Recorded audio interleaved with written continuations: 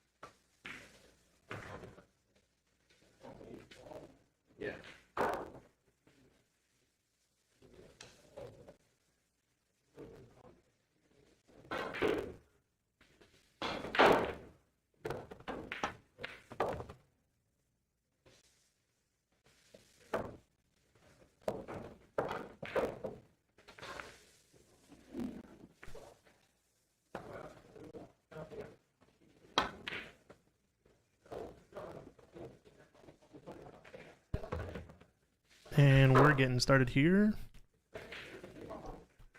We've got Ox hosting an open tournament. 9-foot tables.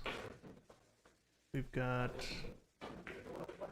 9-foot Rassons, 10 ball, open tournament, race to 7. I believe on both sides. And we got a pretty decent match here. Daniel Sardencilio starting it off versus Noriel Dianco playing on table 1. They are playing 10 balls, so you got a call shot, and I think so far, if you've been watching, they've got a couple of flukes in this, couple of fluke shots, but Noriel looking pretty decent here, like he's gonna run out.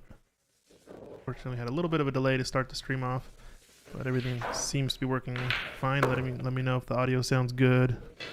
Is anything sounds off in the stream or doesn't look correct.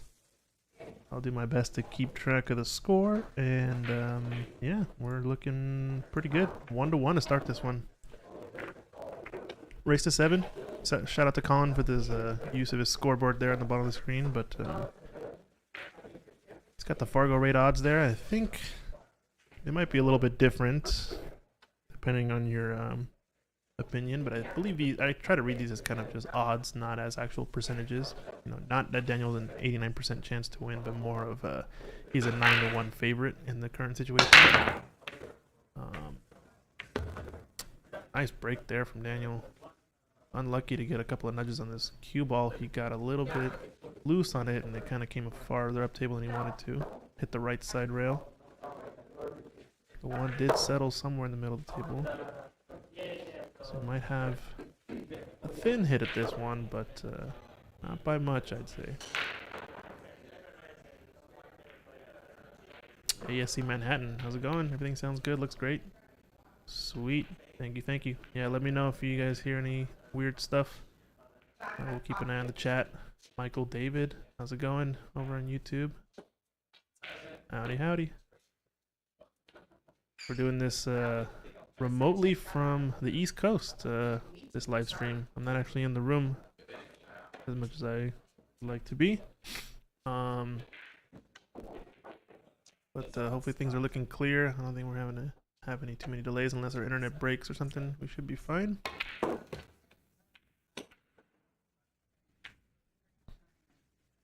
So Daniel kind of selling out a little bit of a shot here. 3-4 seems doable. He's going to be crossing the line a little bit.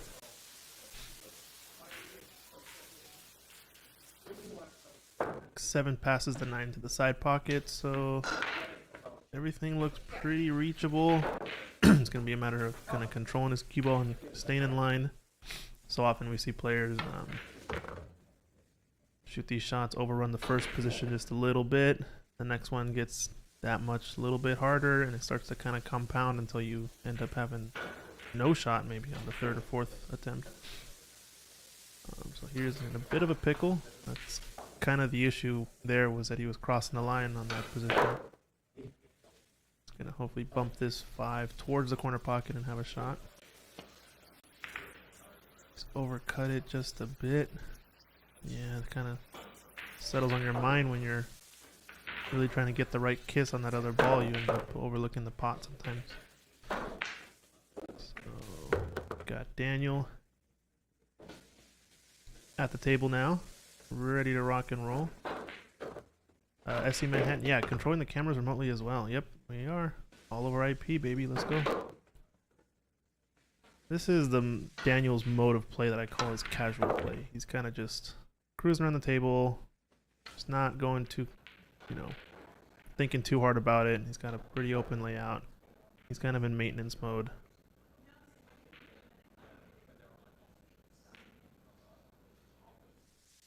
It's all about just kind of staying in rhythm, staying focused. Howdy, howdy. We got folks in the chat. Hello, hello. Daniel running these balls out like a champ, though. Pretty straightforward. Let's see if we could test out our replay as well. Nicely done there from Daniel. Let's take a look at this 10 ball again. Hello, is the replay working? Seems to be working like Daniel, a charm. Running these balls out like a champ, though. Up after this. Pretty straightforward. Ball. Let's see if we could test out our replay. Works well. So we're in for a treat, folks. It's gonna be a good one. Hey, Ed Slade, what's up? What's up? How's it going? Thanks. Yeah, good to see you in the chat.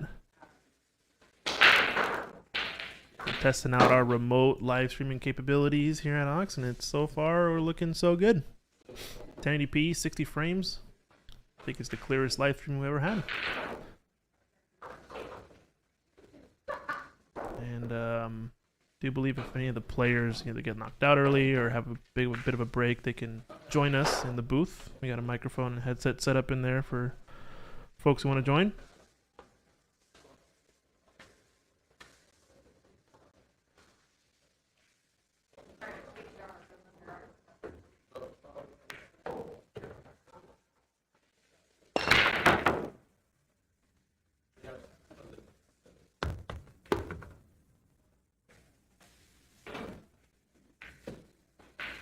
All right, all right.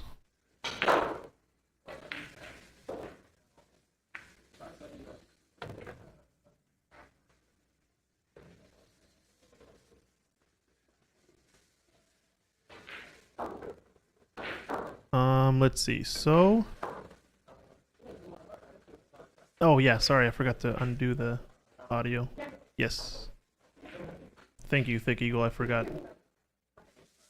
Good call. Gotta mute that audio source so it doesn't replay over current talking. So Noriel's got an interesting starter here. Nice shot to control the cue ball. Middle of the table. And he's gonna have to play this combination. I like playing shape for the 5 just in case you make both balls as well. You should have a shot. Hey Dan Peterson, what's up? Yeah, I'm remote. I'm on the East Coast right now, just getting the camera feed over and doing this from home. So not too bad, not too shabby.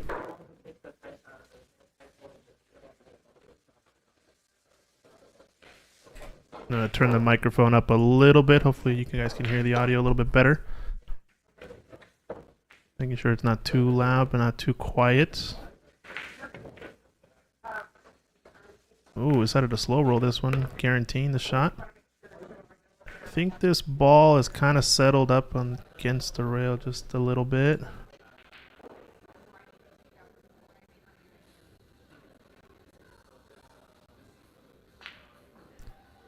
Yeah, it looks a little bit close to the rail, but he should be fine. He's got to not hit it too thick. Yeah, I think he saw it. No problem. Nicely done.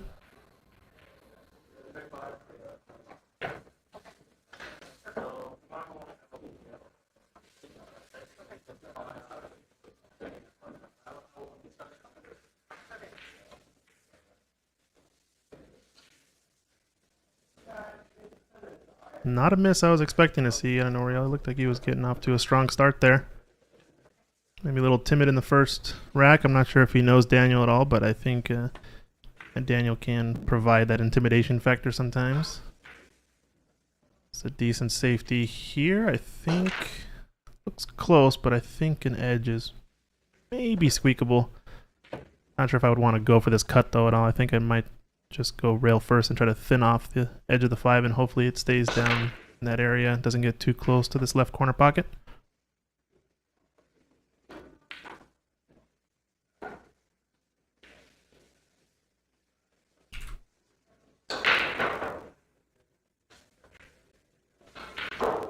It's gone a little bit of inside. No, you could see a lot more of the ball than I thought then. Okay. Pretty close, but I think he just shot that a little bit too quick.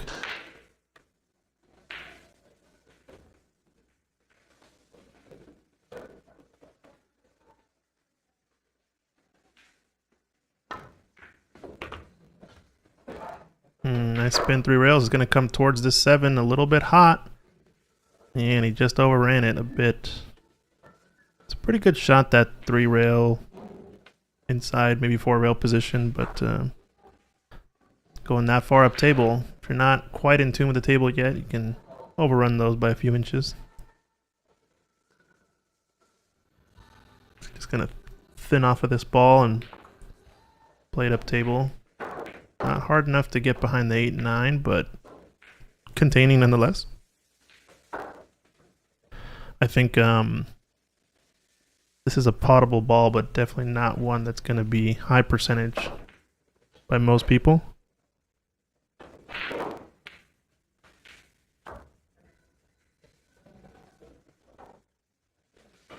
Nice, Dan, you're heading back to Seattle. Nice, should be fun. Is he going for the bank here? Off of the 8 maybe? Oh, almost caught that 8 ball. But he's going to get a good roll and tuck it up underneath this 8. Not going to leave a shot. There is a hear me out chance where maybe this 8-7 could go up into the top right corner combination. He's going to go this way though. It is a decent kick and stick chance if you can just get the angle right. Too often you go too far and go off of the 7 and go forward into the corner, or end up bumping into the 8. But if you can get this angle right, just needs to kind of do a stop shot basically. Then nothing more complicated than like a center ball, a little bit of low spin maybe. Oh, he's going soft the other way. Okay. That shot, I think he needed to hit fuller. Don't know if he got a rail there. He's saying he didn't get a rail. To take a look at the replay real quick. Then nothing more complicated than like. Looks like it's rolling up, and 8 ball didn't quite touch. So good call, Daniel. Tis a ball in hand. 8 ball didn't get to the rail. It was a little bit tough for Noriel to see from his angle. That's why he questioned it maybe. Now we're going to go inside 3 rails, it looks like. Go around the 9, 10. And looking a little bit far, but still got a decent shot.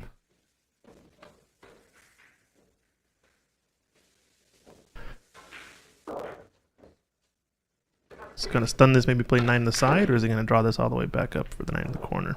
I think with a little bit more angle, 9 on the side is definitely appropriate. Or even go forward 2 rails towards it. It's also not a bad shot.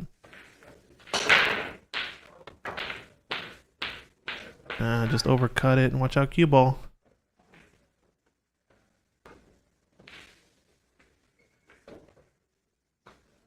Left Daniel in a little bit of a predicament. Yeah, this is a little bit weird, this shot.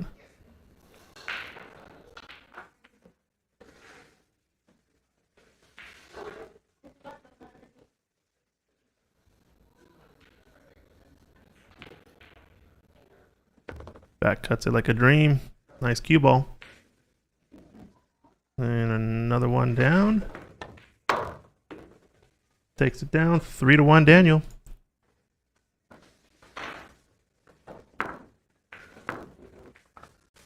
So yeah, guys, like and subscribe, share out the stream.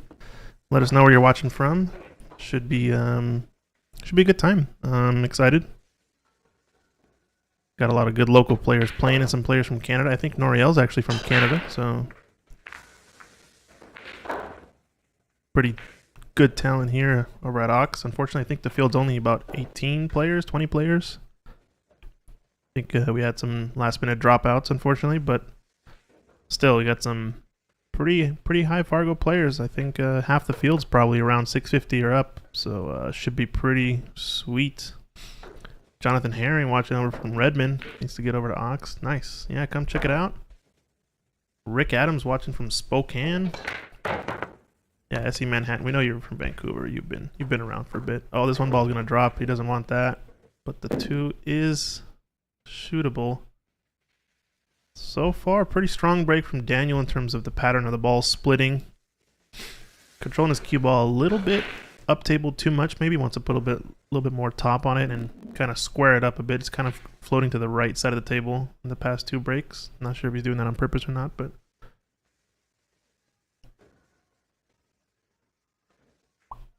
Zach Ross watching from bed. Nice.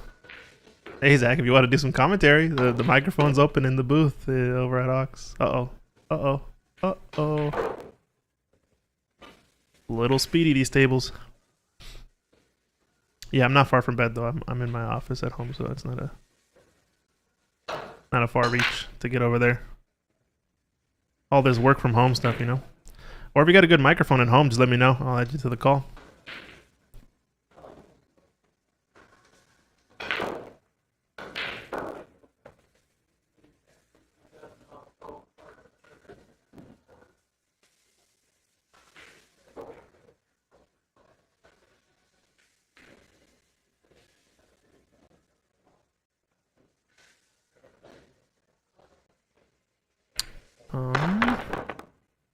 Little overcut.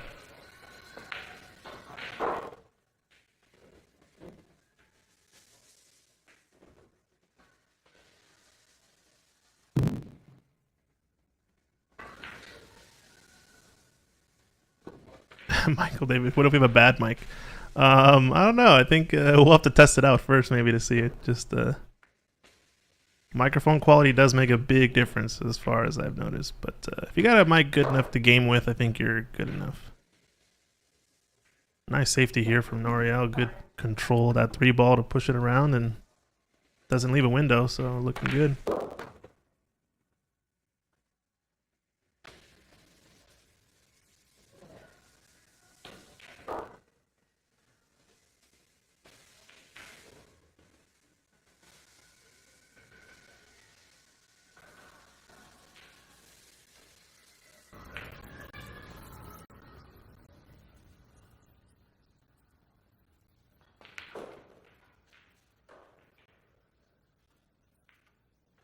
Okay, a little bit of background audio fixing, but hopefully you can still hear some of the noise there. Little 2-rail kick, and someone's got to tell Daniel these plays short on these Rassons.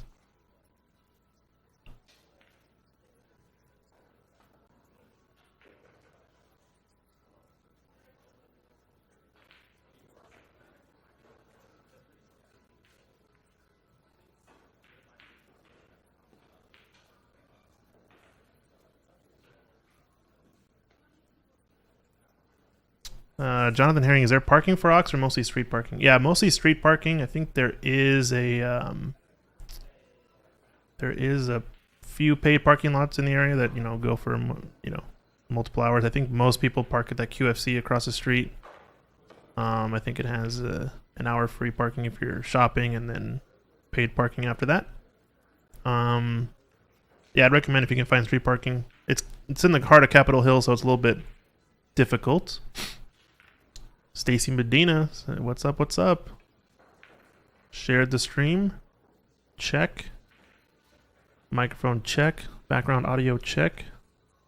Hopefully everything's sounding okay. I think we had a little crackling earlier, but I think it's gone now. Should fixed it. Looks like Noriel didn't have a shot, so he's playing maybe 2 fouls on Daniel. Try to get him on another one. Alas, it did not get it, and I think he's left a shot. Thin-ish back cut to this right side pocket.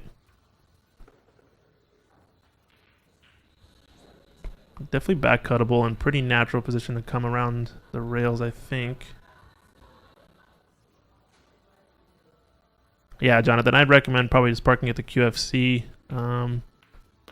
If you're planning to stay for a long time, you can do I think early bird parking maybe on the weekend is the way to go. I think it's like $8 and you get parking for 12 hours or something like that if you show up before 9. So unfortunately, Ox opens at 3 o'clock every day for the public if you're not a member, so it's going to be a little bit difficult to get in. But if you join as a member, you can get 24-hour access to the club. It's one of the sweet perks. Oh yeah, Sunday free street parking. Yeah, thanks, Michael. Over on YouTube, posting a comment. All-day parking underground lot for $12 at QFC, and Sunday is free street parking. So yeah, I think that's probably your best bet. Sunday we do have some tables open, and there is a league going on, some other tournament that plays, but a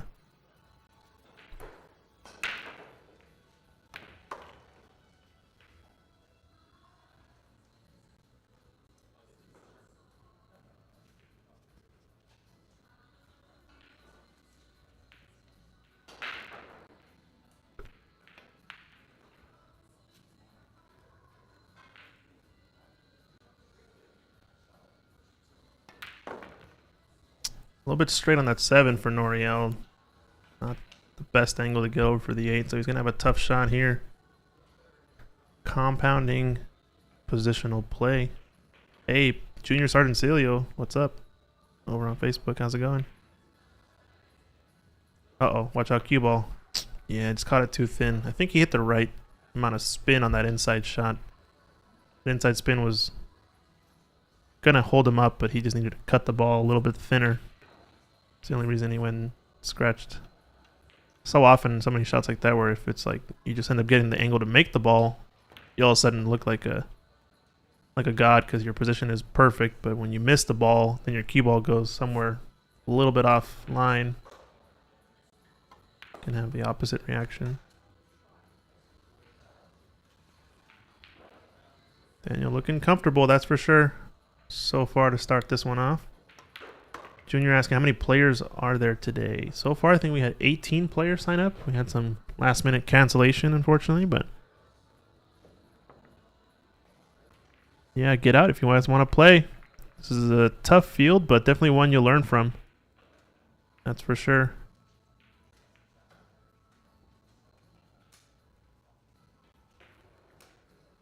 And we are 4-1. And if you guys don't know, I think we're also streaming a second match table over on table 5.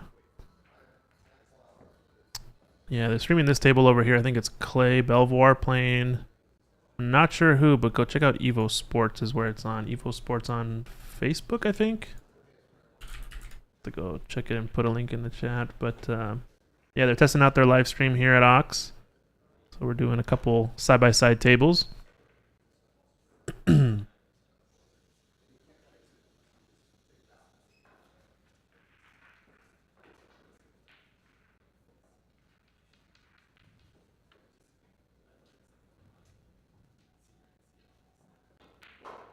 Yeah, it looks like they're live on Facebook. Clay Belvoir playing Joe Town. They're testing out their new portable setup. So, oh wow, unfortunate there with the cue ball. I say unfortunate, but I think there was a little bit of a mistake there on the break, as the cue ball did track close to the side pocket initially off the break, which is kind of still on the breaking player technically, I guess. But yeah, unfortunate to get kicked in like that. So I think Daniel's gonna try to open up this little cluster, 6-3 cluster, hit the top of the 6, just like that, because the 2 is easy position after that. I think doesn't want to underestimate this shot. Yeah, this is where he wants his cue ball to be. So many players will just jack up and stop this ball in the 2, and then you're straight in on the 3, or kind of the wrong angle, and he's looking at where he wants to be. Stop shot good enough or not? Too often we just take advantage of the fact that, okay, we hit a good shot on the 1 to the 2. Now we get the easy 2 ball, and then in a sense, drop the ball in the position play and don't look at the angle on the 3, because the 3 to the 4 is going to be probably the hardest shot in the rack after this. Yeah, and he played not to go too far forward there, so he can just do a straight drawback, or maybe use the right long rail. No, I wanted to go a little bit more because otherwise now he's stretched out. Showing us his fancy moves. Let's see it, Daniel. That's a good stroke. He's going to get there, I think. Nicely done. Behind the back. He's showing off. Good stuff. Ooh, a little bit reckless there, maybe. Jonathan, yeah, gotta learn to shoot with either hand. I agree. Shoot with both hands. Oh, did he miscue there, or what happened there? Sounded a bit strange. Or maybe a little bit of deceleration in the stroke. This is, after that, I think this is gonna be no longer an easy shot, but just gotta bear down and stun this. That's the problem when you get out of line just a little bit. You wanted to draw it. That's interesting. I'm a fan of going forward and playing the side pocket often in my game, but I see a lot of players choosing to draw back. For example, this, I think Noriel had a shot earlier where he decided to draw back as well. But I guess it kind of just depends, because the side pocket does look a lot, smaller, thinner from that perspective.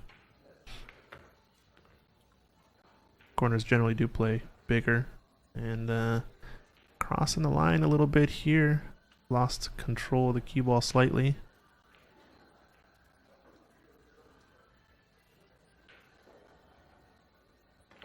Oh, thick eagle, I forgot the replay. Dang it. Yeah, I should have done it. Whoops.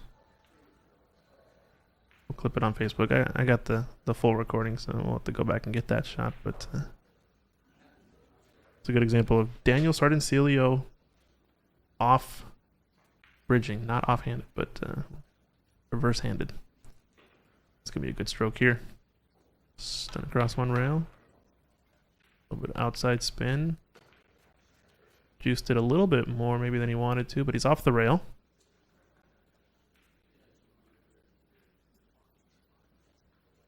Now let's take a look at that stroke. Yeah, nicely done. Daniel's going to go up then, I think, in this one.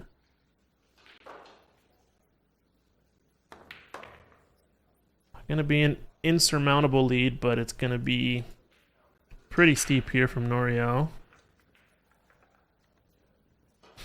Done a couple of uncharacteristic mistakes, mostly positional mistakes.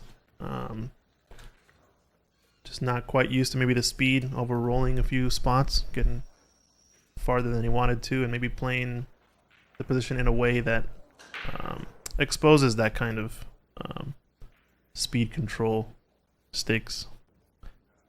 Sometimes you can play shots in a certain fashion where you're coming into the shot, into the line of the shot instead of going across it, and it can lead to more mistakes.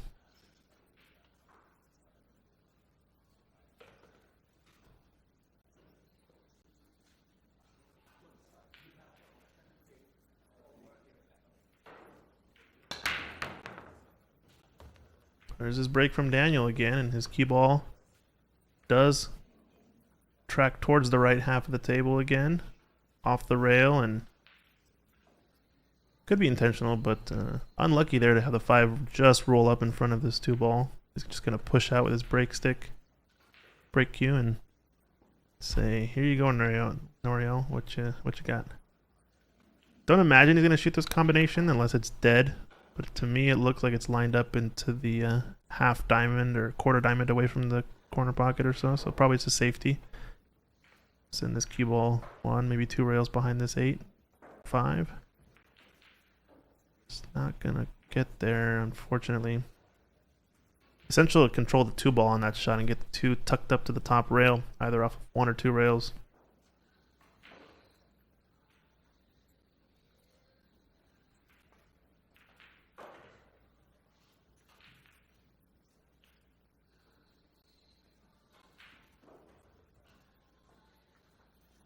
Wow, Stacy Medina is over on YouTube and on Facebook. He's hopping around everywhere. Can she be our #1 fan? I don't know. She's pretty up there. SC Manhattan's up there too, though.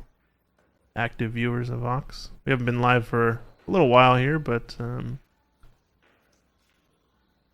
glad to see that this test is working out well. Not test, I guess we tested it earlier, but this live stream in general is working out well. We got some big events coming up too, so make sure you guys stay tuned in.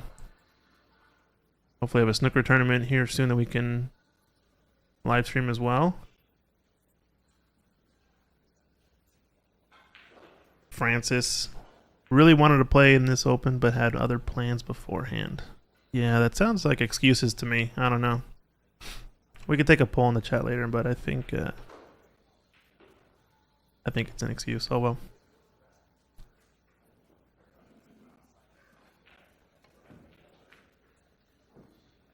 Caught that a little bit thin, unless he's trying to tuck it up to the 3. If he is, he's done a great job there. Nicely done.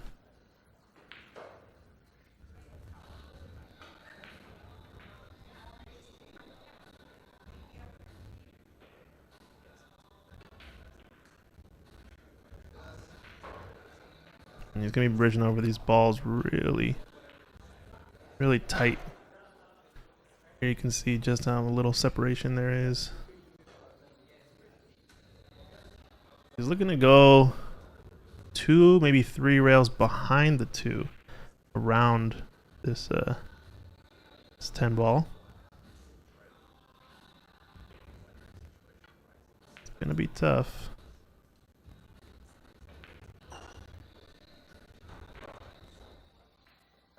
He's getting pretty close to that 7 ball, but it is... Oh, he just missed the 2. Came short again.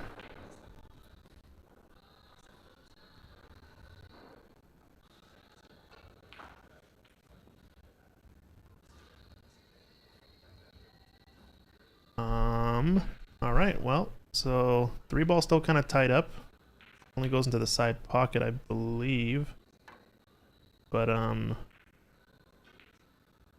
no. This is disaster unless he gets the hook. No, he's left the 2 wide open. Well, tough. Let's see, what are the big events coming up? SC Manhattan asks over on YouTube. We will be hosting, hopefully, the U.S. Open for World Women's Snooker again, hopefully in August. Stay tuned for that. I believe we're going to have maybe a random Ox snooker tournament in preparation for the BC Open coming in March. I think Dave Daly's in the room today. He probably can tell you more if he jumps on the mic at all tonight. I'm not sure if I can say it, but I know we have a big event planned for September, and maybe something else planned for some 9-ball tournaments. Maybe some qualifiers. But yeah, the idea is we're going to have everything, always have something new coming up, that's for sure.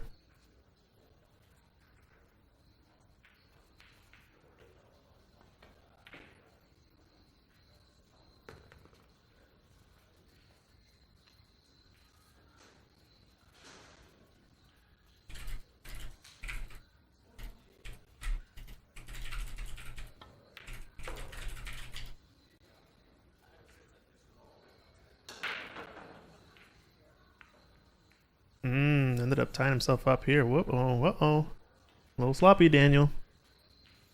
Daniel's our sponsored player, actually, here at Ox.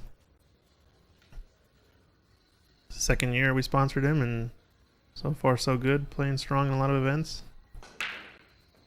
Francis says, the real excuse here is that I moved across the country, so I don't have to compete with you anymore. Yeah, okay. I see.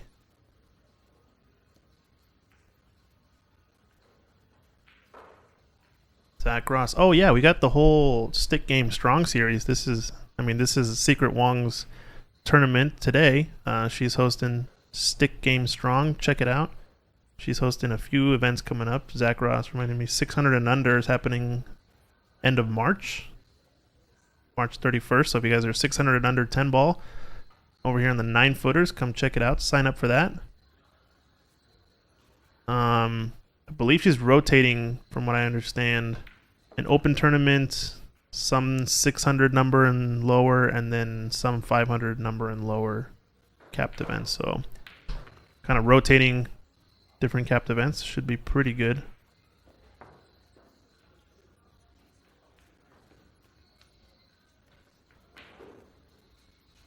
Okay, got the heads up. We got another announcement too. Seattle Snooker Open. It's going to be scheduled now for June 22nd through 24th here in Ox Billiards. So come check out Seattle Open. This is at Ox Billiards, Seattle, Washington. It's going to be pretty sweet. It's going to be a third annual year running the Seattle Snooker Open, so it should be fun. What else we got? Ed Slade chiming in. He's saying that Northwest Cup is going to have some qualifiers here at Ox at some point. Need to get with Michael and Secret to schedule them. If you guys don't know about Northwest Cup, it was a pretty sweet event last year. We hosted it here at Ox on this table you're seeing here. Team Washington, Team Oregon. Washington took it down. Something like 9-6 or 9-5. I forget exactly, but it's the Northwest version of the Moscone Cup. Kind of team pool format. Mix of singles and doubles and team play. It's a lot of fun. Shout out to Mike Littman, Raw Hanna. Hosted it here. Allison Fisher was the guest commentator. It was a lot of fun. Great time. I was lucky to do the production for it, and it came out pretty good. And I think next year it's going back to Oregon, and hopefully we're going to be part of it again and make it bigger and badder and better than ever. It's going to be a good time. First time finding the stream. Is it okay to ask where the room is? This is in the heart of Capitol Hill in Seattle, Washington. It's a suburb of Seattle. We got some stuff online on Facebook and YouTube. Ox Billiards. Go check it out. Oh yeah, Zach wrote the article for the highlights. Check it out on Ox Billiards website. I think write-up came out about a few months ago, I think. A couple months ago, something like that. But awesome write-up from Zach. He's done a few different write-ups. I think there was a big match that a big final that Daniel and James played. I think there was a match where Cole Gibbons came down to play Daniel, and we had Jeremy Jones in the booth doing the commentary while he was here that week for the Northwest Cup. I think there was an article for that, so definitely go check it out. oxbilliards.com. Got some blogging stuff. I guess it's technically blogging, but yeah. Shout out to Zach doing some articles. If you guys are interested, do reach out to Mike at Ox Billiards if you guys want to be part of releasing some more press for future events. This one's going to be a pretty good one. There's some tough players in the field. I think we've got 3 or so 700s and up in this tournament. Congrats to Daniel. He just got his 700 badge. Been playing pretty strong the past couple years. So definitely deserving. Stacy Medina. You have it up on the big screen. The picture is crystal clear. Beautiful. Awesome. Thanks for letting me know. Glad we could provide it. I think it's actually higher resolution than our normal streams because I am running this on a stronger PC, even though it's remote. I think video resolution is a little bit higher on this one. So always learning, always improving. Let us know if there's anything off.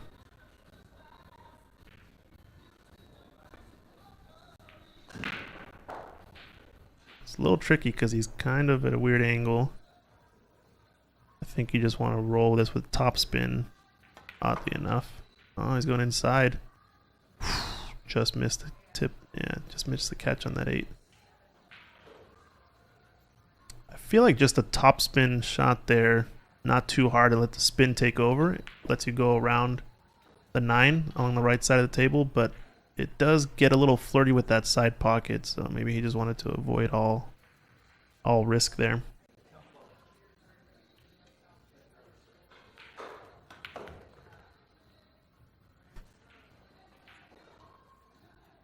And I believe it is a race to 7, so Daniel's on the hill.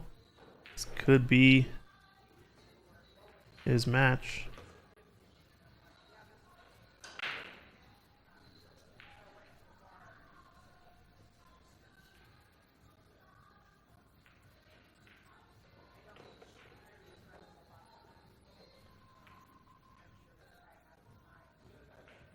Oh no, Daniel.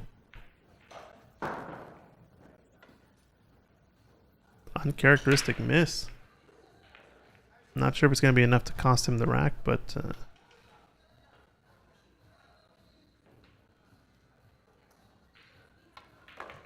oh no, indeed.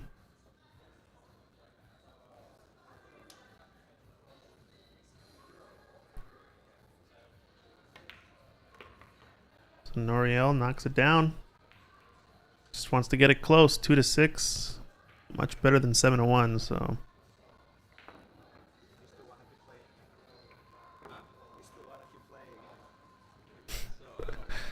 I can hear him saying that.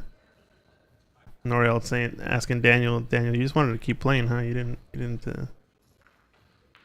want to run out and take a break. You just wanted to stay at the table. He says, I guess so.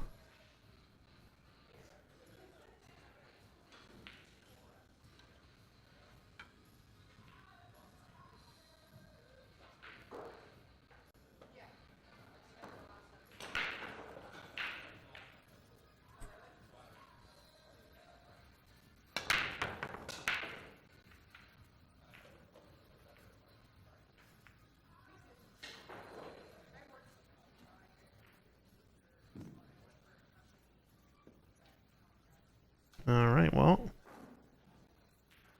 first dry break there from Daniel.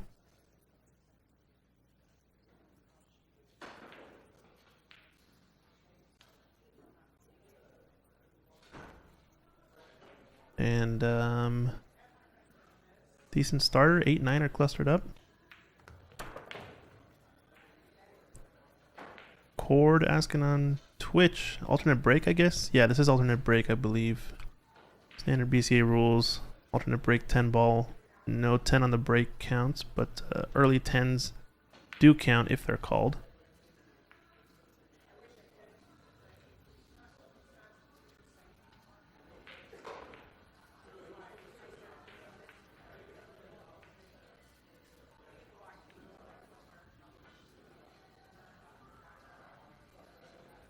It's using the extend-o-matic here.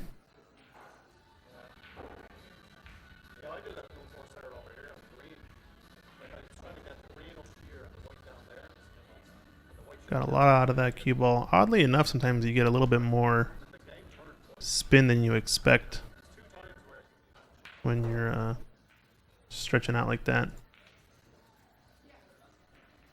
I find that does happen a lot with the using the bridge as well, or the rest. Players often underestimate their tip position. Because oftentimes we think we're hitting a lot of right spin or a lot of left spin. Our tip tends to veer back towards center a lot of the time. And with that bridge, you get a little bit different perspective, and you often see players just push the tip a little bit lower, a little bit more extreme than they normally do, and out zips that ball a lot more than they wanted.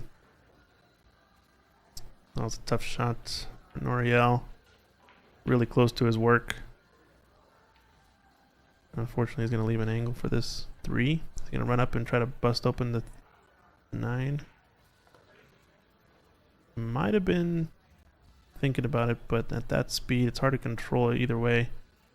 But I think he's lucky to get this angle on the 4.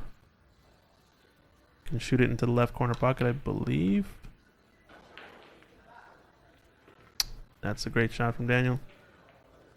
Showing his stroke. High class pool. Congrats to Daniel. I think he was in a big tournament recently. I guess, was it last year? Yeah, in October, I think he was in a pretty high buy-in tournament over in Vegas and ended up runner-up, I believe. It was like a 700 and under, or 699 under. Ooh, and this is actually pretty nice. I think he's got a perfect angle here to bust into this 8. I like hitting the top of the 8, not even bumping the 9, just so the 8 gets out of the way. Yeah, the way you hit it there, if he hits the 9, the 8 is kind of still not moving, and it also kind of gets your cue ball stuck up against those balls a little bit more. Whereas if he runs into that 8 ball full, you can just nudge it to the rail And his cue ball is going to float down and leave a nice angle on the 7 to come up table for the 8. It's a little bit tricky, that combo. I think he kind of was just playing to hit it, but the way you hit it had a lot to do with it there. And caught that a bit thick. That speed, it's going to throw a lot, so he does have to kind of overcut it slightly. Oh, is it 5-3 maybe? Stacy Medina getting my score correct. You might be right. I think I'll update it according to the quarters for now. But I think you're right. Got a lot going on, so I might have missed one of the scores. The quarters do not lie. It is 3-5 in that case. It was a little bit lucky for Daniel because this, even if this 7 goes down, really tough to get on the 8 in a makeable fashion. I don't know if the 8 is far enough away from the 9 to make it an easy safety. It's going to be kind of a naked safety where he's going to have to maybe play behind the 10 and use the 9 as a backboard to hold the 8 in that area. I'm assuming he makes his jump shot because it's somewhat pretty makeable. He is the opposite handed, so the table's a little bit in his way, but he should be fine. Just hop over this ball, play to the right side of the table, maybe thin off the 8. Oh, just launched it. It's tough to control, but that's the next level of jumping when you're getting over the ball, but controlling the pace off of that. How far it goes is definitely the next step. It's kind of a tough shot, too. He kind of had to land on it, I guess, right? So, Daniel, I think just being prudent and asking if he wants somebody to watch the shot. Tournament director Secret Wong making a cameo on stream. Just to make sure there's not a double hit. Looks good to me. I got the replay just in case. Haha.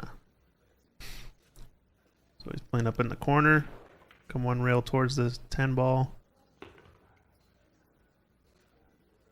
Let's see if the quarters don't lie.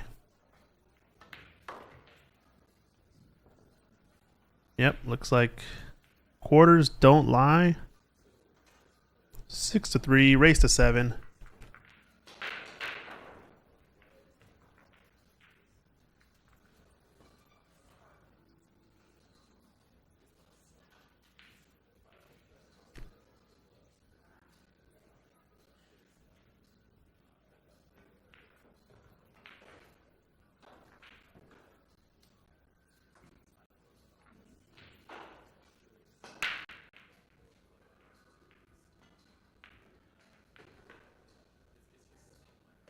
Let's pull up the bracket here. It's a little bit tough to see. I can maybe zoom in a little bit later, but we got 1, 2, 3, 4, 5, 6, 7 matches started. A few players with a bye. Bo Bologna has got a bye. James DeVee has a bye.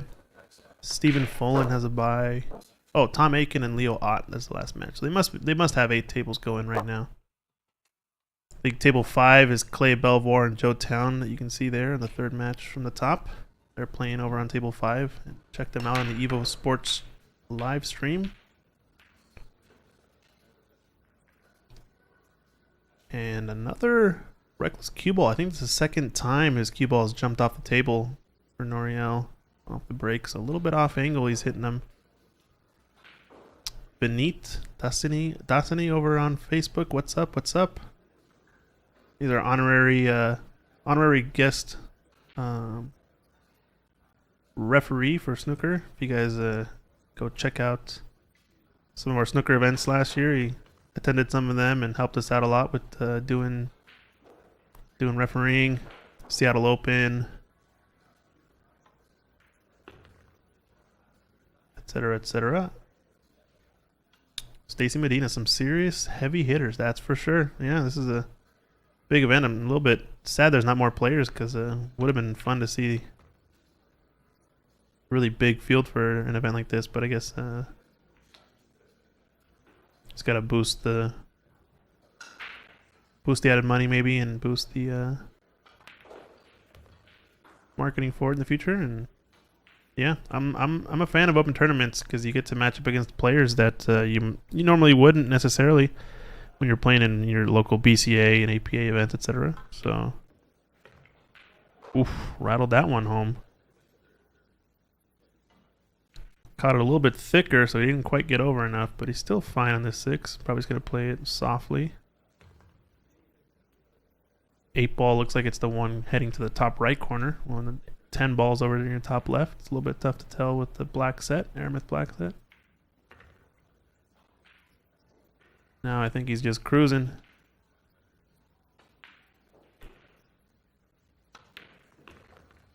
Stays on the good side of the 9. Should be a break and run for Daniel to close out this match. He's definitely the favorite in this one, but good for Noriel to get 3 down on this match. And I think that's it. There's the handshakes. Daniel takes it down 7-3.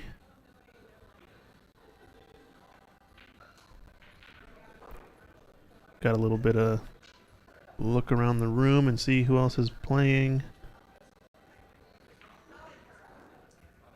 Got all tables going, it looks like, here at Ox. Shu Chang is playing on table 4 there.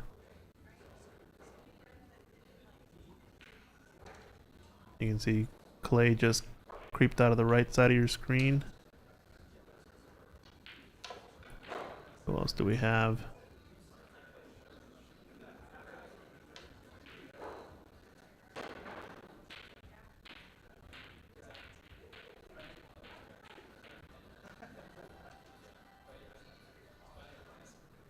Okay, looks like Leo Ott and Tom Aiken are playing. So I think we do have some public tables going on. Not all tables are being used for the tournament.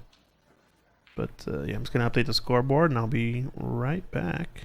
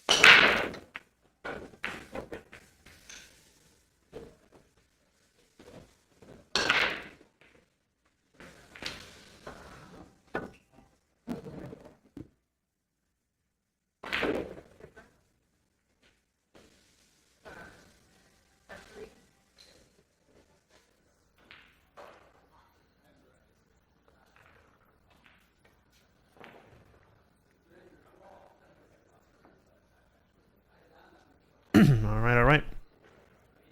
We got a match. Leo Ott, Tom Aiken, 599 and a 628, so they're probably pretty relatively close. I think Leo Ott's been above 600 in the past for sure, so can definitely play at a high level. So I put this match as pretty even.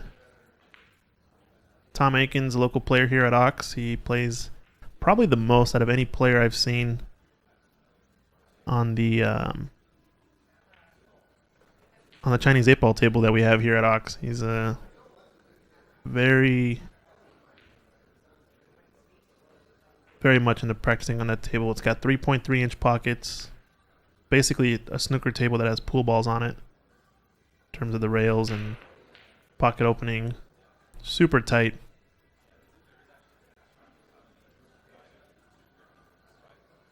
SE Manhattan. Let's see the snooker tables real quick. Let me see. Can I peek over at Dave Daly playing on table? He's not playing over there. I think we have some people from the public playing today, so I won't blast them on the live stream. Maybe if Dave gets a match going, we can watch that as an intermediate. Shout out to Dave Daly helping out, running the tournament on the ground. And we're ready to get started. SE Manhattan, Cesar Medina, nice job. Sad, gotta run. Oh, it's too bad. You can go back and watch the video. Should be good. Hey, Michael, thanks. Thanks.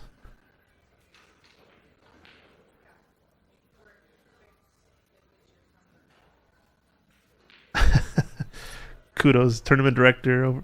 So, funny comment over on Twitch. Kudos, tournament director, for getting the match started right away, and kudos to the streamer for saying, "Screw that break. There's a pool stream. There's pool to stream." So, yeah, so much for that break. I mean, the break was really just to breathe, get some water, and update the score. You know, that's all a break is.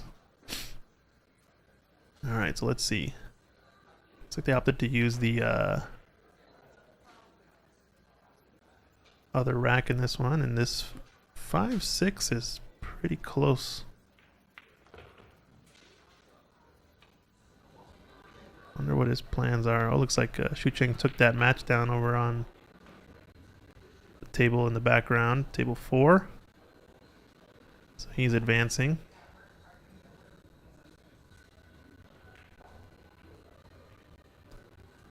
So Leo's going to be opting to play a safety here.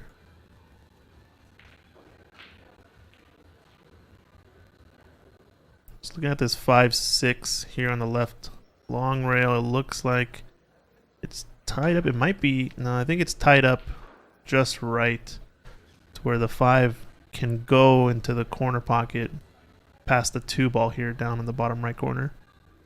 But I don't know if they're going to end up taking a shot at it later in the rack, because getting from the 3 to the 5 is pretty tough. He catches the 2 ball on the back side, but does his cue ball have the pace? It does. Nice hit there from Tom.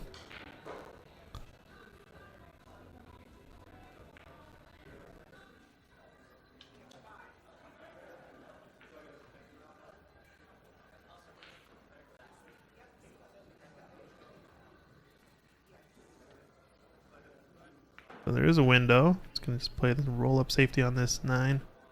Yeah, that 5-6 I think is going to be the main thing that determines this rack. 3 to 5 is going to be tricky as well. I could see a situation where someone scratches off the 3 or something and leaves the 5-6 more easily. Ball in hand. I don't know.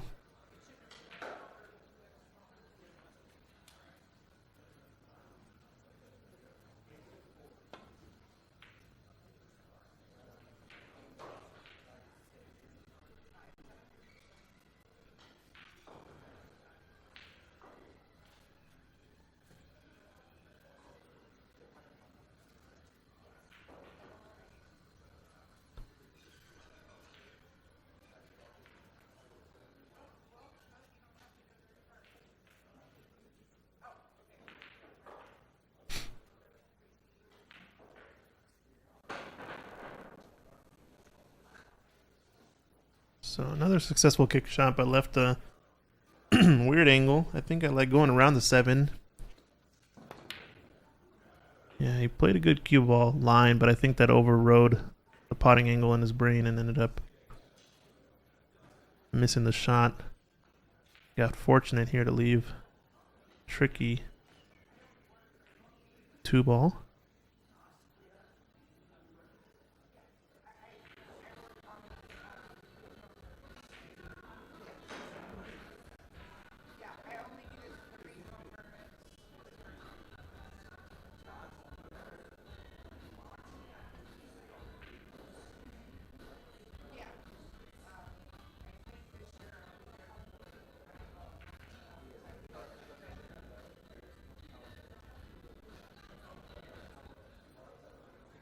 I wonder what Tom is thinking here. This maybe what angle he wants to do. I like actually just shooting this 2 ball hard at pace and trying to separate the balls a lot. There's a lot of traffic down here. He's hitting it soft, which turned out pretty good. Turned out pretty decent, but could have easily pushed that right over the side pocket. So that was an interesting situation, because he's calling the 2 in the side pocket, and that cue ball is going to be running into that cluster right off the bat. But I don't know if he's going to have a look at this 3 after making the 2. So I honestly would think about playing safe. Oh, he was trying to stiff it and hold it. Okay. I thought at that angle he would have had to cross it. but maybe not. Maybe I'm a little bit off. These rails do play a little bit more short than your typical diamond table. It's our 9-foot Rasson tables, so they've got a little bit of an incline on the cushion profile, and they play a little bit more like those old school diamond red labels. A little bit faster pace and kind of shorter on the angles. So I think stiffen that bank was probably in the cards, actually. Now here's the key shot, really. If he gets off this rail, he actually has a line to run into this cluster.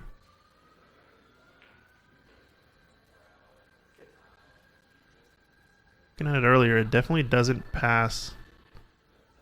The 5 ball definitely doesn't pass the 6 into the top left corner, but does pass to the bottom left. So yeah, he knows it's kind of weird, so he's playing it safe. He doesn't tuck up to the 10, so unfortunately it's going to leave a shot. And again, I think this is going to come down to this cluster here.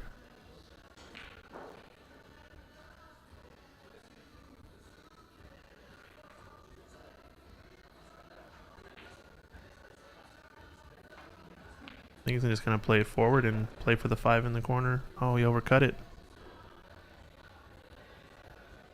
And where he ended up is 5 ball, I think, does pass the 6 into the lower left corner, but it's awfully close. What do you do here if you're Tom Aiken? It's going to play behind the cluster maybe and stop your cue ball there. Play the 3. Play the bank. Bank. And he makes the bank. Nice shot. I think that's his one pocket prowess coming out there. He's an avid one pocket player. See him practicing a lot of one pocket. Oh, sorry about that. We missed the line of the shot, but yeah, it looks like the 5 ball went clean as day to that corner. So nicely done. Gotta work on my camera angles. Forgot how some of these buttons work.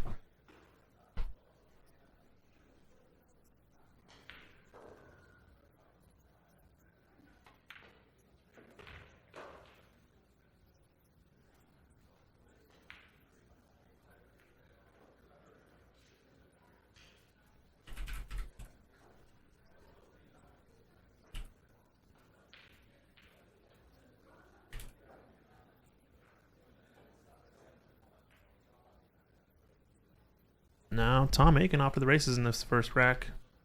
That 3 ball bank opening up the shot.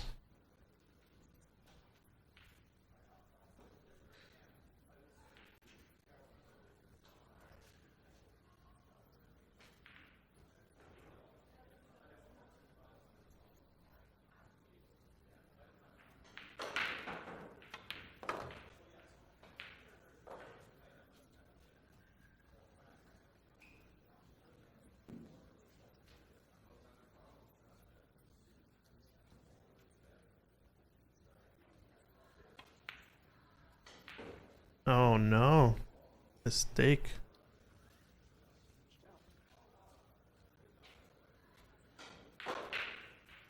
Uncharacteristic mistake there from Tom Aiken.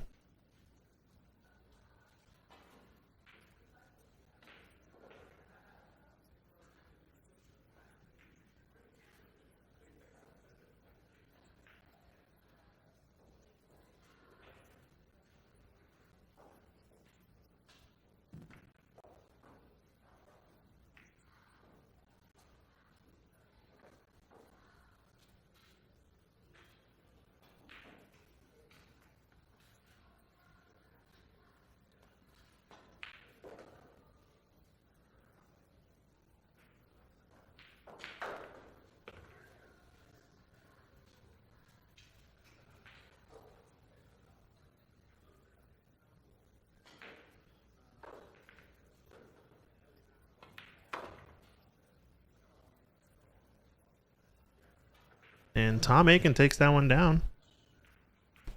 A little bit of a sloppy safety from Leo Ott to leave a wide open 9 ball. So back and forth in this one. This might be a little bit longer of a match than we saw in the first one.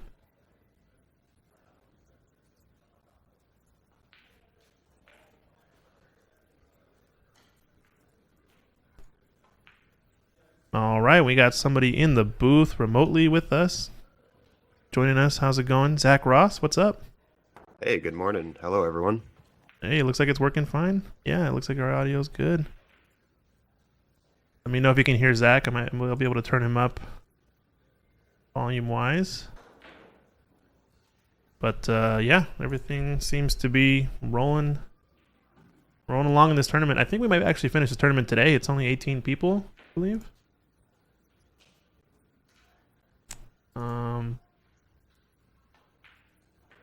Yeah, you might be able to finish it by 11 p.m. at that rate. Yeah. How's it going, Zach? You had a tournament recently. You hosted an APA event, right? A doubles. It's pretty successful. Yeah, it was a Jill event. We had APA players from several league areas in the area, Snohomish, King County, and Pierce County. Nice. Yeah, good variety there. I think the local heroes though took it down, right? Yep, the pair of threes. The pair of threes took it. The pair of threes. Yeah, there you go. Nice. So yeah, pretty sweet. Oh, we got David Burney over in the YouTube chat. What's up, David? He's asking, when am I back in the Pacific Northwest? I'm gonna be coming back over in April, I believe, April 4th weekend. We got Lincoln City BCA tournament down in the Oregon coast. I think this is my last year qualified since I moved to the East Coast. I can still play in the events this year, so planning to come back for the 8-ball event coming up here in April. Yeah, that'll be the next time, and then we got some events coming up later. Like I said, we have August probably will be again the Women's U.S. Open, not officially announced yet, but we have hosted it the past 2 years, and then we have confirmation. Seattle Open has a date now for Seattle Snooker Open, June 22nd through 24th, and there's going to be more info to come for qualifiers. You can qualify through our league here. You can qualify through a tournament, other tournaments that other venues will host. I think we'll actually host one up in BC, Vancouver. So yeah, definitely some events to come. We'll be coming back to the West Coast for that stuff.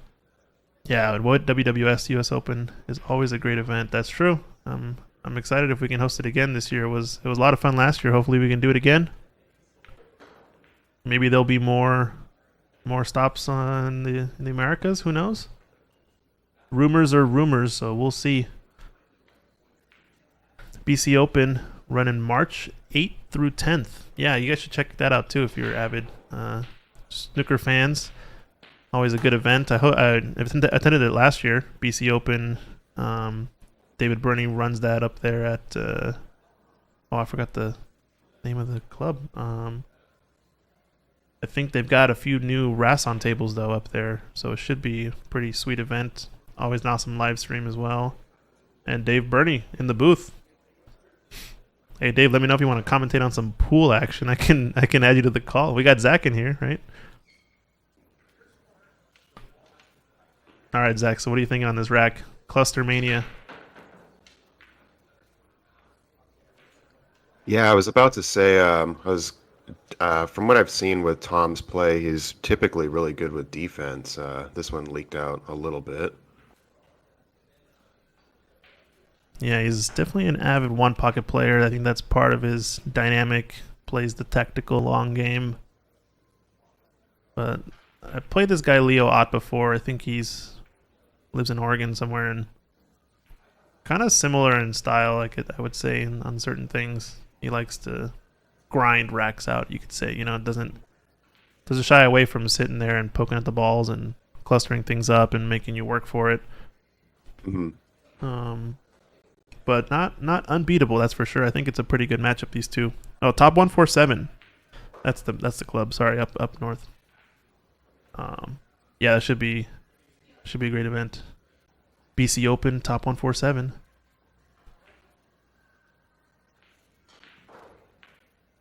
Looks like a jump shot here. And may or may not get a look at this 2-ball next. Cluster Mania continues.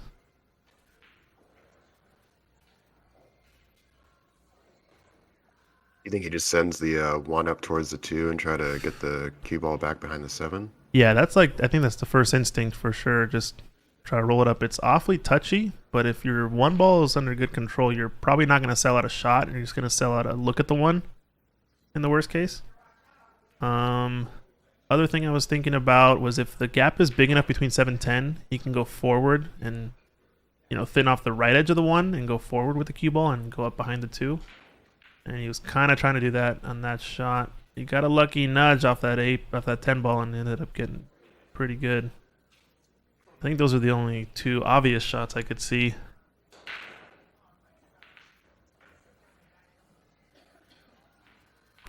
Oh wow, David Burney saying they got a big field, so they're going to be also adding Star Snooker Club to the mix to run the tournament.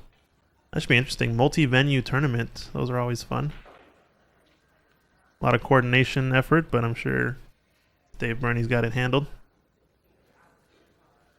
So a miss there, came short, as most Ox tables do. Rasson's playing a little bit more short than a diamond would.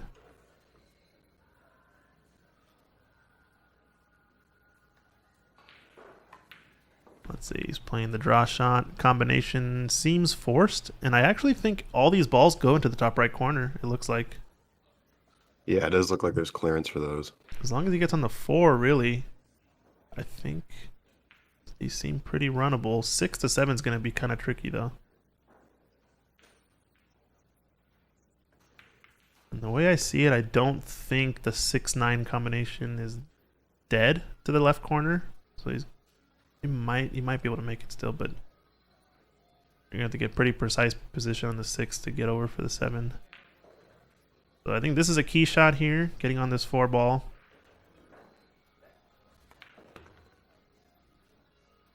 It's going around the rails. This is not bad, actually. Something to keep in mind, tempting to just run into this 9 ball slightly and still forward go through into the 2 rails and out, so you can get on the 5 and then just open up the 6-9. But I don't think he needs to. Looks like he's playing with low.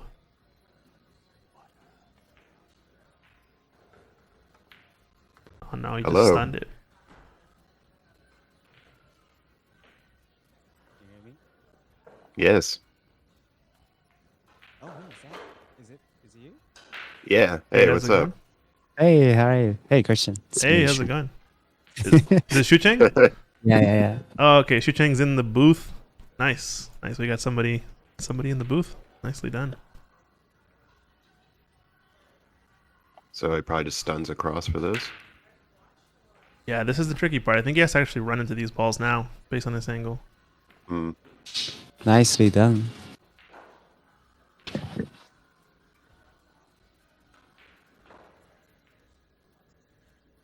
Yeah, it's looking good. There we got a shot of Shucheng there in the booth over at Ox. Hello. These cameras, man. Just popping out. It's so. Oh, sorry, Shucheng can't see us. He's on the Ox PC. But Oh, you have other angles? Other cameras on? yeah, we got other angles. Don't worry. Yeah, there's nowhere to hide. Nowhere to hide. Which one's pointing at me? Here, I'll show you. Oh. Oh, the webcam? Oh, okay.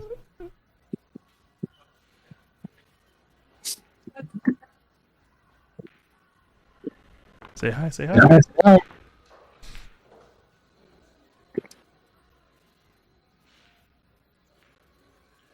Okay, so looks like Leo Ott taking advantage of that nice little cluster bump. Yeah.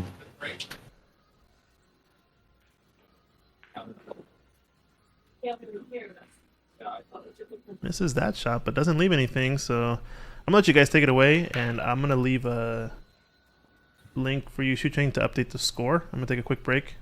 Okay. If you guys Yeah. are good to take over, I'll be here Yeah, for. sounds good. I'll be listening in. I'm gonna go get a snack, and then we'll be right back.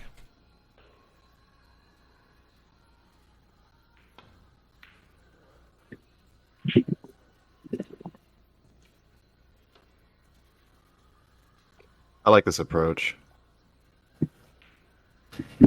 Yeah, that works. You can just leave the window there. I can update it.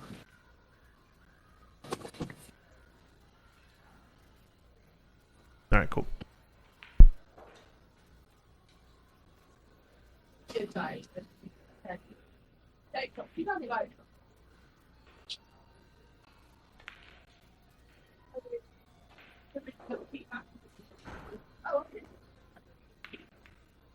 Oh, double kissed, but the result might be okay.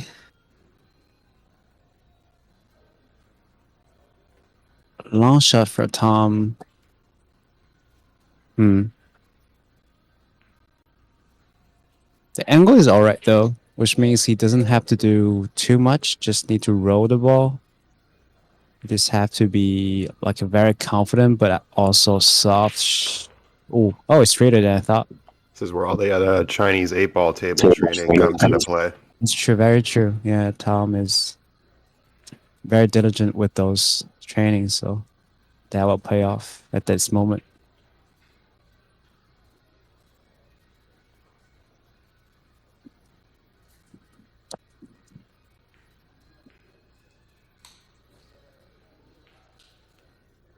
So you have to kind of engage the left spin here. Let's see. Nice shot. Avoid a 10 ball. Good speed too. Little straight, but I think he's glad enough that he avoided 10 ball and off the rail. And he can just straight draw back one rail.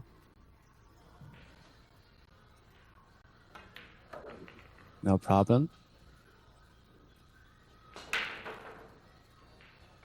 Hello, how are you? It's about that up in the water. You don't take cats, right? All right. Tom Aiken 2-0. So this is 10 ball open tournament in Ox Billiards. Yeah, I can't find my mouse. I need to update it.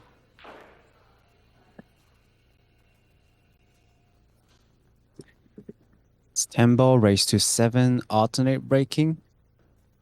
Rack on. So now it's Leo's break, I believe. How did your match go? I got my first one. First round, 7-2. Waiting for opponent for the next round. Nice. Yeah. It's a slow start in the morning as always, but got it. How are you doing, Zach? I heard you holding a lot of tournaments at Ox as well. Yeah, I'm doing good. The Jill doubles tournament was ran a couple weekends ago. Had a Oh, that was pretty big turnout. a JoJo. So, like both all female players. Yes. Wow, nice.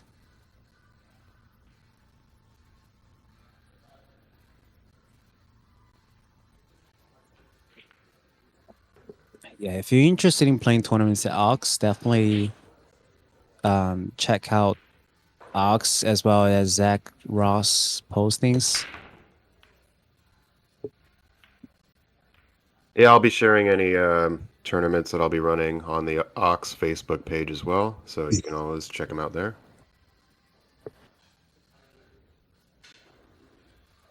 All right. Pretty squared break. It's just a little soft. I think he probably just sends the cue ball back down table behind these clusters. He may be able to cut it actually. Oh yeah, he tried to cut it, I think.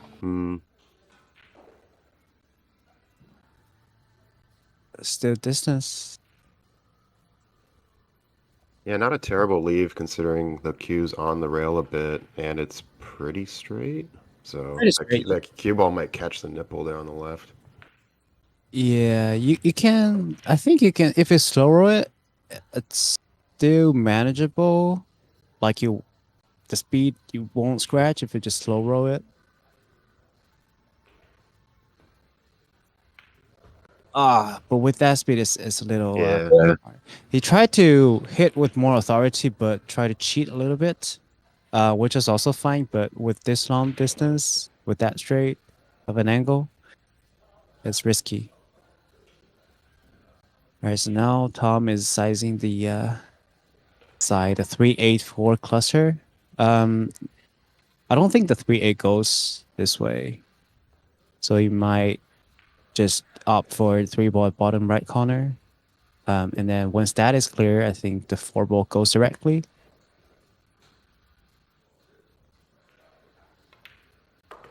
Okay, yeah, stun over, roll forward a little bit.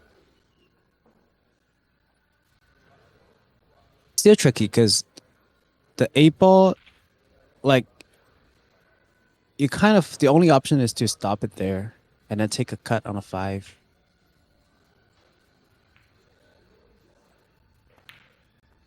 Oh. Yeah, these are the ox pockets. Brutal.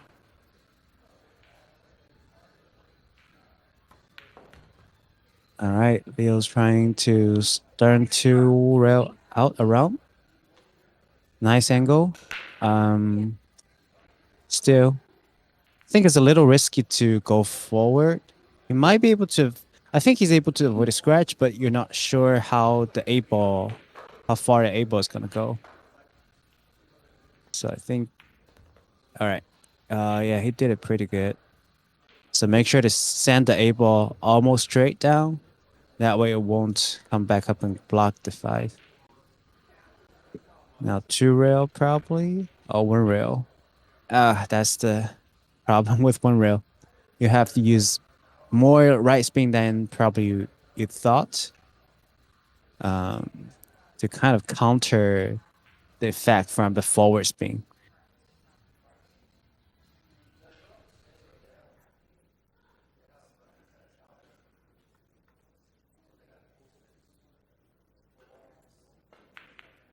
Leo's doing the 2 rail measuring technique. Or the 1 rail this time. Yeah, finding the... He's using his cue to find a center point between the 1 ball and the 6 ball. And doing it parallel, and then trying to find the point on the upper short rail for the 1 rail.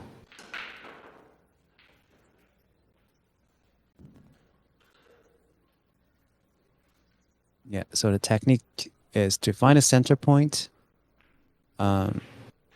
point at the opposite corner, and then do a parallel shift. And when the line passed the cue ball, that line should be mirrored into 6 ball, like theoretically. Let's see if we can pull this off. Soft roll, that's the right, it's the right stroke. Probably need to hit a little softer. Or maybe the parallel shift was not so parallel.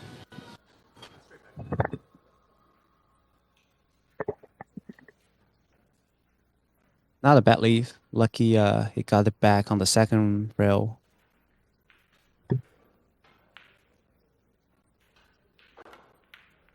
Ooh, that was close. I think it's still good. I think it's still a good hit. Closer than I thought it would be. It's not a hard kick this time.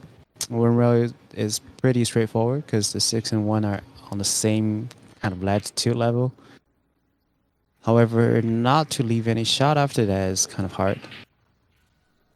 So Leo is pointing to the side, meaning he's intending to hit like the right part of the 6 at least, to kind of split the cue ball and the 6 ball. Ooh, missed it wide this time. Probably over adjusted from the last time's kick. So that's actually, oh no, the last time was not a foul. So it's only the first foul for Leo. But the table is now pretty open, so shouldn't cause any problem for Tom to clear it out.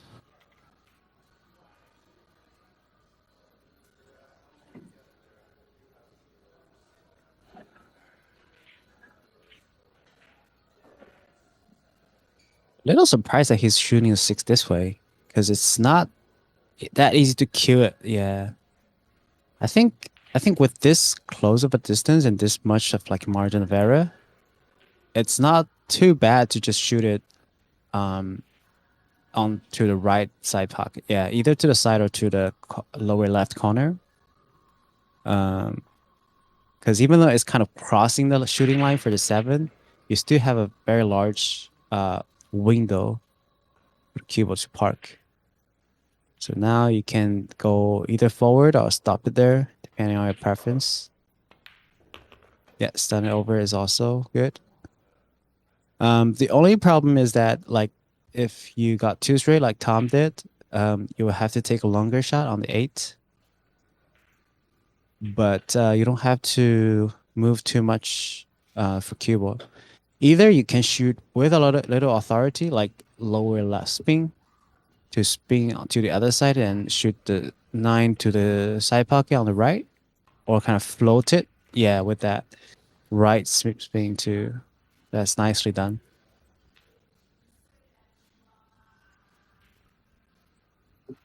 Now it's just a stop shot, stop shot.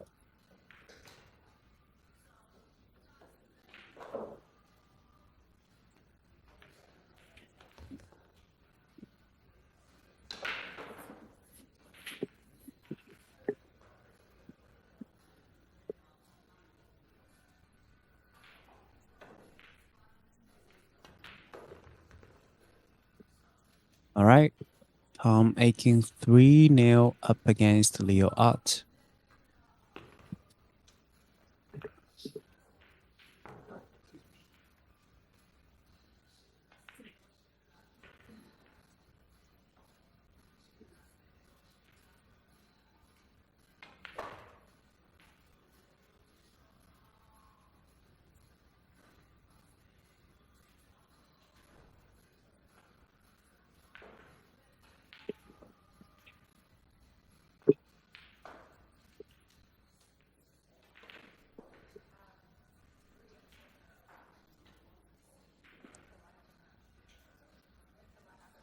Yeah, it's a good time. I think players are taking a break.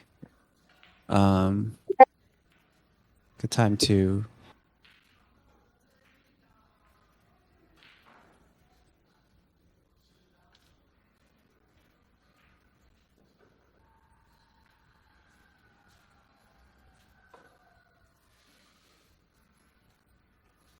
take a clear your mind, especially for Leo. All right, player break. Player break. All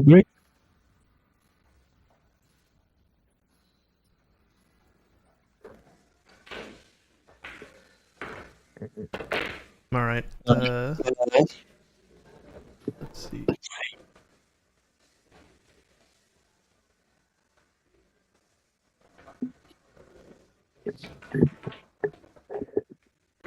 Oh, we got Steven Chen over on Facebook asking for 10 ball. Why is he hitting the 8 at the end? It's actually a 10 ball, but they're using the Aramith Black set. So it looks like a very dark ball, but it is blue and black, actually.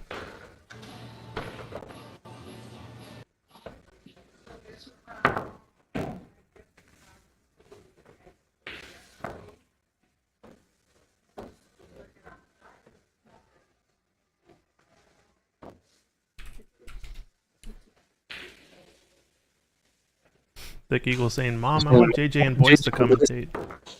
We have JJ and Boys at homes. JJ and Boys commentary at home. It's funny. Yeah, I'll try to get a zoom in angle on it. So you can see. The 10 ball. I don't know. In the future, probably there could be some like AI version of JJ's voice. just dictating or something, or typing in the Yeah, the script. Then there will be AI. JJ's voice. I think that's possible today. Yeah.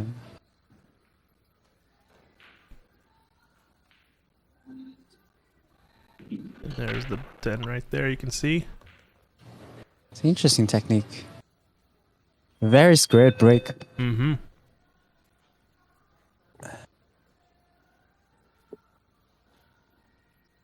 There's a zoom in, Steven, there of the 10 ball. It's a little bit difficult to tell, but it is blue and black. Part of the Aramith black set situation. I think that's the hardest ball to distinguish out of all of them, if I had to guess.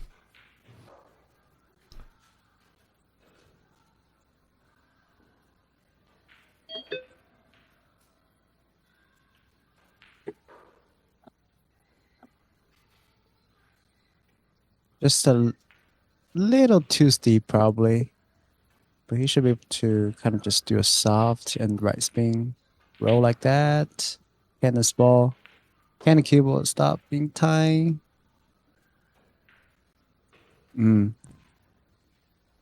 Yeah. Still cuttable. I need one more correction shot, probably. Correction shot to get around the 3 and 10.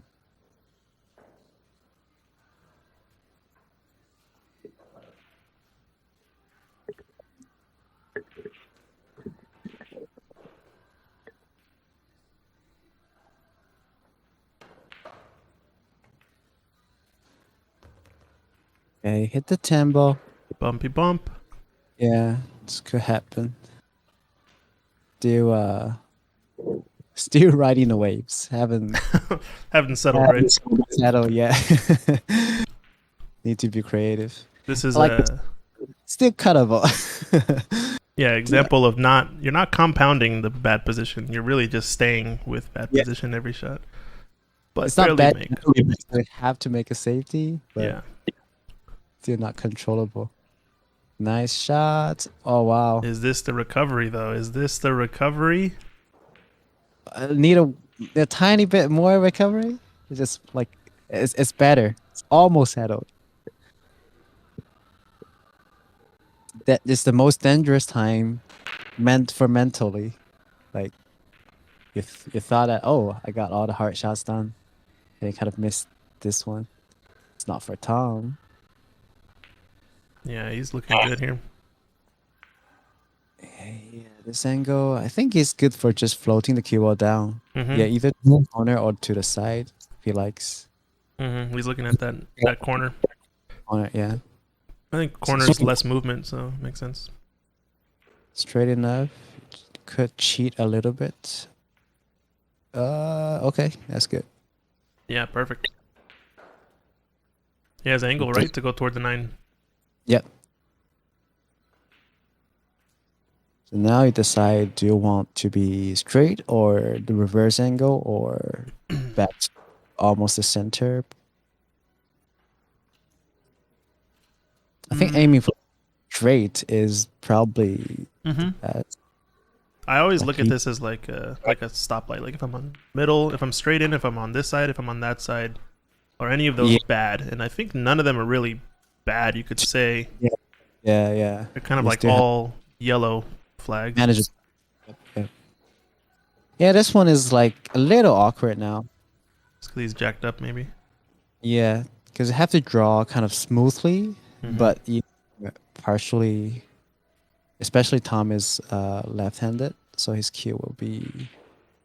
Oh no, left-handed is okay. But then it is probably better for this actually. Yeah, it's better. But Stephen Chen asking, where's this game happening? This is at Ox Billiards in Seattle, Washington. It's in the heart of Capitol Hill. Yeah, that's what I talked about. That you need a straight, like smooth draw. Probably even use the left spin to throw it a little bit.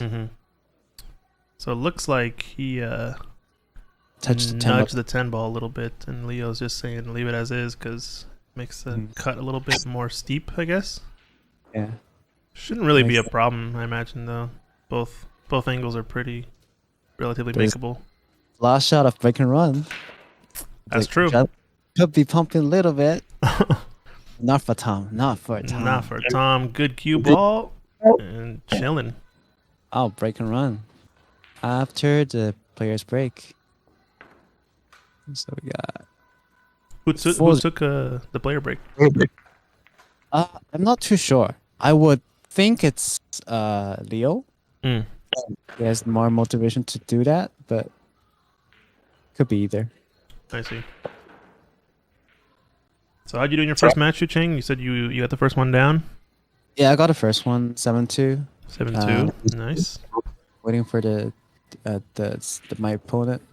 It will be between Pavel and Bo. Pavel and Bo Bologna. Okay. See if I can refresh this. Might be a little bit hard for people to see online, but I think you're second from the top, it looks like. And you're waiting for the top match, Bo and Pavel. Yeah. Pavel beat Mason Maki, I guess, in the first round. Bo had a Yeah. bye. Okay. I was shooting pretty good recently too. Yeah, that's good to see. That's the match, though. Stephen Follin, Daniel Sardencilio. I know it's happening on table. Is that table 3? Yeah, table 3. Table 3, we're going to have to go take a peek at that. Yeah. See if I can zoom in. Yeah. Oh, no, nobody's over there. Oh, are they done already? Table 2? No, that's Bo. Yeah, No, I'm I not mean- sure. Well, Because let's see. Huh. I mean, between them, it could be quick. But it must still Oh, be no, once- they put him on the Evo Sports stream, I think. Oh, okay, table move 5. to this. Okay.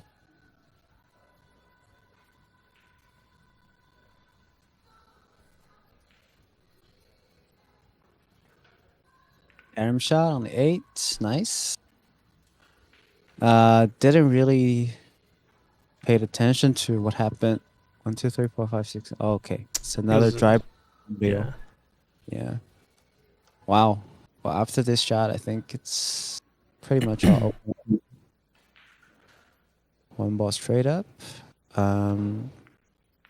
This one, either, yeah, I don't want to be on the wrong side, but he's perfect. Yeah, he looks really nice he- to just stun this or even draw a little bit. Because this one, if you are just slightly crossing the center line, like it will be a little awkward to Mhm. kind of go around. But now he can, he can just. Let me just Oh, peek yeah. over here. Yeah, this is Daniel and Steven Fallen. So we'll have to go back at that, look at that match in a little bit. But I think Yeah. the score is up on Evo Sports Facebook Yeah. page. So this shot, I think he's using left spin, safer that way. Yep. Just make sure you go off the rails so it's manageable for next shot. Got pretty straight on 4. It's not a problem. Draw back to center table for 5.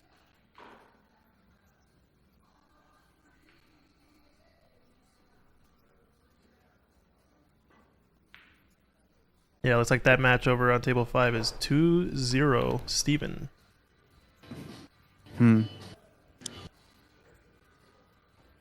It's the 2, I think, players with the best chances heading to each other. Yeah, they met early in this one. Yeah. You get a lot of straight ins, Tom is. I wonder if it's intentional or if he's just I think it's intentional because I think it's intentional because for a lot of those shots, he didn't need too much angle.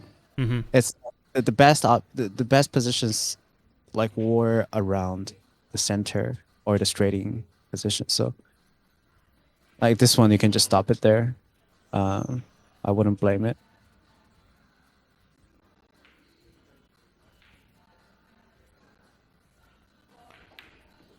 Oh. Yeah, we've seen that miss earlier too. I think he had one in the first rack. That was Yeah. kind of oddly struck, and he kind of just Mm-hmm. rattled it Yeah. in a weird angle. Strange. I think straight sometimes. usually it has to do with him trying to probably be too perfect. Hmm. Because sometimes it's almost like he's trying to, kind of use the spin to throw it while maintaining the best position for cue ball. Like the last one, he had a tiny angle to the right, so probably he was Mhm. using right spin, but didn't strike it that well, so missed it, and then the cue ball actually drifted to the right too. But anyways, it's Leo's chance to get on board. Ooh, doesn't want it to creep. Uh-oh. It's perfect. That was very close. It almost ended up too long. I'm gonna peek over here real quick though. Looks like Steven On the third 10 ball, probably. on the 10 ball. Yep, to go 3-0 up in that match against Daniel. It is alternate breaking, so Alternate break format. Yeah, that's true. Yeah. a little far from 10 ball, but it's pretty straight. Yeah, Steven did make that 10, so 3-0. Nice. All right, getting on board.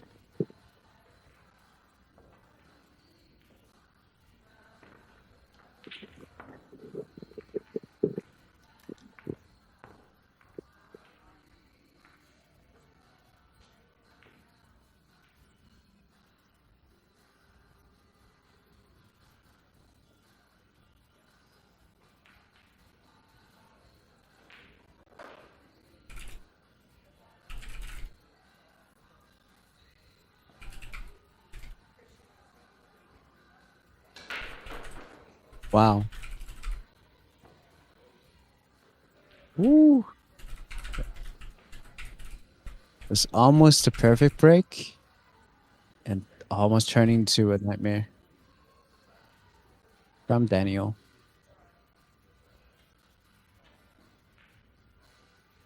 I guess he will just kind of hide cube behind the 3. Oh, okay. Use the 4 to stop the 1 bot there. All right, we'll go back and forth, but I think we're ready to start on this one. Tom Aiken, ready to break.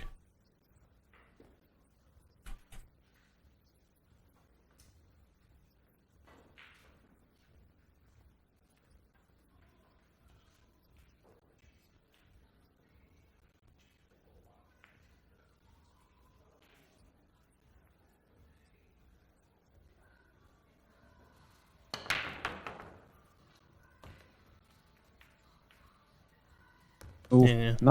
yeah, not so square this time, but So still, far, though, pretty square compared to I think most of the breaks we've seen. right. Still with a lot of power.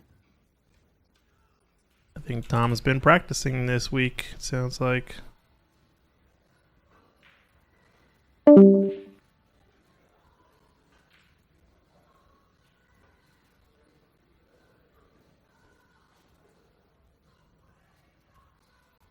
think we lost Zach.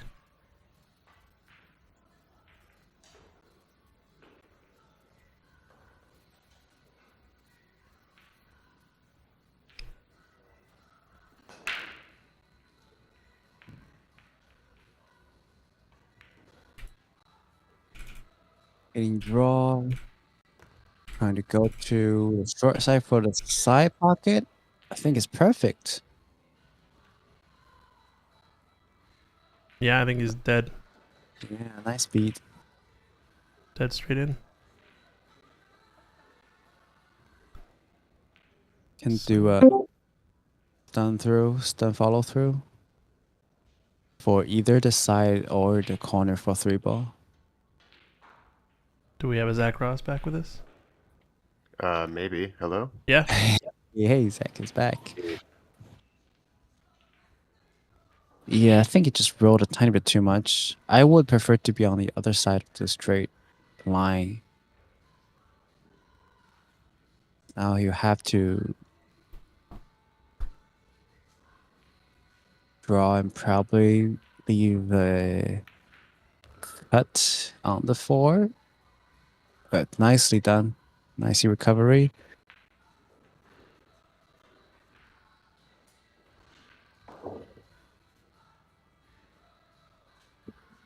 Wow. Just saw on the other stream Daniel making a 5-4 ball and going straight into the side pocket, and he's 3-0 down against Stephen Folin, who now has ball in hand with 4 balls on the table. It's looking rough for Daniel.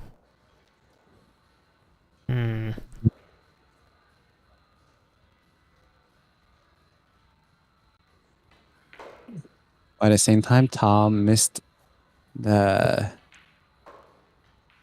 shot on 4.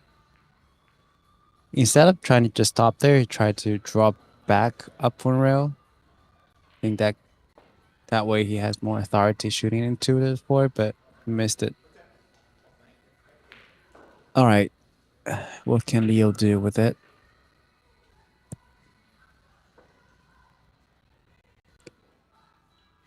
Yeah, on the other table, Folin's going up 5. Neo. Oh, a bank 4 shot. 0 4 0. Oh, 4-0. Yeah, that was the third. Yeah, fourth. 4-0. Nice bank shot, and he used the tempo as a stopper. Now Leo has the very good position from there.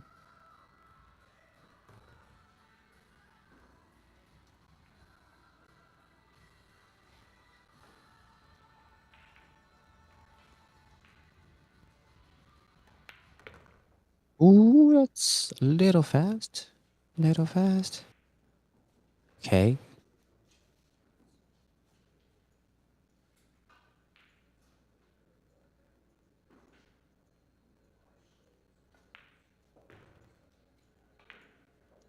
Yeah, it doesn't seem like Leo's maybe quite settled in yet.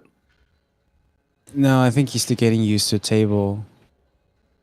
It's like the more you're not settled yet, the less you're settled, the more you want to bring the cue ball closer to the object ball, which could cause these extra risks. He could just leave himself a longer shot on 6 and there wouldn't be like over an issue, but when you're not too confident at the point, you want to shorten distance as much as possible.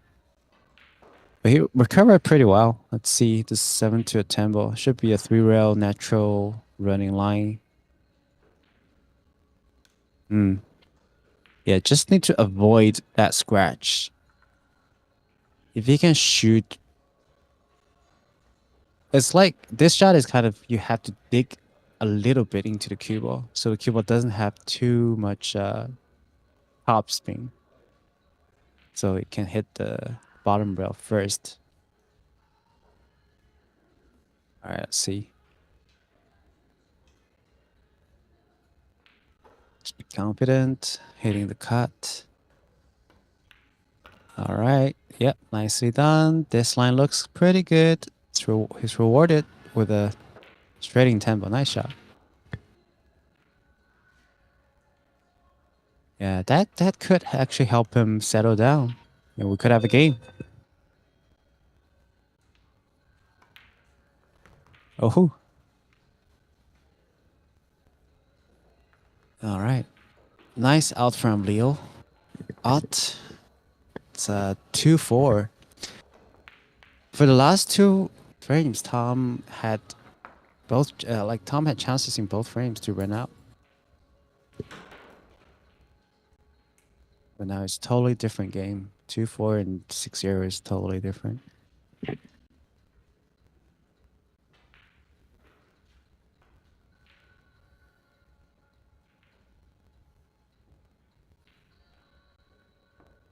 think if Leo can figure out his break on this one, he has a pretty good chance of getting closer to tying it up. Yeah, true. It's pretty important. Like, even if you can't see a shot, just by making a ball and then still having the turn in your hand could make a huge difference. Yeah, well, on the other side, I saw Volan just broke, and there's not an easy shot or safety probably. Maybe you sink the cue ball down, cross the 3 ball to the other rail, or do the other way. Oh, okay. I'm not too sure if that's intended or just lucky, but the result is pretty good.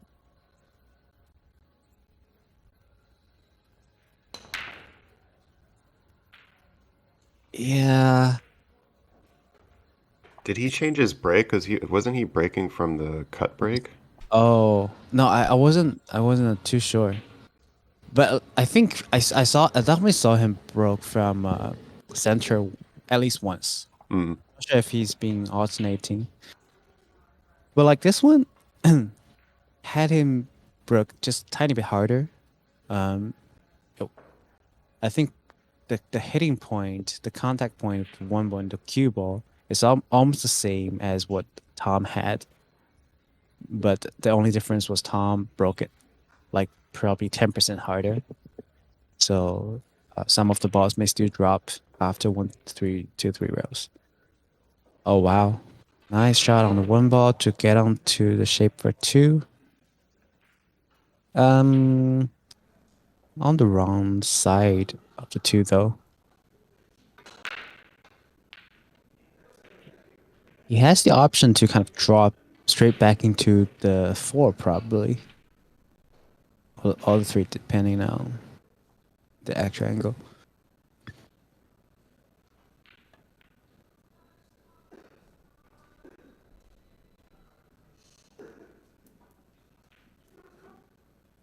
Okay, he's going forward.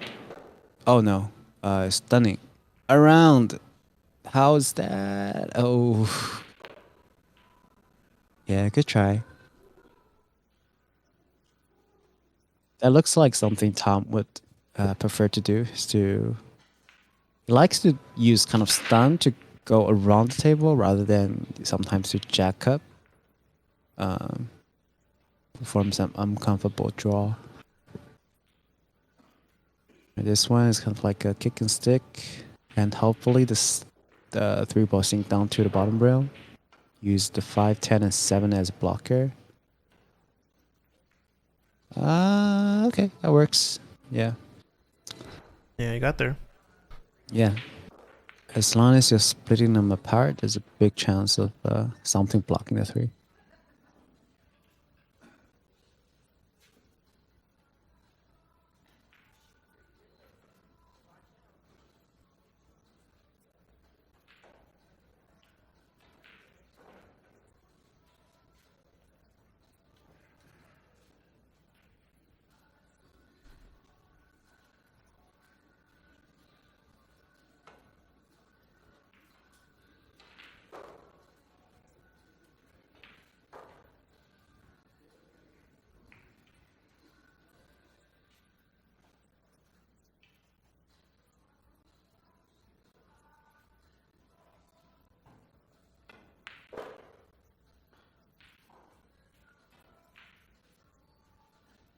Is he thinning the edge of this?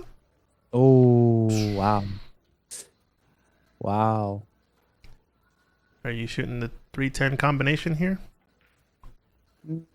Probably not, because the early 10 doesn't count anyways. I think it does if you call it, right? No. Oh, no? Not for it's continuous playing, so Oh, yeah, okay, it's- okay. No, then yeah, you definitely don't shoot the combination. yeah. So they're doing like World 10 Ball Championship rules. Yep. That's cool. I like that format. Makes it to where all the balls have to go down Yeah, because it's already like a race to 7, which is a little shorter, right? shorter for 600 level players. Mm-hmm.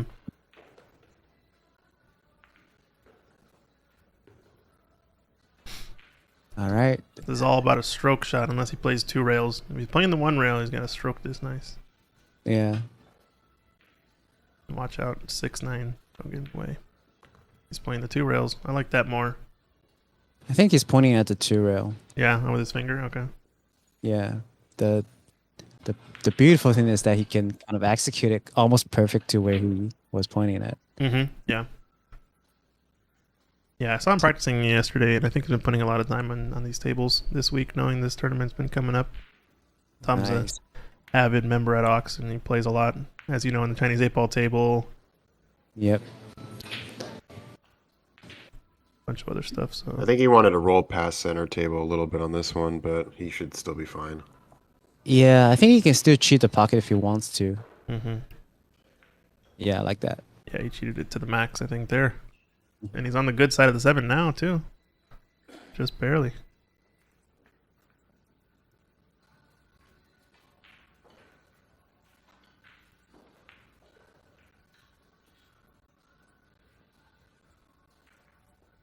And over for the 8 ball. Yeah, drop. I like drawing back too. Normally, you want to stay close to the rail, so that for like especially balls in pockets, Mm-hmm. so you cube around. But this one, since the 8 and 9 are kind of connected, you don't have to move the cube around. Yeah, you You can do almost stop. Yeah, you do the opposite to limit the action for cube. Oh, other side. Ooh, He took to draw that- it straight back, I think, right? yeah, it's always better to leave the cube on the other side of the the straighting. Mm-hmm. Yeah.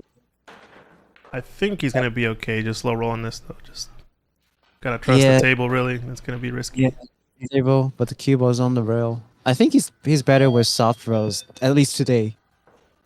Because This is still good. he's still good. Okay, medium stroke, I should say. He's more comfortable with the medium stroke. Mm-hmm. Because 2 of the misses from the last 2 racks were kind of a little forcing the cue ball. Hard, strong backspin strokes. All right, so Tom cleared the table beautifully. Nicely done. 5-2. Oh, Steven got another one. So he's actually 6-0 up now, huh? Yeah, 6-0. Off to a quick one against Daniel. I think highest Fargo and second highest Fargo in the tournament. Yeah. I think James DeVee's in the field, right? James DeVee is in the field, but I think he forfeited. Oh, I saw his name crossed out. Not sure. I think you're right. Yeah. So he must have not been able to make it. Okay. So really, it's these two are the 2 highest. I guess Clay Belvoir is next highest Fargo, and Dan Louis. They're about neck and neck, and they're gonna be playing next. Looks like Yeah. that should be. Is that? Oh, Dan's game is still going on. for Looks him. like bracket He's at- shows. Yeah, he's at the far table, like this number 6. Wait, is that number 6 or number 8? The one behind number 5. The one behind number 5, number 6. Yeah.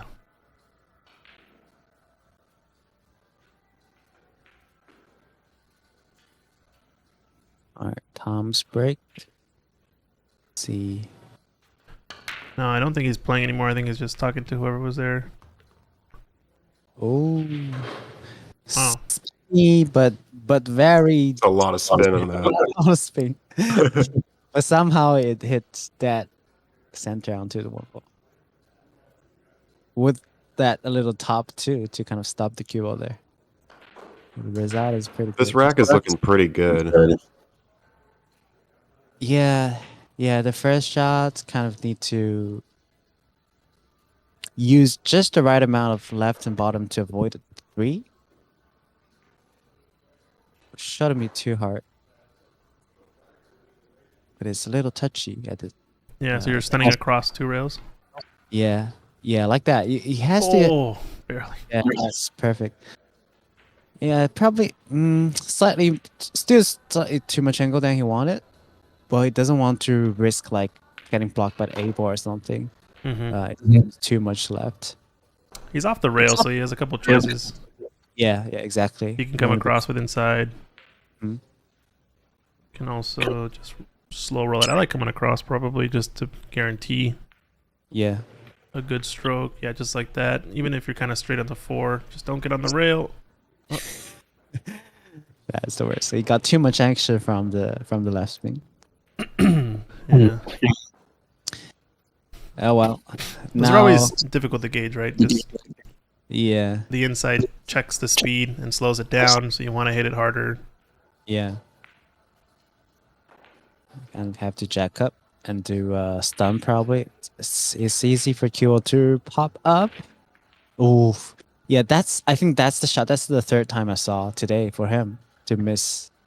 Is those kind of forcing the cue ball, hitting hard. Mm-hmm.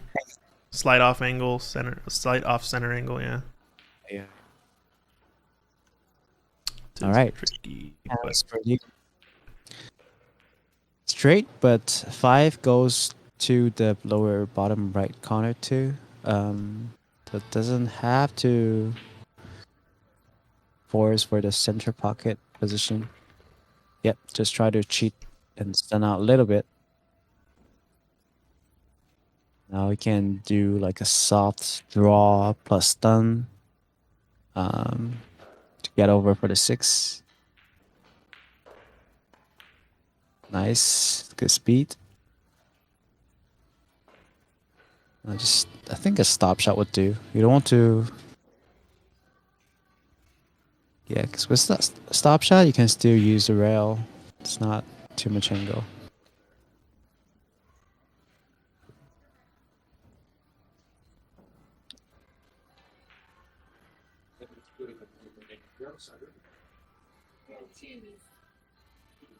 Oh, he's going forward. Okay. Stun forward. That would work.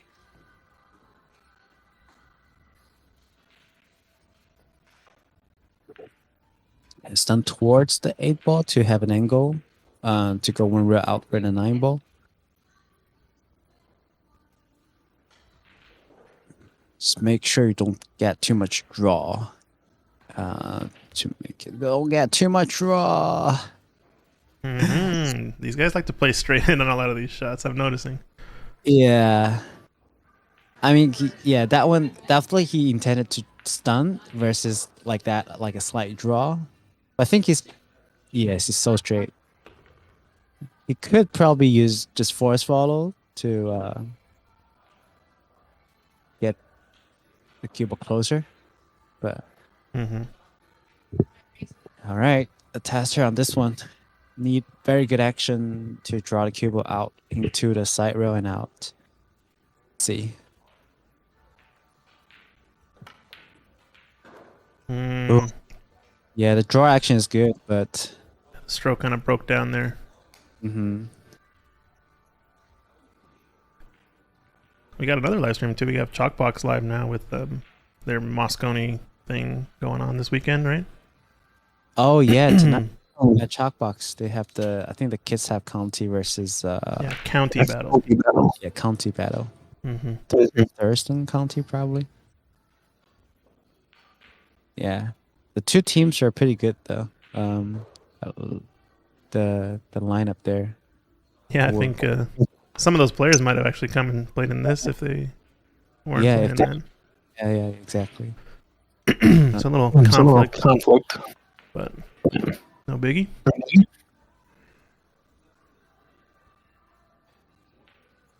Just missed that almost straight stun shot. Side pocket's good.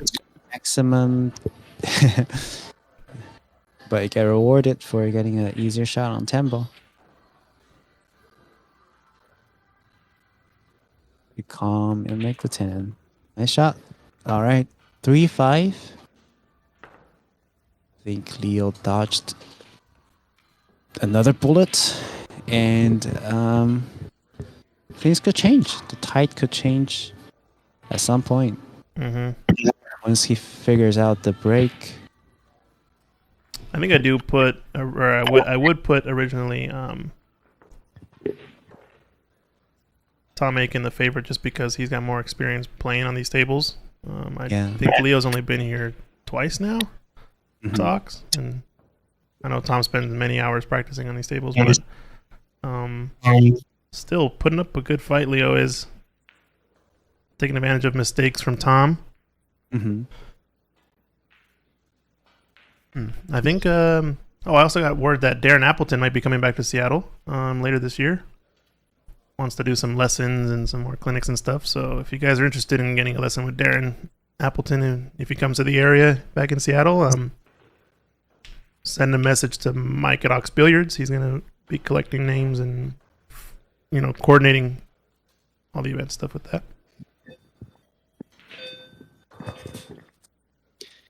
Yeah, definitely. I heard it's a huge success. It was a huge success last year. All right, I'll be right back.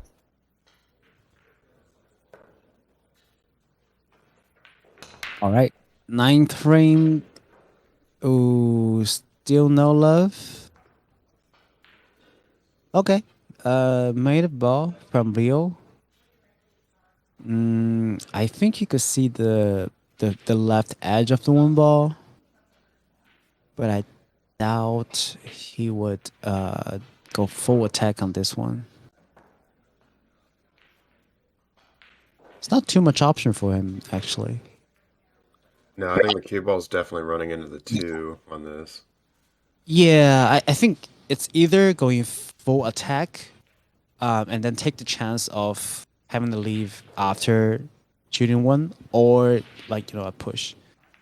Yeah, he's cutting it, and then just Okay. it's luck. Yeah,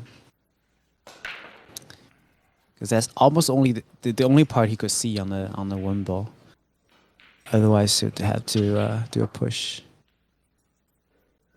All right, sizing up the bank can go.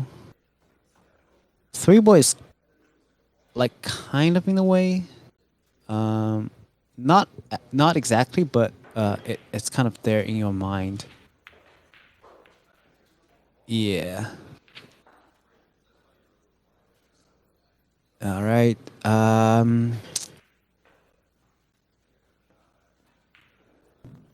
Chance for Tom to regain his 3-rack lead.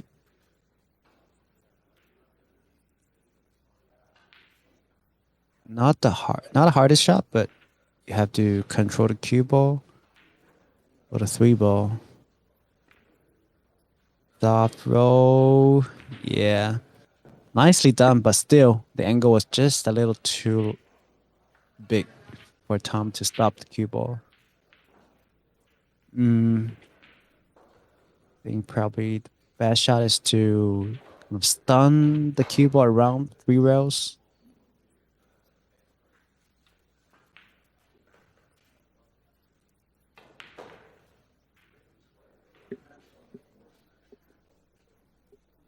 Oh, nope, because the 4 doesn't go past the 8.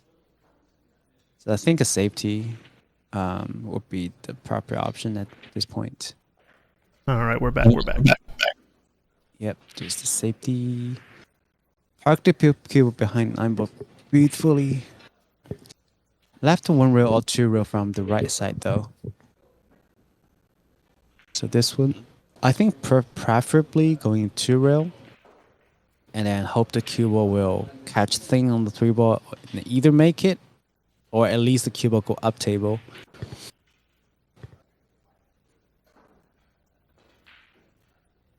But considering how these tables shortens up, oh, he's going 1 rail, so probably 2 rail option is taken away. Oh no, he's going 2 rail with help of right English. It was close. He almost needed to manipulate with right spin, but I think he had enough of the rail. They looked almost like they were touching. Mm-hmm. All right, now 1 rail kick from Tom. Also having this the split concept in the mind. Ooh. Don't think he called it either way though, right? They're playing 10 ball. Yes, yeah, 10 ball. He caught it to the other side of the pocket, anyways. I actually think it's okay for Tom, because the chance of getting onto the 4 ball, although Leo did it almost perfectly, versus like if he made a 3 ball and then have an option like having to kick the 4 ball himself. It's hard to say, but we can see that Leo did it perfectly to get onto the short side of 4. All right, stop shot on the 5. He's a little off angle, so probably still a stop shot, but softly. Don't try to stun too far away. Don't try to cheat pocket too much or rattle. It's a little too hard. Yeah, that needed more of a stroke, not so much of a Power. hit. Yeah, needed to just kind of stroke it and kill the ball with some draw. Yeah, it's a little tricky because he was kind of jacking up. The tip was pointing downward, so if you shoot it too soft, the cue ball may swerves easily from there. So you have to be determined to shoot low, but not too hard. Touchy. Well, he could still kind of just make the 7, focus on making the 7, because the A ball is just by the pocket. Mm-hmm. Need to make sure you dodge the 2 side pockets.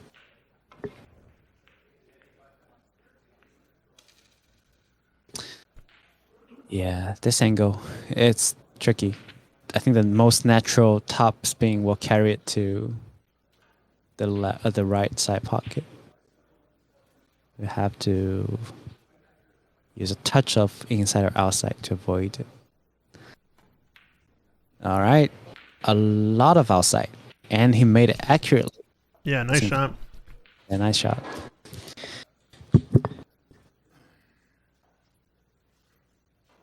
Now he's back on track. I think 2 rail going forward. Okay. He's crossing to the other side. Again, running a little too far. Mm-hmm. I think it's been the theme of this one is Leo's just been overrunning a bit on all of his positions, maybe 2-3 inches, 4 inches. I think he's constantly trying to trade off between losing the stroke versus losing the position for cue ball. Yeah, So- yeah, it's a tough trade-off. Yeah. That's why it matters so much what line you come into sometimes, because you can have both a lot of the time. Have the one where you let out the stroke and also Still having like, you yeah, know, have a big window. yeah. That was a good recovery shot. Nice, very nice shot. Especially cue ball on the rail. And if he makes it, Bam. nice shot. 5-4, wow. Shot right there. Let's see the replay. I know you can't see shooting, but we're showing the 7 ball here, 7-8 with some outside spin. Really Yeah. almost like putting the shoulder into the shot to get the spin on the ball. Yeah. But he got it. Nicely done. So 4-5. This is starting to become a match. I know Tom just kind of gave up probably 2-3 frames that revived Leo. Mm-hmm. Yeah, now he's had his game. So I wonder if Clay and Dan Louis have started yet, or if they're going to be putting them on this table next. We'll take a look in the room. Feeling that they would have started by now, but I'm not sure. Yeah, Dan is still practicing. Oh, he's practicing. Okay, so yeah, they're waiting to put him on Probably, yep, on the stream table. the stream table. Looks like Yeah, table I- 5 has another match going to 2 Canadians, I think. Yeah, Woody and Woody and the other also a very good player. Mike Forgot- Silvius. Yeah, Silvius.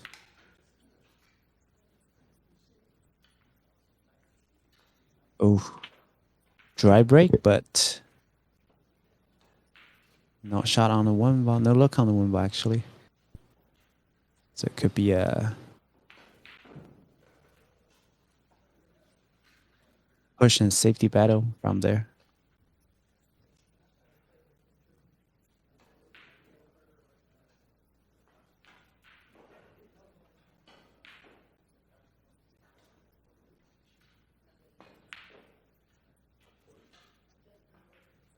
I wouldn't be surprised if he tried to kick it, actually.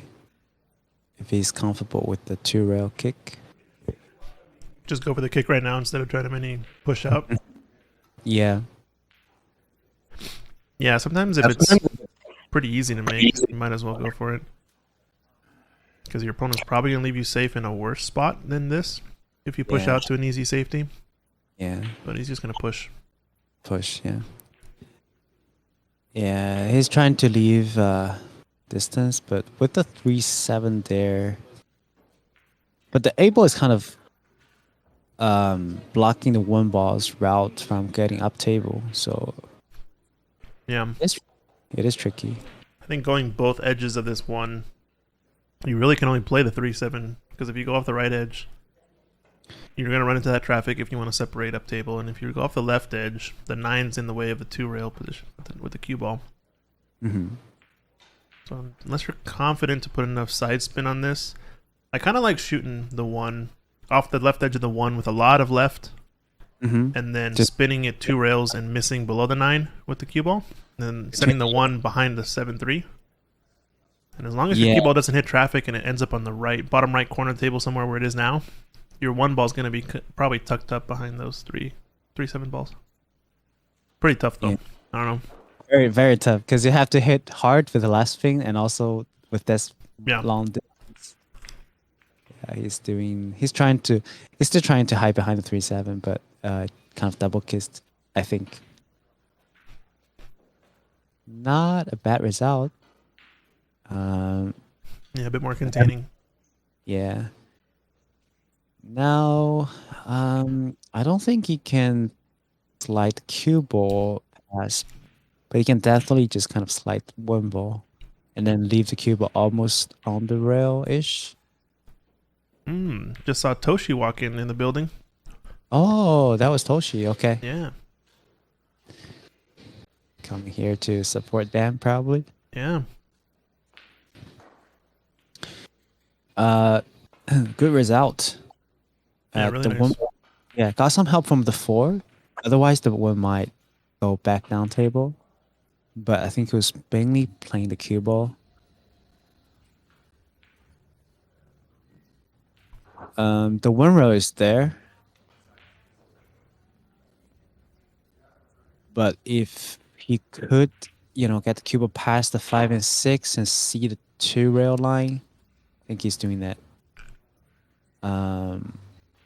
And then kick it behind the 1, that could be a deadly resave.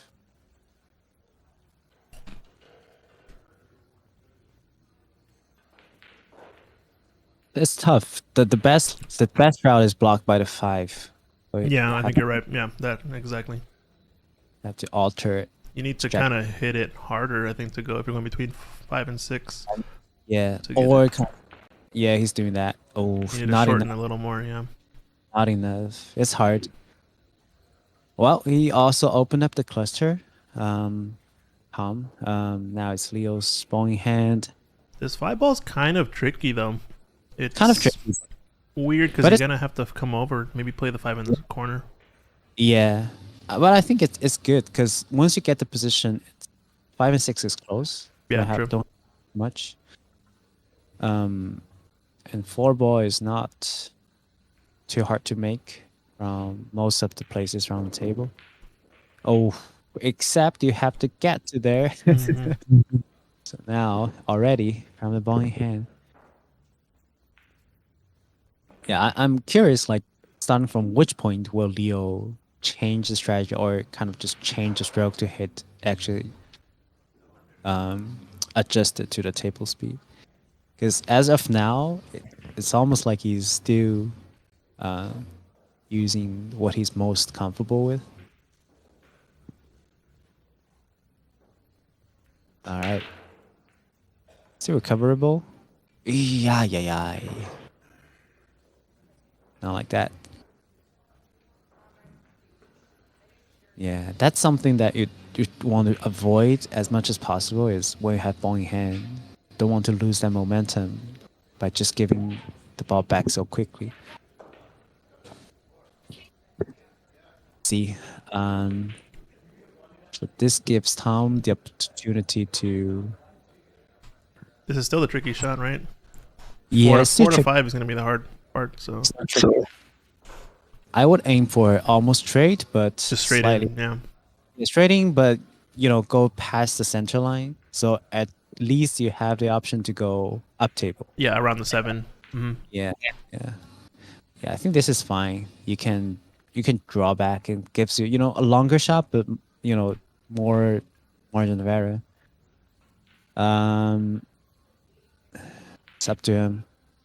I think he's going around with this stroke. Around 8 and 9. Ah, wow! With the help of 8. Yeah, you're right. It's Tricky. Yeah, I think Zach had to head out. So thanks, Zach, for joining the stream and doing some commentary for a bit. I think it's gonna be you and me now changing for a while. Are you playing your next match soon? You're waiting for winner of I'm Bo and Oh, and Pavel still? Pavel. Okay. I think I'll leave in a bit to Just rest for a little bit when that match is near the end. All right. Yeah, but I'd like to see this match, watch this match over.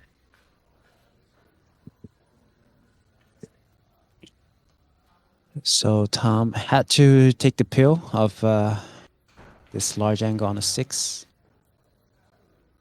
This shouldn't cause too much problem for him just to making it. But again, you have to avoid the scratch, Yeah, and at the two- same time, 2 rails, not right? 3 rails, but not get yourself blocked behind 8 and 9. Oh, you mean the other side 2 rail? Yeah, that's what he was trying, right? He was trying to go 2 rails and hold it. Yeah, hold it. He hit it about as good as you could have hit it, honestly. Yeah, because it's not just like if you hit tiny bit harder. Because if you hit tiny bit harder, the right spin could be stronger too, and then so it's very touchy. You have to adjust it.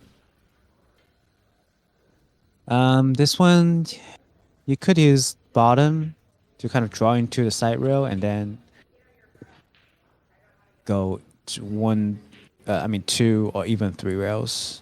Yeah, bottom, you got to be able to put more stroke and then you can hold it. Top, you got to just feel the speed. You gotta hope. I didn't like top. Yeah, If you're playing down for like the 10 or something, then top is probably the shot. But there, I think you have to hold it, play the kill off of the first rail, and then 8 side. This is tricky. I don't think you can even see the 8. Nope. It's one of the worst spot. Worst spot. Yeah.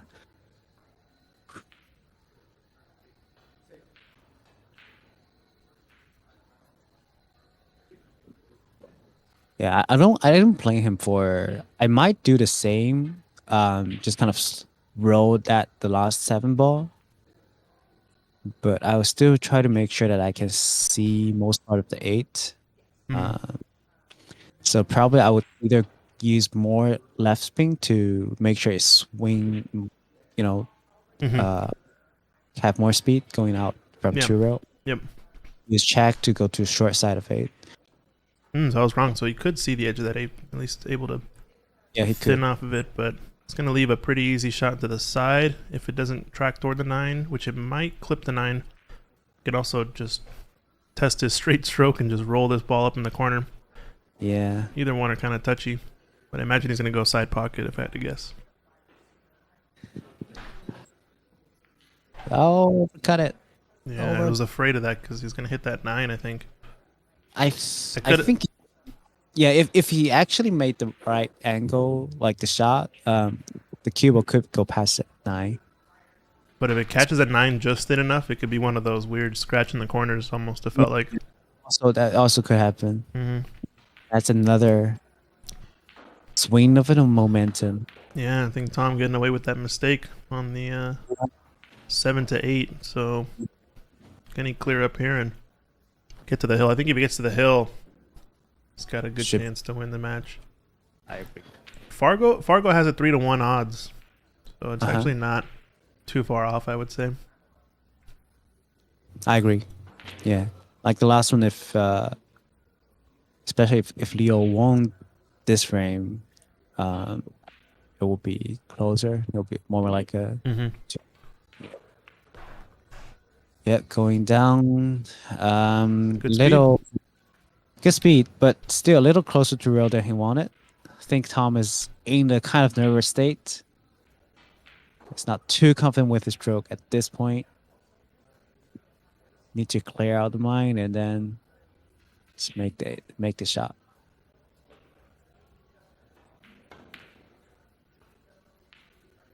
Oh, I mean, It's okay. There's no such thing as commentator curse. Okay, it doesn't exist.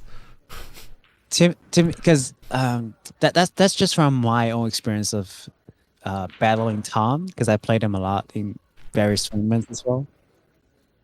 Is that sometimes you can tell when Tom is comfortable, his cue ball is almost like perfect. Like on a string, yeah. Yeah, like a string, and then the stroke. But from the last few strokes from Tom, you can tell that he's a little tight on strokes. So it's those moments that he's most likely to have those misses. All right. So let's see if Leo can grab a chance. Shooting side pocket here. Yeah. Oh, He very did miss sl- one earlier. Oh, Wow. That one, I think it like threw a little bit mhm. thicker. Yeah, but still good shot. Yeah, it started off like it was gonna hit the point, right? Yeah, but the moment it touched, there's a tiny bit of a grab from that cut. Mhm. All right, so 2-2 race looks like Fargo Rate Yes. has him 4 to 5 odds or so. Yeah, but it's almost Pretty almost, even. Yeah. Pretty even, Steven. We got coming up though on this match table Dan Louis and Clay Belvoir. It's gonna be a classic matchup. The Northwest, two giants in the Northwest. Smash the two gentlemen, Mm-hmm. proud of Northwest. All right, I Looks like think that the last frag was one of the very classic, what you would expect from the trade-offs between you want to maintain the stroke, or you want to try to be better on the positioning, but mm-hmm. lose a stroke.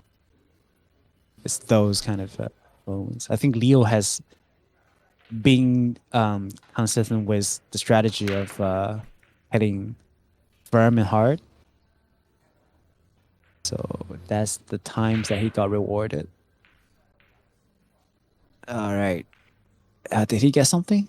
Yeah, Yes, it he looks got- like 8 balls down. Mhm. Oh, that's the best, probably the best break for him today so far. Yeah, his layout kind of Mhm, coincides with ball going Yeah. down. Clusters Yeah. are nowhere to be found. Everything's wide out in the open. Just see. Let's see if he can control the cue ball on this first shot here. I think the the 2 rail is pretty natural, unless he's trying to hold it. Oh, No, that was. he's trying to use the spin. Mm-hmm. Yeah. That one's gonna hurt.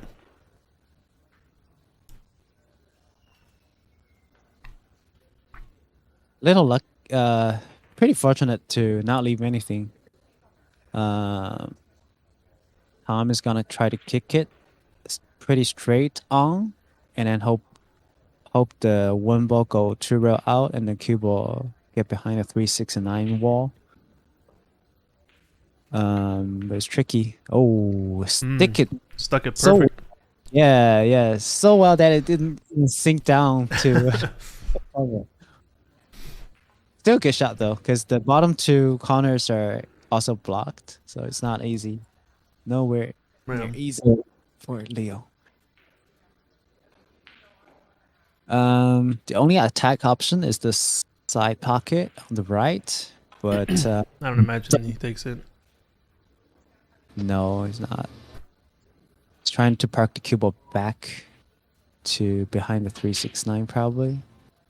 But how is he going to do that? Is he going to draw?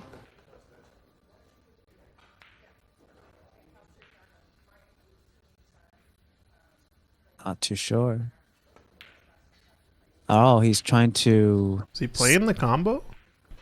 No, I think he's trying to spin the 1 ball like kind of 3 rail. 3 back rails that- and stun the cue ball? No, just go forward on the cue ball. So it's almost like cue ball going down table, and then 1 ball 3 rail back up table, and hopefully 3, 6, and 9 can help block Mhm. it again. Mm-hmm. All right, it's Yeah, Tom's tough shot. tough shot, especially now the 3 is much tougher than what it was before.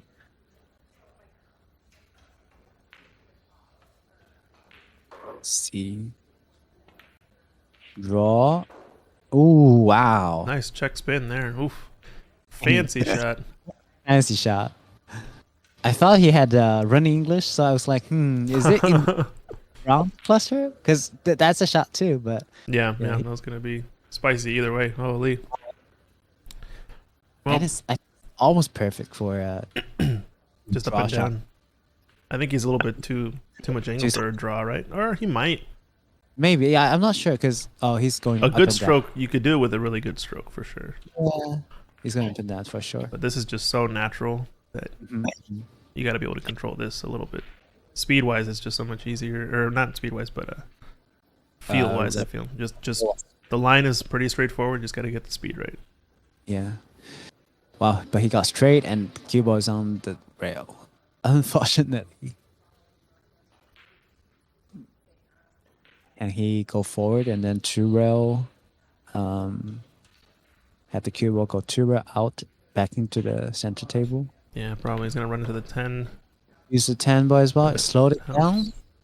down. Yeah, it's still okay. Now this is a shot that I feel like I've learned recent weeks since moving to the East Coast, but the good old follow outside spin shot. Go around 2-3 rails. Go 2 rails around the 7. Mm-hmm. It's a tricky Yeah. shot. You can shoot it though with like knowing that the speed is going to be a natural position. Like you're just going to roll the ball basically. Versus the other option is to kind of bear down and draw it back and check it up off that rail, but just seems like so much more effort. But the moment you start to figure out that type of shot right there with just natural position, the game just becomes more effortless when you're just shooting it at a nice easy stroke, nice easy pace, and you're not trying too hard to really ramp up and get a bunch of spin. Yeah, I agree. That's the that's the comfort. The comfort speed. Yeah. That you're like you. It's not like you can't do the other shots. Yeah. This gives you the best chance of not missing or not. Yeah, it's just percentages, right? Percentages exactly. You maybe hit the other shot 1 in every 5, but this one you'll hit probably 1 in every 3 or 1 in every 2 if you just know how to aim the angle. You gotta account for that instant swerve off of the ball when you hit Right. high spin with side. Oof. Yeah, it's gonna be a nice opening though for Tom. Yeah. Leo took a chance for the combo. Still not too easy because you have to kind of go past the 9, which is I don't think you can do that. It's gonna roll it, yeah. It's gonna want to clear the 9 is all. Because you want to, if you ever want to hit harder, just the cue ball goes along the tendon line just slightly more, and then could catch 9. But I think this angle's better just because you're gonna have to play 2 rails for the 6 in the other corner anyway. So you want this angle on this 5 ball. You just rather be a little closer. If he goes forward off the 1 rail, I think he gets too straight, and he'd have to do something a little bit more fancy. Here, he just got to put a good stroke and miss the side pocket on the left side of the table. Has to be a slow left. Yeah, nice. he hit it good. He hit it good. That's the Tom I know. Like the Tom holding the cue ball. Yeah. The puppet master. Is that what we're going to call him? Puppet Master Tom? Pulling the strings behind the scenes. Nobody knows who he is, but he's pulling strings. That's all we know.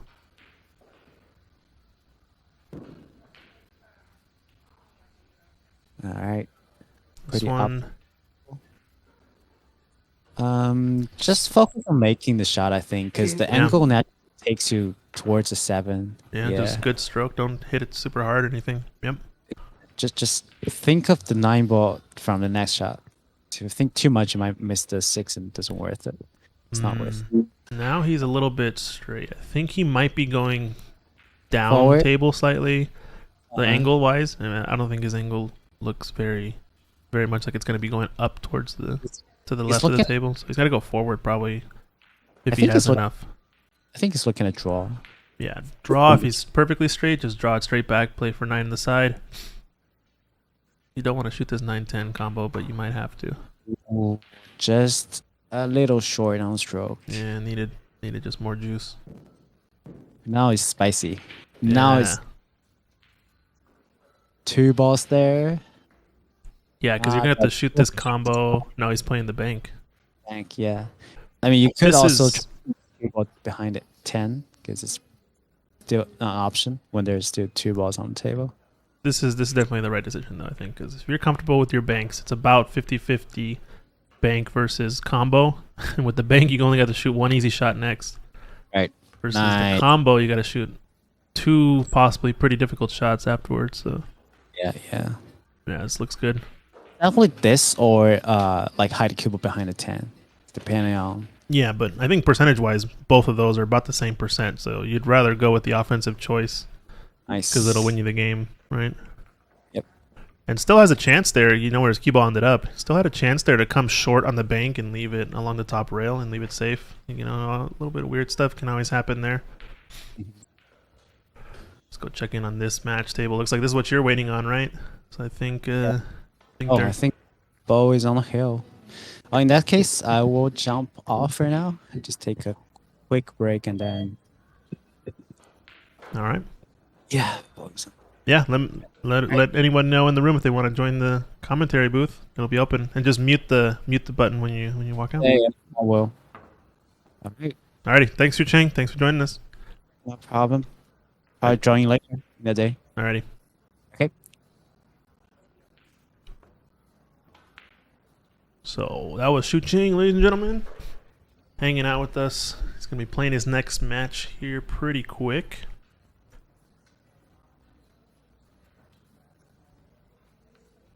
Always like getting some players in on the action in the commentary booth. Man, what a view of this table, though. It's nice and flat, nice and open. Uh-oh. Bo. Oh, no, Bo. Tough miss.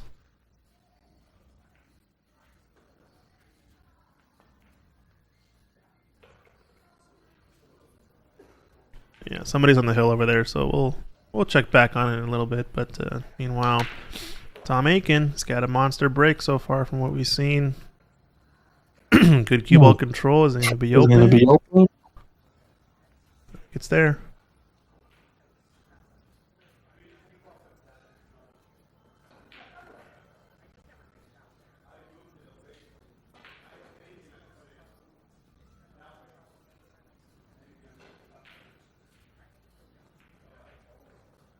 So 2 to 3 going to be a little tricky. If he doesn't get any angle on this 2 ball, definitely going to be tricky for a left-hander. Almost wants us to just draw straight back and guarantee a nice line. Other than that, though, everything looks pretty nice. 7 to 8 is going to be a pretty natural position if he just gets an angle to come down table. 6 to 7 might be the trickiest shot in the rack. Just because of kind of which way do you go? Do you go 3 rails around this cluster? Do you check it inside 2 rails? Or do you play below the 6 or play the 6 in the corner? You got a lot of options. So really getting on the 6 ball is going to be the hardest part of this rack after making the 3 to the 4. Yeah, it looks pretty smooth there. Wants a little angle. It looks pretty good. So based on where he is now, I kind of like almost putting the cue ball back where it is now. Maybe playing a little bit of draw. And then just play the 6 in the corner. Just float the 4 in. Get straight. Bang on the 6. And just draw it straight back. A little bit risky if you get on a line where the 6 drawing is going to leave you straight towards the 7. In which case you can kind of just draw it, overdraw it kind of, and play the top rail and back. But he's definitely got a lot of options. Yeah, a little bit closer there. I kind of like having a little more angle, but this is okay. He's looking below the 6, which is a little bit more cue ball travel. I like the draw on the 6 because you don't have to play for that big of a position window with speed. You kind of just have to get the line right. But either one's good. He's going 2 rails. The problem with the 2 rail position is you're not going to get on the right side of the 6. You're going to have to force this with some inside spin. That's why I think I like having, if you're going to play that shot, just put more angle on the 4 so that you kind of get a more natural line to come down. You can come down towards the 10 basically instead of towards the 8. This is a big shot. I think you can force it with inside spin. Almost lays nice. Maybe a couple more inches, he would have been perfect for the inside spin shot, but I think he can still force it and play to the top right corner of the table area. The cue ball.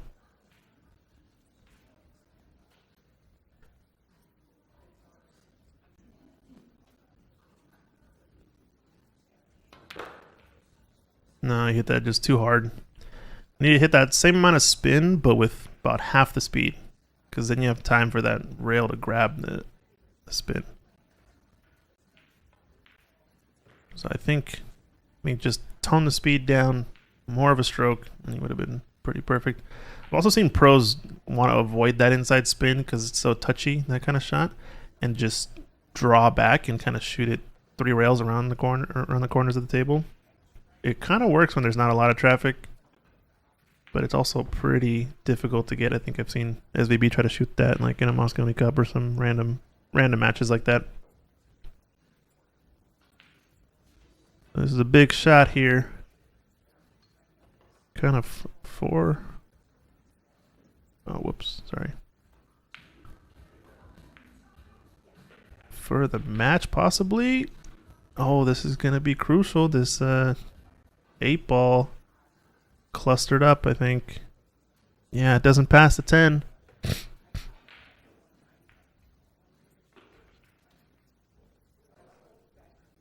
So I think he's forced to shoot the combo here, unless he wants to play the safe, but kind of doubt it. The way it sits, it's almost straight on, meaning the 1 and meaning the cue ball and the 8 are kind of in line with the 10.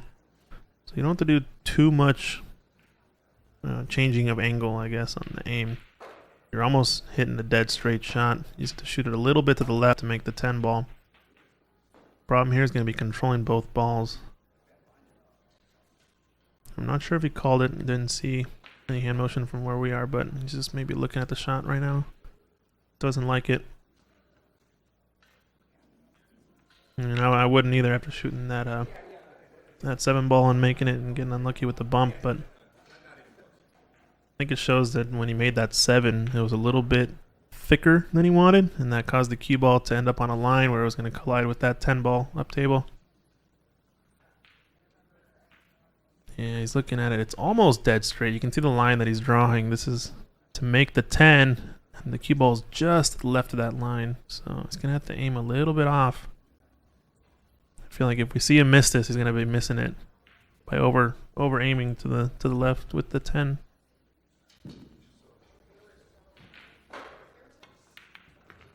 And he nailed it. Did he hit it hard enough? Yep, looks pretty good. So the 10 ball's going to spot up, because they're playing World 10 Ball Rules. And I think he's got a chance at an out here and the match. Just got to make one more pretty tough shot. This is kind of a soft, thin shot. He's looking at shooting it right-handed. I know he can do this, but we haven't seen it from it in this match. It's pretty natural to go around the 9. Oh, he tried to play 2 rails. Is he going to hook him with this 9 ball? Think he might. Wow. A little lucky there. Still was a good effort to try to make the position on the 9. I felt like making the 8 naturally would have left the cue ball line kind of going towards that gap where the coin is, the gap between the 9 and the rail. Just like with a touch of outside, you kind of just force it down that line and you end up straight on the 9, and that was going to be your match. But maybe just the fact that he's shooting it right-handed or off-handed. Combination of things. Who knows?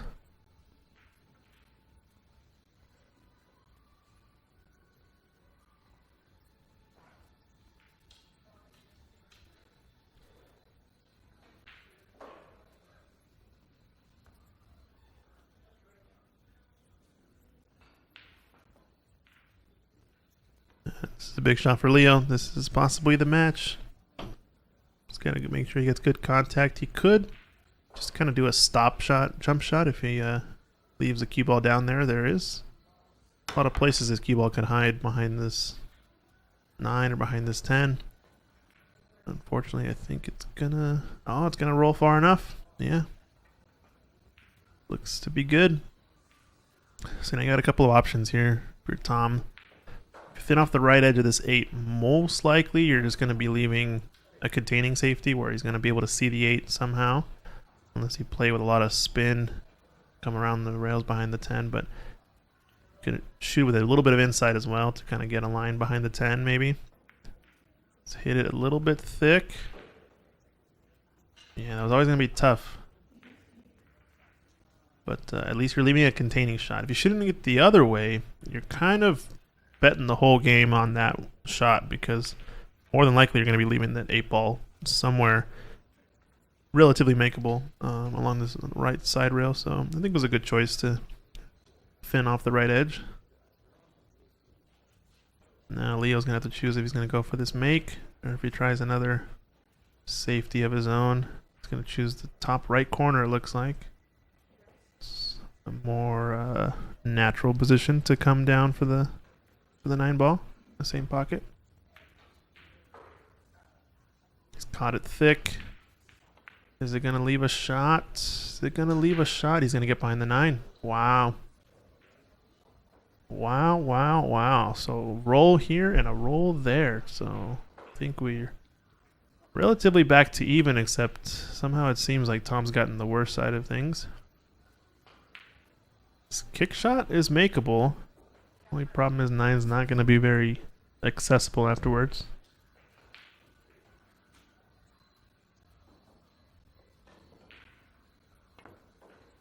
And he does hit it. Does he get a good leave? This 10-ball is going to come to the rescue again. Yeah, he's good. Nice shot there from Tom. He hit it at a good speed is the thing, right? It's where you end up hitting an edge of the ball and you create some separation that's pretty natural. That's the kind of speed you need to get behind one of these balls. A little bit harder. He's probably selling it out up into the corner somewhere or just misses it altogether. So well done from Tom.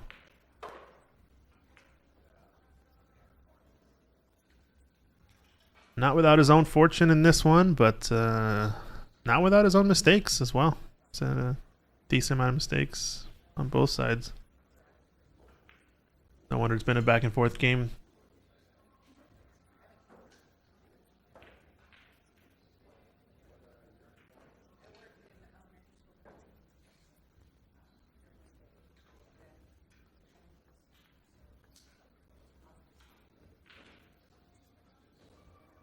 Gonna see a masse here, it looks like.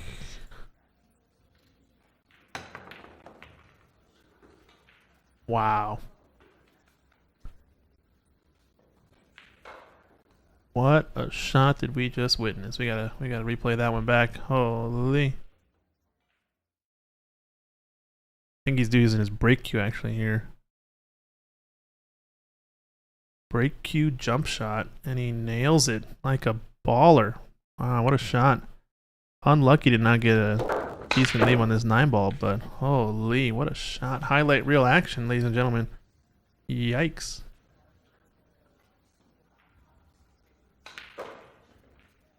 Yeah, it looks like it was full-length break cue he used. That hard tip makes it easy to jump over a ball still, and you're kind of leveled out. Oh, and then he misses this 9. This is disaster after that jump shot. Felt like he had a chance there to run away with it. Yowza. Mark Cohen over on Facebook saying thanks for the stream. Yeah, no problem, Mark.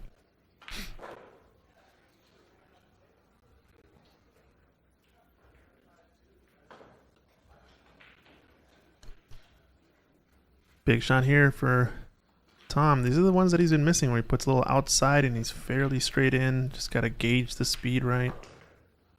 It's that one like a dream, though, and he's dead straight on this 10-ball. He has missed one of these before, though. But something tells me he's going to be nailing this one. No prisoners here. And he nails it. Nicely done, Tom Aiken. Heck of a match. Now we got some action coming up, but I'll leave you here. I think they're done actually over there.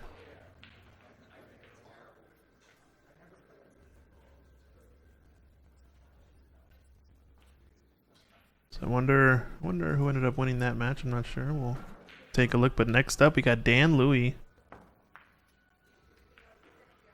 Clay Belvoir. So it looks like Pavel took that match down over on table 2. So coming up is going to be Dan Louie and Clay Belvoir. So we're going to take a little break. They're going to get the next match going, I'm sure, pretty quick here. We'll refresh the stream. Here's the bracket if you guys want to check it out. Pavel Shucheng are playing up next. Clay and Dan Lewis are about to get started on table 1. Mike Silvius, Woody Nelson are still playing over on table 5, it seems. I think they're over on the Evo Sports stream table. Oh, they might have just finished, actually. Well, we'll leave it here for a little bit and check back in, take a quick break once Dan and Clay are ready to go. This should be a good one. Stay with us. We'll be back.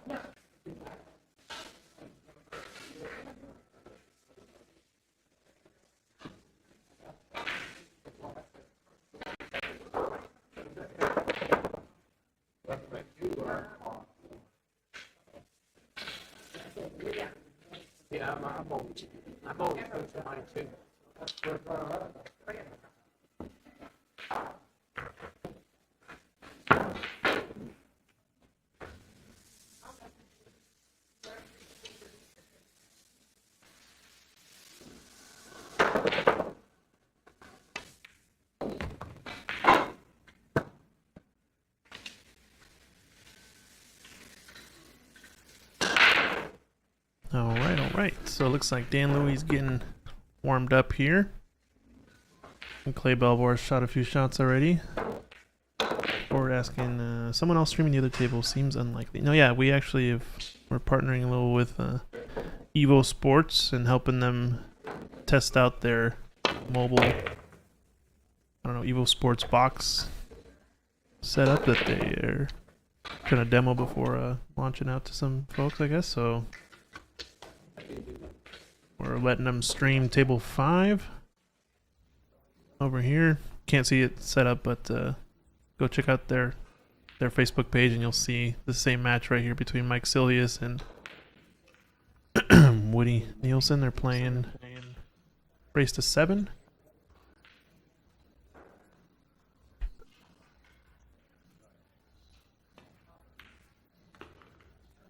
And we're doing the main stream on the main tables.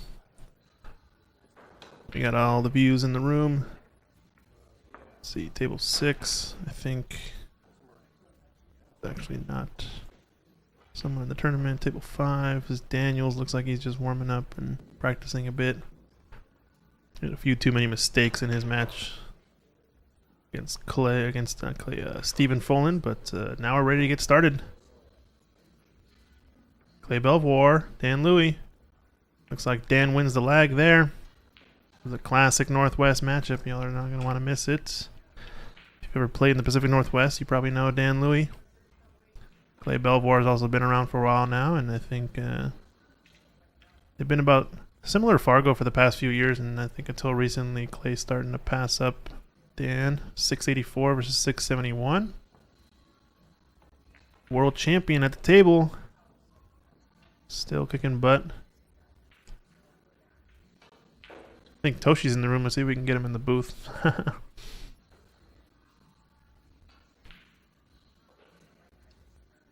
But yeah, Dan Louis, a fountain of knowledge. Great guy. If you ever get a chance to take a lesson with him, it's a good time. He'll teach you some stuff I'm sure you didn't know. A lot of history there as well. He's I think, what was it, 73 was the world championship win. I think he bested Mike the Mouth in the 9-ball World Championship. I think before it was established as like a different organization. It was running the World Championship back then.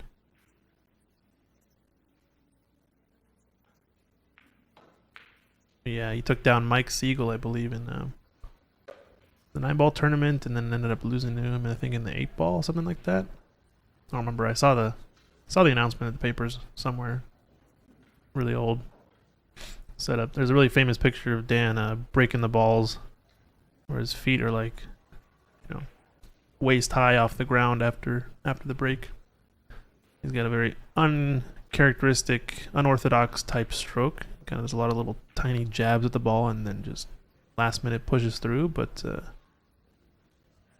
unorthodox is still effective. Nice little safety there from Dan. Kick safe. Hit it at just the right angle to kind of fly off the ball.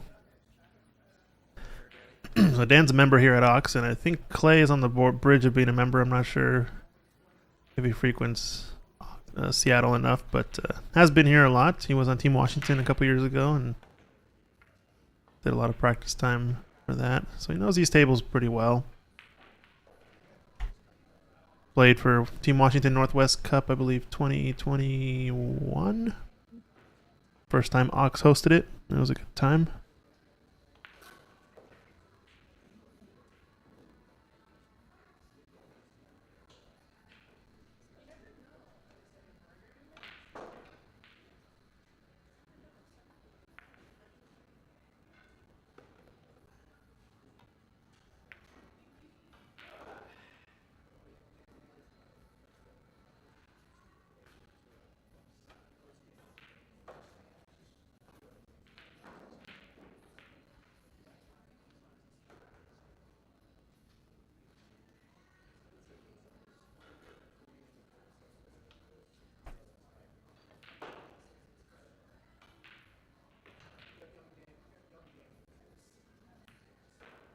Alright, so a little safety battle back and forth. Sorry, I was just taking a look at some stuff.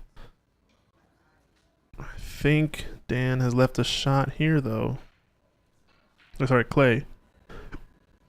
Yeah, it looks cuttable to me for Dan, so I was going to have to control this cue ball. Probably going to go float one rail up into the middle of the table, just past the 7. He's going to actually run into the 7. Wrong side. He's okay, just barely. Problem is this 2 ball's awfully thin now. He's calling the side. Don't know if he's going to be able to kill this off of 3 rails. Depends on how hard he has to hit it. He might have to go the extra 2 rails around the table, but I think he can kill it with some inside. No, he's just playing the safe. Okay. Prudent choice. Always a smart shot is Dan, and I think he's covered up at least enough of the potting angle to not make this 2.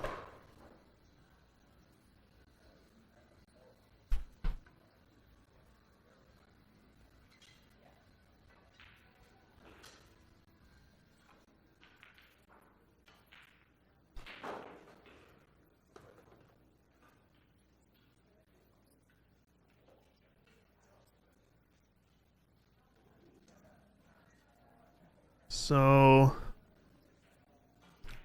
definitely has enough room to jump it since it's only a partial ball. Just want the jump cue, and I think he's playing the jump safe.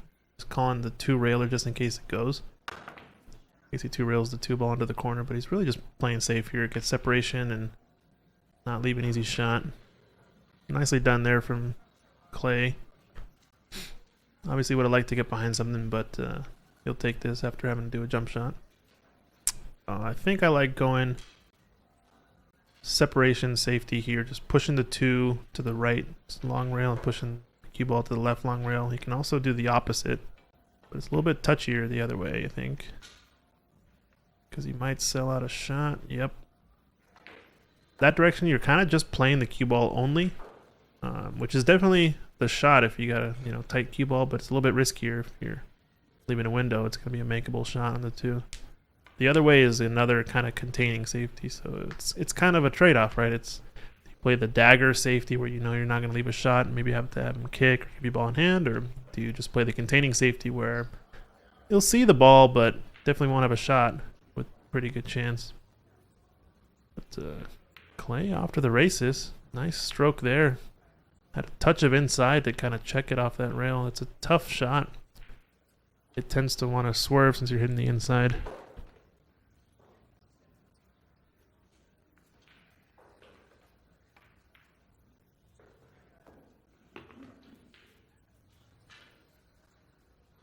And he's pretty good here. This 7 ball is kind of tricky.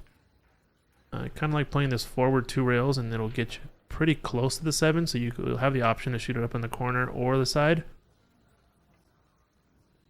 Your cue ball just to the force follow, top spin. Should hit around the diamond and a half along the right long rail. And kind of float forward. I guess must be an easier make based on how he shot that. He just stunned across, so must be easy to just cut this into the side.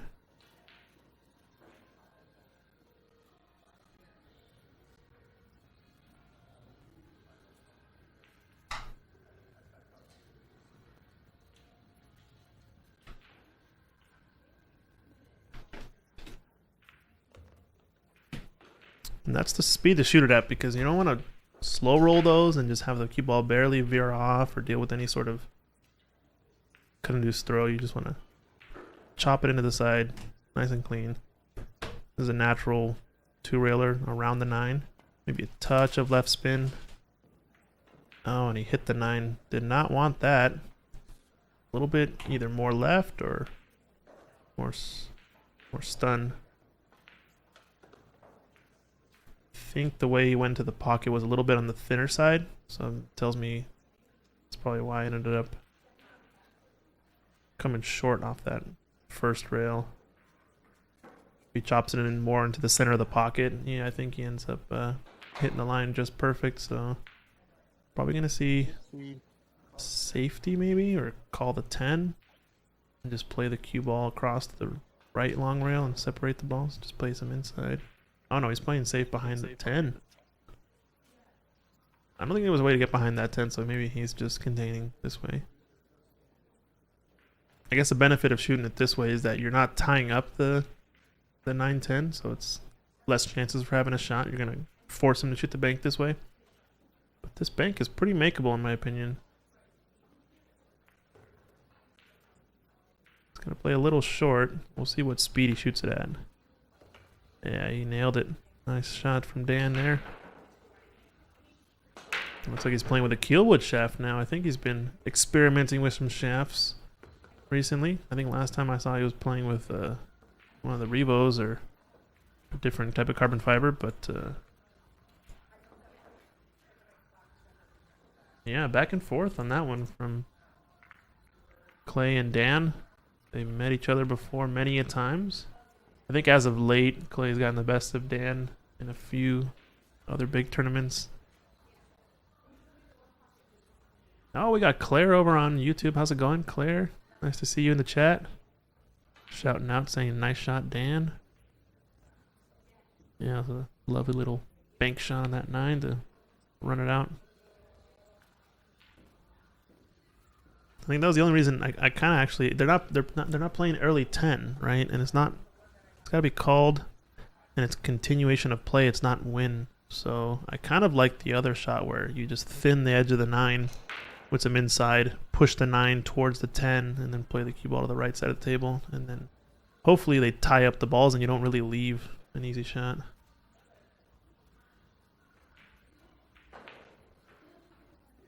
Yeah, you're solid, Claire. You could play in this tournament. Just sign up next time. It'll be good. I'm sure you surprise some folks who don't know you.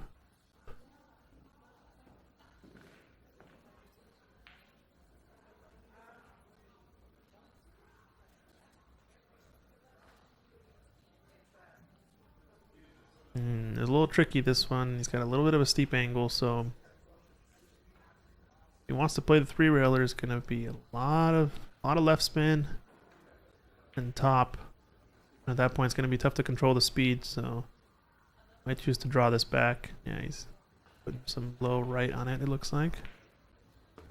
And just playing for center of the table, but catching it, I think, thick to the pocket.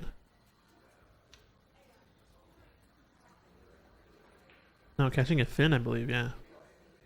You'll be cannon fodder. Yeah, we'll see, we'll see. I'm sure you can best one of these folks in here. No one's unbeatable, that's for sure. Not on these tables. And probably as good of a result as he could have gotten on a miss there. Ended up uber thin, just went for the thin cut. And does tie up the 10 over by the 5. Purple 5 up in the right area of the table, so I think we're going to be seeing a bit of a safety battle once again.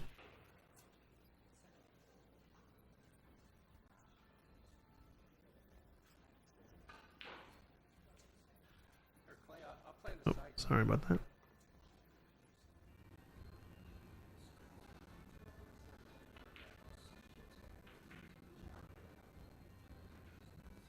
So, just playing 2 rails, maybe 3 rails.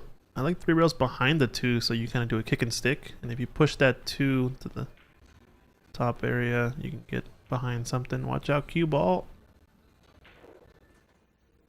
Did decent there. Although he might not like his next shot at the table, because I think this is going to be fairly straightforward safety. Just kind of cross bank this 2 down by the 3. Oh, he went for the shot. He's playing more aggressive, Clay is, I feel like, than normal. And the only reason I didn't like that shot right off the bat is because you still got a cluster over here. I guess the cluster does have a natural breakout, though, with the 4 where it lies. 4 to the 5 is going to naturally kind of bust open the 2 balls right there. So, yeah, maybe it's the right choice to shoot the more aggressive shot. Looks like he's playing around the 8 ball with some outside spin. I see this go around the rails. Oh no, he decided to just miss the balls completely. Bump. I think that turned out much better than he anticipated. Not sure this is the pocket he was playing for, but I think now just wants to stun over and guarantee a little angle on the 4. Can bust open the 5 or play safe. Yeah, I think it's just about there. A little bit more angle would have been ideal, but this is still good. Just have to juice it a little bit more. Oh, he's playing the combination maybe? Does he know that it's not end of game? This combination. Believe that's what the rule is that was stated earlier from Chu Chang. I think he's going to have to spot this up. And the problem with spotting it up is he's going to tie up the 6. So I don't know if he's aware of the rule.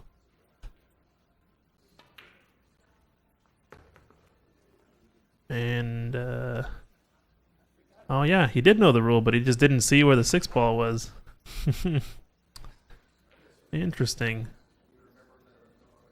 Yeah, I think just if the 6 isn't there, I think it's definitely the right shot because you're still running out. But now you got to shoot the 6 in the side, or I don't even know if it goes anywhere. Yikes! This could be a bit of a unforeseen mistake by Dan.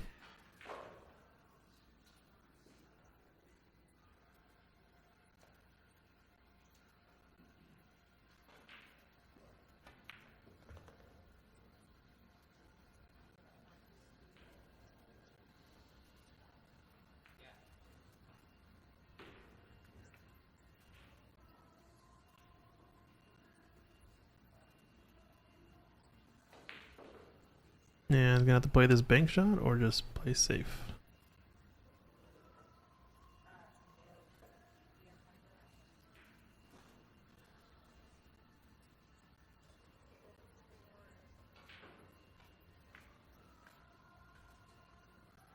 Alright, just a containing safety. Not bad.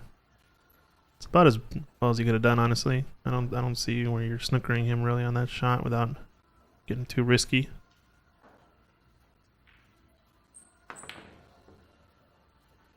and Clay trying to stiff it on that bank. A little bit too hard, I think, because they ended up super short. Claire asking, "Wow, does it work? What does what work? Oh, does the shot work?" Yeah, no, I don't think it went.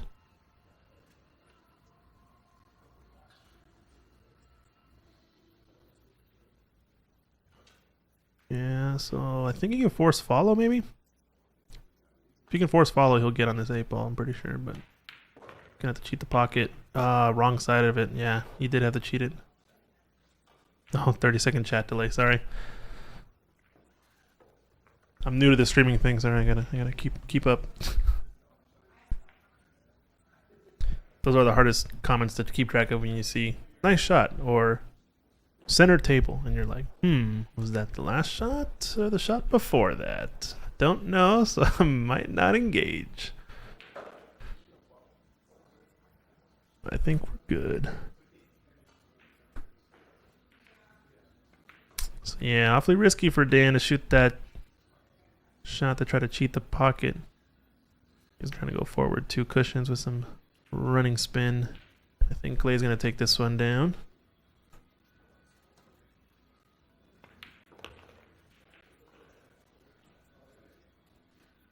Have to check out the room here and see where the rest of the players are at. So there you go, 1-1. Clay ties it up. Let's look at the bracket real quick. I think some of these have updated, so it looks like Stephen Follin and Tom Aiken are probably going to get started soon. Pavel Ustinov is playing Shu Chang Chow. And we have some B-side matches.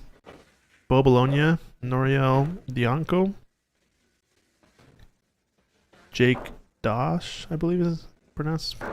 Apologies if I mispronounced your name. Jake and Matt are playing.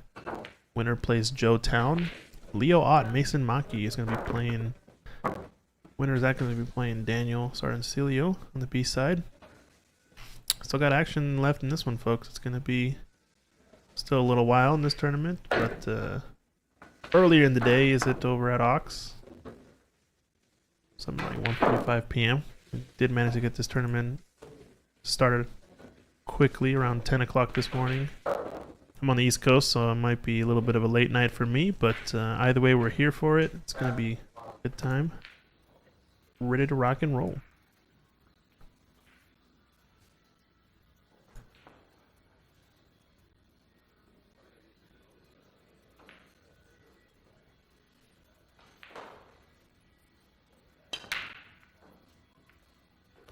Oh, cue ball got a little kiss there. Unlucky.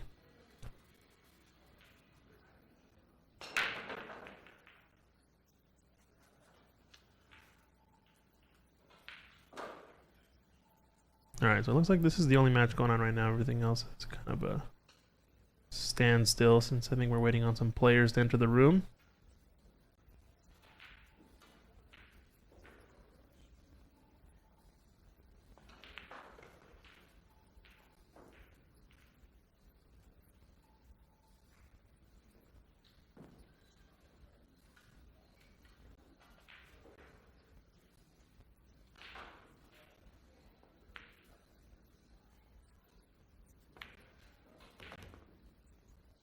Looks like we got Toshi in the stands. What's up, Toshi? I won't put him in the spotlight. Looks like Sue is here as well. Supporting Dan and Clay, I'm sure.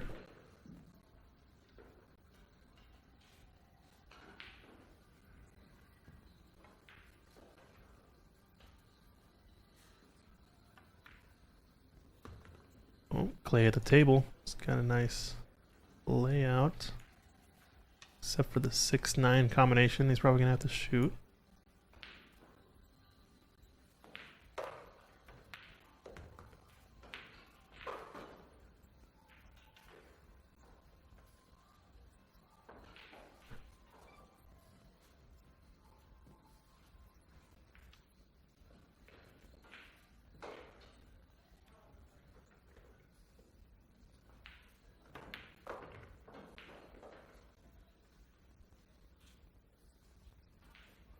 It's looking pretty good here. Yeah, this is going to be the shot of the rack, I think. 6-9 combo. Can you play it in a way that you can control both balls and get on the 6 afterwards?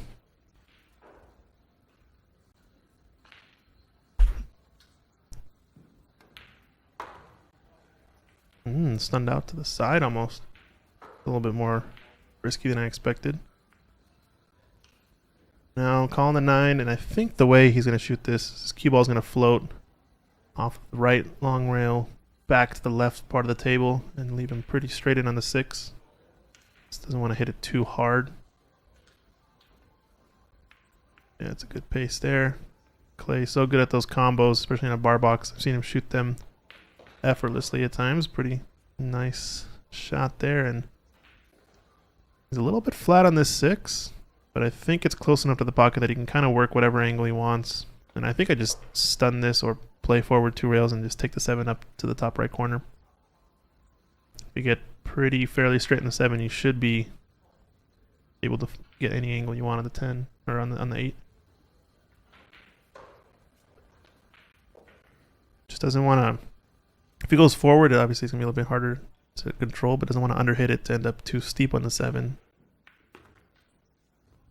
Yeah, it's a good speed. You prefer this angle than to being underneath it on the other side, because here you can use the rail to control the speed, to kill the angle, to let you creep up table with some spin. You have a lot of options. But if you're going the other way, you really only have follow to deal with, and maybe you get too steep and you have to shoot the 8 up table. Who knows?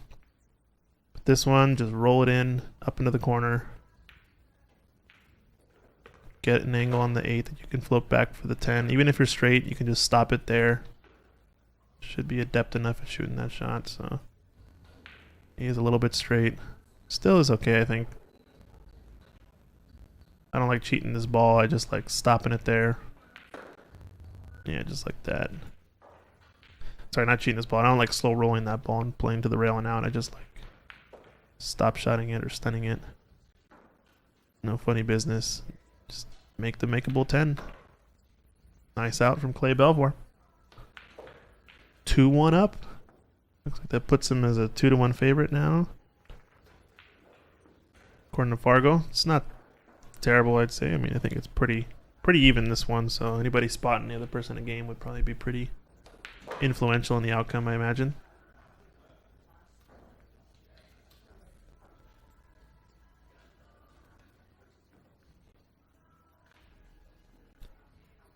But let's see what do we got. Table 4. Oh, we got the wrong scoreboard up there. Looks like Nielsen's just... Woody's just warming up there. Looks like I got Tom also just warming up for his match against... Coming up against Stephen Follin. But we got the big match here. To the monsters. Clay Belvoir, Dan Louie. Both players easily can win this tournament. Maybe not easily, but...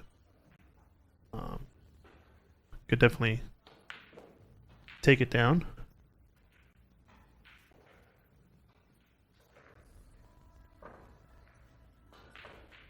I'm gonna see about trying to add somebody else to this commentary in a little bit.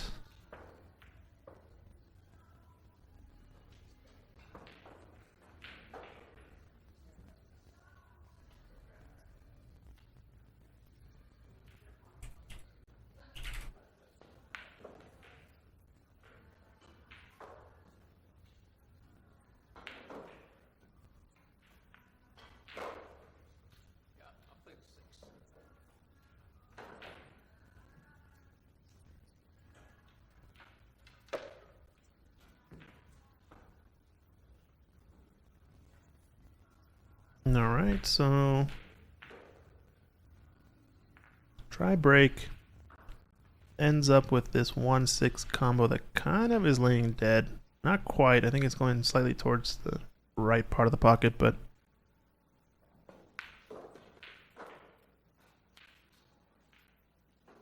should be able to knock this in and control the pace enough. Yeah, it's lined up to that point. He didn't hit it thick enough. I thought he would have seen it. But maybe he just had a slight off with the cue ball.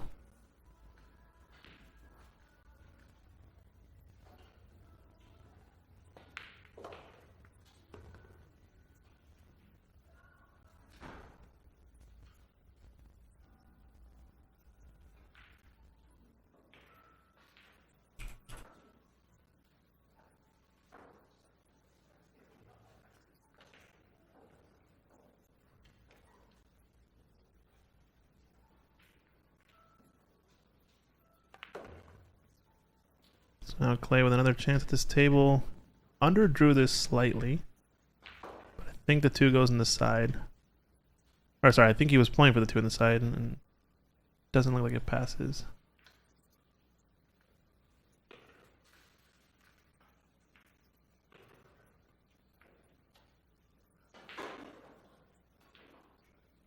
Ouch, tough miss. I think he had that run out if he makes this ball.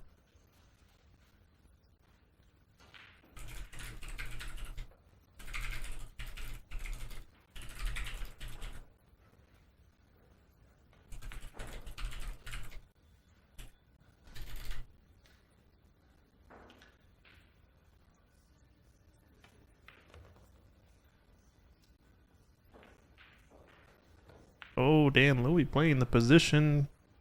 Rink-dink between the balls.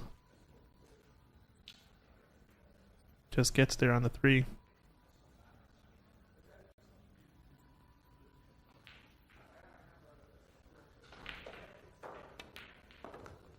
Oh, nice shot here.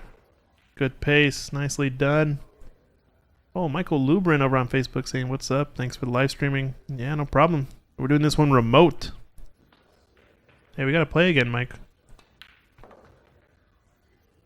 Maybe next time I'm in Seattle, we'll see.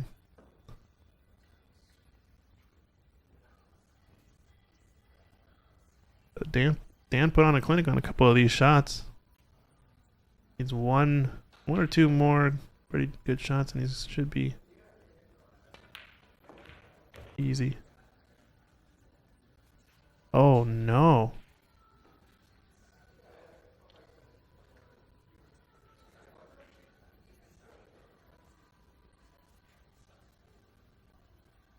What has happened there? Was stunned into the side. I totally missed it.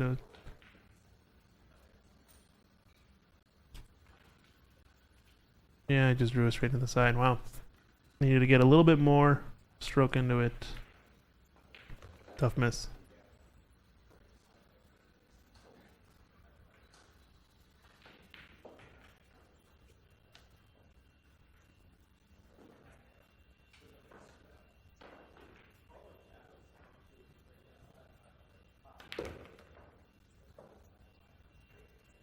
Yeah, good cue ball control, running the rails, good line, pretty easy on this 9 ball. Oh, uncharacteristic mistake from Dan to go straight into the side pocket.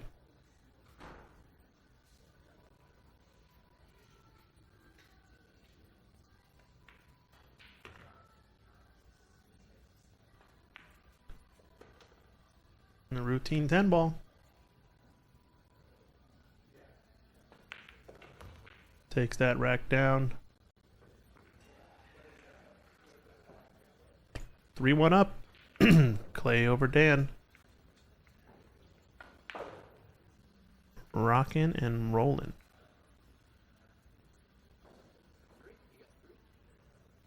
Three to 1. Whose break is it? I believe it's Dan's break.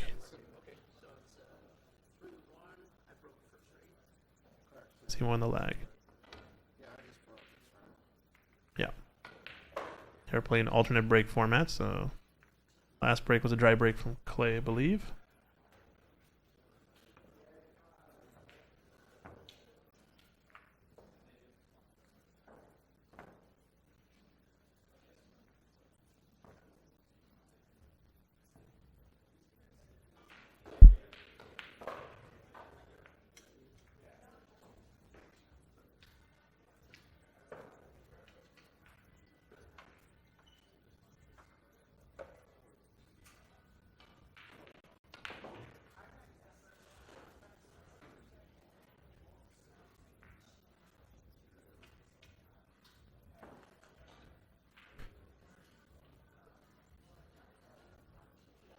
Alright, so Dan Louis, after a tough mistake,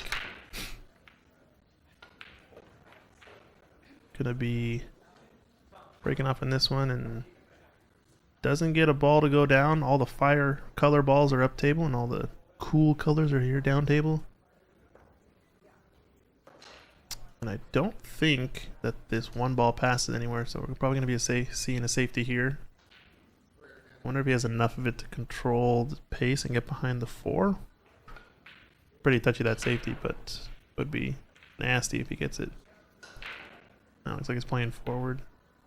Yeah, that's the shot he's playing. And I think that's where you see the pro players are able to get that ball just so tightly tucked up against that ball that it's like almost near impossible to kick at. Where here, I think Dan can actually jump at this ball. He's only got to jump maybe a tiny edge of the 4. Definitely an edge of the 9. I think this is a makeable jump, and it's going to lead to some sort of position if he has enough draw. He's playing swerve. Masse shot, I guess. Yeah, nicely done, but he's going to get position. That was always the tough part of that shot. Good masse from Dan, though. Now, how do you kick at this ball? You kick at the bottom rail first. I think that way is going to provide him more cover, as opposed to going right rail first.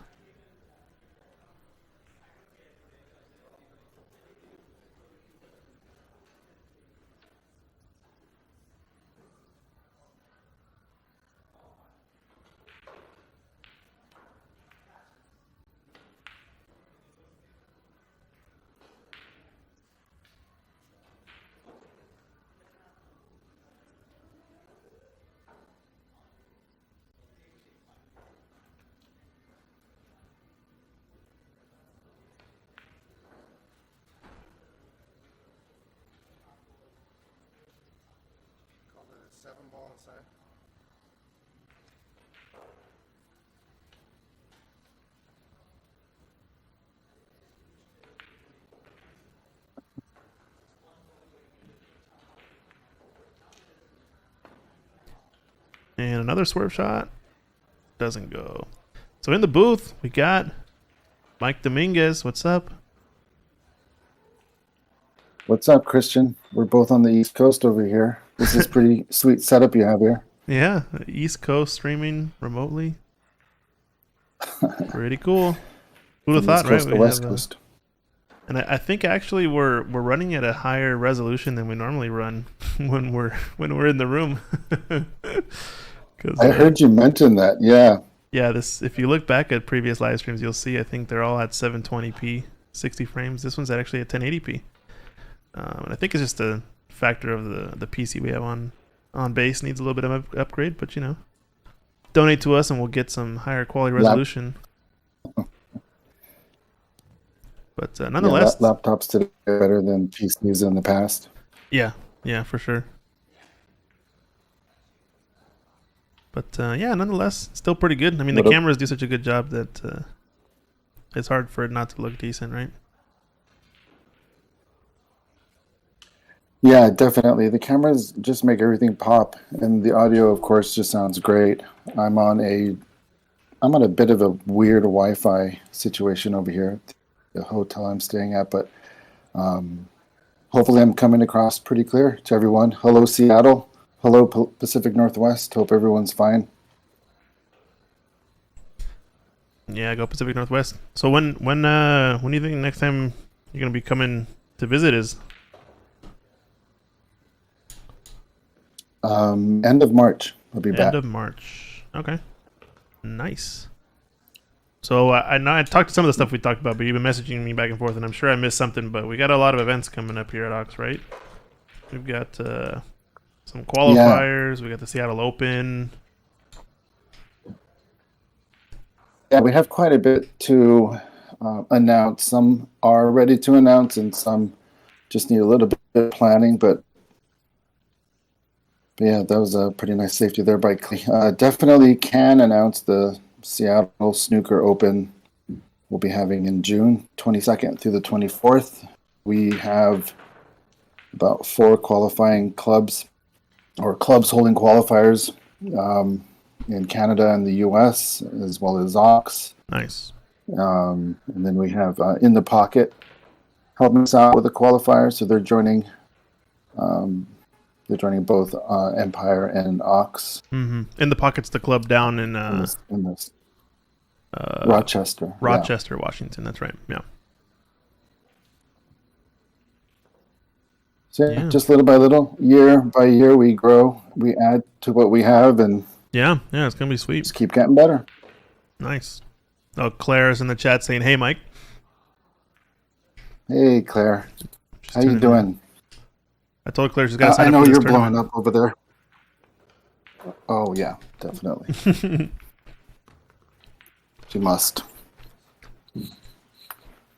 I think she'll surprise some folks for sure. It'll be good. We'll put her on the stream table. So now what do we got? Ball in hand for Dan. I think Clay came a little Dan bit actually short. visited me. Oh, really? Yeah, Dan was up here for a bit. I think he's been to New York Athletic Club before, right? No, this was the first time. But I mean, he's been here in reputation. When he walked in the room, people knew who he was. So I bet you that felt good for him. Oh, yeah, for sure.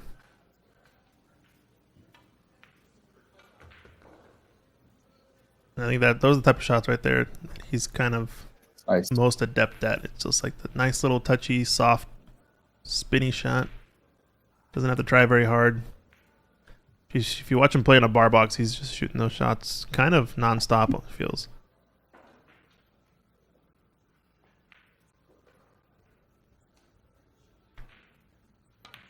He had a little bit of a mistake earlier, but doesn't happen again. Overran this position. Ooh. Just hit it too juicy.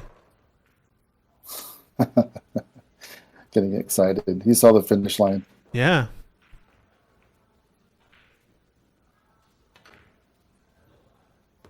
Yeah, it's a good shot there to recover. It's going to leave a tough-ish 10 ball, but he'll take it based on where he was earlier. Secret Wong in the chat saying, tables are fast. Yes, they are.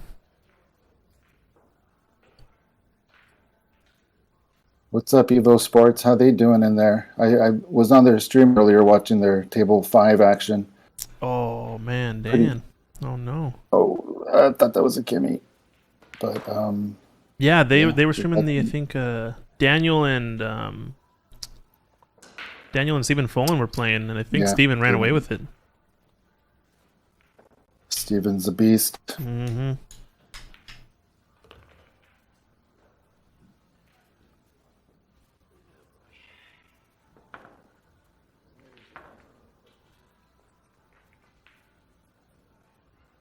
Oh, okay, so they're on that table, Secret says.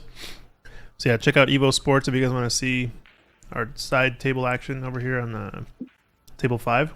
They got their portable setup running and testing it out for this tournament.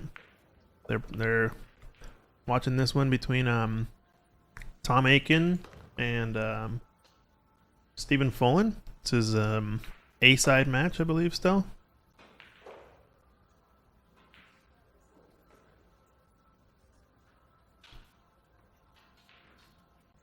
Evo Sports says, Table 5 stream is smooth today. Thanks, Oxbilliards, for the opportunity and collaboration. Yeah, no problem. Always here to collaborate and expand the world of Q Sports. It's always been our goal. So, Steven's up 1-0, looks like. Okay.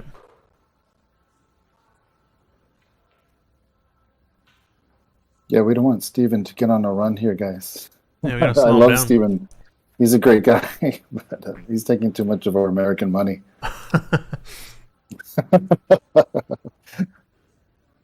Yeah, you'll get a kick out of that. But yeah, I was back to Dan Louis up here. We have in the New York Athletic Club, we have 2 3-cushion tables. So we were hitting a few balls around. And Dan's there. pretty adept. Yeah. Well, these are ancient. They're very beautiful, but they're old, so they're reacting much differently than Okay. the one he has. Yeah. But yeah, it was fun. I love that game. Yeah, that's awesome. Yeah, the moment I Let's first saw break it. down a wall. Yeah, Let's break down a wall. Put it at 3-cushion table at all. down. Just break down the wall behind Tom right there or something. I don't know. Isn't there just a bunch of concrete back there? We could just make a hole. We could dig a hole. Yeah. There's been a lot of holes dug in that basement, I'm sure. You know, What's one more? who's saying Secret saying that he's trying to convince you to do another event tomorrow? Another event tomorrow? Yeah, I got a feeling Who's this. he? I don't know who he is, yeah, but they do have a chance, I think, because with only 18 players, this tournament, I imagine, has a chance to end tonight. Might be a little late, but it could end up finishing tonight, especially if they split. Looks like break time, though, for Dan, since he's got a couple of back and forths. Let's go check in on this match. We got Bo Bologna. Oh, Steven is he. Okay. Bo Bologna, he's playing... Who's he playing? I think he's playing Noriel, who played Daniel earlier. Yeah. He's on a tough 8-ball.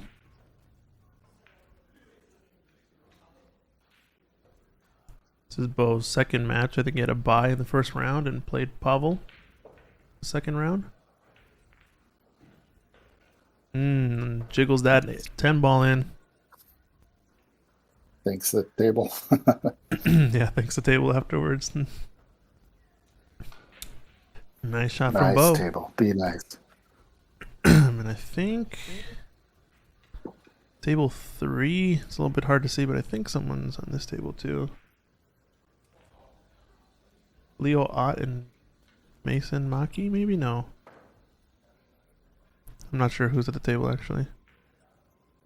But let's go back and watch Steven and Tom while we wait for player break on our main match table. Oh, it's 3-2, it looks like. Bo is beating Noriel on table 2. Nice.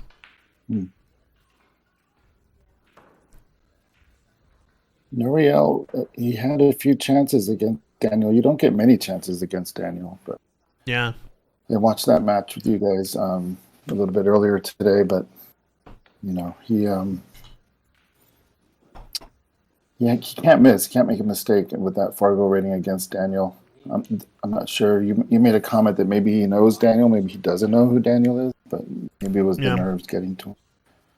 It says, I think, in Fargo that he's from Canada, so he might just be hitching the trip with all the rest of the Canadians that are here. Looks like we have, what, 4 or 5 Canadians here in the field? That's great.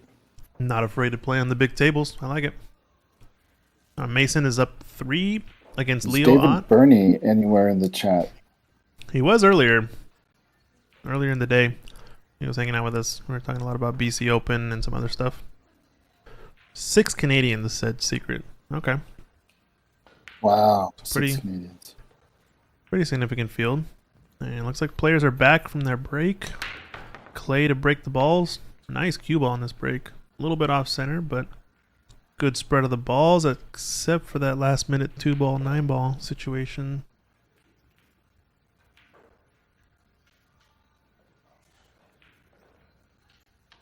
Yeah, but top 147, they're going to be having a hay ball qualifier.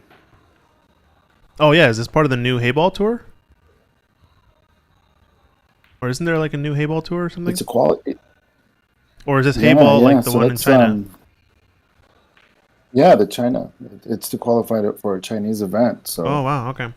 all you people playing on a Baby Ox, Yeah, heads up. that's we the gotta one. Follow that. Yeah, for those who don't know, I That's your think chance. Hayball is what they call Chinese 8-ball now, right? In a lot of tournaments? Or Yeah, the they tour changed. is called that They now? changed it. Correct. Okay. Yeah. So Hayball, Chinese 8-ball, not bad. So I think this is going to be the decider right here in the rack. This 2-9, I don't think the 2 actually passes the 9 into the bottom right corner pocket. So it's going to be tough to run out from here. At this angle, though, he's going to have to use the rest and needs a lot of spin if he wants to run into these 2 balls. I wonder what Dan's going to pull out of his hat here.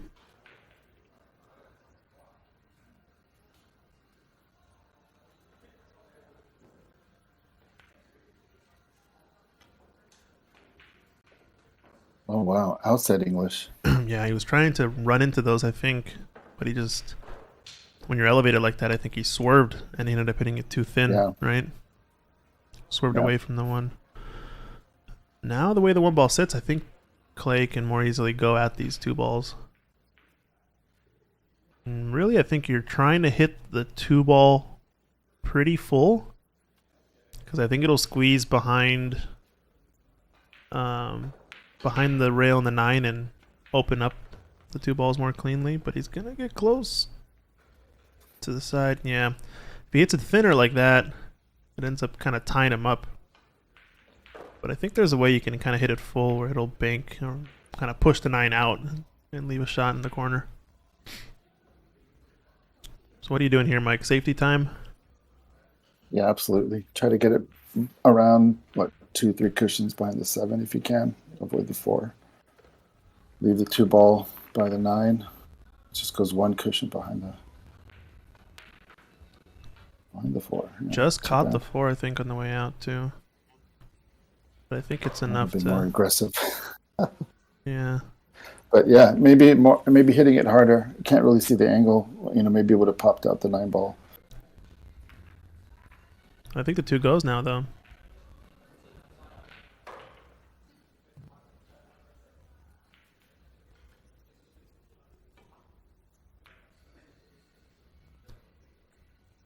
Based on how he hit it, I think it did go. Just maybe missed the angle a bit.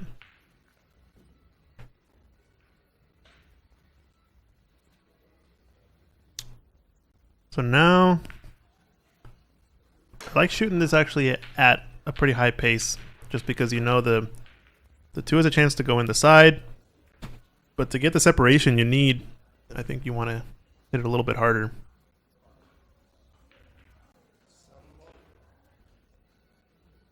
Maybe make the 4 What's that, Arch It? combo. Oh yeah, Arch It on the stream over on Facebook. What's up, Arch It? How did you do in the snooker tournament, Archit? Did he play in a soccer tournament recently? Today. Oh, there was a tournament today? I saw his name.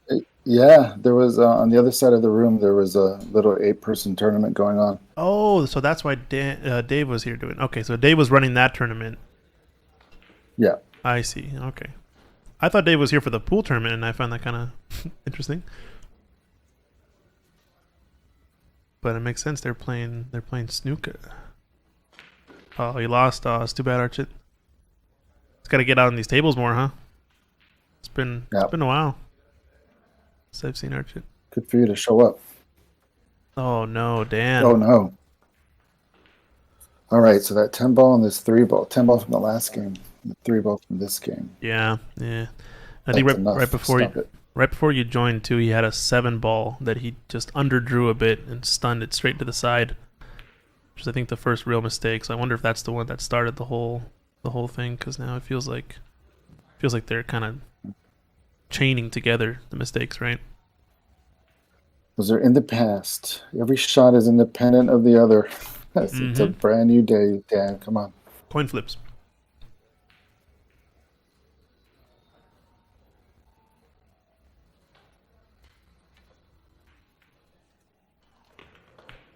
Oh, he hits the 7 nicely here, but it's gonna have an off angle. It's not making life easy.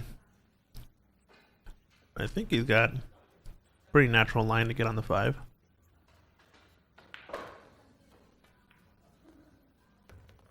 Gonna play 2 rails, watch outside pocket. And he's good. Nicely done. Alright, we got a score update from Secret. Table 7, we have Jake versus Matt. 5-4, Jake is up. Table 3, Mason is playing Leo. Tied up 3-3. Table 2, we have Bo playing against Noriel. 3-2. And table 5, Stephen Folan versus Tom Aiken, 2-0 up for Stephen. And then we have our match table here, 4-1. Alright, so this is the shot right here. This is where Dan has been making the mistakes. It's been like this second or third ball right before the run out. So Wasn't the best position. Yeah, but he's got the shot here still. He can stun it or draw straight back, whichever one he wants.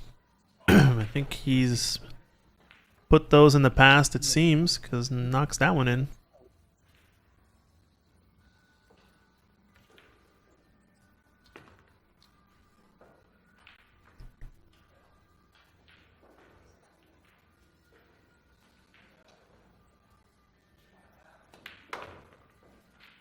Bang. Nice. Oh yeah, Archit says last time he was in was during the farewell party. Oh man, that was last year, wasn't it? Yikes. Alright, well 4-2. They're giving up a couple racks. Dan's still in it. And breaking, I believe. Looks like Fargo Ray puts him at 4-1 odds for Clay to win this. Being 4-2 up, and yeah, I think it's fairly close since they're pretty even, I would say. These players know each other pretty well. Just a heads up to everybody out there. We had a request from Darren Appleton. He wants to come back April 19th through the 23rd. If you guys are looking to revisit some of the things that he went over with you on the previous trip he made, or if you want to take a coaching lesson from him, just contact me and we'll set things up. I'll put a formal announcement out in a little bit. But yeah, so he really enjoyed his time here and wants to see you all again. So yeah, Darren Appleton will be here in late April. Yeah, that's awesome. Late April. Okay. Secret. Is that Mike in the commentary? Yes, it is. We're both popping our wine over here on the east. I mean, our juice over on the East Coast and hanging out with y'all. My grape juice. Pretty good. I have Greek grape juice. Greek. Nice. I think mine's from Washington, actually. Oh, nice. Or Costco. Very cool. Same thing.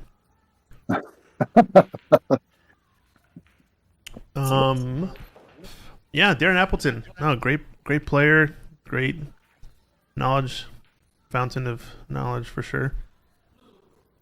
I think some people who started There's a watching unique style of his coaching style was very, very direct. It reminded me sort of like a baseball coach. I don't know why. Okay. Not quite a football coach, but like a baseball coach. Like what are you doing? Do this. Yeah. Why are you doing that? Just do this. Let's More you old know what I school, mean? more It straight was, to the fact. Yeah, a little bit. Okay. It was nice, refreshing. Yeah, for sure. Some people find it effective. Some people, tell me what I'm doing wrong.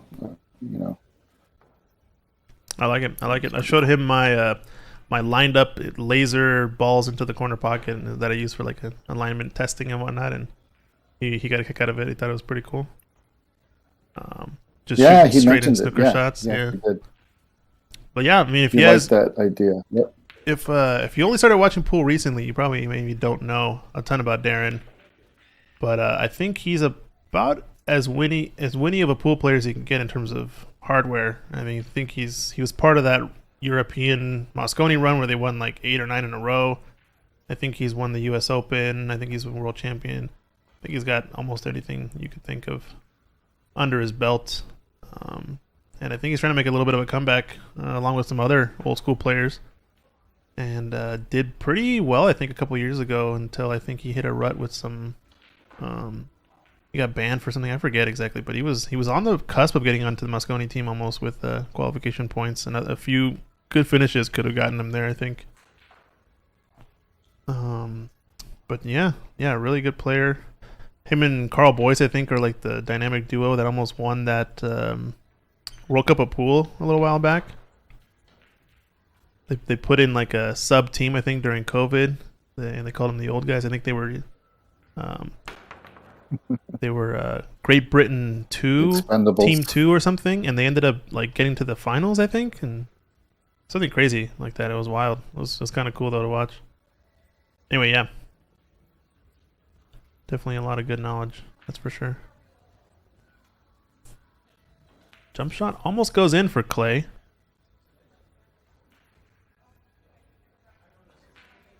Oh, Secret saying wants to shout out Ox for allowing to host the event here, and thankful we can bring events to the players in the community. Yeah, we're grateful that we have a tournament director to wants to run events. Glad we could help out. I don't know if you want to say anything else, Mike. Yeah, there's no way we can do any of this by ourselves. So to have someone like Secret step up and do such an amazing job and just well respected around the community, yeah, I mean, it's a no-brainer, and she has been doing a wonderful job, and it's only the beginning. So it's just like we try to do with everything. We always want to step it up and just add to our repertoire. And yeah, she's a great addition. So yeah, thank you, Secret.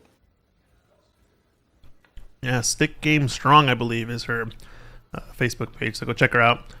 Stick Game Strong on Facebook. I think it's where she announces most of her events and whatnot. Doesn't only run events here at Ox. I think runs some stuff at other places as well. Did have some events down at a few other pool halls. I think one closed and some other things. But yeah, does a really good job of running tournaments. I think anybody can vouch for her for sure. Clay hit that one pretty on point that time. I think he was thinking about the previous kick. He had a kick just like that to hit the ball in the corner area, and he ended up coming short and gave Dan ball in hand. I think it was rack 3 or something. But that time hits it pretty much too spot on, right? Because ends up going straight in with the object ball. A little unlucky.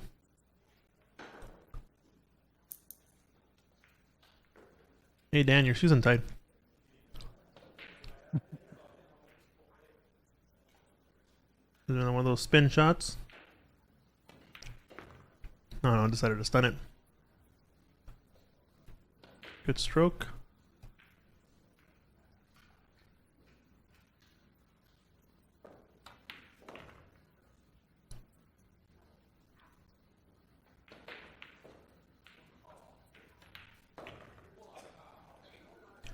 All right, 4-3. What you got? What you got? 4-3. Yeah, settling in a bit. Yeah, it doesn't look like the Dan that was making any mistakes. That's for sure.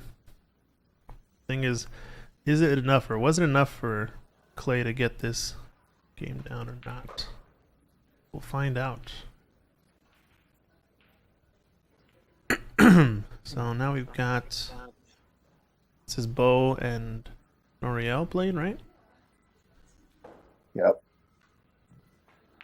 Yeah, I know who Noriel was, and I felt like his game looked pretty good against Daniel. So I think anytime I see an open tournament and the guy plays all right, and I don't know who the person is, I should just assume he's Canadian. Yeah, probably safe before bet. looking to see. Yeah, let's. Before looking. If Stephen Follin's in the room, there's probably a few other Canucks. Yeah. At this point, they should just start That's great. carpooling, right? I think so. That'd be wonderful. Yeah, just hang out here. All right, well, good break from Clay. Got, I think, pink 4-ball down.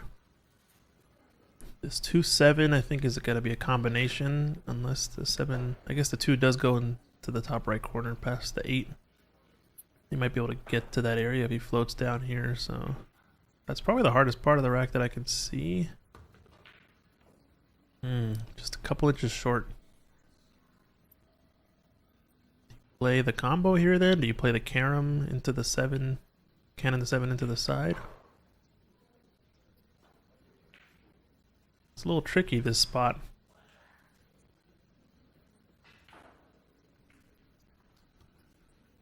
No, he's playing, I think he decided to play the safe last minute and just overhit it. That safety works if he just nudges the 7, because it'll slow the cue ball down just enough. Is that past the 8 ball? Can't tell. No, it doesn't pass, so I think maybe you're going to see another safety here. Let's roll this onto the 8. Cue ball touches the rail, it's good.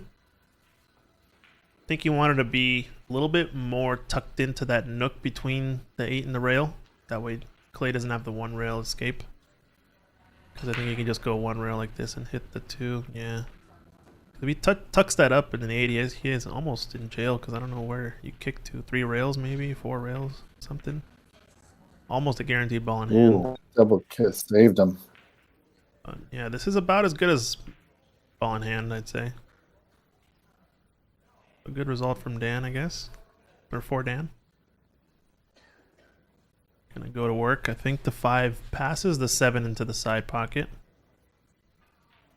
Also goes into the corner, down past the 6. He's really got options here. It's gonna depend on what angle he gets on this 3, I think. Okay, this tells me probably corner, past the 6. Get pretty straight on the 5, I'd say.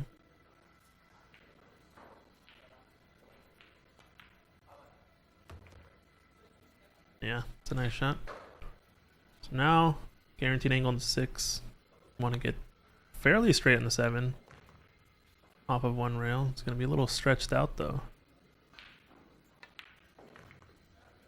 Yeah, I think he just juiced it a little bit too much again. He's stretching out. Now, I think he's going to have to go around the rails. Or he can I don't think he can slow it. Spin it with some high right spin. It's a little bit more spin probably, but I don't know. Not out of the woods yet.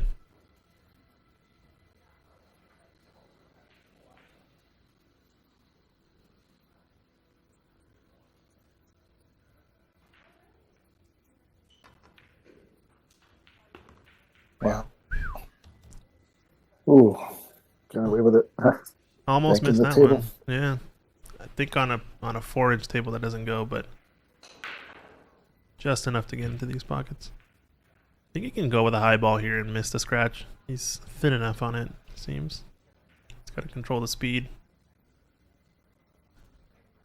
Yeah, or just blast it so it comes back down. Oh, Oh, and he's shit. got the classic safety He though. held it. This is a shot that you can't be too upset about because you kind of know it's coming as the incoming player. If they're playing that pace to hold it there, pretty often you're gonna get this type of snooker. But I think if you're Clay, you're happy to be back at the table. That's for sure. Play this 2 rails behind the 9 and try to kick it, stick it, and just leave some distance maybe, and hope the 9 settles on the top cushion. Or goes in, maybe. I don't know. Call a pocket. I'd call the top left corner, probably. Or the side. Did he call it?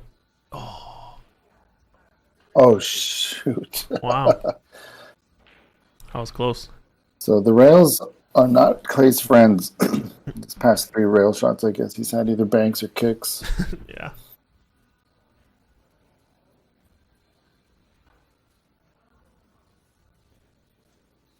I got like stop shot. If it's not too much angle, then just do a stun, or what is it called? A drag shot. That's the shot. Don't ever slow roll those. You don't want to mess with the table. You just want to guarantee the straight line. But Dan missed this shot earlier. I think he's got this one now. He's not letting it go. 4-4. What happened? We got a match, ladies and gentlemen. What's going on here? All right. Well done. You did say that it was evenly matched, and it was, what, 4-2? Yeah. And so now it's evenly matched. But Dan has the momentum.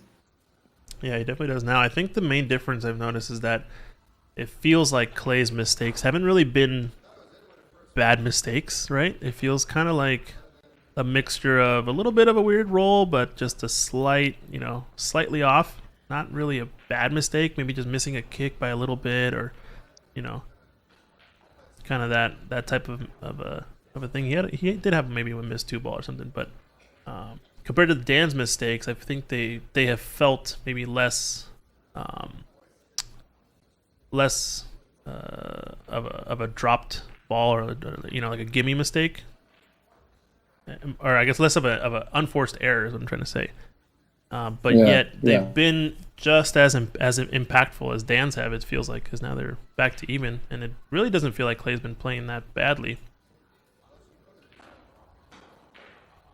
So I think it's always a Those are great combination bad of people. things. There it is. Break pad.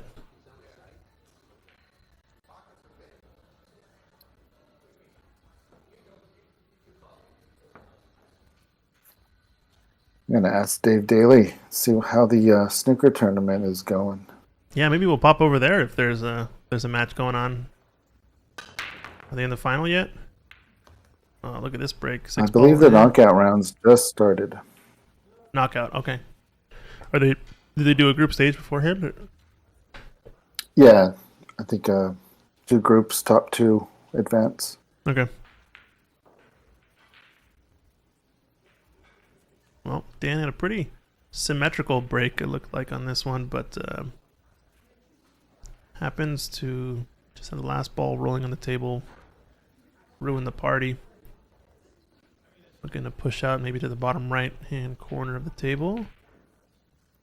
It's not terrible because it's kind of hard to play safe with not a lot of balls in the way other than this cluster down by the 10 ball.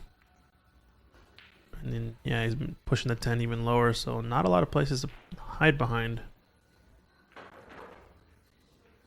Don't think Clay gives us back. I think he takes on this safety. All right, hear me out. Do you go full aggro and try to stun this ball and run into the 3 ball? That's it. Yeah, that's what I was thinking. Try to carry him and make the 3 ball? He's just playing the absolutely. Boring safety. With the amount of carom and 3 cushion I've been playing, and then we play a bunch of straight pool here too. So all you're doing is just breaking balls. That's it. And so I love seeing those and trying those. Yeah. But I guess when you're playing for money, you do what he did.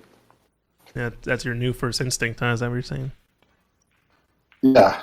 It kind of always was a little bit, but I was unsure of my abilities to do it. Yeah. So, Wow. But now I think I'm a little stronger at it. Graham Biffin over on YouTube saying, "Yes, please, some snooker would be great." All right, we can see what we can do about that. Still gonna be going for a lot of pool tonight, so I think there's no shortage of that. Yeah, it's hard to win a snooker match without knowing the score. Yeah, I think we would need to set up one of the cameras so we can just check out the scoreboard in the same shot or something. Because I assume the players will be scoring and.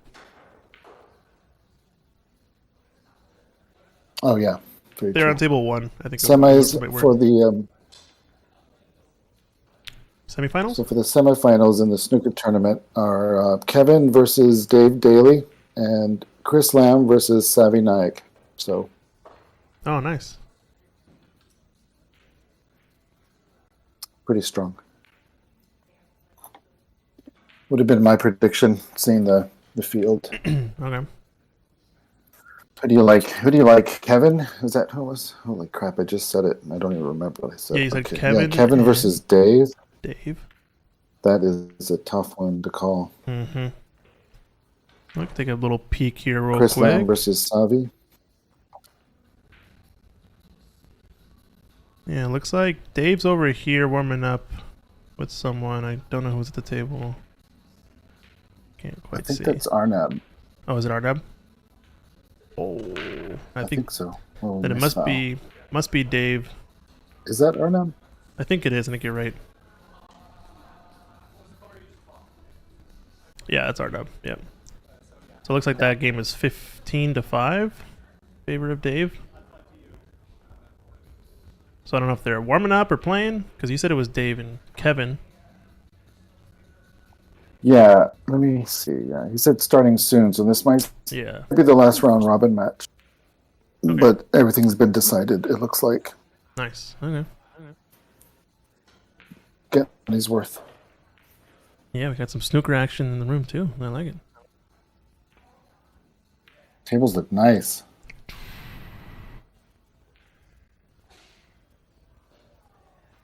The pool tables look nice too. Great job, Travis and Noah and James and everyone else and Jamie there. Yeah, I mean, it's just fantastic that the club can run by itself. While the you and I are on the East Coast, and they're doing such a great job. I just love it.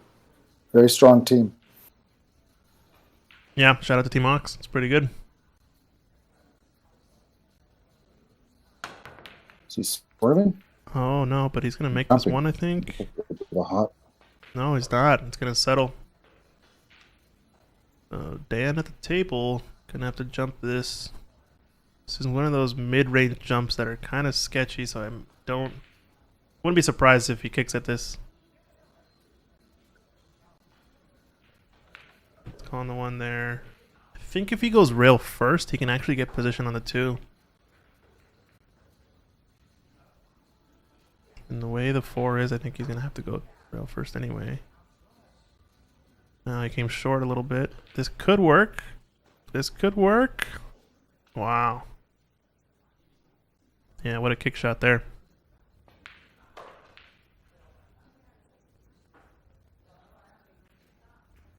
Yeah, it had to be either way. It had to be thin on the initial hit or rail first. I think either of those had the chance to get on the 2. Just get to center of the table, really. Now we're going to see a stroke here from Dan. Look at that spin. Is it going to creep too close? Yeah, he's good.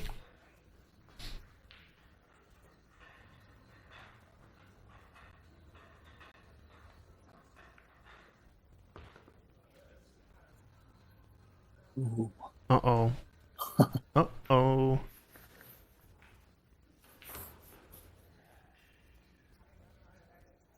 Doesn't have to do that much. Just nick it. You're left with a long shot. But I think if you try to force it, you can add some unwanted swerve with that angle. I can't see. Is there a... Yeah. Okay, that's not terrible. Yeah, it could be worse. He was able to get enough of that ball just to even stun and put top on it. Yeah.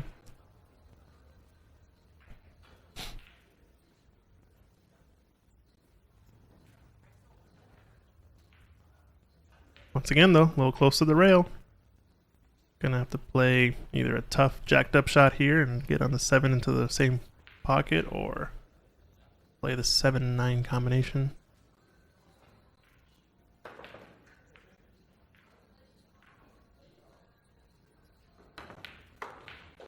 Wow. Oh, Man. do you think he got there barely? Oh, brother.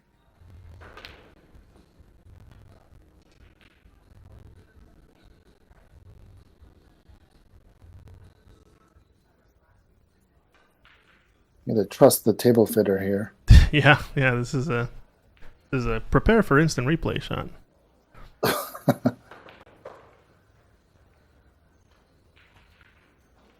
Oh, just caught the point. Oh, brother. Just caught the point. Yikes. Yeah, that was super close. I think if he just misses that point, it goes. Even where he was going to hit on the rail, I think he had it. Wow.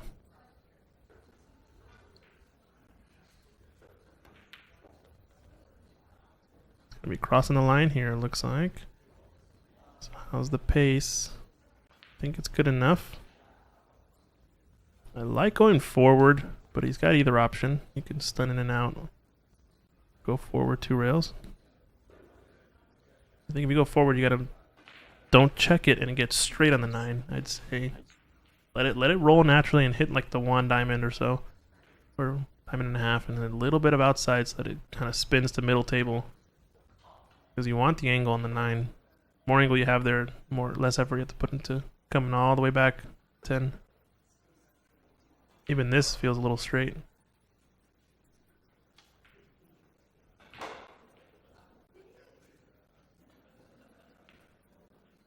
Gonna draw this. We're gonna go inside. Yeah, just drew it. Straight draw. Yeah. Well done.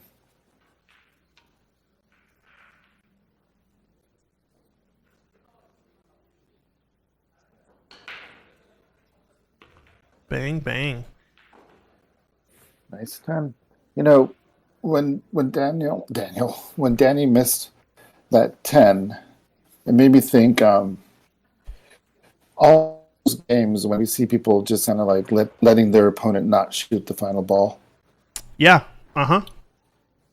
You know, it's I know kind of what you like mean. Yep. what if Clay was that type of person, like, don't worry about it, you got it. Like just let him shoot it, because you never know. You never know. Something like that could Very happen. interesting. Yeah. All right, we got a little And snooker. I know it's a respect thing. Here we go. What is that score? No, I don't know exactly. But yeah, you know, it's some people it's a respect thing for sure.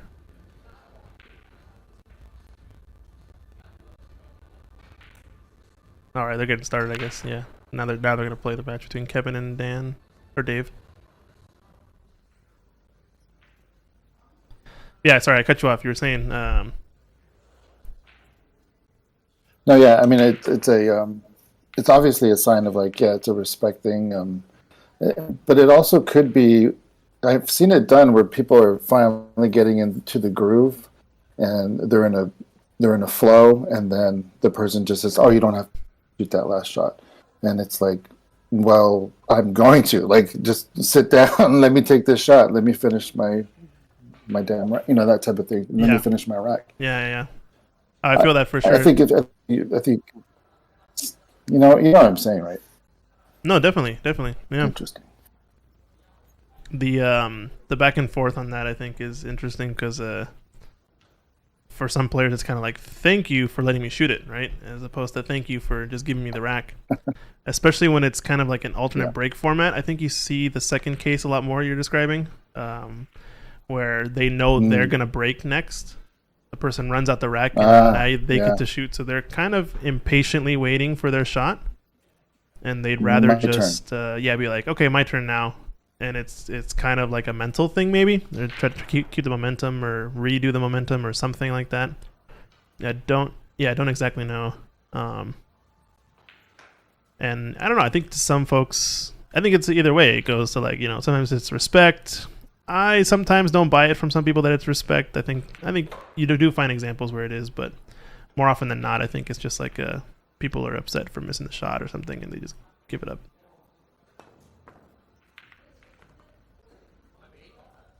But yeah, mixture of opinions obviously will arise from that discussion. And on the other side, on those green tables, you cannot concede unless you're at the table. I don't know if that's a rule in pool ever, but unless you're at the table, unless it's your turn, you can't concede. Mm-hmm. You can't concede when someone's shooting.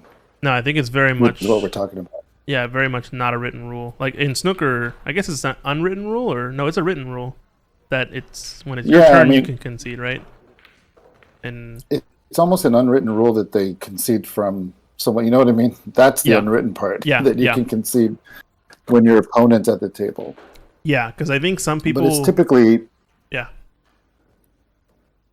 I mean, if you're sitting down and you concede, it's typically the person at the table kind of looking like, "Are we done?" And allowing that person to concede, that type of thing. Yeah. But it's hardly ever interrupting a shot and saying, "Okay, it's over."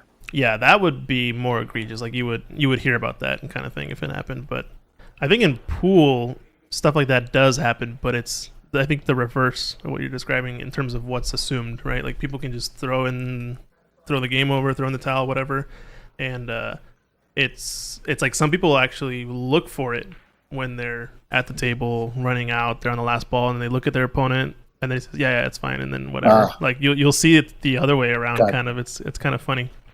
Gotcha.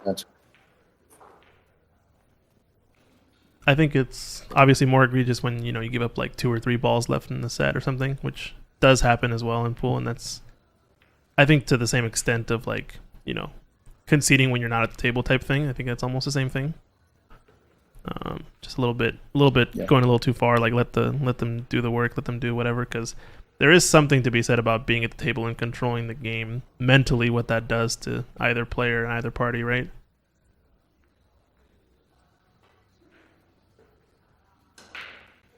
Yeah, and then to have someone snap it away from you, whether it's jumping up from your chair when you miss a shot during the match, or telling you to not shoot the last ball at the end of the match. You're at the table, so it's interesting. It's just mind games, gamesmanship. It's pretty fun to watch sometimes. Oh, Dan playing the rail first on that? Oh Wow. man, Interesting. got away with it. Yeah, I didn't think that was... Unless he was playing safe. I didn't think he was I don't playing think safe so. with that type of stroke and look, but maybe. You have to ask him about that shot later.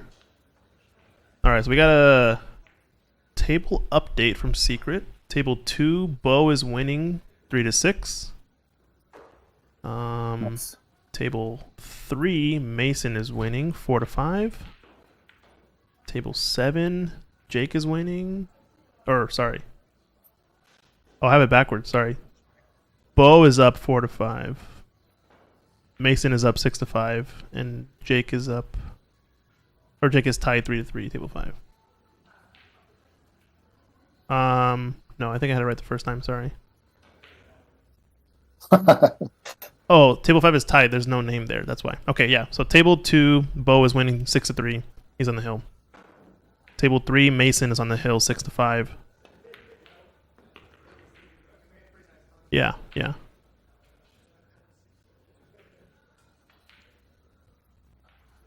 Got it. Okay. Sweet.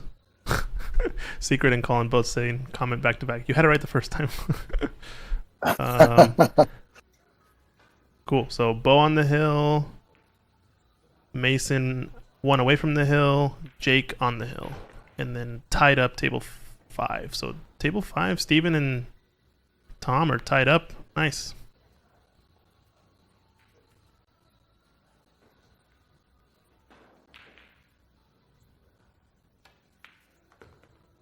So safety worked out from Dan, or not unintentional safety, but looks like he's got a chance to tie this up. He needs a nice angle on this 9 ball to make an easy positional shot. I think he's going to play a stop shot. Left-handed. Heyo.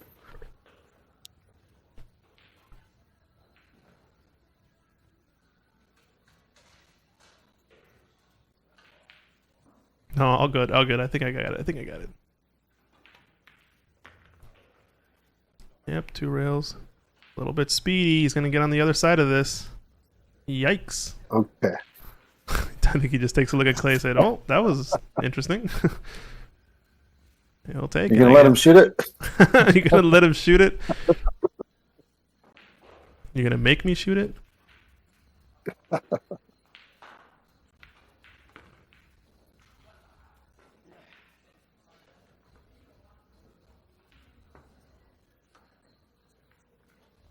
Colin saying Dan is using a Mizuno glove. Where can I get that? I don't know. You should ask him. You're in the room, right? I think you can just go up and ask him after the match.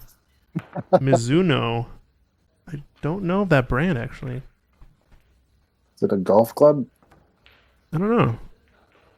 Big fan of Mizuno is Colin, he says.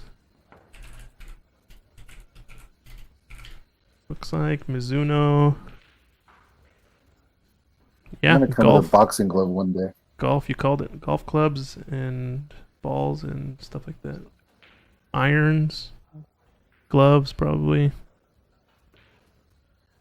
Mizuno's So a it's big leather? Japanese branch in sports equipment, so and they do a lot of. Oh yeah, I think they made my track spikes when I was in high school. Mizuno. Yeah, okay. They're a big Japanese brand, it seems. Okay. I have super zoom. Yeah. I got a little bit of zoom. I think it's only 20x. We could get the 30x zoom. That would be sick. Maybe in a future update. Dan, second time he goes into that side pocket off of the break. I believe, I'm pretty sure it was sometime in the first or second rack happened.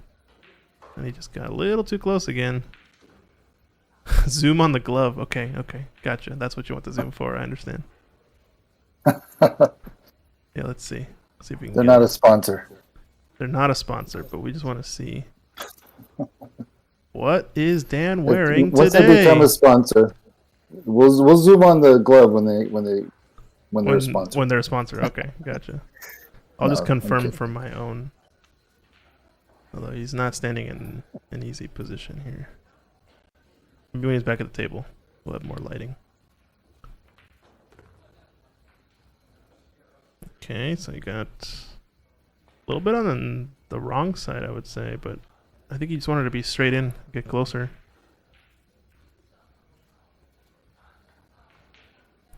Yeah, Colin, let's do it. I'm down. Let's get him a sponsorship for Ox. I'm down. We can sell their gloves here.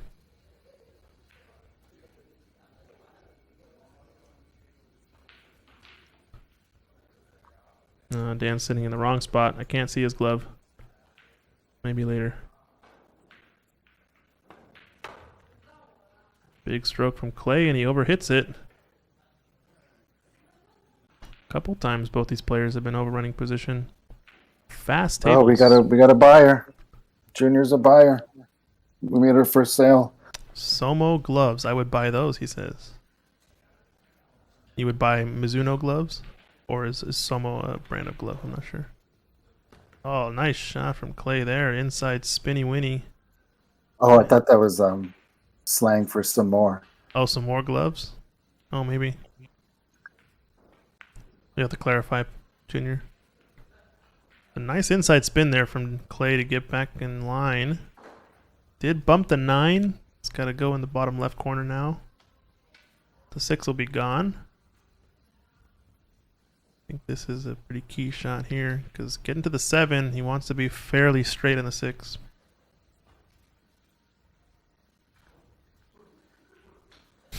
Yeah, the interesting part of Colin says, interesting part of live streaming is that Dan doesn't even know that we're talking about his glove at the moment and that it's been spotlighted on the stream. Oh, looks like he's going forward. So he's going to try to go forward 2 rails maybe?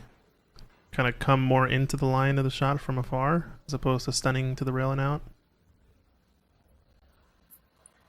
All that we're missing is Nicole's little graphics. Oh, that yeah. highlights these type of things, like a little picture of Dan with a glove or something. Wonderful work at the Northwest Cup. That was hilarious. Yeah, that was so good. Yeah, she's pretty quick too. All right, so this is the tricky shot.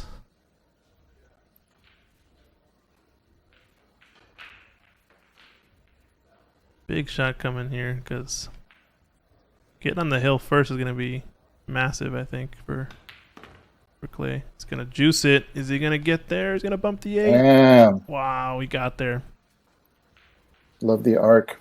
Yeah. I think he would have been overrunning his position had he missed the 8 ball and just gone around.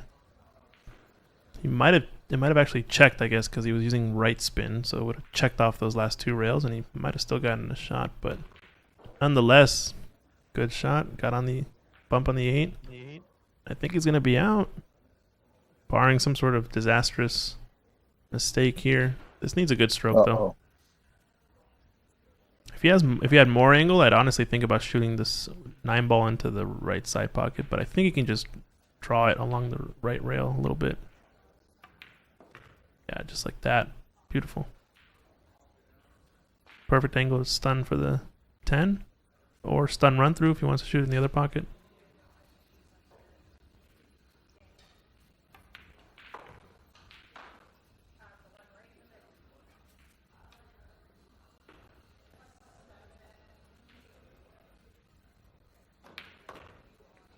Bang, bang.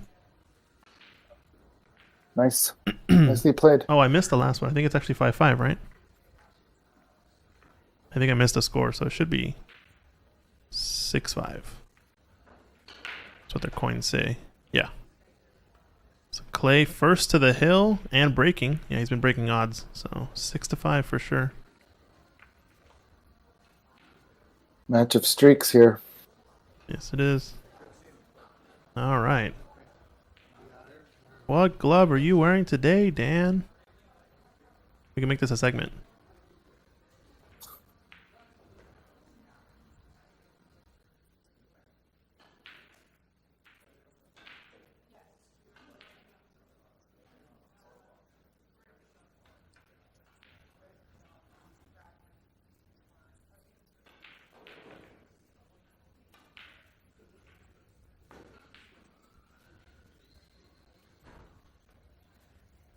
I like that Clay's very color coordinated today.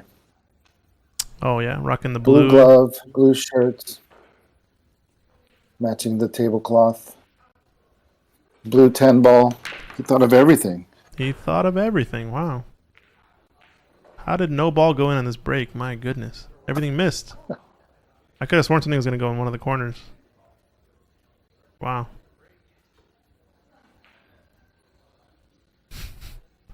Colin, you should develop an algorithm to detect the pennies on the table. Yeah, maybe, but the pennies are not that good, and usually camera resolution is not that good. I'd agree if you had better quality camera, but I don't know. Feels like overkill to me, because at the point that you have a good enough camera to check the score, you probably have scorekeeping figured out. I don't know. That's just my initial Just thought. eliminate the diamonds. Yeah, this camera's good enough to Just tell make the coins. make the diamonds light up. Oh, there you go. Yeah, the coin under the rail lights up the diamond, so the players can see it too. Yeah. Perfect. It connects the circuit. Boom. Oh.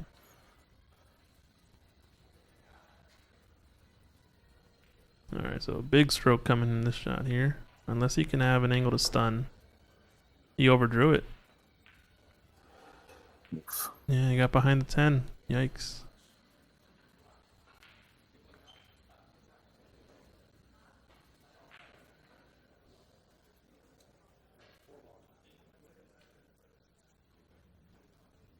Push out. That's what I would do. Aw, Dan is crossing his arms. I can't see his glove.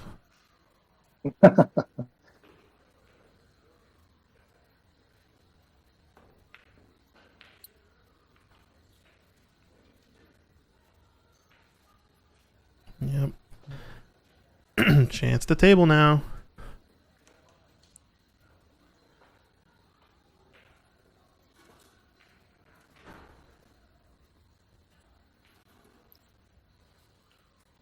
Okay, I think we'll get a shot at the glove here. Let's see.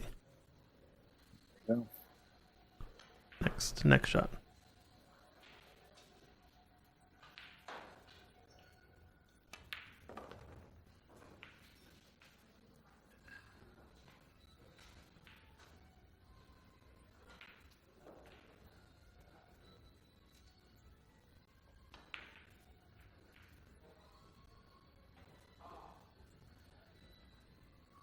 There we go. I think you're right. I think that's Mizuno.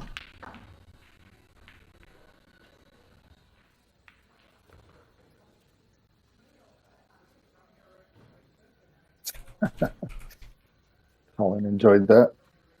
Mizuno logo. Yeah, 100%. That's it. Dang, they make gloves. Nice. It looks like the golf one, says Colin. Yeah, it totally does with that strap. It should Yeah. have it should have instead of the marker on the green, it should just be like a marker for their score. That There way you you go. never need a coin. Yeah, perfect. Ooh, a little rattle there.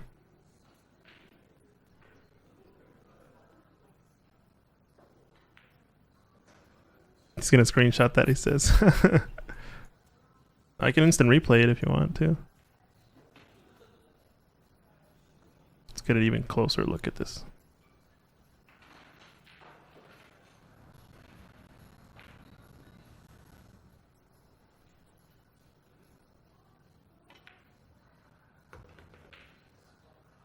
Nice shot from Dan.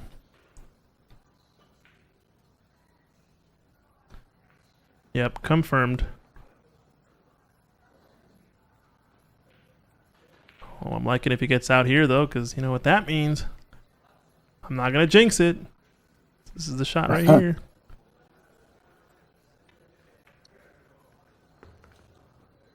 Ooh, don't get too close to the 9. Yeah, Dan didn't know his hand just got spotlighted. I guess not.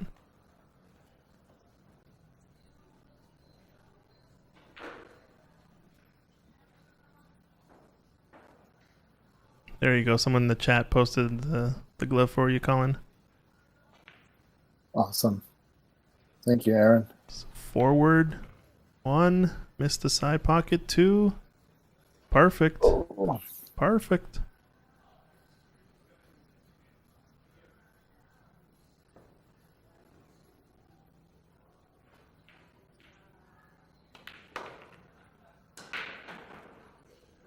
oh no.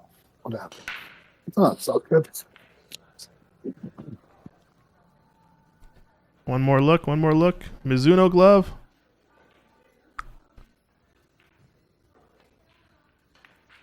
And he nails it. Hill. Let's go.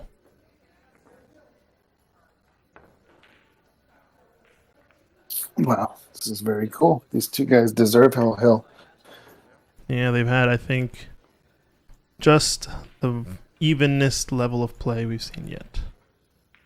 Most evenest game. Mizuno got on the hill. That's true. Nice. What was the name of your team, your APA team? APA team? Massé Therapy? Was it the Masters one that was all you need is a glove? Oh, all you So need is that glove. that? That's right. That's the other one. Yeah, all you need is glove. That's true. All you need is glove. Wah, wah, wah, wah, wah. All you need Yeah. is glove. Glove. Okay, I'm done. Anyway. Hill, ladies and gentlemen. We're rocking and rolling. All you need is Mizuno gloves, says Dan Louie. And he's breaking. It's gonna See, be good. that is copyright. when That we one? do it, it's not. No, Oh, I'm kidding. okay. Once Are we gonna get a copyright section on this stream? you Are they start gonna, selling something. yeah, they're gonna cut us. You were just too close. The audio too was way perfect on too. your Yeah, singing. yeah. You know, I'll take that as a win. Actually, if that's the case, that sounds good. Yeah, wouldn't that be awesome? Yeah. But alas, clogged up on the break here. Never a break and run on Hill, that's for sure. No, I think it's happened before, but low odds. And Fargo Rate's got it as pretty even, almost 1-to-1 odds. Yeah, those percentages are. I don't really like the percentages changing throughout the match because it's kind of like duh. Like, okay, it's 7-1, so you got 2% chance, or 6-1, you got 2% chance of winning. Yeah, I don't need a percentage to tell me that. Yeah. I think I like. Like keep it original. Like Mhm. where the percentage was when it started. That's more interesting. Like Yeah, just keep that static. It who would doesn't have been have to be expected. dynamic throughout the match. I think I also Yeah, like who's to. expected winner? I like to read it more as an odds as opposed to percentage as well, because when you do it in relation to 100, it's kind of ridiculous sometimes. You're like 99% or 95%. But when you think of it as a ratio between the two numbers, it makes a little bit more sense. Like it's a little bit closer in my mind, because if it's 75%, 25%, that looks not seems really impossible. bad, but it's like how you 75% chance to win it. But it's more like you're 3-to-1 favorite to win it in terms of odds. Right. And that seems more manageable. Like, okay, I can kind of see that a little bit more. But yeah, I agree. It's a little bit funny the way the percentages change. But a lot of people ask for it, so I think that's why we mainly have it on the scoreboard. Yeah, it's cool to look at. Yeah, for sure. So But, let's see. Jump shot, busted open the rack, doesn't leave a shot at the 1. This should change with every shot. How about that? Every shot. Yeah, I think it should do If you intra rack. Who's at the table? Yes. If he makes this one, what are the odds? Depends on the leave, I guess. So Or even if they just said, this is the odds with this person currently shooting. I think that would be interesting. Because often it's like, you're 99% favorite to lose, and you're at the table running out and about to win the match. So it's like, what? Yeah. Table 5 is also a close match with Tom and Steven, says Colin. Let's go check that out in a bit after this one. I think Evo Sports has that pulled up over on their Facebook page.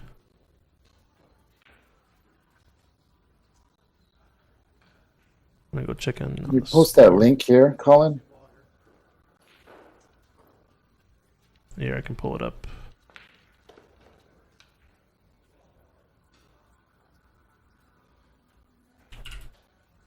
There's the link to Evo Sports Facebook.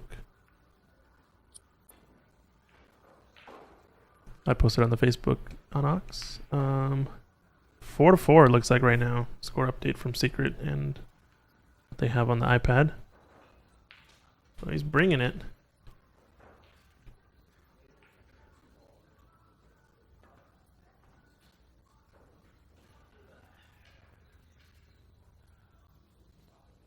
So Clay in a bit of a spot here. Or sorry, Dan. We're gonna see another magic swerve. I think he's got to swerve. This 8 ball or 10 ball's just in the way.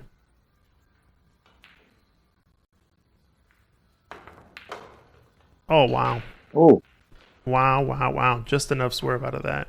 Yikes.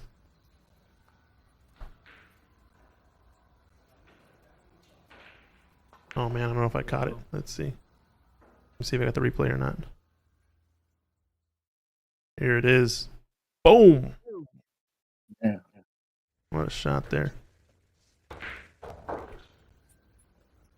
And now I think he's actually in a pretty good spot because this 3 ball doesn't go anywhere other than like the left side pocket, and I think he can go around the 5.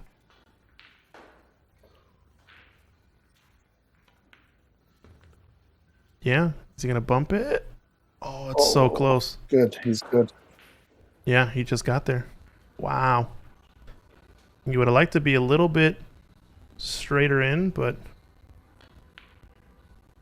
if he was straight, he could just roll forward and play the 4 anywhere in the corner. But he might actually draw this and play the 4 in the same pocket, or draw around stun draw around the 7. It's pretty tough. I like going back actually. Oh, he hit the 7 again. What a kiss! Wow. Highlight reel shots from Dan Louie. I'm gonna watch that one again too. Poof. Spicy indeed. Just the second bump is the one that gets it off the 7. Boom, and then boom.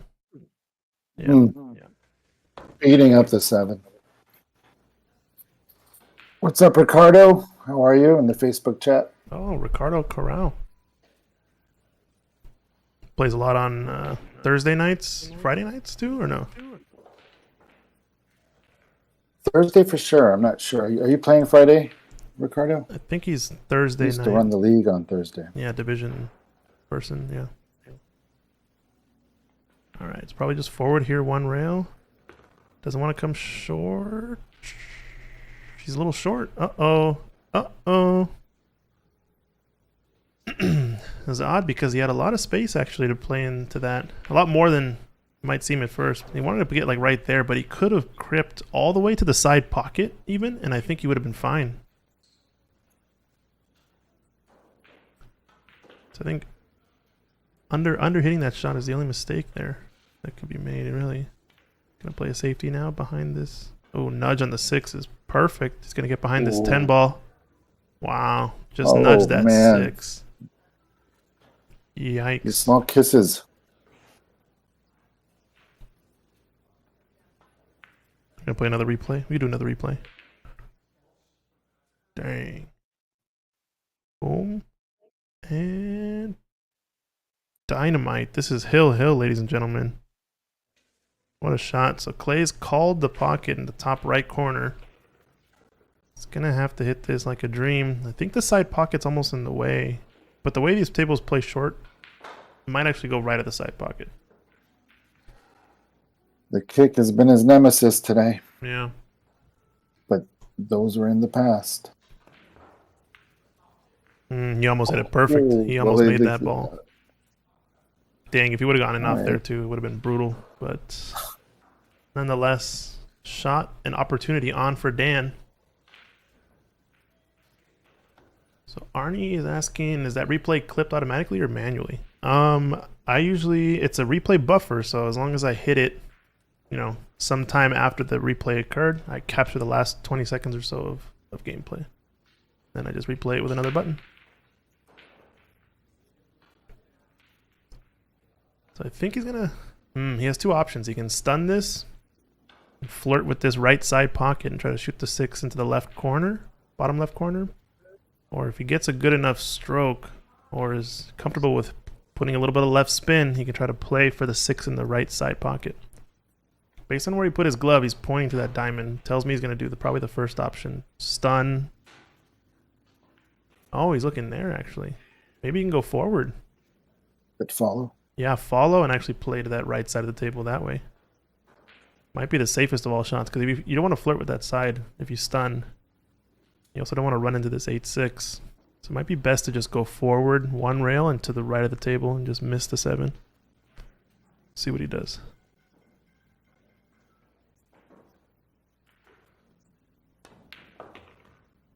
Watch outside pocket. Oh, Oh, wow. That was pretty close.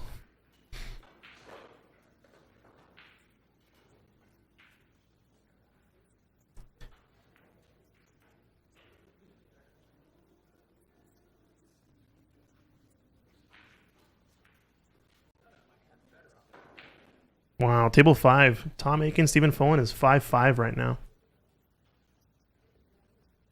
We're going to have to go to that table after this. Holy. So Dan's still not out of the woods. He's probably going to shoot this 6 in the bottom left corner if he wants to be offensive. He's looking at the line off of the 6 with the cue ball. Will it run into the 9, or can he avoid that cannon? should avoid it.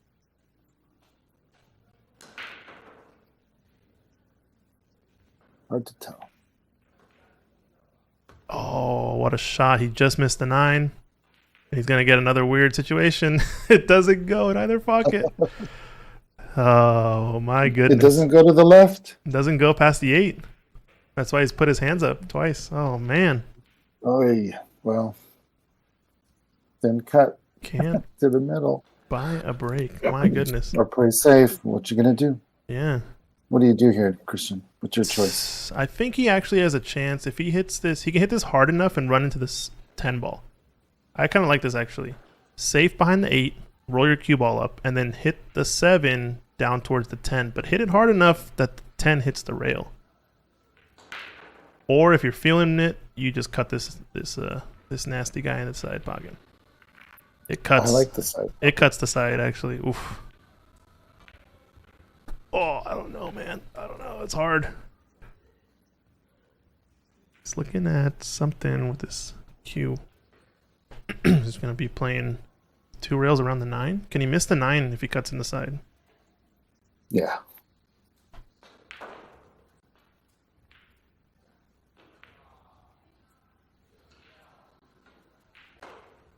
He's going side. He's going side. Oh, he miscued. Oh, what happened? No, he was playing safety. He was playing a safety. That's what it was. So he pointed to that part of the table where he wanted to keep the 7 ball. That's what it was. He was trying to line up the 7, 8, and cue ball. Whoa, if you're gonna play safe, I like your idea. Yeah, Not push it bad. forward. The only problem with my idea was like pushing it towards the 10 and the 10 not getting to the rail is also pretty brutal because you give it ball in hand. Yeah, that's tough. He did have a chance to get behind the 9, I guess, too, but I think he was playing safety on the using the 8 ball in the way. Yikes. It's brutal. Brutal way to go out for Dan because he was making highlight reel after highlight reel shot. Although, it's not over yet.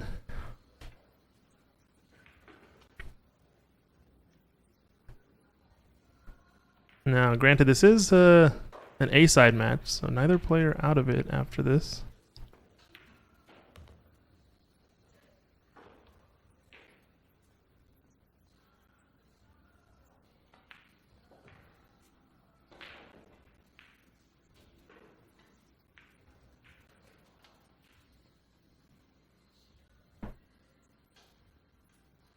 Just follow this one rail. I think he's out.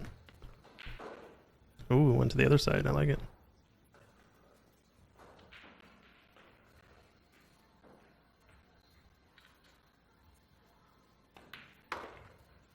And that's What the a match, match. ladies and gentlemen. What a match. Handshakes. Great match. Well done, Clay. Wow, wow, wow. Well, that was super. Yeah, they're talking about it now. Oh man. Woof. All right, next up on the TV table we got Shucheng Chao and Pavel Ustinov. And I'm gonna go over to table 5 because I know that one's in a close match. So I wonder if these two have played each other much. I'm gonna say I don't think they've ever played each other. Steven and Tom might have, maybe. I'm not exactly sure about that. Not recently, I would say though. I feel like I would have known about it.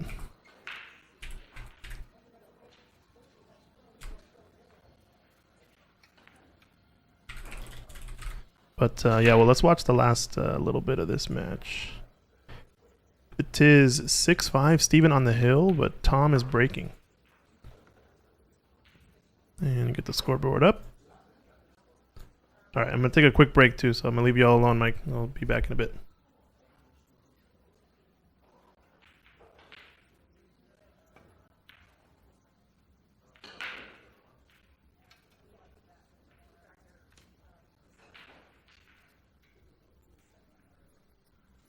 No, the one ball's not terrible for not making a ball.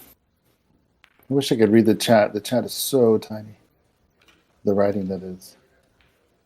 Here, I'll make it a little bigger, sorry. Or just everyone's going to have to type in all caps. No, it's all good. How about this? Is this better? Much better. Okay, yeah, I'm going to take a quick break. I'll be right back. Nice.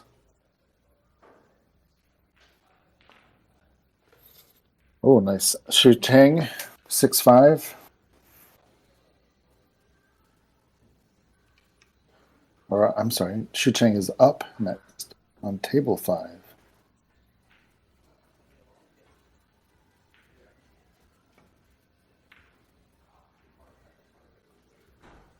Yeah, good shot there by Tom. I know both of these players can play safety very well. One is a great one-pocket player, and the other is a great snooker player. So not having seen the Evo Sports feed, I would imagine there's been a lot of back and forth going on between these two in terms of safety. Shu Chang will be on table 1 versus Pavel. That's great. Then we'll have Shu Chang in the booth afterwards, hopefully.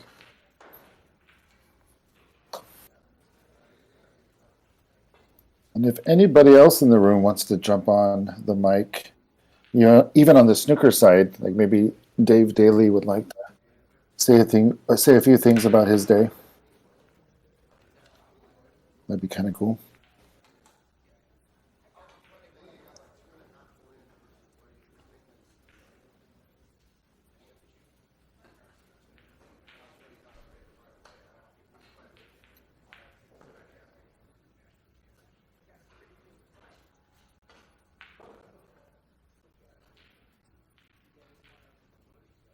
It's a pretty steep angle. Trying to get to that 3 ball from the 2.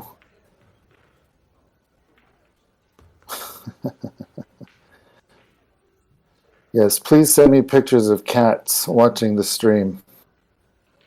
I love them. Done perfectly. That's a really nice shot. It's going to have to play a little bit of tennis here. It's going to go back to the middle and then back to the 5. It's kind of straight on this one, though.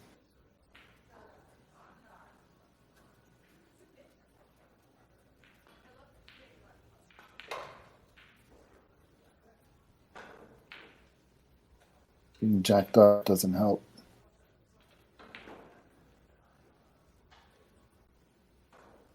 Lifted his cue a little bit. It was not a really good stroke by Tom. He usually has a nice steady stroke. But you could tell he was just uncomfortable bridging over the 8 ball. It just got a little bit too much. But I think his shoulder dropped. He didn't want to hit the 8 ball during his stroke, it looked like.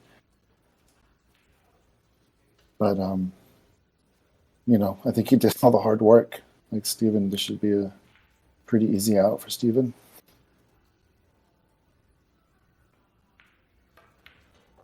Okay, we're back. All Yeah, right, Tom so- did all the hard work here, and so Steven's left with the dessert. Oh, really? Yeah.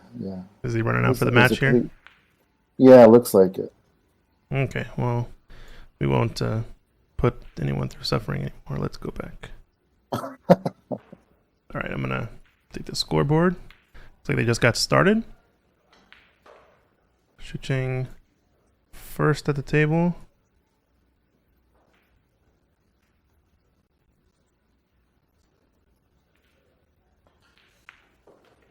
Oh, and trust us, we're not hating on Steven. We love Steven. We're just moving over to this one. That match is over. Yeah. Oh, drama. Drama, the ball drops.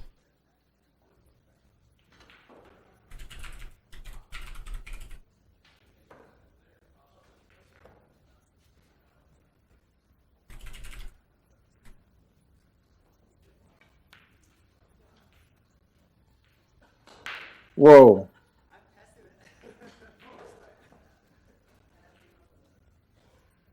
Not that time.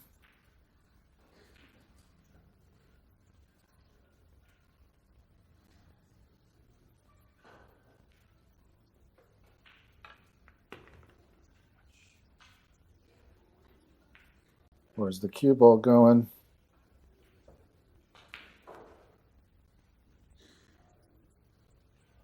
Does he have an angle there? Let's see. I think you can see the 7. I don't think he can make it into the left corner. Oh, he tried to swerve. I Mm-hmm. don't know what that was. It was a weird. He was watching Dan Weird Louis' swing. Dan Louis' match earlier and saw the couple swerves that he hit, so he's like, I could do that too. It's harder than it looks. Yeah, just a little bit.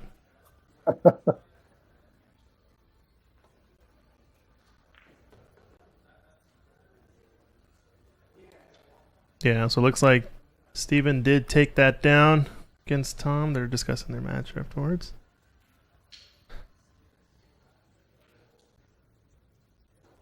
Man, Mizuno almost brought it home. Wild. Stick to golf. Brutal. No, he's going to overrun this. Oh. Scoreboard's back. 0-0. So Shucheng's jumped up in Fargo in the past few months. He's up to 639. Dang. Starting to get up there.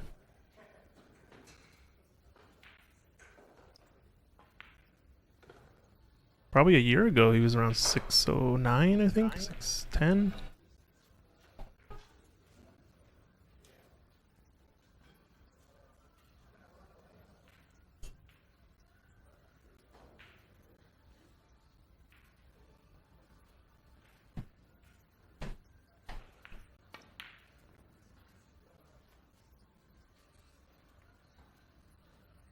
Wow, I guess that's Nice one way to safety. get there. Got up to 639. Only 9 of his points were from flukes, I think.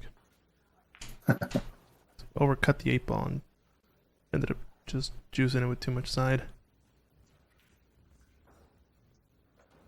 The only thing is that early 10 doesn't win the match, so getting on this 9 ball. I almost oh yeah, so if he hits that shot, he at least doesn't give a ball in hand, but if I get ball in hand here, I'm tempted actually to play. No, I'm just going to play shape for this at 9. Play shape with the 9 for 2 rails, I think, and just play away distance from it. Alternately, you can play the cue ball into the 10, but it's kind of risky.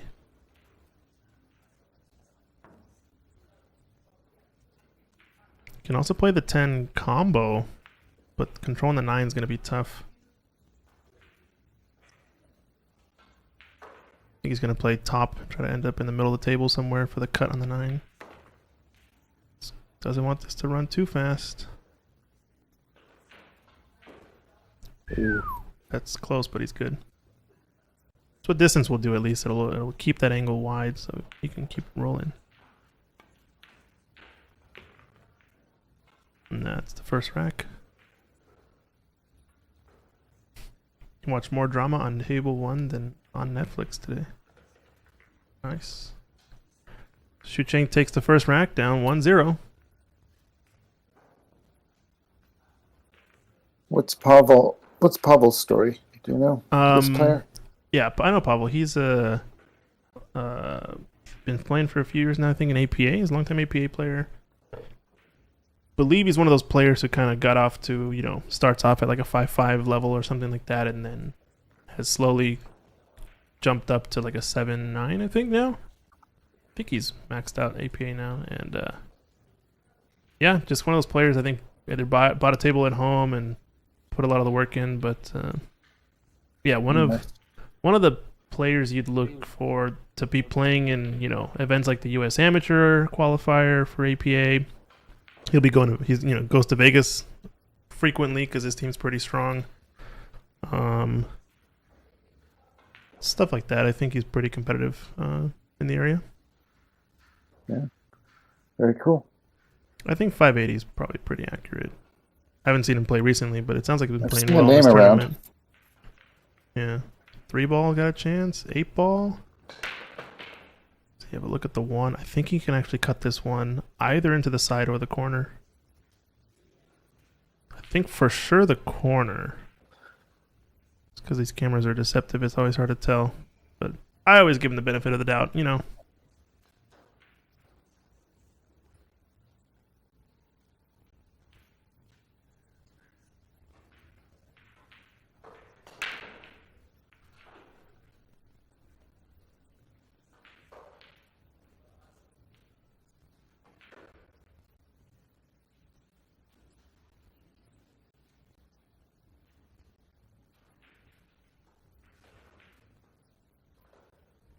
Tough shot.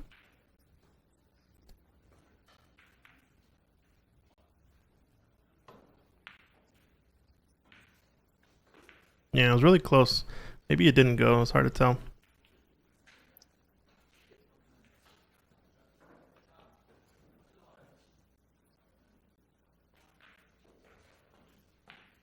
Alright, so I think this is a pretty straightforward, good draw stroke. Don't hit it too hard so that it stuns. Just draw it up along this left rail. Because the 2 has to go in the top right corner.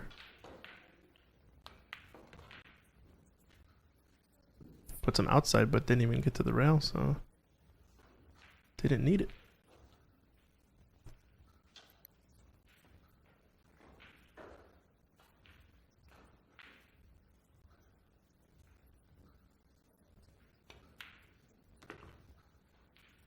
A little bit speedy on this. Oh man. Story of the tournament has been overran position, I think, from a lot of players.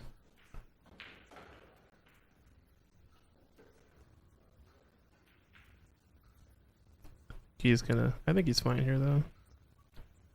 Just wants any angle on the 4-ball. Uh-oh. Once again, overran.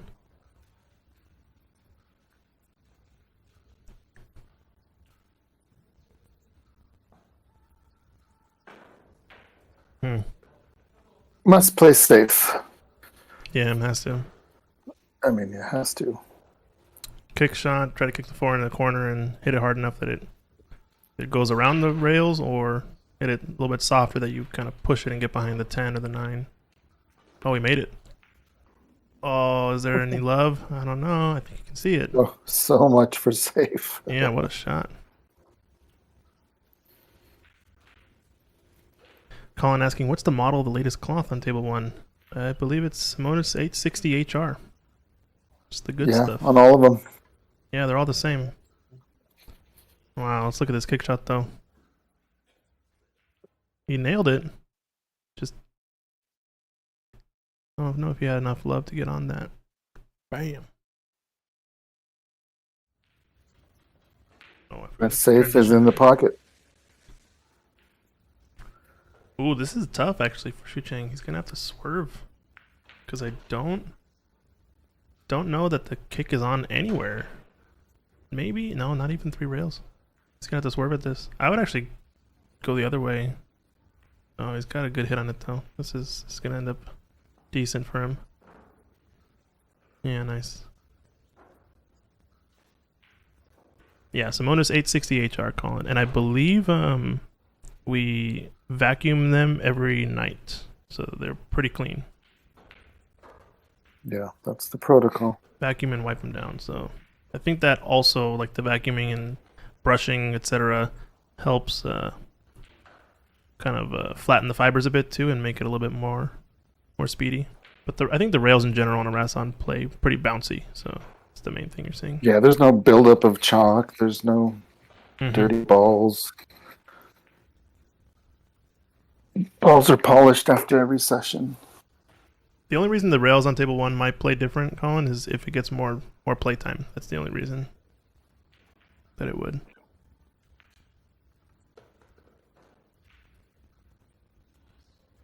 It's also the only table being live streamed other than table 5, Right. so I think everyone's running long. Yeah.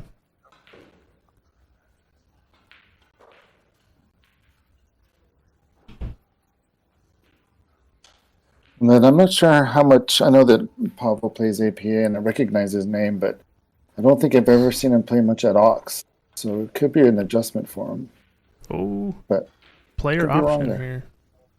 Yeah, I think the only times he's played at Ox are in APA Masters World Pool Qualifier tournaments. I think he's played in the past 2. I think his team won it 1 year to go to Vegas, and then the other year lost in the final.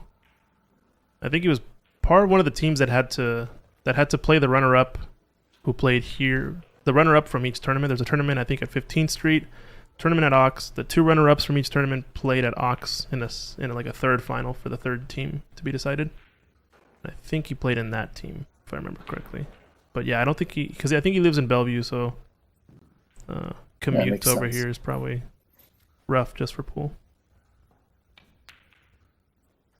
Oh no! Oh, and he's safe, or is he? Yikes! I That think he final is. bounce kind of opened up the kick. Yeah, but this angle tells me it's for sure. You can swerve it. I almost like kicking it long rail. Or sorry, yeah, short rail, so Yeah. long ways. Kick it Yeah. up to just left of that coin on the right diamond. Just going- go 2 cushions Yeah, up going and down. rail first, exactly. I was looking at jumping it. I'm not sure I'm a fan of this just because of how much distance there is. We saw a jump shot, I think, in the very first match between Daniel and Noriel, and I believe he just flew off the table, and it was about this far away. So, yep, I guess he heard us on the live stream, so he's gonna go for the kick instead. Yeah, are those earbuds in his head? His glasses are sending him all the info.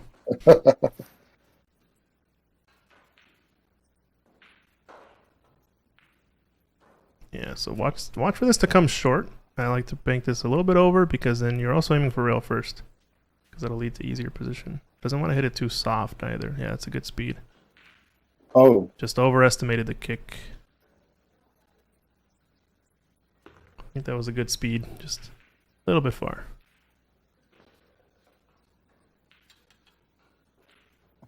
secret.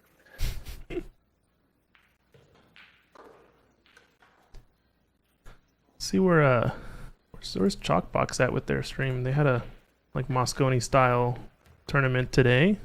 Looks like it's 4-2 Kitsap winning over Thurston County.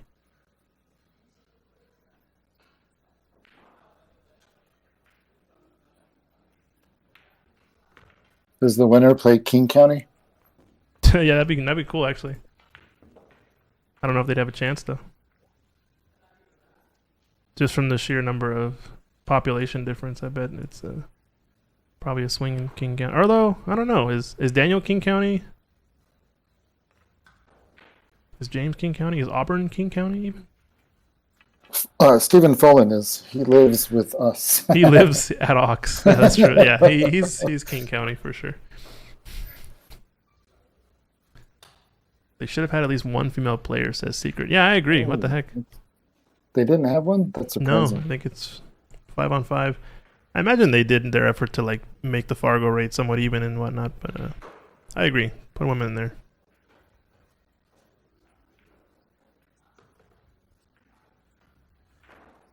Next time. Yeah. Yeah, a lot of pool to watch. If you guys want more pool, you can do this stream side by side. The Evo Sports stream side by side. The Chalkbox Productions stream. Got a lot of pool action this weekend. Oh, I see. That's a fair point. All right, so this 5-9, I think, is kind of lined up to the corner. It aims to the left point. So I think with the gap that's between the balls, you're going to have to manipulate it to make the combo pretty doable, I'd say. Getting on it, though, is going to be a little tricky. The 2 is in a weird spot with this 8-ball blocker.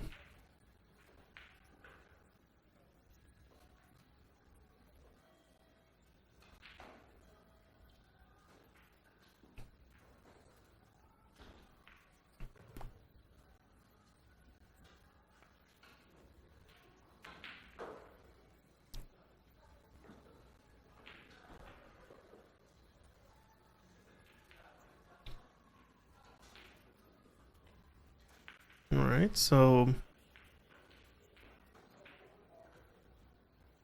I think Shuqing can actually just thin this one and go down to the top, to the bottom rail, I guess. Maybe shoot with a little bit of insight to get behind the 6-5-10. Doesn't really need to, though. I think you just roll it in and it's going to leave the 1 tucked up behind that 9. Oh, he hit it a little thicker than I thought. Yeah, that shot had to be really thin. Nonetheless, left a little bit of a cluster situation.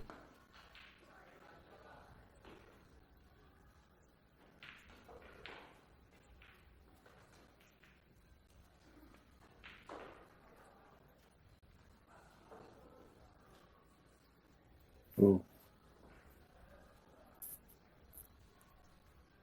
There's a look.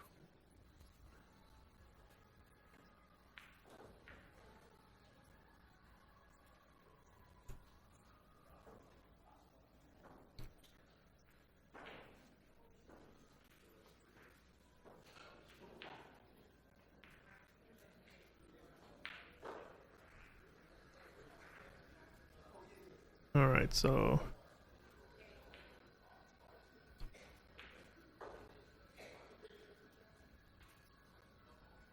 is he looking to stop this shot here? Stop this ball? It's gonna come up and leak, I think, yeah. Need to cut it less. Uh-oh, we got a snooker sneak preview. Push shot. Not a push shot, I mean a flick shot.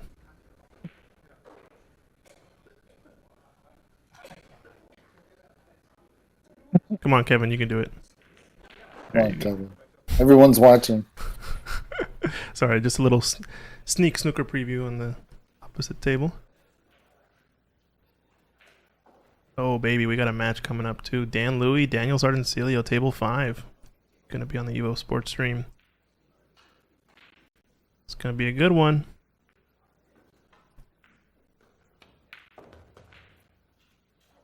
Spinny spin on that one. Oh, just clustered up the 5. Wow. Instead of putting too much, actually. Safety, just roll the 5 behind the 9. Pretty good. Yeah, he has a nice touch for safeties. Yeah.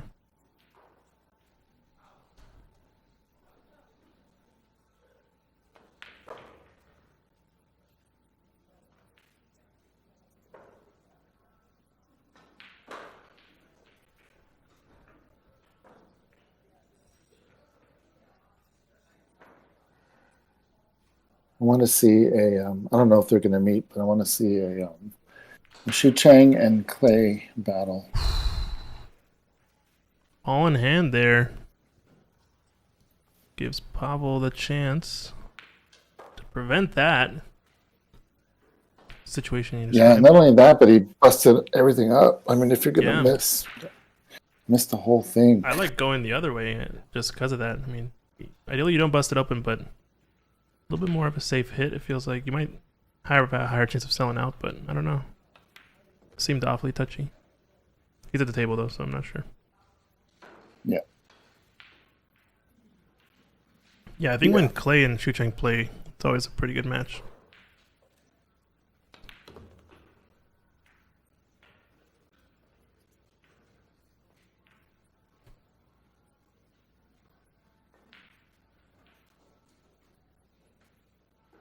So I wonder if there would be any interest in.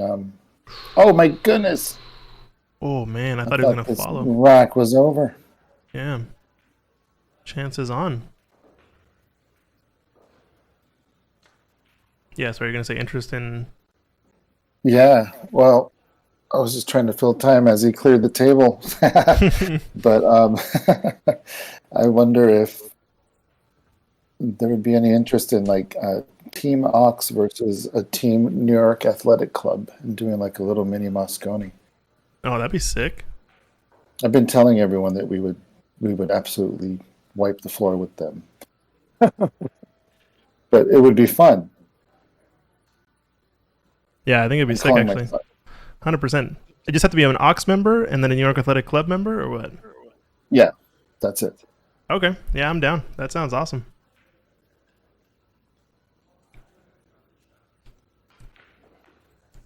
I guess I have a few questions too. Cause how would you want to make it even, or would you want to just make it, let the floodgates open? Because if you Oh, do, I I think wanna win. it wouldn't be fair. Yeah, but I think you'd have to make it a mix of snooker. Well, yeah. So And the pool, the, right? the caveat would be, so they have three cushion and we don't. We have Chinese 8-ball and they don't. So Yeah. 1 year it's three cushion, the next year I it's see. Chinese 8-ball. One Host- year here, 1 year there. Yeah, host team gets to play on their funky table. Or Yeah, their unique and table. so Okay. we'd have to get used to their tables. They would have to get used to ours. Yeah, definitely. That sort of thing. Yeah. It'd be interesting, yeah, because then we get to see kind of what their setup is all about. But I'm sure they'd be surprised at what pro level equipment nowadays feels like and plays like. At least for those not used to it. Secret cut the word funky. Funky. I meant unique. Okay, I meant unique table. They're very unique. Oh, what a shot. What a cut. Nice. This guy. Same player that missed the 7 makes that. No. Different player. Different guy. That's a different player. It's a different player. It's still not easy. It's basically got to do the exact same shot again on this, it feels like. Ooh. Don't do it. Can He's going for the middle, right? No, I think he's going for the corner. 'Cause if you look from this angle, you can definitely cut it with just either top and outside or top and inside and try to miss a side pocket. Can also look at the bank though, but I think he's going for the cut. Yeah, it's a nice shot. Misses Very the nice. side. Does he have And one another more? cut to Does he have finish. one more in him? So fun. Well, he's getting practice.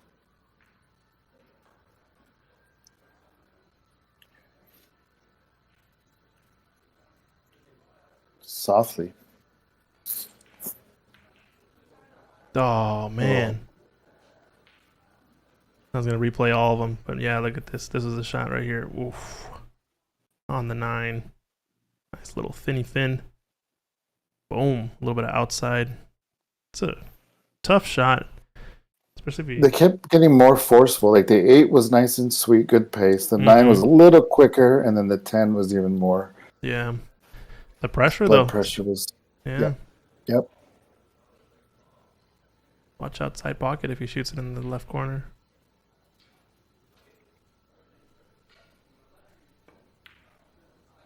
Oh, it went the other way. Oh, Just caught it thick. And he's going to leave a low black.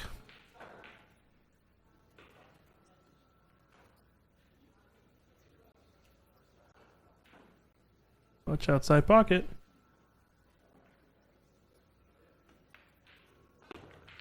Ooh, baby. A little bit of back and forth in that, but Pavel squeaks out the rack. 2-1. yeah. Pretty nuts.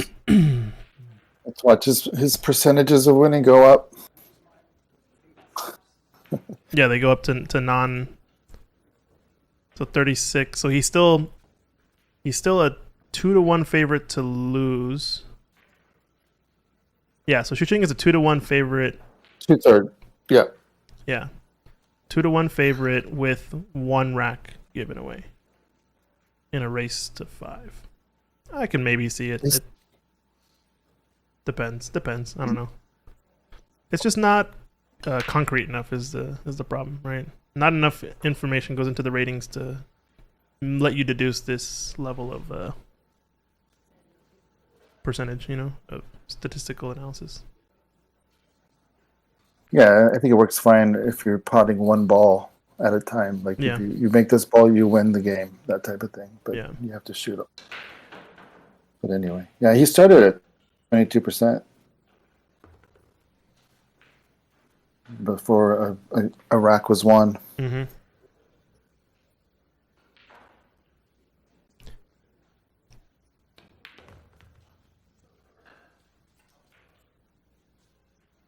Well, we're looking good though. We've got 0 drop frames all day. Looking spicy. If you guys are liking the stream, share, like, and subscribe. Send it out to people. Tournament's gonna get a little bit spicier here. We're gonna get bigger and bigger matchups. We've already had some good ones. Oh, as I say that, oh my goodness. How does that go in? I guess he hit it thick to the pocket, huh? Or did he overcut it?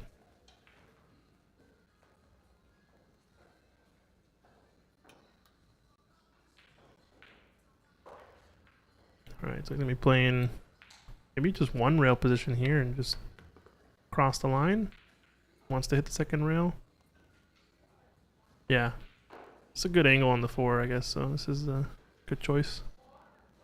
He's on the other side of the 4. He's going to be running into the 9, bringing more balls into play. Now, 6 passes into the bottom left corner, so let's roll this in. Steven says he has never played Tom before. He's never played Tom. Okay, yeah. The only way they would have ever played was if they played, like, a long time ago or years ago or something.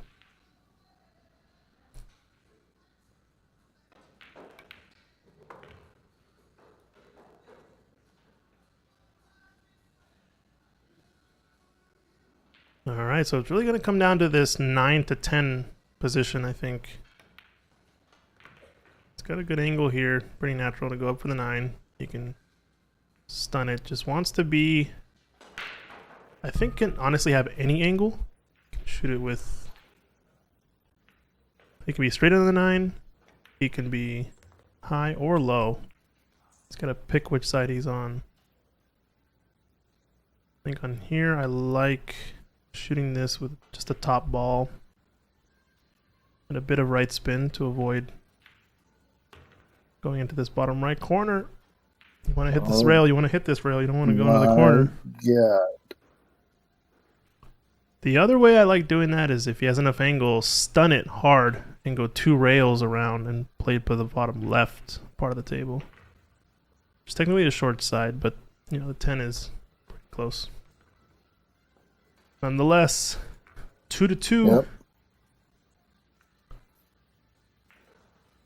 Let's see. It's So interesting watching these players, and their attire. So like for the past time I've been here, I've been having to check people's clothes and make sure that they're wearing dress shoes, collared shirt, no hats, definitely no jeans or sneakers, and so it's.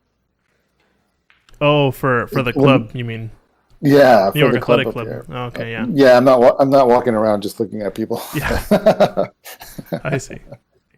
But You're just in the habit now, is what it sounds like. Okay. now I'm in the habit. So when I first got here, I was definitely not in that habit. But now I'm in the habit. Like I'm gonna have to go up to him and tell him that he can't wear a hat. Mm-hmm. Or you got to take off everything that you're wearing and go put on some clothes. Yeah. Yeah, interesting rules. But it's the West Coast. West Coast is super casual, man. Yeah. Especially Seattle.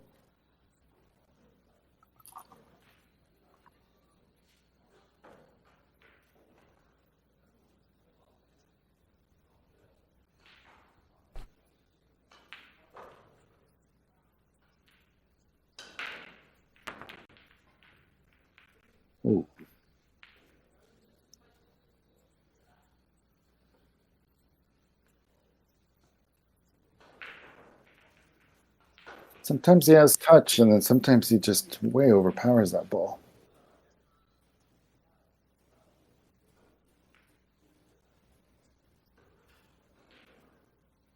Sorry, I had to wait for a bit. Yeah, I'm not sure why he hit it so hard.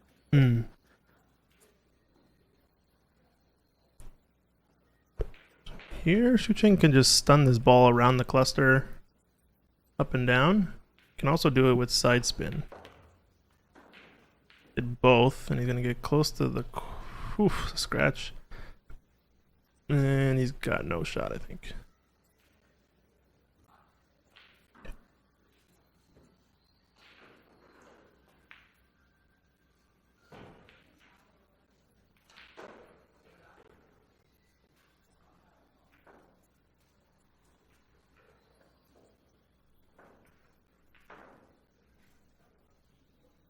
I think, how do you play this? I'm thinking about, oh, he's calling it.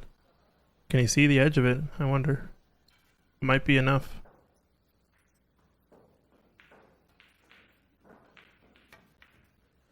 Yeah, he just had enough of it. Wow.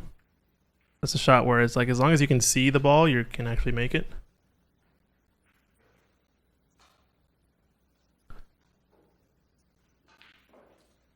Yeah. Alright, I got a score update on some of the match tables.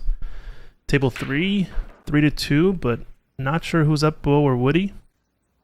That's a close one. Table 5, 1-0, Dan Louie is up. Table 2, 6-0, Jake is up versus Joetown.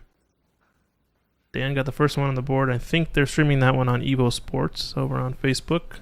Go check it out. We'll pan over to it every once in a while, but this is our main match table. Shooting left-handed. I like it. Ever tell you about the match? I think we played Arnie one time. Shucheng and I were Scotch doubles partners, and we had to alternate who shot offhanded. And then every third rack, we both played offhanded. And I think we took Arnie to the hill and lost. Oh, it was so rough. So Shucheng can shoot right-handed or left-handed, definitely for some shots. I think it's a must. Yeah, it's a must know. It's a must be able to. At least for your And it's average stop shot, mid-range stop shot. Yeah, and it's only a 9-foot table. So and I think it really does, when you do it often enough and you really concentrate, it kind of, you pay a little bit more attention to your right-handed or your on-hand shot.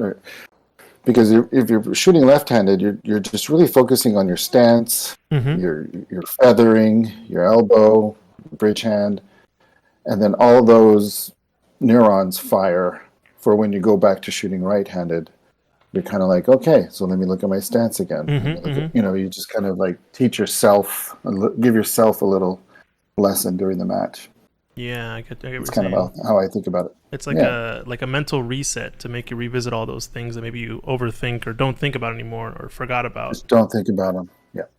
Yeah, it makes sense. Like, why the hell is my shoulder so I'm chicken winging this shot on the feather? I'm not even straight. What the heck's going on? Yeah. Until you finally get into the groove of things, left-handed or right-handed. Arnie says, now everyone knows how kind a guy I am. Yeah, you're very kind, Arnie. We appreciate you humoring us. You still won, It was close. All right, 2-3. Break here from Shucheng. Scratch.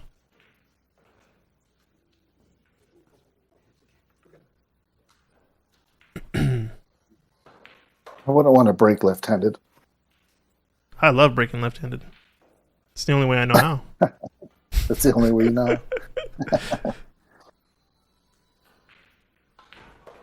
know. I was actually very tempted since moving to the East Coast, moving to a new APA area. I joined one league, right, because they're playing on 9-foot tables, and I was kind of tempted to just say, no, I'm a new player. I never played before, or I've played pool before, but I never played APA, and just only shoot with my offhand, right? So only shoot right-handed.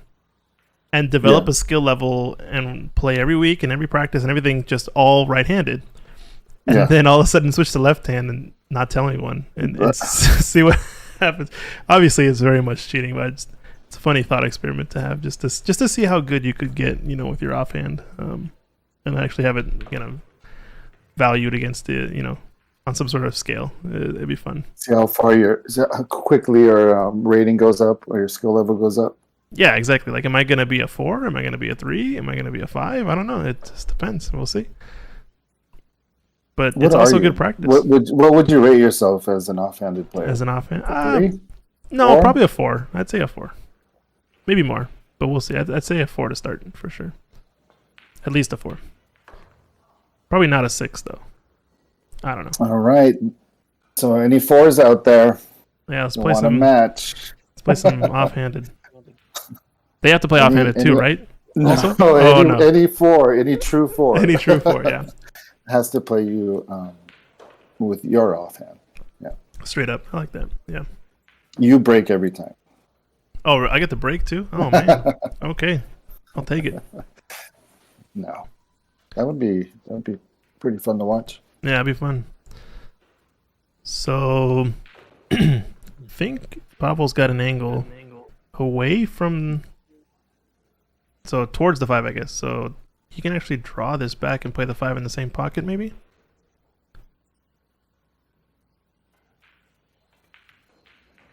No, he's playing it forward. Yeah, it tells me he could have drawn that back and played the 5 up table too, but I guess prefers this pocket or less distance. Maybe thinking about the green ball. Hey, what's up, Tyler? How you doing? It was good to see you when I was back there. He was at the Northwest Cup accidentally. Oh, really? Where was it? Was it the Northwest Cup, Tyler, or was it one of the coaching sessions? Wait, is this English billiards, Tyler? Yes, Yes. absolutely. Okay. Yeah.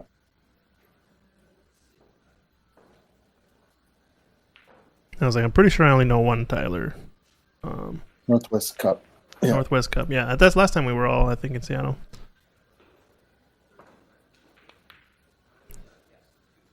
Oh Ooh. boy.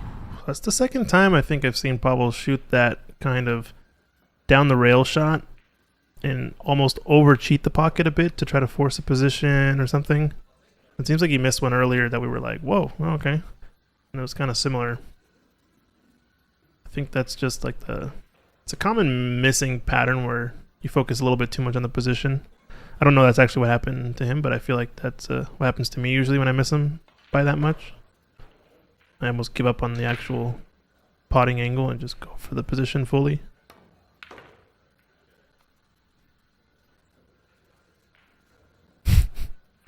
Arnie says, but then you need to use the name Christian Olders. Yeah, that's fair. I don't think there's a Christian Olders anywhere, so that is opposite-handed from Christian Youngers. I like that. That's funny. Yeah, Arnie's a funny guy. I've come to learn.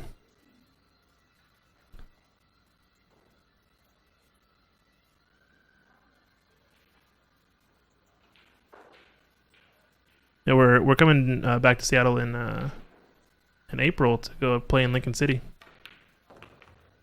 Oh, cool. Yeah, the team's gonna be. What are the dates for that? I think the 4th. I don't remember. Oh, nice. That's about the Fourth. time I head back. Oh, really? Oh, nice. Yeah, April 6th is the start of the tournament. 6, 7? No, 5, 6, 7. We're driving up Thursday the 4th. So I'll probably be there the 2nd or the 3rd.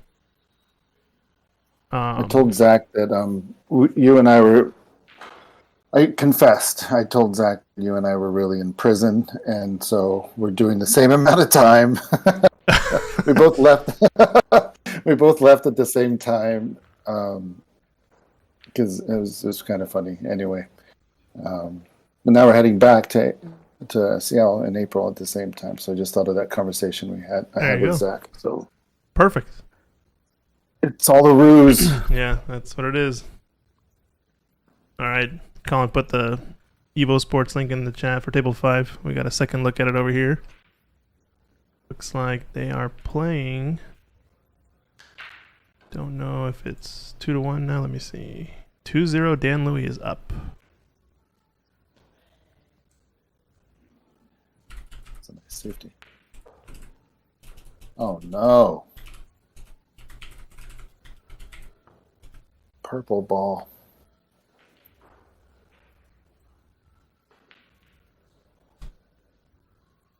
Yeah, scoreboard should be correct. 2-0 up. Oh, let's go back to our main table though. Break shot here from Pavel.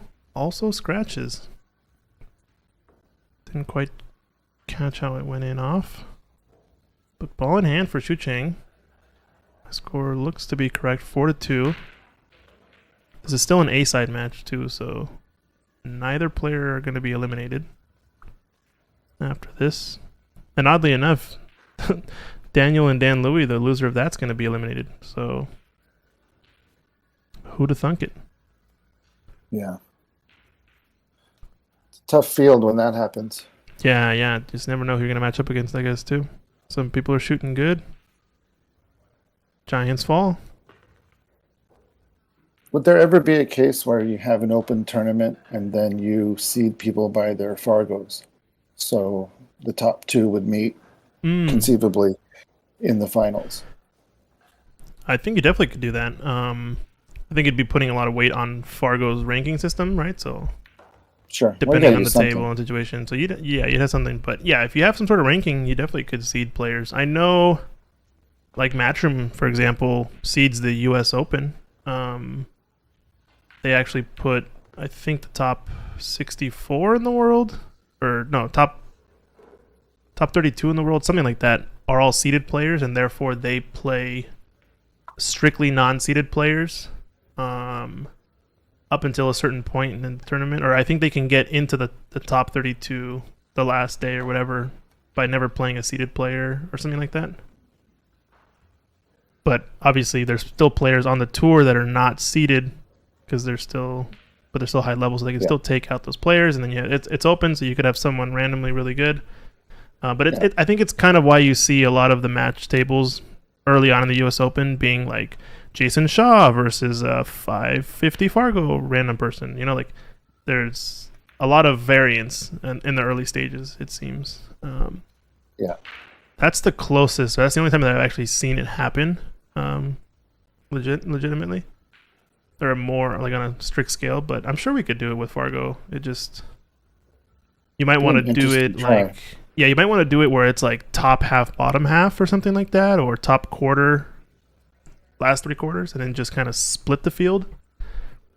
And when you do that, the top quarter still draws randomly for their spots, but they wouldn't actually meet each other until round 3 or whatever it would be, right? Yeah. So I think that's the trade-off. Or that's something you could help to make a trade-off happen. But yeah, I think it's a good idea. It happens in snooker like exclusively, doesn't it?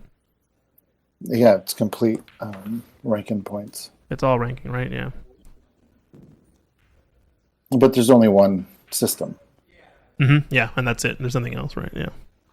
I think that's kind of the thing, is pool right now is a bit of the Wild West when it comes to ranking and stuff. So that's why you're seeing WPA and Matchroom and all these things going back and forth on rankings and establishing tours and all these different things. It's interesting. Hayball is part of WPA now. Yeah, that happened quick. Like within a year, it seems like. Once they changed their name from Chinese Apol to Hayball, they just kind of blew up. Yeah, I think it was part of the whole package. I'm pretty sure. Just a rebranding. Anyway, 5-2. Yeah. One interesting thing I think that I like a lot is the Derby City format. Have you heard of this format? Well, you could buy yourself back in or something like that, or everybody what basically format? gets one buyback or one extra life, right? So it's still double elimination in theory, but only if you buy back. And there is no bracket. Instead, they have a piece of software that randomly draws all the players against each other. And then if there is an odd number of players, one person gets a bye that round, right? Okay. And so when you do that, a bunch of people, half the field loses, half the field wins.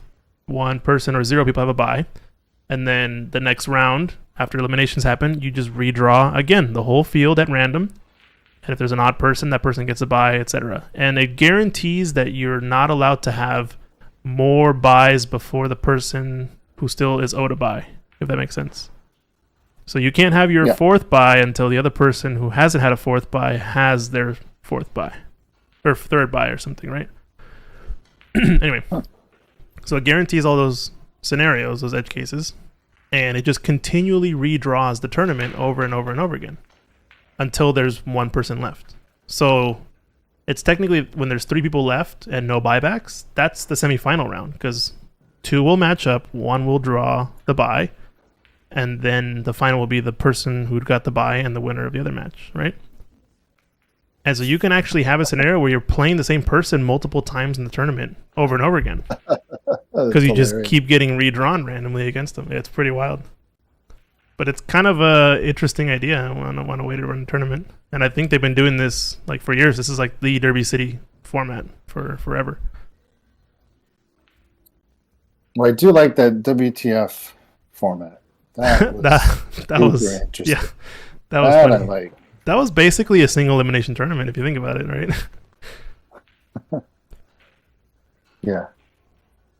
The funny part would be is if the guy who beats, so if the guy wins on the loser side and goes back to the A side, do they play a race to 1 or do they play a full race? Like, could you in theory play 9 racks and win the whole tournament? I think that's what they did, right? If you win the race to 1, then you have to play a race to 9 because you're both on the loser bracket. Yeah, but if, let's say your opponent who comes from the loser bracket, you're the Yeah. one who won the winner bracket. Now you play the winner of the loser Yeah. bracket. Do you guys play a race to 1 or a race to 9? I think because you haven't lost a game yet, you're still playing a race to 1. Yeah. And if you beat them Should be again, you've just won a race to 1 Totally. to win the tournament.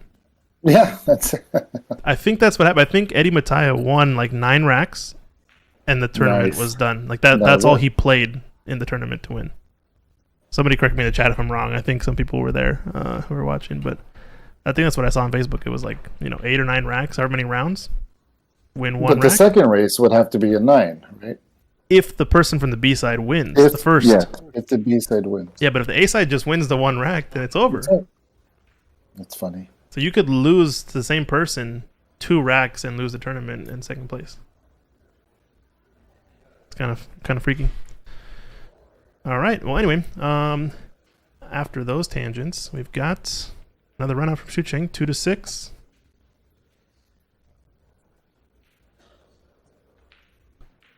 Let's check this. Mike check 1-2. Dan Louis 3-0 up.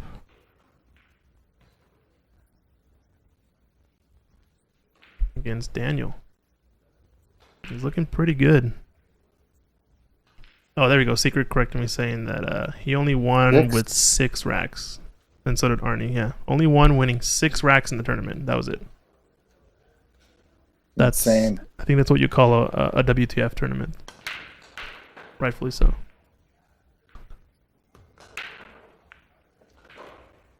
All right, I keep missing their break shot. One day I'll watch it, but break from Pavel here. No scratch this time. I feel like the past 2 breaks have been scratches from each player, or from Pavel at least.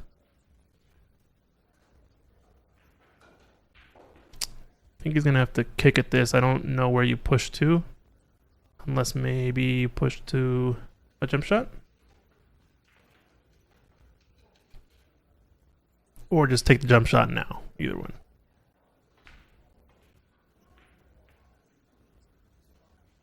I kind of like the idea of pushing like a ball length farther away so that the jump is way easier for being a right-hander. Because you know Shucheng's not going to give it back, or not going to take it, I would imagine.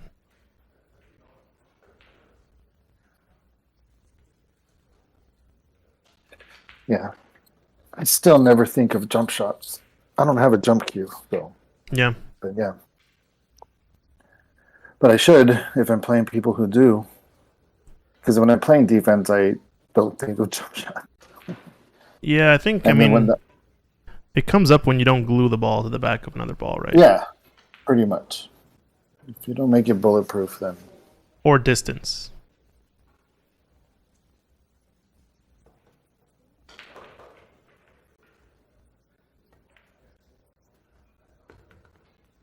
Alright, well, shoot chain to the table. On the hill.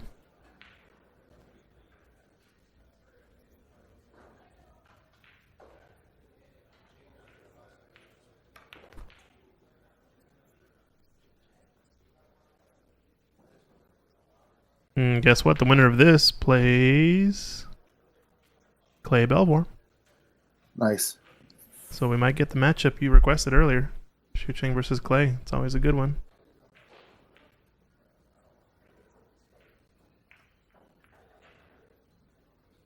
Just Ooh. overcut it. I was trying to hold for the same pocket just because it doesn't pass the 9. In that case, I still prefer going another time around or across the table, like going 3 rails across, right? Like, Yeah.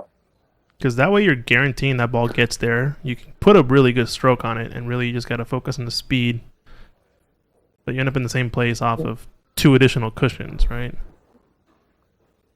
Yeah, you just never know. If he had hit it fuller, which is what he Mhm. needed to do, then maybe it would have had the velocity to get in. Oh, It's close, close, close, close.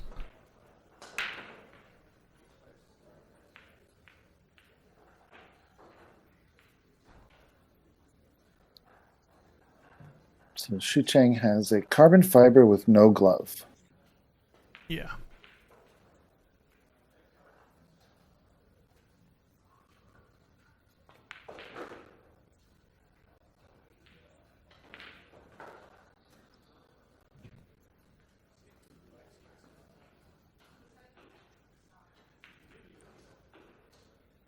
What kind of glove does Pavel have?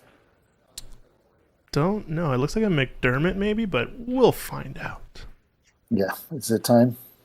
It's Is about it that time for the time. glove inspection? Yeah, checking out the gloves.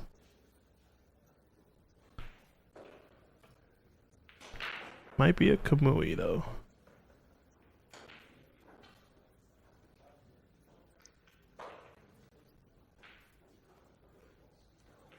Should make this a regular segment. Just what glove is this person wearing? Oh man, his head is in the way. Camera's pointed directly down at him, and I can't see him.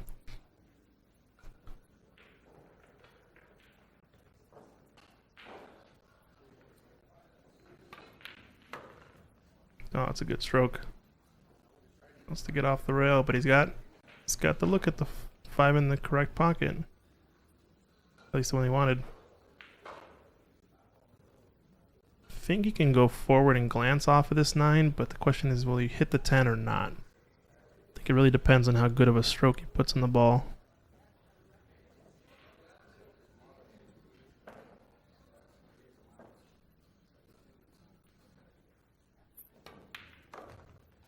Oh yeah, he hit the other side of the 9. Okay, I thought it was straighter in than that. So he's looking all right. This is I think gonna be the recovery shot. If he can recover off of this and get a nice angle on the 7, this could be curtains.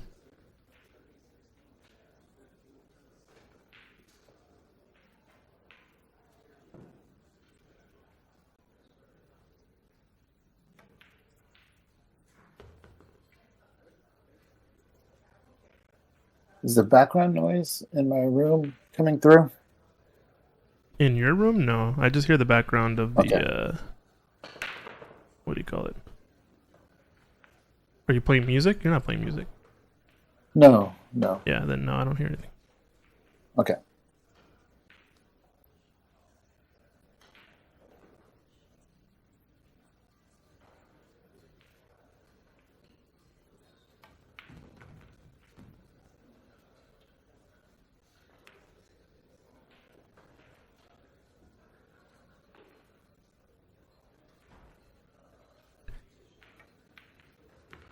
See?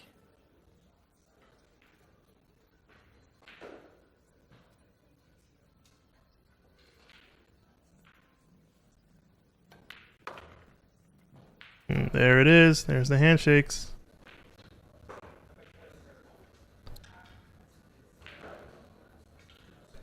What kind of glove is there's the Pavel glove. wearing today?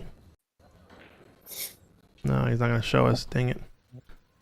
All right, well, Shu Cheng takes that one down, gets into the A-side semifinal. Going to be playing Clay Belvoir next. Let's pull up the bracket here, do a little refresh. As you can see, top match there on round 3. Pavel just updated. Shu Cheng's going to be playing Clay next. Next match coming up is going to be pending. Don't know yet. Mike Silvius, Stephen Folan is going to be another A-side semifinal. Right now we got Dan Louie playing Daniel. Pavel's going to be playing Manny Estrada. Oh, poor Manny's been waiting all day after his first match, I think. He had a bye, and then he had the second bye. All right, so next looks like we're playing Steven and Michael Silvius. This could be a good one. 2 Canadians trying to take all the U.S. money. Good, man. Have them play each other in the first round. Yeah, in the first round, right? Yeah, that's what I'm saying. All right, let's check in over here. Don't think the score's up to date. Just check. Oh, is this match over? No.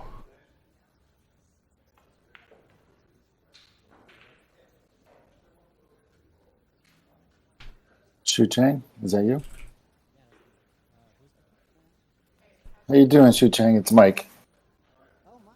Hey, how are you? Are you in New York right now? Yeah, yeah. Christian's here too. Yeah, what's Not up? in New York. But Wow. So just finished your match, huh? Yeah, I just finished. congrats. Thanks. It's a little choppy at first. Yeah, that's how it goes. Well, we could do post-match interview, huh?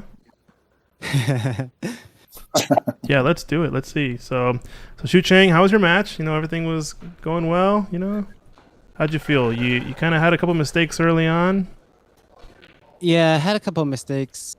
He got, I think, 2 rows probably from the misses, and then I tried to. Oh. Yeah, I tried to test some stuffs, like try to kick some banks, but neither worked. I thought I was familiar with the table, but I'm not. Yeah, that's how it goes. Looks like kind of theme of the stream table, at least we've seen so far, has been people overrunning position quite a bit. So I noticed you started changing some of the patterns. I noticed a couple positions you maybe could have used a different line to kind of allow for more of a range of errors in speed. So how do you think the pit table was playing? Was it playing a little quick from what you're used to, or was it just the rails, how they were bouncing? Or I think it's the so the table cloth is pretty fast, Mhm. whereas the rails are a little less bouncy than I was used to. It was used to be the case that the rails are a little faster, but the tablecloth on the streaming table is slightly slower. okay. It's a combination. Like overall, if you run probably 2 rails, sometimes the balls probably it will end up in the same place over rail. I see. Yeah, but if you're running like 2 rows but across the table, sometimes you kind of underestimate it because it has longer path on the cloth to cover. And less So- rails. Yeah, so the cube actually has less chance to slow down. Interesting. Okay. Very cool. Well, yeah, congrats on the win. Looks like you're playing Clay next, huh? Is it going to be a good one? You excited? Yeah, kind of. I played at his place a couple times before as well. Okay, It's, nice. Good setting in the garage. Sweet. Well, that should be a good match. And we're just updating the next one. It looks like we got Mike Silvius going to be playing against Stephen Folan. 2 Canadians we were talking about earlier, so should be a good match. I'm going to go back to this table match with Dan Louie, Daniel Sardencilio. Yeah, it's tough. Both good players. I believe Dan was up 3-0 last I checked, but I don't know what the score is now. Sure, Sacred can get us a score. I can check the Evo sport. I think it was down last I checked, but be back. Okay. Oh no, it home.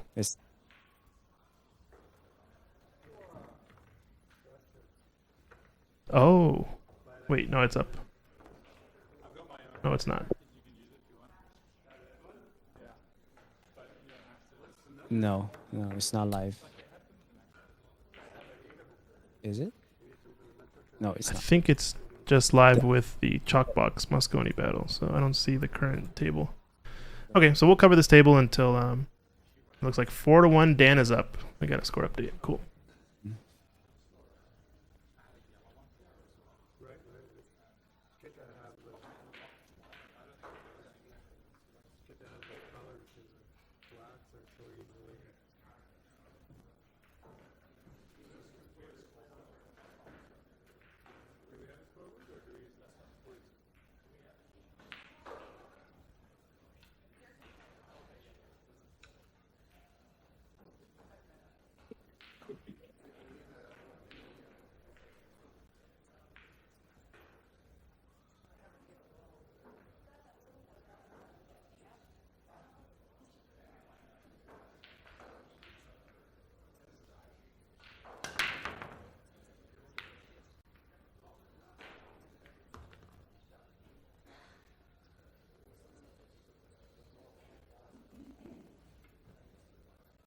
All right, we're just gonna keep on this match and update the other one until they get started. Or did they already start?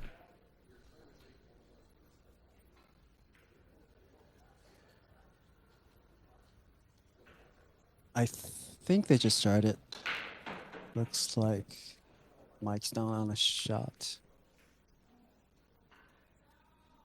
Yeah, it looks like they started. Okay.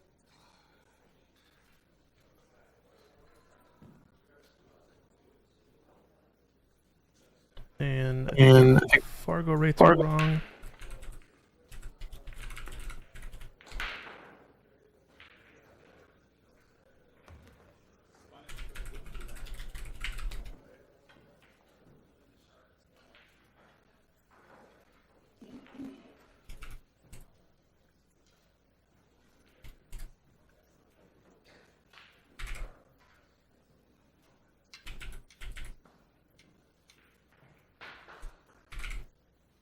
All right, so Stephen Folan's climbed up in Fargo a little bit more than last time. He's 740 now.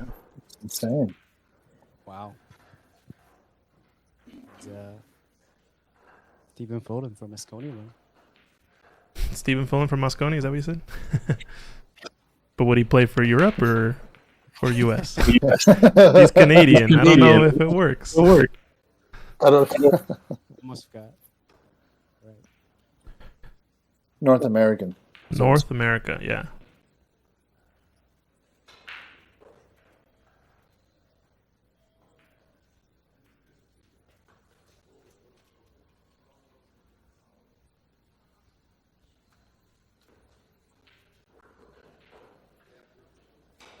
All right, I'm gonna step back for a bit. I'll be right back.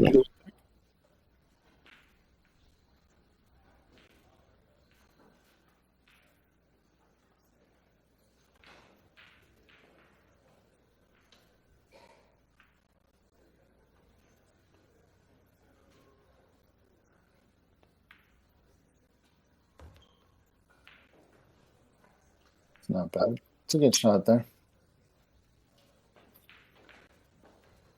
It's not sexy.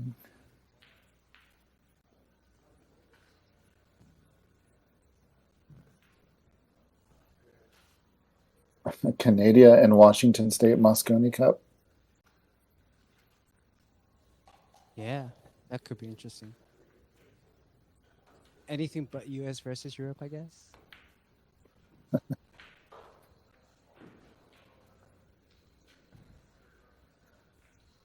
Yeah, we're gonna need to have some more expats in the United States if we're have a chance to win. Doesn't Jason Shaw live in the U.S.? It'll be so. Shouldn't he move over to our team? Last year, immediately after Federer moves over, there were so many fake news about him moving over, Oh, I know. and he was laughing about those himself.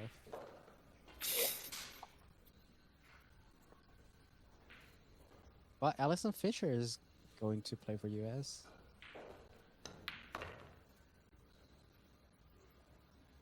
Yeah, Yeah, at least for the big yeah, maybe a possible captain, maybe a captain player.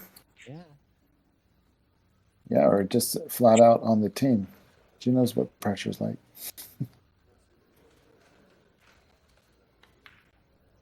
Nice shot. Perfect nudge.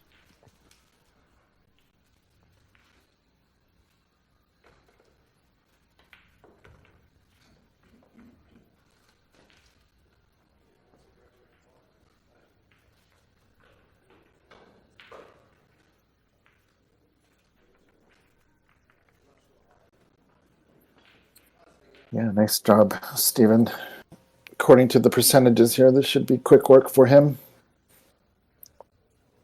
It was surprising to see him whitewash Daniel. I think that was a whitewash. Yeah, it was a whitewash. But, Yeah, I know they played before, but I would have thought it'd be a closer match. Kind of like the Tom Ake versus Steven. yeah. Yeah, I think Steven told me that Daniel was kind of making some quick mistakes and giving some racks to him. So, it could be like, 4-3, but if you just make 3 mistakes, Right. it's already 7-8 That's it. with those players. No joking. Yeah. Mistakes at the wrong time against this guy. I can see that. And it was brutal to meet Stephen Folan on like early rounds. Because I saw Daniel play like the first round. He was also kind of not in a perfect condition either. So, ooh, nice break. Is he cleared for the warden ball? I think so. He can shoot the one. It's possible. Yeah, Daniel's first stream match he had a few shaky shots, but there was hardly any pressure on him for that match. Meaning he could just make a mistake and not worry too much about it. True. Sometimes it's not good for you, especially if your next match is going to be high pressure, intense match. Okay, wow, going for very risky route. Yeah. Oh, up there maybe? I don't think he can make it. Or even if he can make to the side, it's going to be extreme cut. Not any obvious safety I can see either. Oh, he's going for the bank. Probably try to stack the cube behind the 6 if possible. Yep. Nice shot.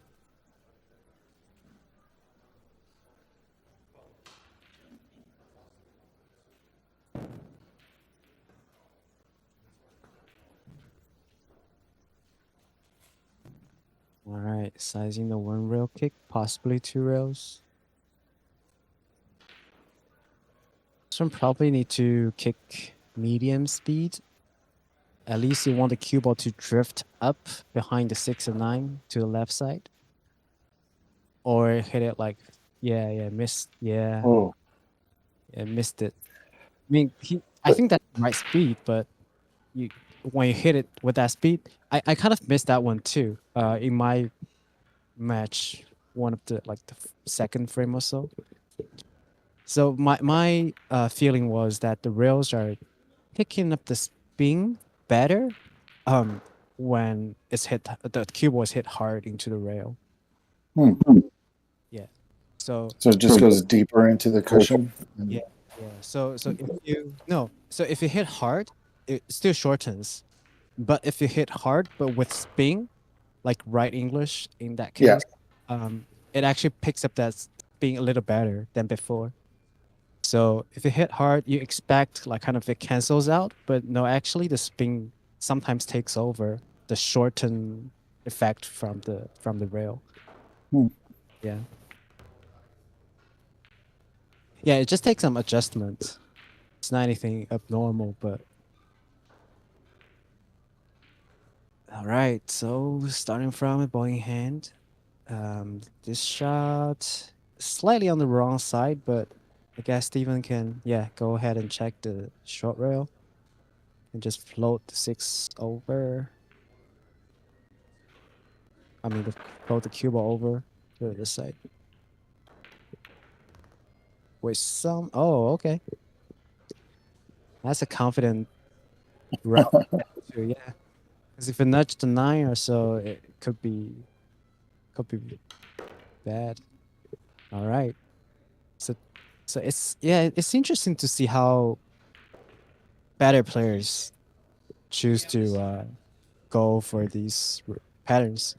Like it took me some racks to get used to the tables, and then after that, I felt pretty comfortable with my usual like playing pattern. Yeah.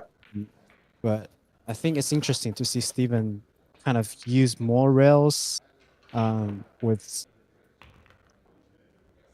2 rails here. Yeah. Does using more rails in your shot let you just kind of free flow with your stroke? Yes, that's true. You kind of open it up. Yep. You don't have to very softly, float or slow spin anything. Nice shot.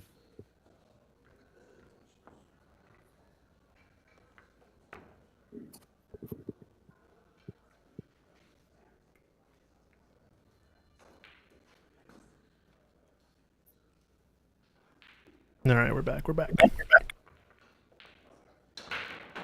Wonder where Michael Silvius is from in Canada. Is he a BC person, Vancouver area guy? I don't know, actually. Maybe somebody in their chat knows. I Maybe he has a Wikipedia page. I would assume so. Otherwise, it would be kind of far for him to drive down here. So who who got that wreck? Steven. So 2-0 up. 2-0. So, typical brake and safety control, and got bowling hand and ran out from Steven. That's a nice break from Mike. However,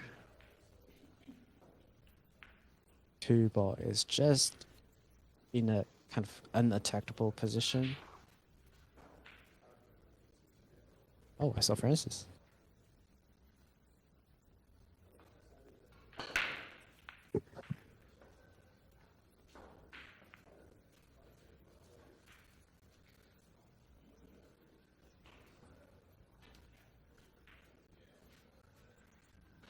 Francis is in the building. Should have had her sign up. I already gave her. Messages, right? Yeah. Yeah, she just rushed out. So how's the snooker tournament going on? I think it's going pretty well. I saw Dave and Kevin? Kevin. Yeah. Kevin shooting. Not sure what's going on the other tables.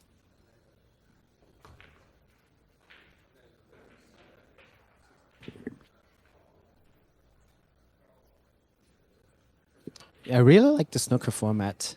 It's like group stages, round robin. Mm-hmm. Like kind of a guarantee to play a certain amount of matches. Guaranteed to play a couple better or worse players, like different players.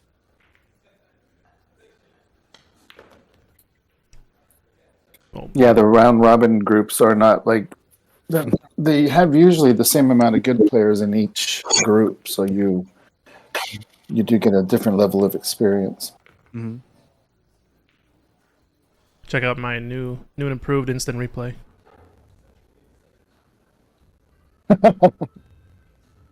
Courtesy of Secret Wong's phone. Nice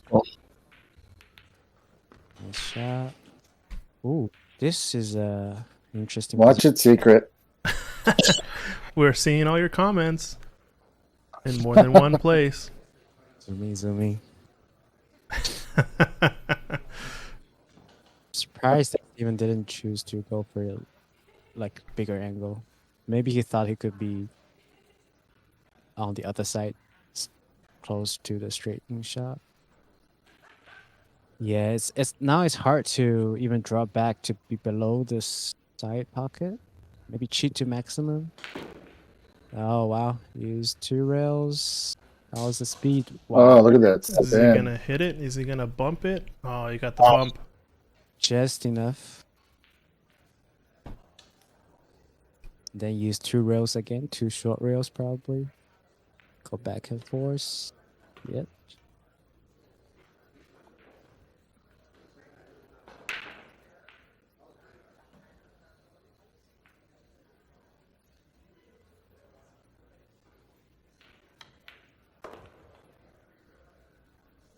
Stop shot, stop shot.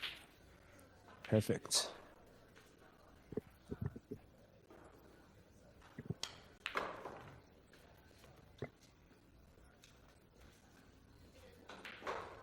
All right, going 3-0 up, making quick work of this rack. Yeah. This match, I should say. Sorry.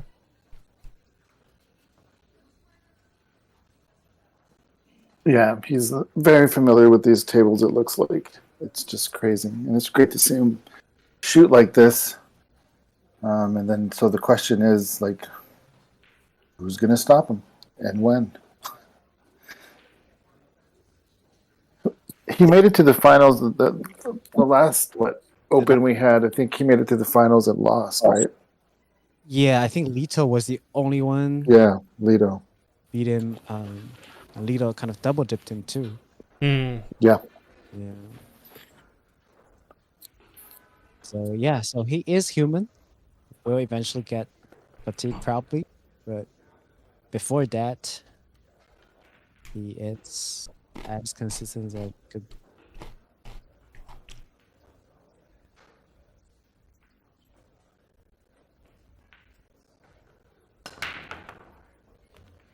Good break. How's the one? It's got a hanger. It's got a Sweet. hanger. Wow. The pattern just looks so tasty. Yeah.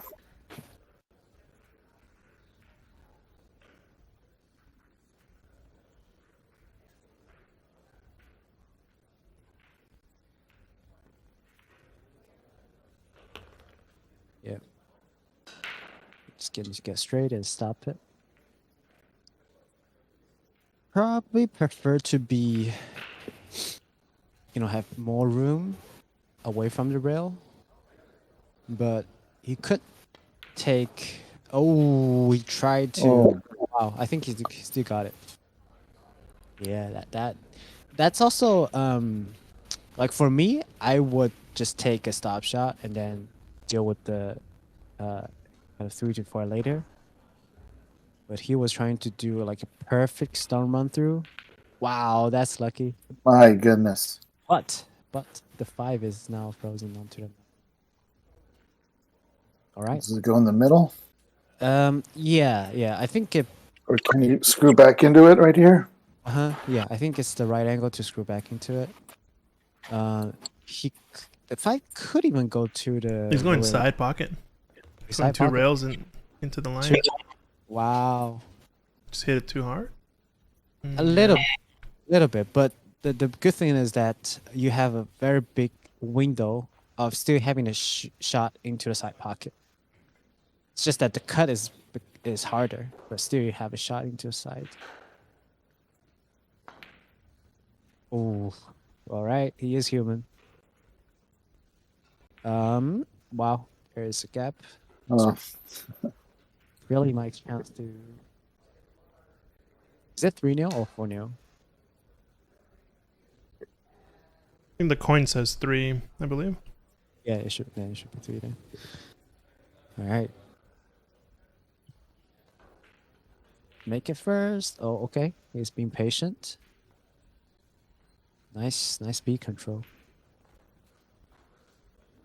Yeah, he must not have had the line on that 5 because I think you're shooting at that all day if you have the cutting angle. Even at that thin of a hit. I don't know. it will be hard to control. Oh, you got rewarded from to making a Mhm. save. All right. Kind of the first real challenge for Mike from me sitting in the commentary chair. Let's see.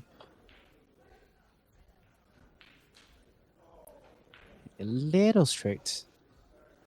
Probably he could push it down to be as close to the pocket as possible, or kind of draw back to where it is right now. Kind of cheat the pocket, so he will be away from the rail to use some probably draw or forward left spin. Yeah, high left. Don't overrun it. Don't underrun. Oh, okay. You can use press. Okay, the angle is bigger than I thought. Yep, it looks pretty good now. Just one rail forward. Yeah, one rail forward or touch of left to go two rail. Oof. On the thicker side, but it helped him to stay away from the rail. Mhm. Right.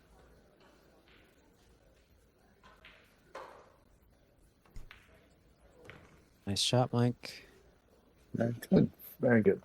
We won. So Shu Chang, Yeah. in your next match with Clay, Mhm. do you like your odds? What's the what's his weakness? him. It's hard to say. I think I don't know. Sometimes he's lose his focus for probably 1 to 2 racks, and you got to make sure that you kind of climb back or just grab those chances during that period of time. Otherwise, it could just slip away from you real quick. Yeah, because Clay is, I think I like his game style because he's very all around. He can just clear the tables, boom boom boom. But he's also not shy from playing safety battles. So I think to play him is the best strategy is to kind of freeze him as much as possible if I have chance. I think the biggest thing I've noticed about Clay's game is his ability to bail himself out from like speed control on his safety shots. You know, he gets out of Yeah. line, and then he Yeah. can just like slow, thin off the ball, roll the cue ball exactly, and have it touch the rail exactly Yeah, that's to leave a one of really the- hard shot, right? Right. Because he told me that he actually practiced those shots quite a lot. Mm-hmm. The thin edge shots in different distance too. Mm-hmm. Like mm-hmm. for the shots like on the bottom rail, and you have to think the left or right edge to come 3 or 4 cushions back. He's really good at those. Like if I were to bet on anybody pushing a cue ball to stop on a specific spot, just dead weight, I think that's one of his strongest skills. Yeah, probably.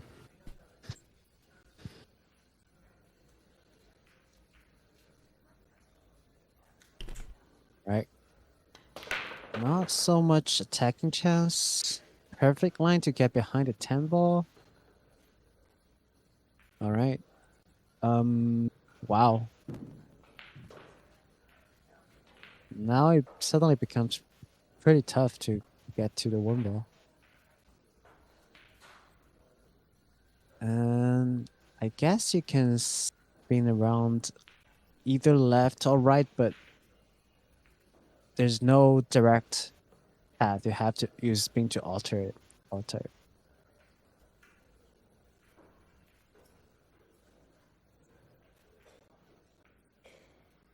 He's looking at jumping, which is an option if he's comfortable jumping over the 10 ball.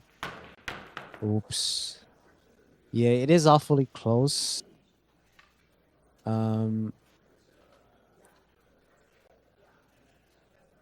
Now let's see.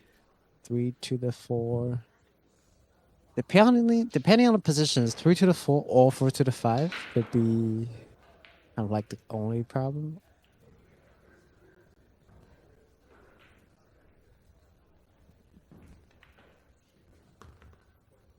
Get to almost straight for the 2 ball.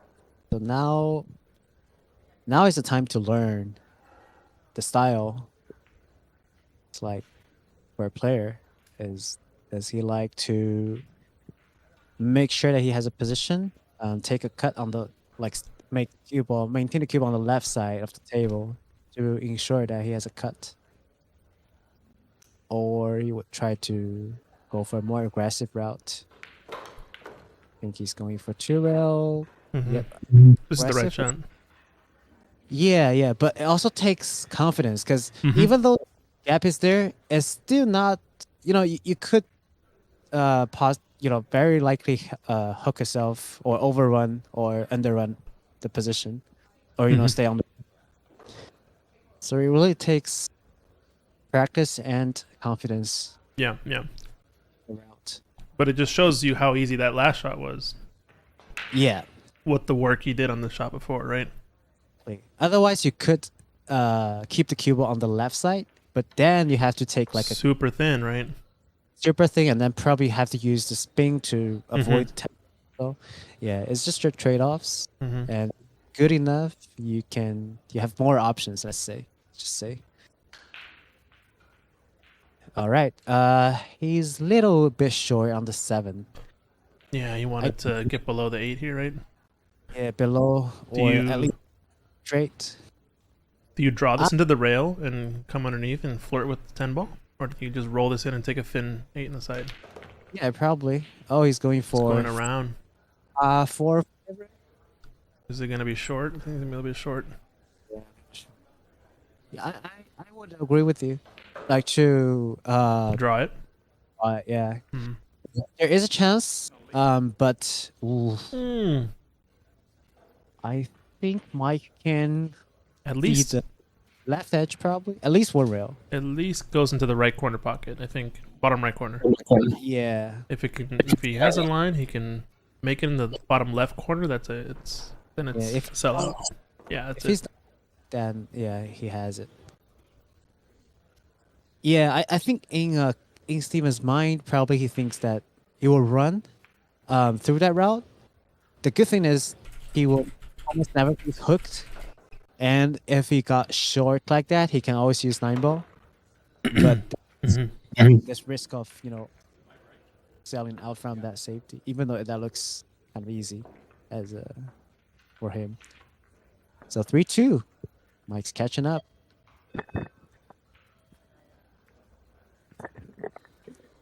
Yeah, in those rotation games, it doesn't take much to have at least the scores going opponent to catch up. If you just make 1 or 2 miss on a 9 or 10, suddenly it could become way closer than you thought.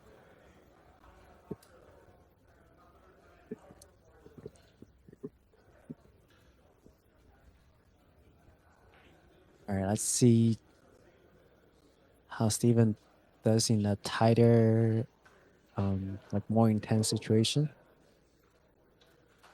Or more pressure, let's say. Mhm.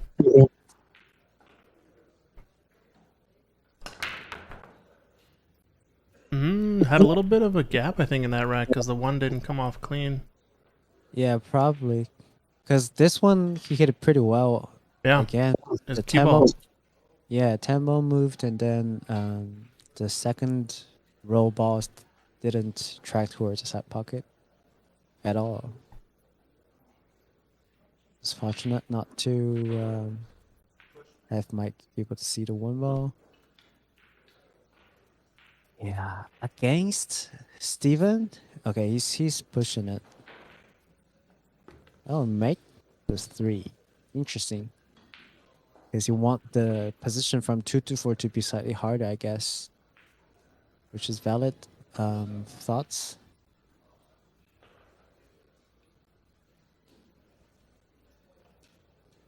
So now I think Steven can either thing the one ball or kick behind it. Ooh. Oh, he hit the gap. He's gonna get good on this. Wow. Yeah. He was trying to either use the 2 to stop or Yeah, yeah, it's interesting. I think he was playing those 2 balls as the blockers all day. I think so. Good kick. How's the cue ball? It's gonna be good. Good speed, good speed. Now it's Steven's time to kick. Usually he's the one initiating the safety. It's his turn to get out of the safety. 2 rail. Let's see. Slow. Ooh. Wow, Yeah. that was almost kick safe territory. Yeah. Super close. Sometimes if you try to be aggressive, try to hit the right spot, like the right side, you risk yourself from not hitting it at all. Mm-hmm. All right. So now the strategy that Mike did from the push, kind of like make the 3, would it affect himself because now 2 to the 4 becomes just a little harder compared to 2 to the 3 to the 4 before.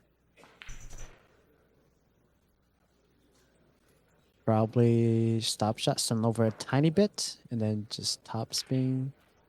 Okay, stun over not tiny bit. Now it's awkward. Mm-hmm. It's got to stretch.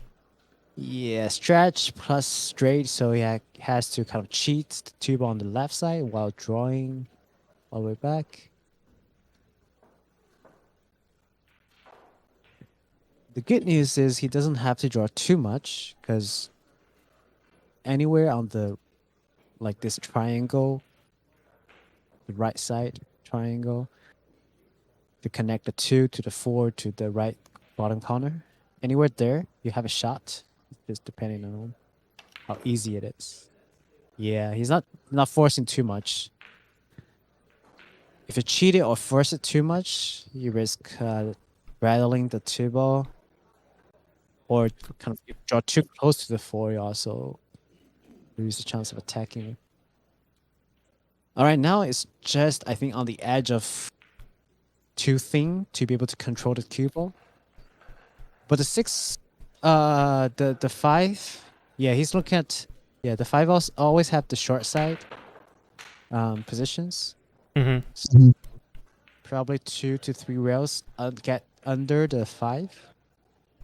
And then he's looking at does he want to use more left swing to go towards the 8 ball, towards the other side, or just top. Yeah. I like using more left spin like he does here. Just so that I don't lose that much stroke. Oh, he didn't. He did into the cue ball. That looked natural. Like he could almost play 1, 2, 3 rails into the center of the table with a little bit more left. Just a tiny bit amount more. Yeah. But maybe if he did like more draw plus more left, the cue ball will swerve too much out of control. I don't know. Maybe because players always sees the best from the table. Now, I think he has a pretty good angle. Either just roll forward or kind of stunned forward. He's playing safe. He's playing corner. Yeah, corner definitely. But yeah, he definitely kind of overcut it. I thought he could just kind of stun and then not having to use the left long rail. Just gonna flirt with this cluster and go around. Second rail is good, but he's gonna be a little bit thin. Yeah. Little bit thin. He could still use the kind of bottom left or top right or just top. Yeah, top. Ooh, he tried to slow it down. Well, Yeah, it's a little risky. people fight. Maybe. This round.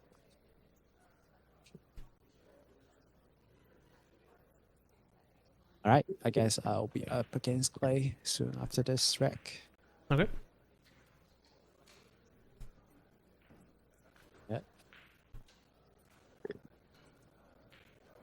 All right. I think he's going forward to corner and then shooting. Yeah, taking a cut on 8. Which I don't blame him at all. Do you play underneath the 9 here? I think it doesn't really go easily to the bottom left corner. Is the thing. I like this. Two Like what he- rails. 2 rails. Just kind of use the right spin. Mm, I think he got it. yeah, to the right corner. It's not ideal because you have to stretch a little bit probably, but No, at he's least you have. fine. Yeah, he's fine. Okay, not bad. Nice. Yeah, the way he did is kind of just rely on the right spin on the cue ball. Spin over it. Oh, Oh, he is human. unexpected. Wow, now it's 3-3. We have a game. Wow. All right. I'm going to be playing my match. Alrighty. Good luck. Good luck. We'll see you, Shing. Yep. Thanks for joining. All right, Stu Chain, good luck. Thanks, Mike. 3-3. Goliath has been hit. Yeah, big time. If he was going to miss one of those last 2 balls, I thought it would be the 9 because of the stretch. Yeah, for sure. I guess he did have a little bit of distance on that 10 ball, but I thought it was game match point. So yeah, we got to get Clay in the booth now. Yeah, there you go. Get them both in there together Yeah, the only thing is for a WWE wrestling match or something. I tested out the audio, and I think one of the microphones or one of the headsets wasn't working. It seems like with talking to Dave earlier. I might have to double check it all, but it seems like the headset just wasn't hearing the audio coming through. So I've only put one microphone and headset out there. We'll see. We can try again later, but yeah, I'm not sure why. Again with Bernie or with Daly? Daily in the room. He helped me set up the microphone for them to Oh, gotcha. use so that we can be on the same call.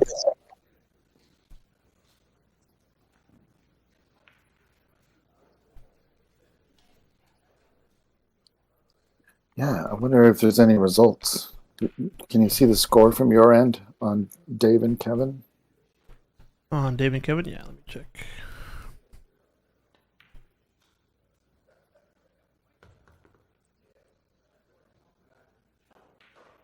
Oh, nobody's playing on that table anymore. I see 2-2 and 54-39.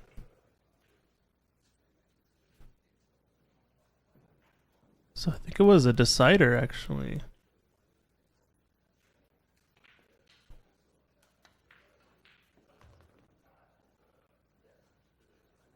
Check the online bracket.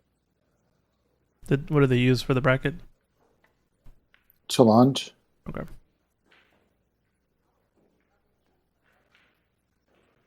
Dave Daly in the decider and Chris Lamb with a 3-0 win over Savi. So it's Chris and Dave Daly. Wow. Yeah, you're zooming at the score. 54-39 decider. Over on the snooker tournament that's happening on the other half of the room. So Dave and Chris Lamb are playing in the final? Yep. I don't see them. I wonder if they just pieced out. They chopped. They chopped it and said, we'll just play it at home. Your table or mine? Right? Right.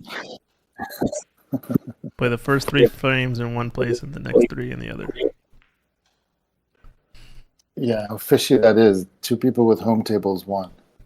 Yeah, went to the finals. Yeah, what the heck? It's because I wasn't there. Dang it. Oh, yeah. Francis, you should have played. Yeah. You could take them out. Well, she's in the room. We can get her in the booth.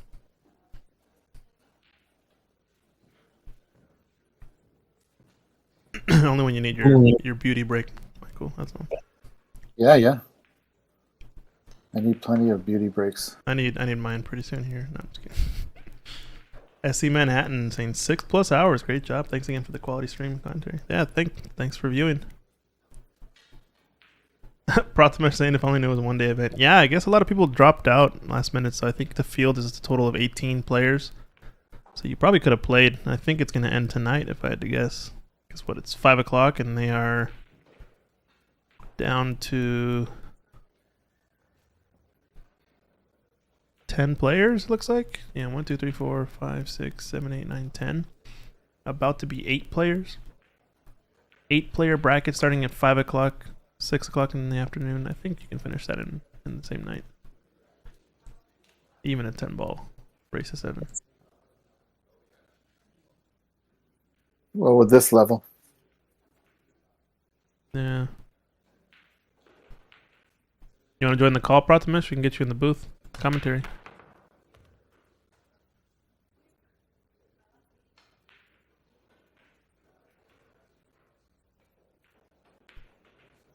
Nice little pop.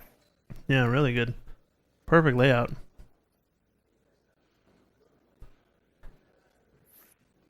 I think he's going to play for the window between the 5 and the 6 here. All right, Prothemesh's game. Nice.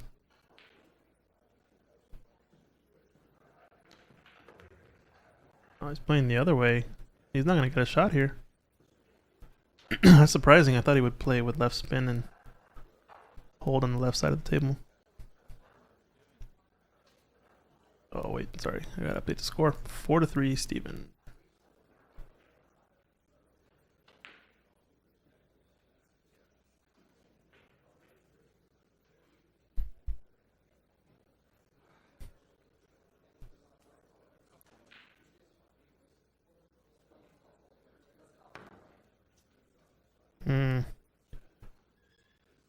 I think kind of just gave up on that and just went for the swerve.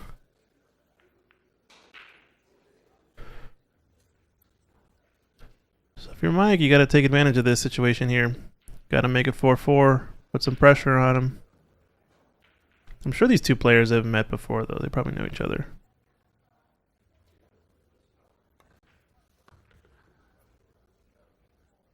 Oh, watch out, 9-ball.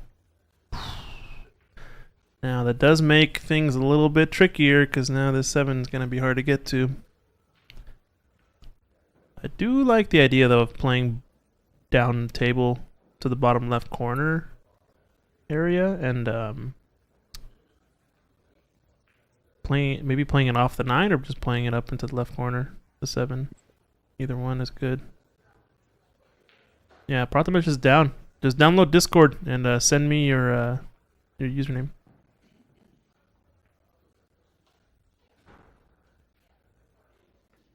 We can put your high quality USB mic to work.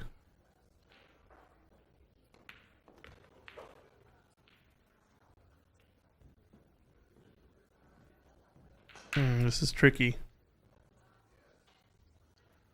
Might need to stun this into the right long rail and go 2 rails underneath the 8 to get the shot on the 7 to the top left corner.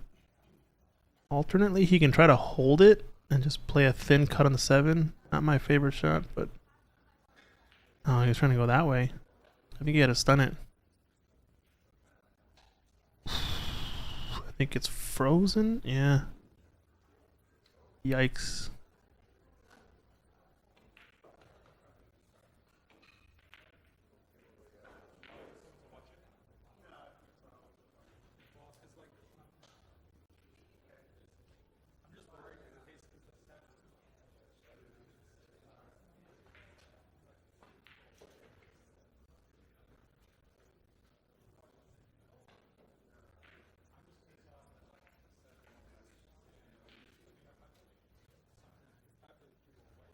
All right, so update: Dave Daly won the tournament.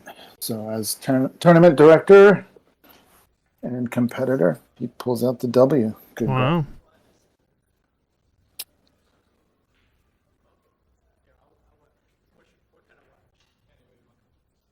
Congrats, Dave Daly. Nicely done.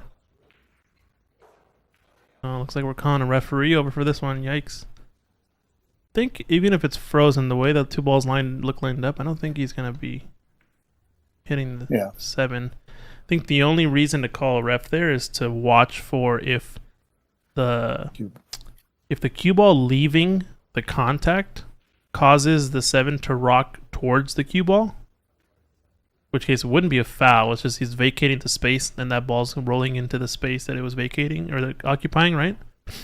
If that happens, I think you gotta just call a ref in case that happens. That wouldn't be a foul, but just it would still move the 7 ball, you know?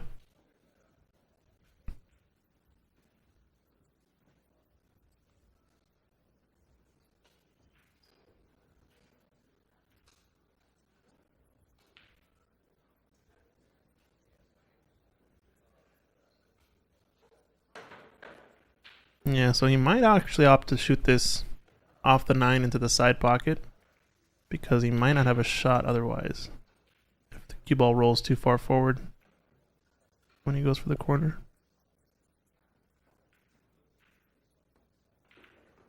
No, he has a line. Okay, he had a bump on the 9, so he was good. Now, if you're Mike Silvius, you're gonna like this position, even though it's a tough cut, and you got to take this on.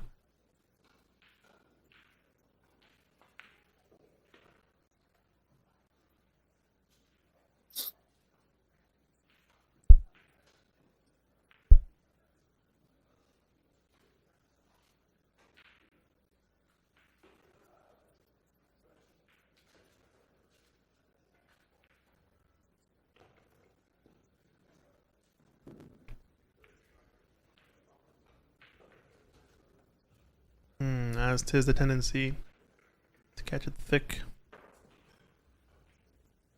Tough miss there.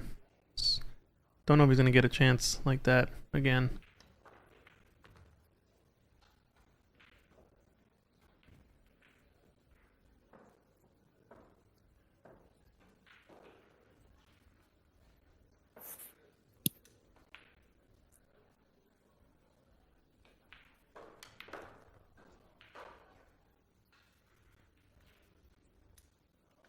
It was interesting to hear Shu Cheng saying that he was trying a few things out.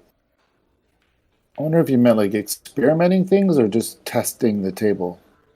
Yeah, I think the latter. Like trying out this shot to see how it reacts, to see if he can use it, in future cases or not.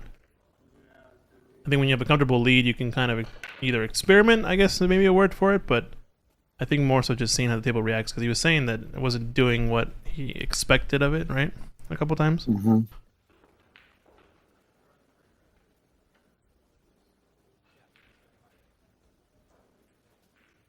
So 5-3. One away from being one away. Yep. Had some chances there, though, Mike. But it also seems like Steven's kind of not really focused, not giving it his all. Yeah, I think like on that last rack, he had that weird situation where he got hooked and he kind of just gave up and just swung at the swerve shot, not really caring much about it. I don't know if he just thinks he's going to beat him or what, but pretty close to being 4-4 there and maybe even 5-4. Oh, this looks like a nice break, but yeah, the one's going to settle. This is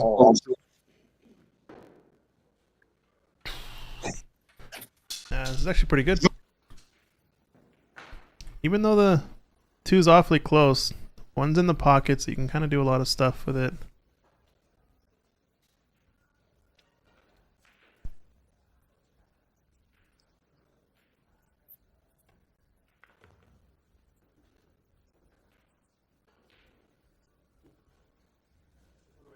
It's a nice kiss. The wrong side for the 3, unless he just taps it.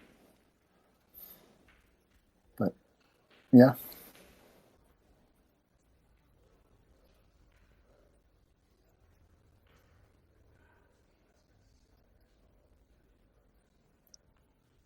Yeah, pretty lucky kiss there. I think he doesn't have to disturb this 7 ball. No. He can choose to if he wants to But maybe it- put more. Oh, he's dead straight on this. Yeah, if he wanted to get it down the rail more, but I think he's going to have to draw this straight back.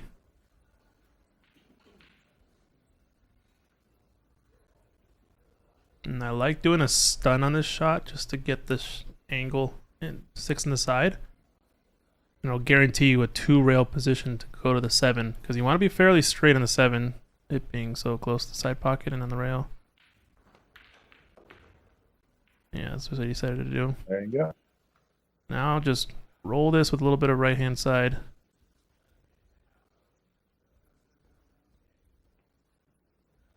And even if you get dead straight on the 7, you're fairly okay. Ideally, you want a little bit of angle, but you want to get pretty flat on it.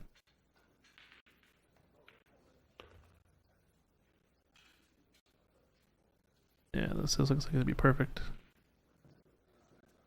And because it's a little bit more on the flat side, I think I like going forward on this shot to get some more space to get angle off the rail. You can also stun it and just hit it harder. It's just a little bit riskier of the pot. And that's harder to control, that kind of side stun. It's a smaller window, you know. If he goes forward, worst case he's farther from the ball and straighter in, you know. If he's closer, he's got a little bit more angle.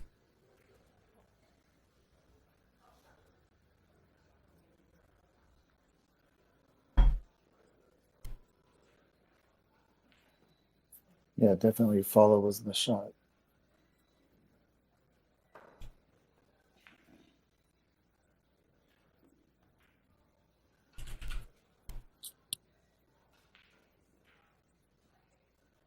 It's safety though.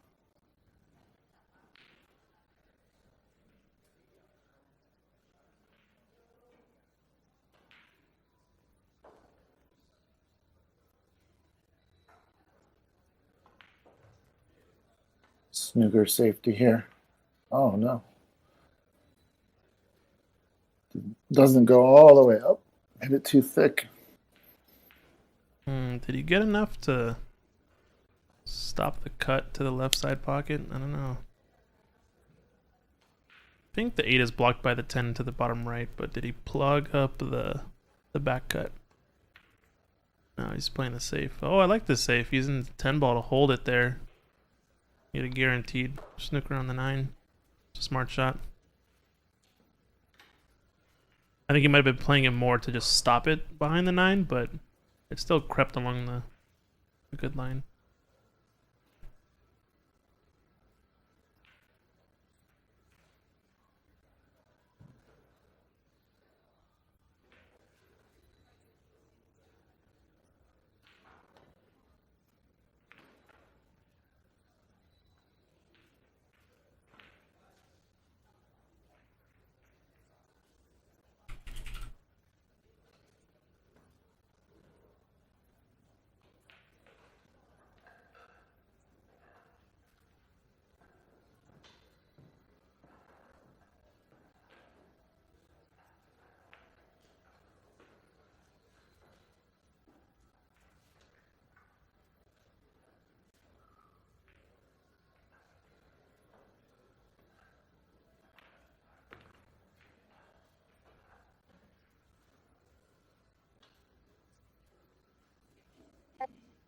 Here's that same shot.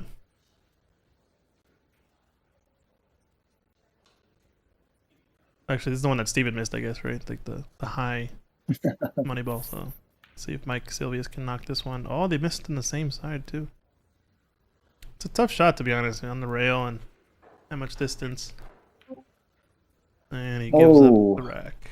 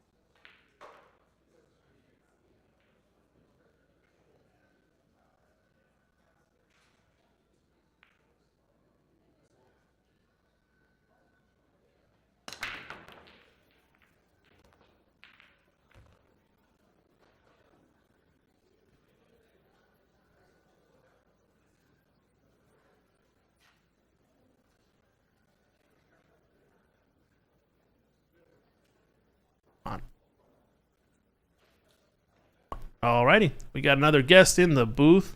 Prathamesh, Savat, what's up? How's it going, buddy?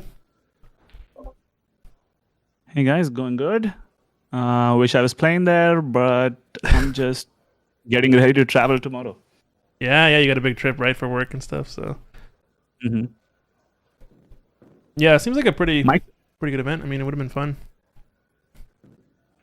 Yeah, it's been a while since I think we've had an open event in Ox. I was really looking forward to this one. I actually was low-key hoping that my visa doesn't come through. And if that happened, I would have skipped the trip anyway. But I just got the visa on Friday. Yeah, you would have had a good excuse, huh?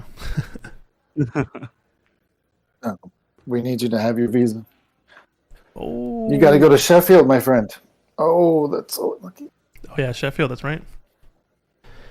Yeah, this is a tough one. So you didn't see that bump on the 6 ball.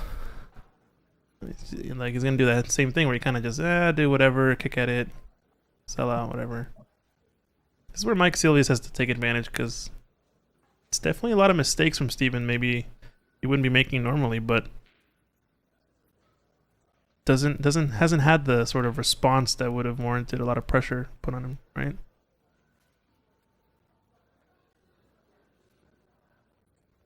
Anyway,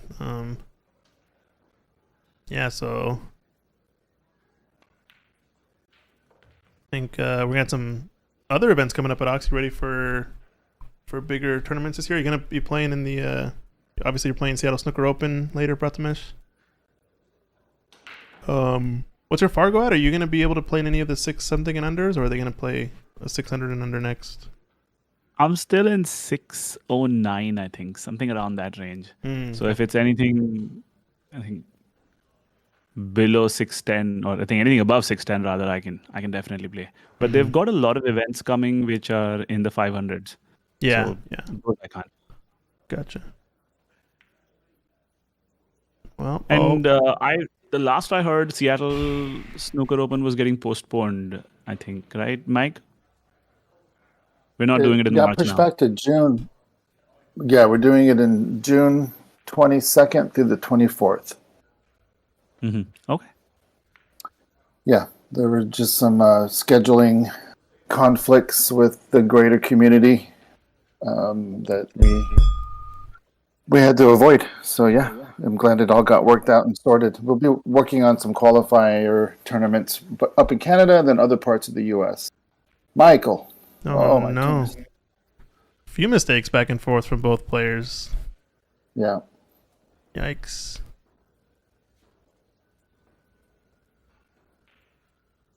Can you see the chat here, Prath? I'm still figuring out Discord, man. I can't see a lot, but I'm gonna figure this out soon. If Oh, you yeah, I see can see the it. yeah. Yeah.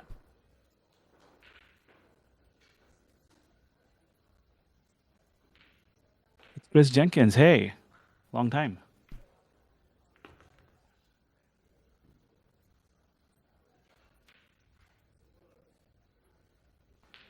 Once again, a little bit careless. It's gonna be a little tricky, but shouldn't be a problem. It's just not quite as tidy as you'd expect. I guess I have a high expectation of a 740 maybe, but this is for the match. It looks like with authority. There's the match. Handshakes. And another one bites the dust. This was an A-side match, though. I think it was one of the A-side semi-final matches. What do we got coming up? I still It missing does that look like shot. he's gonna run over the field, though. Is there anyone that's even challenging him right now? I mean, closest was Tom did, Daniel. but- No, not Daniel. Sorry, I think closest would have been Daniel, but he got whitewashed, I believe, in their match. I think Daniel's actually out now. Looking at the bracket, Dan Louis managed to take him down 7-4, I believe, over on table 5. So, yeah, it's gonna be Steven playing the winner of Clay Belvoir and Shu Cheng Chow's. Maybe Clay or Shu Cheng will give him a run. It looked like Tom, right? Remember that, Mike? Tom and him went 5-5 up. Aiken. Tom Aiken, yeah, they were 5-5 in their match over there on table 5. So that one was pretty close. But yeah, we're starting to get down to it. I think we've got Shucheng and Clay is the other winner side semi that's going on right now. Stephen Fullen's going to be in the hot seat match. And on the B side, Dan Louis playing the winner of Pavel and Manny. And Bo is waiting on the winner of Tom Aiken and Jake. So pretty soon here, we're going to have 1, 2, 3, 4, 5, 6, 7, 8 players left. I think we're at 10 right now. 2 in elimination rounds. I think looks like this table's Tom Aiken and Jake, I believe. Pretty soon.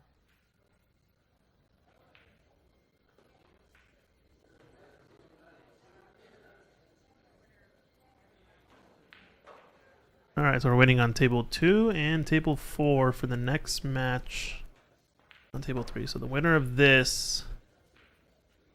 Oh, that looks like that Tom just took it down right there. Handshake. So Tom Aiken advances.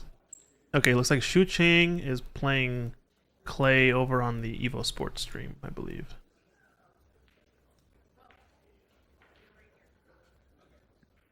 We're doing multiple streams?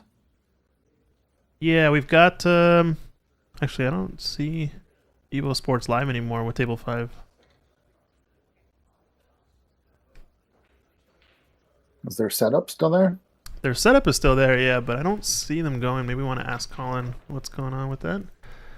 But yeah, that table's gonna be is Shu Chang and Clay. Right over here. If you're still watching, Colin, let us know. Yeah, let us know if the stream is still going. I didn't see it, but I could be looking at the wrong place. I don't know. And then okay, update is that table 1 is going to be Tom versus Bo. Tom Aiken, Bo Bologna. That should be a good one.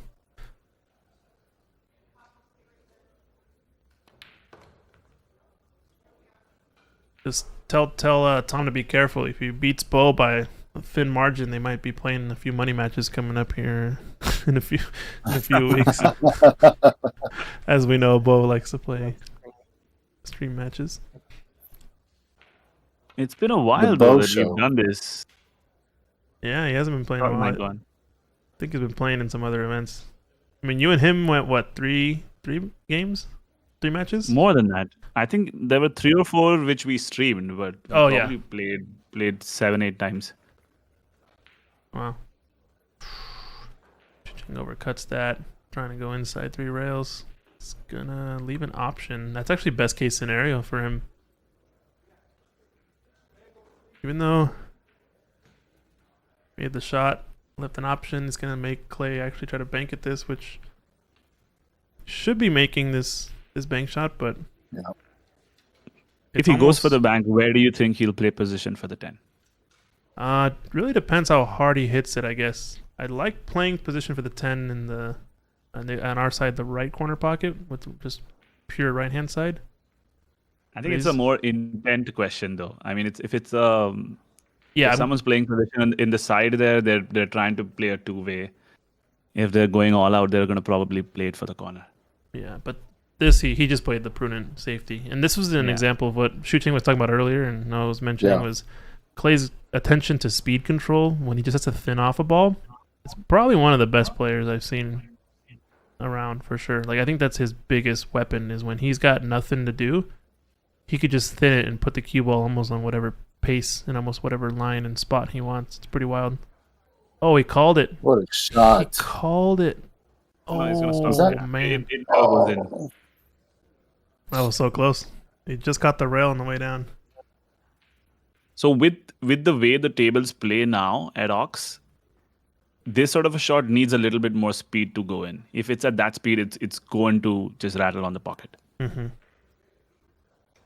That's what I like now. Now the tables have gotten tougher. So in spite of the pockets theoretically not being too small, the table is not very easy. Yeah, for sure. Another one one goes down. I don't know what their score is exactly, but I'm sure we'll get an update from Secret. And let's see, what's our other table got? So Dan, Louie, and Pavel, I think, are also about to get started. Yeah, so we've only got 3 matches going in the room right now. Pretty soon we're gonna be down to 3 matches for the rest of the tournament, and then 2, and then 1. What happened between Dan, Louis, and Daniel? Yeah, looking at the bracket, it looks like Dan Louie won 7-4. So it wasn't Daniel's day today. Either or. Okay. Losing 7-0 against, or first winning against Noriel, I guess, 7-3. And he got a whitewash against Stephen Folan. And then he whitewashed Mason Maki and then lost to Dan 7-4.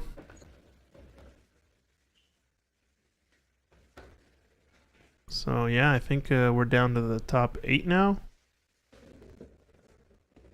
Yeah, I think just looking at the way Steven was playing, he's going to take some beating.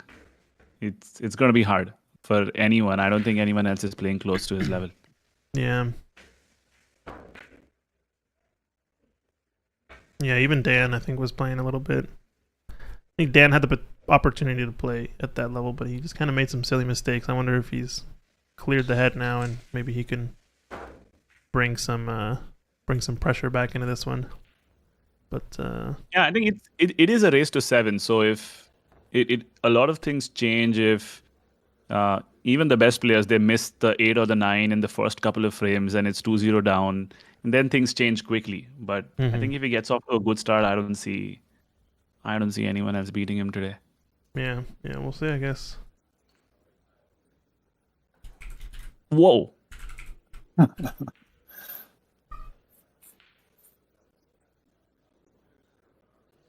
And who's the next in Fargo? He's like 740, right? Who's the next in Fargo? I think it's Daniel 700. Yeah, it was he's out James, now. but James didn't show up, I guess. James V. So is Yeah, I it think a Clay lot of or is it Danny? Oh, now that's left in the tournament. I think it's Clay 684. Yeah, it's gonna be Clay and then I think Dan Louis. I think a lot of people might have bowed out with the Super Bowl weekend tomorrow. This being a 2-day event. I did not even think about that at all. Wow. But if this was positioned as a 1-day event, I think a lot of people would have played. Yeah, if it was like, but then I think if people show up, it wouldn't have been a 1-day event, you know? Yeah. Yeah. What's the Super Bowl? What is this Super Bowl you talk about? Football is dead to me. He's a Cowboys fan. Leave him alone. I'm still burning. I mean, it's about as poetic as it gets. Like I knew it was going to happen. everybody We knows all it's gonna knew happen. it was going to happen. Yeah, we all everyone did. knew it was going to happen.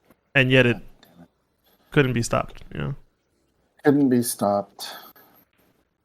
Is the curse. There's a new curse. His name is Jerry Jones. Anyway, back to the game. Oh, snap. All right, so we are, I think we're starting right with this one. Yeah, so he didn't call the 10. So yeah, Bo and Tom have gotten started. We'll watch this match and we'll keep an eye on the other match every once in a while. Maybe, yeah, Clay is up against Xu Cheng 2-0, I guess, in that one. So first time getting a glimpse of Bo on the live stream. Haven't seen him in a while. Seems like he's still in this tournament, top 8, looks like. You think he goes for the combo now or the safety? Knowing Bo, I feel like he normally plays a safety. But if he's feeling aggro, he's called a 3, yeah. I feel like he normally plays the safety.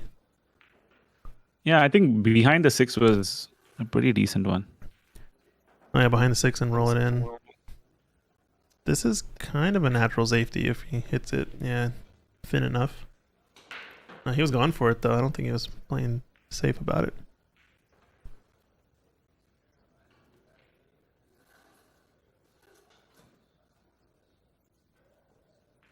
This is not an easy out now with the way the balls are. I think we have a safety incoming. He's going to thin off the right edge. I wonder how many times these two have played. Never? I don't Again? think so. No.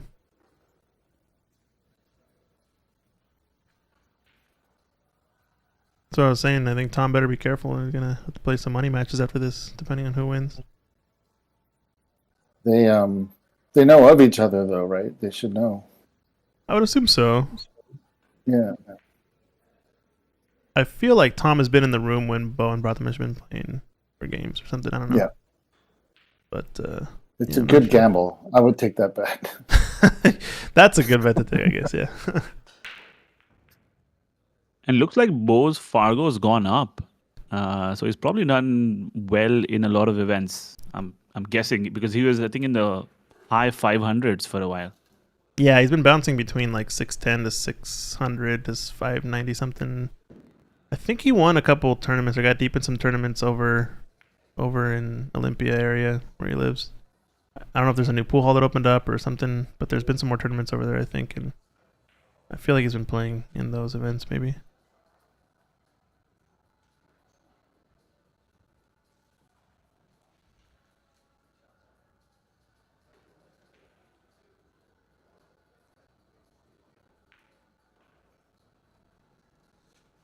Camera tells me it doesn't go, but they're always deceptive. It does. It does. It does. He I can think see it's it. I think so.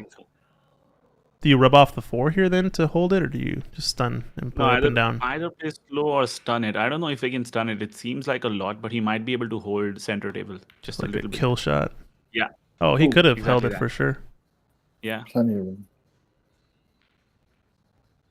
Okay, so I think the trickiest part of this rack is really going to be getting on the 6 from the 5 if you're going to cut the 6 to the bottom left corner. Mm-hmm.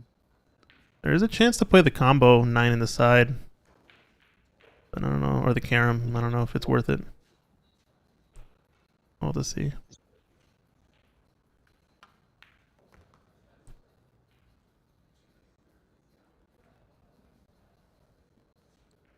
So it's funny that players back out because of the Super Bowl. So that assumes that they think they're making it all the way. Yeah, I think so. But it's also like the one time you make it deep, if you don't think you're gonna make it deep, and then the one time you do make it deep, you have a conflict. It's like, what's the point, right? Yeah. And yes, I think I would assume that I'm making it all the way. Else I wouldn't play. I know you would. Yeah. You have the skill. Oh, Secret saying she had an event a couple months ago where Tom and Bo both finished in the same place to cash in the side pot, where they decided to play a set instead of splitting the cash. Oh, so they have played each other before. Nice. That's a good choice. I like that. Yeah.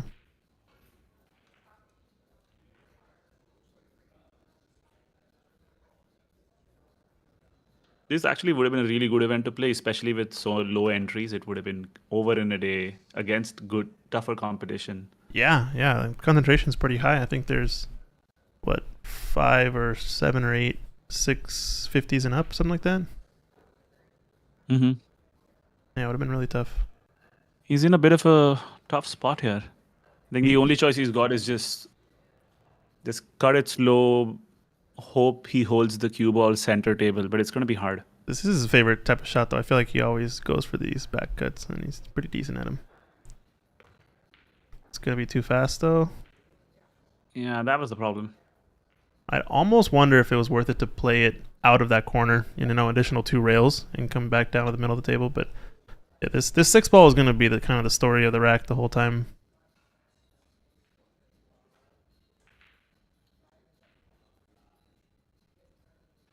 I need a refill. I'll be back.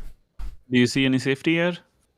I mean, cross the 6 ball, maybe 2 Yeah. cushions, or cross a 6 ball into the 10 if he has enough of it. That's all I can see, really. I don't know if he can do that even. It's got to hit it really thin to miss the double kiss, though.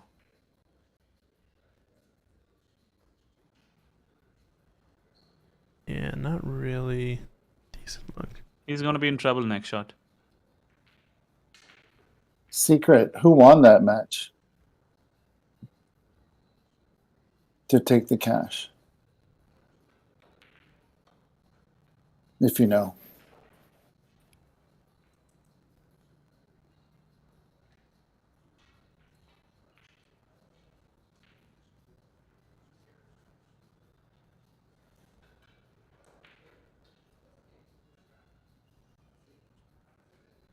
Okay, Tom. Secret in the chat says Tom won the match.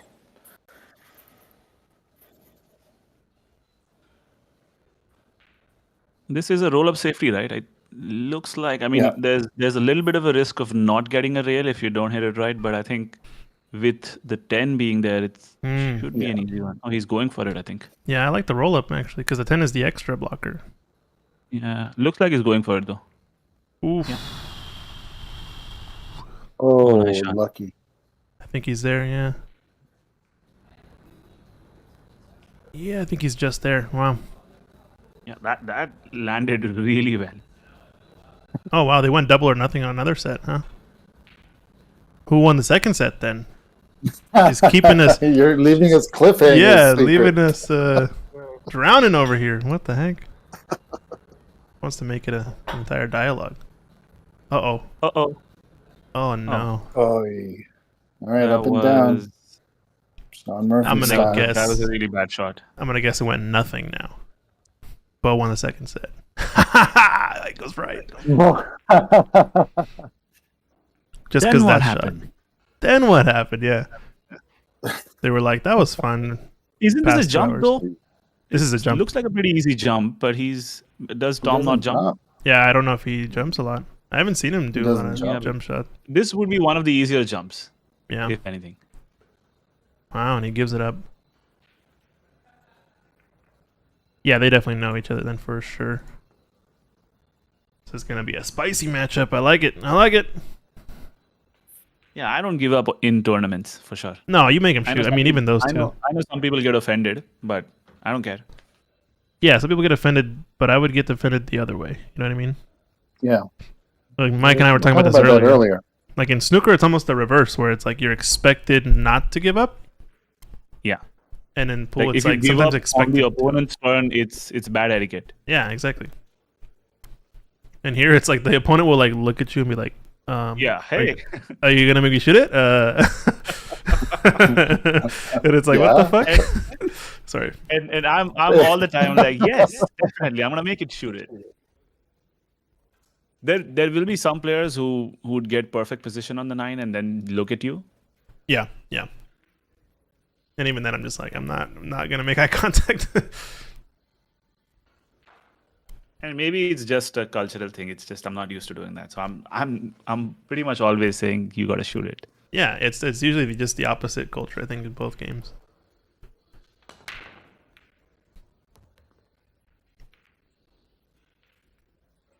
That's a nice break. Oh, they ended up playing another set, says Secret. But she left before they finished because it was on day 2 and the event was done. So they went to a third set after the event was done. Holy. Now we have to find out who won that. We got to do Somebody some tell stream them matches. this is only one match. Yeah, this has to end here, right? One of you has to advance and then the other person has to, play in the other spot or whatever. Or play their next match. Oh, look at this one. Look at this cue ball. Jeez. That looks pretty nice. I think you can see it. I think that's I think- glued. no, it's locked pretty good. It looked like that last bounce may have made it poke out, but apparently not.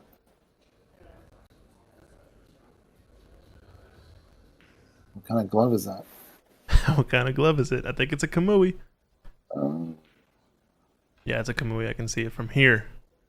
Don't even Hey, need to Christian, zoom can in. we switch matches in between? Is that a thing? Like, can we watch Su Cheng's match for a bit and If you want, yeah, we can switch to the other one for Iraq. Whatever. We have the world is our oyster. yeah, I think let's watch that for a bit. I think that's a little more interesting. Do you want to go now or after this? I'm okay either way. Okay. What is the shooting? Clay is up 2-0. This is just starting out. We can come back to this in like 2 or 3 racks. Yeah, let's see. Do we know the score here? Last I know, it's 2-0. So I think Secret will update us. 4-1 Clay. oh, Oh.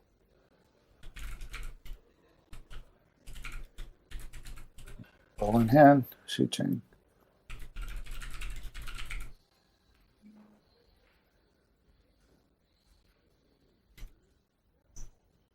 You know, Clay and Dan Louie will be playing in the BC Open. Oh, are they both going up? I don't know if that was said. Yeah, they're going up there. Oh, nice. Clay asked me about it, but yeah, I just told him like what I knew, and he said he was thinking about it, but he was like hemming and hawing if he wanted to go because of this or that. But that's good. That's good that he decided to go. I think they'll Yeah, play I pretty think well that's on those great. tables because they're probably used to playing on ours, and they're gonna be over there being like, "What? I can actually let out the angle a little bit. It's not so precise. I can put a little more spin on the ball." I think they're gonna like that. Are you making Yeah, a the trip? competition up there is pretty tight. Oh yeah, that's true. Yeah. Is any of you traveling? Mike, Christian, are you guys traveling?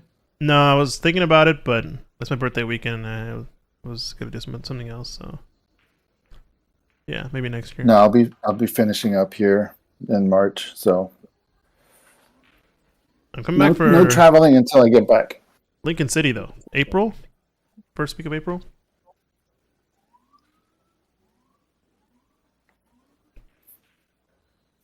I'm gonna try and make the trip if my visa comes in time. Oh yeah. Yeah, have a caravan. Yeah, because Francis All is going, these, right? Yeah, Francis is going. Okay. I don't know if anyone else is going though from here. I think Dave must be. Yeah, I imagine he would. Ooh, Shu Ching overran this a little more than he wanted. I think he's still okay. Yeah, he just has to make it in the top right. I think position's pretty natural. Even if he cannons the 9, he'd have to be unlucky to not be on the 8. Yeah. Oh, he's gonna get the line. He's good. Perfect. Yeah, he's fine. All right, so our main match table has Bo running out, I think, from the 6 now. I'm just watching it on the side.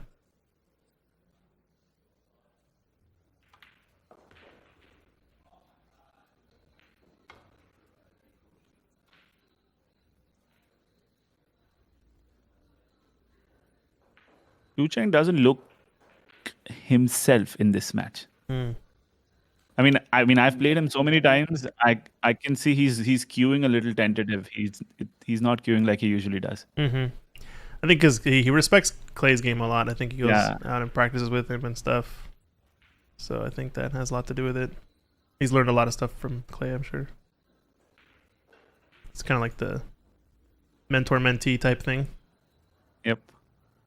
All right, let's go back. This Bo is on the 7 to the Nice 8. shot.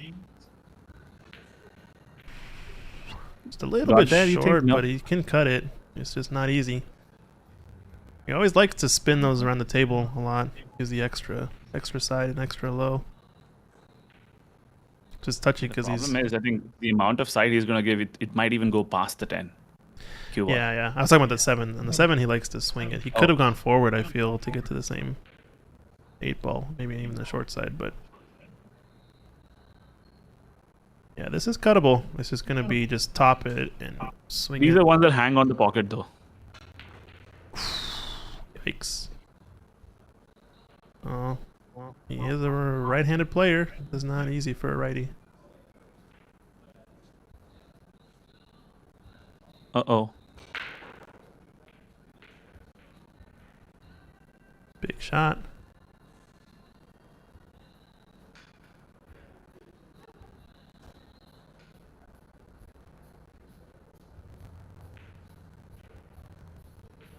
What's the quality on this, Christian? 1080p 60. Oh, you increased it to 1080 now? Yeah, It used yeah. to be 720, right? Yep. Yeah, it's because I'm doing it from my home PC, which is a lot stronger. That's nice. Yep. And Oh, Facebook supports up to 1080. I think Facebook still will go to 720, but YouTube definitely goes to 1080 and Twitch. So if you watch it back, YouTube will definitely have 1080p 60 quality. Let's go back. This looks like Clay's break was dry. Shu Cheng up to the table. The safety here. Oh, he's gonna go 2 rails across with the cue ball. That's interesting. I guess he had a lot of blockers, really. Kind of the way that the 4, 3, and 7 are staggered with like the 9, 6, 8, 10. They're kind of all nicely in the line where if you get them, if you get the 2 balls in either quadrant of the table, you almost are guaranteed a snooker, right? It's like having I like think that's the same thing for Clay though. I think as long as he makes contact up and down, yeah, true. very likely he's gonna get a snooker back. But to separate them, right? Yeah. Yeah. It's kind of like having 2 rows of colors on the snooker table, right? It's like having the color, the bulk colors here, and then having a second row of bulk colors. And I feel like that'd be Yeah, the deadly. 3, 7, and 4 are almost like the yellow brown. Yeah, it's perfect. 7 is like the brown. Yeah.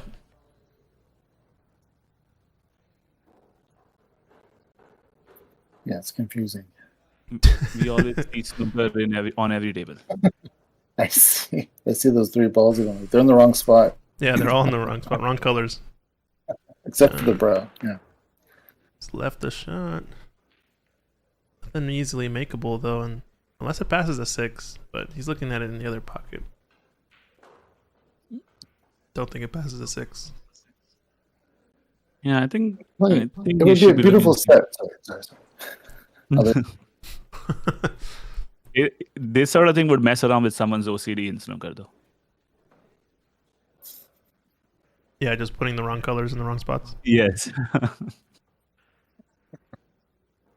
Just rotate all the colors so that like the brown is the blue, is the pink, is the black, is the yellow, is the green, is the brown. I think the worst is when you place the yellow on the green and green on the yellow. Yeah, that's the easy one, right? That happens a lot too. Yeah. I think a safety coming up here. Behind the 9. It's gonna be hard to hold the cue ball or hold the 1 ball, unless he's going this way. Yeah, if he's going thin off a bit, he's going for the shot. Oh, You got a Got good second rub. prize. Oof. What do you do? Which way do you kick? You might have to bend it if he's going the long rail. And there might be the short rail option if he just misses the 4 between the 4 and the 2 on the way back. Yeah, it's a small window then. Okay. Ooh, he got there. Yeah, he got it. Nice shot from Clay.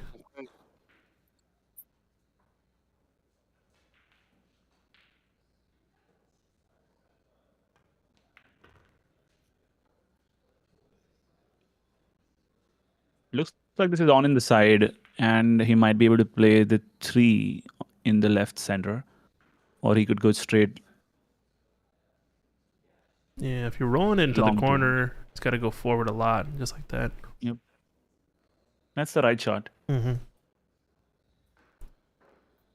I have to, when I'm thinking about this, I have to almost rewire the brain.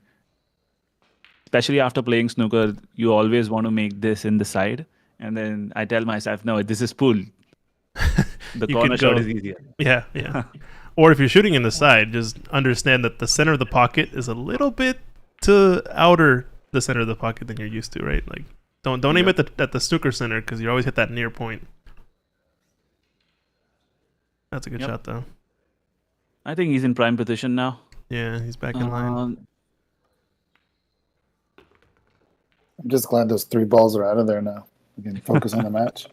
you can breathe again, or It's a pool again. All right, here we go. He's just got a little less angle than he wanted, I think. Might have to play this one a little hard with follow. yeah, that's perfect. Now he's a little straightish. Slightly going- wrong side again on the 6, but I think he might be able to just pinch the angle and pull it back for the 7. Go forward But too. I he think might play it with follow too. either option is there. A little inside too. It's gonna make him go too far. I think it's gonna get close to the rail.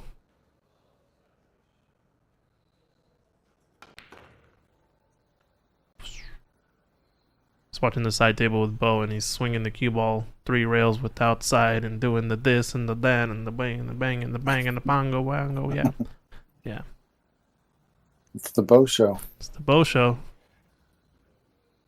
I feel like we should do a stream match again, Christian. When are you free? When am I We'll free? set it up. Yeah, let me know. I'm free most days. Just let me know when. As long as you guys do it Tomorrow at early, 5. because I'm on East Coast time now, so it gets late. So start at 5. And that should be doable.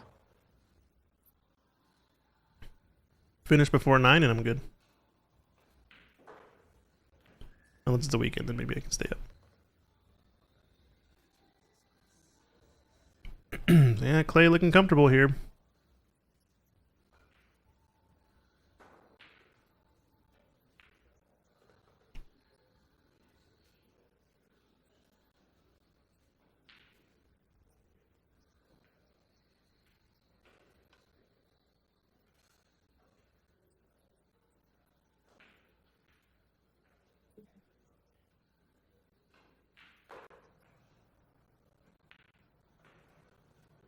Alright, I'm going to switch over here because Bo's in a tough shot here. He's jacked over this 8 Ooh. ball and just overcut it.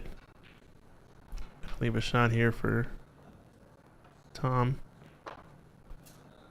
Is that score accurate? Yeah, the score is accurate.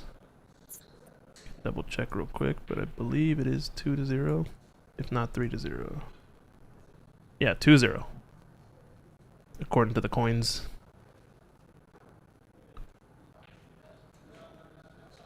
Wow. So that, And that green ball was his 3-0 pretty much. This is not the best position here. I think he's gonna need the rest. oh yeah, for sure. Do you take the rest and go I thought forward? he would. Yeah, I thought he would slow roll it. Being a left-hander, I think it would have been natural for him. But Yeah, stay on the right side, huh? yeah, on Yeah. the right side, the long rail. Yeah, exactly.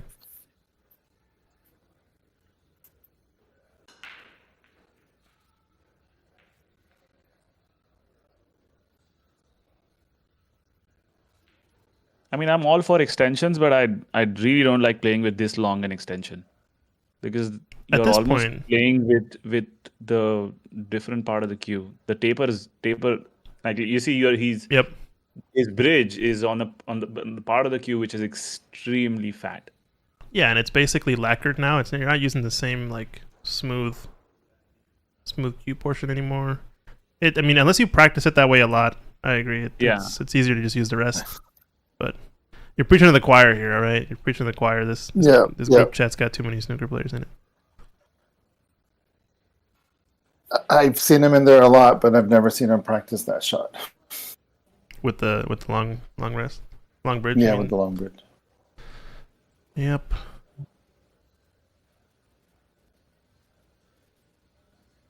Yeah, I think he's got to go for this one too. Bottom left. Well, whether or not he has to go for it, he's gonna go for it. I'm pretty sure. Just seems like he's on that mission. Oh, nice. He hit it Nice sweet. shot. Yeah, he hit it sweet.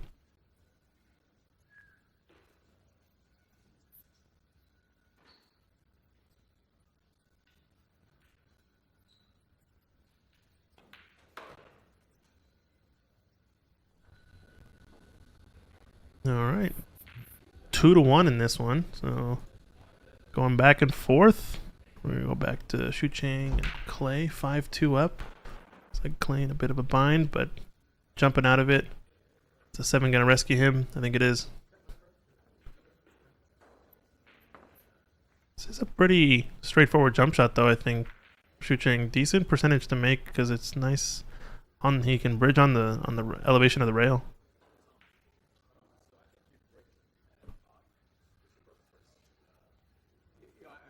Position's not too bad to get to the 2 either. Yeah, there's not a lot of value though. I think the 3 is really difficult, so I don't think he has an out anyway.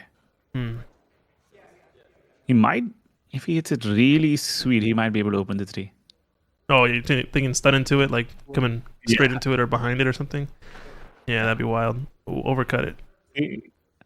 This is still the right shot, I think, though. At least you guarantee contact. Not a bad result. Yeah, just the simple fact of having control of the table, I think, is pretty huge. It's kind of what tips the scales. I feel like in these matches when the level of play gets higher.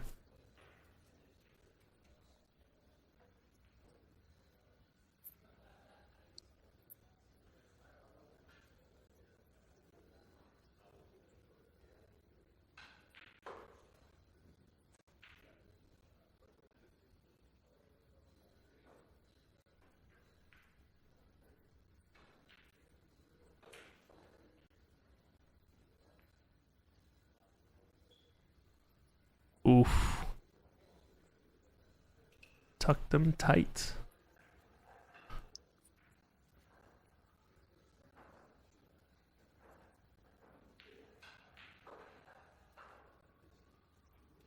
Yeah, this is almost as good as a snooker, right? Well, maybe not the snooker, but almost as good. Open Probably snooker. better. Containing. I think this is where I don't like the whole cue ball fouls only rule. Yeah, because this is I mean, the 2 ball moves, it should be a foul, right? Yeah, for sure. I agree.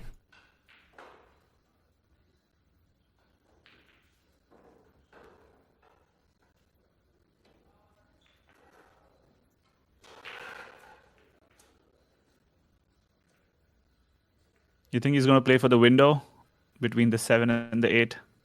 It kind of lays that way. He kind of can go 2 rails and hit the if you hit the 3rd rail and that 3rd diamond, he's got it. He's overcut it because he's trying to get that too. He's trying too hard to get there. Yeah. Yeah, it tells me that he needed actually a lot more right-hand side to get there than he shot it with. Because he overcut it and he still didn't get the line right. Had he cut it thicker, it would have been even like closer to the 7, you know. Mm-hmm. But it's kind of unfortunate with the leave. I think you can make it with a little bit of right-hand side. It should work. It's close. Yeah, the one's off the rail. I think it might be just enough. Yeah, it'll zip off the second rail too for the 2.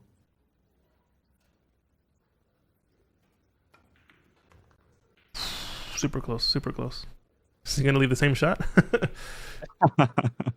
I think so. Instant replay time. This just in. So February 24th, Stephanie Susi is having a Fem Night at Ox. So that information will be posted on the Washington State Snooker and Pool Facebook Oh, nice. group. And yeah, so February 24th. February 24th. Fem Night. She's ran those a few times Fem in the Night, past, yeah. right? Quite a few. We are almost, I want to say we're about six of them Oh, wow. monthly. And it's growing, and she's loving it. Yeah, Nice. and we love having her. Yeah. That's awesome.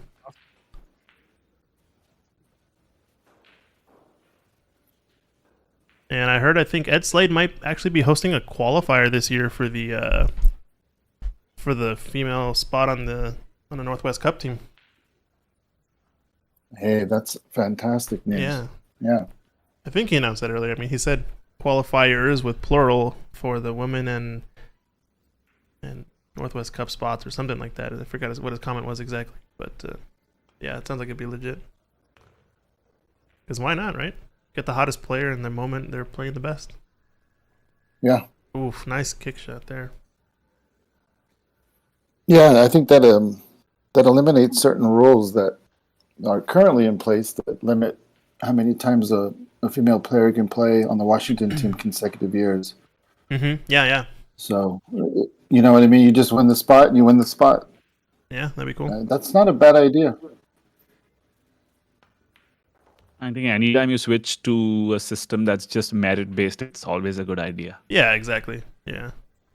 I think until now they picked the players. I think 3 or 4 players, and only the last position was based on the tournament, right? I think one spot he'd set something between like 625 and 650 or 600 to 650.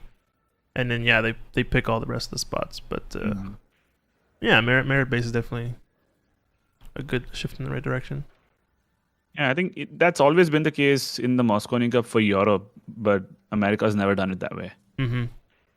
I It's almost getting think more merit based, but I almost think they should do it for like 3 spots. They should have like a 600 to 650 spot, an open spot where they have an open tournament, and you get to be the top dog on Team Washington or whatever, right?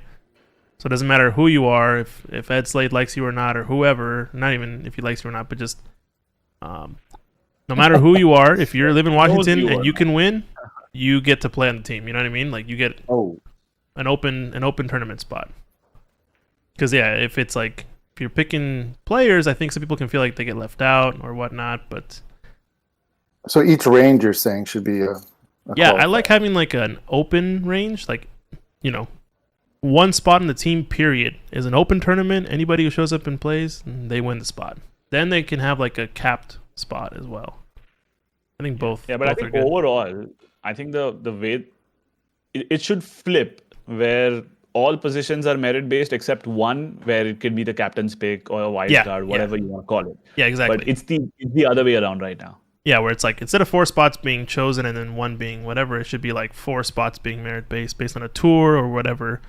Obviously, there's a lot of stuff that needs to come before that, but Are you saying that we need a Lippman Lights Northwest Cup tour? Is that what you're saying? Hey, I don't know, or it could be connected to a Northwest tour or something like that. I don't know. I think it'd be You heard it pretty first. sweet.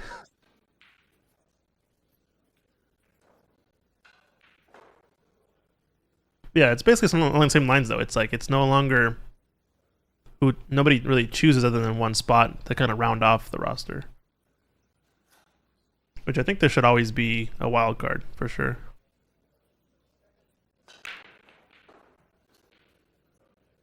Oh, overcut it. Oh goodness. He's got the classic pool stance, bent over, hands on the table, hips out. Like, what did I just do?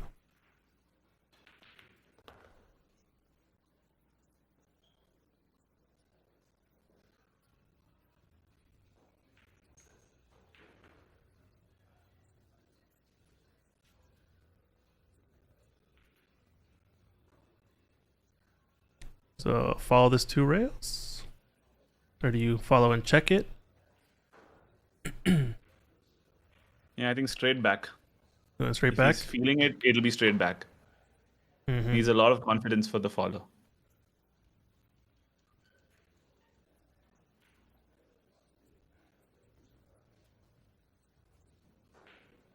Same Is kind that of thing. secret thing tour? Tour? Yeah. Stick Game Strong Tour? Is that what I heard? Or honestly, just take the NWPA Tour and qualify for Northwest Cup with that. Like top player in each region gets to play on each team. That would be tough. There's some Canadians there, but we can ignore them.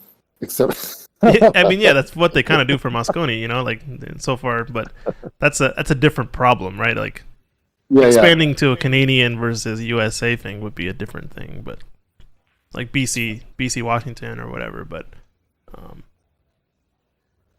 Yeah, but that brings with it some other problems. If there are Canadians in there, there's definitely going to be someone who'll complain that I lost to the Canadian, and that's why I didn't make it in the tour. And that's why I didn't. nah, yeah, I don't accept any of those excuses. You shouldn't have lost. That's why I think dedicated tour. Yeah, true. Dedicated Alright. tour or robustness for the year within Fargo. Oh, for the year, that's interesting. Like having more recent games in, right? You can just like play after being dormant. Yeah, I think that makes sense. But I It's like think a basic people will requirement. still find ways. I mean, with Fargo, I don't think there's a lot of visibility on, like, none of the matches are visible, right? Not really. I think your own matches are visible, but not like other people's matches. Yeah. I don't Unless think so. you play on Saloto or something, I think those are public. Other than that, the tournaments aren't.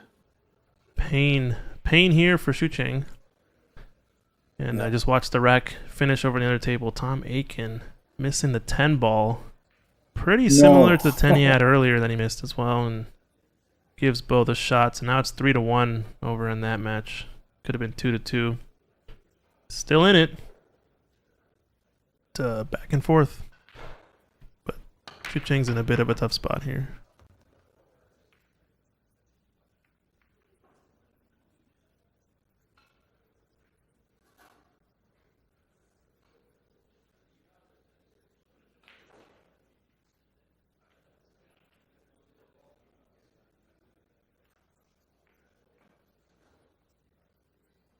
Always play short.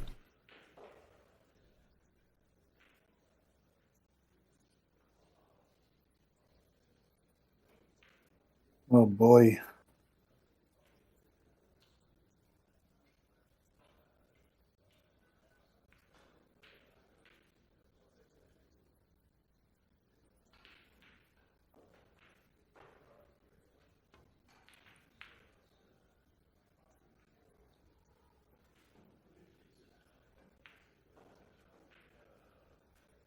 All right, well, Clay on the hill.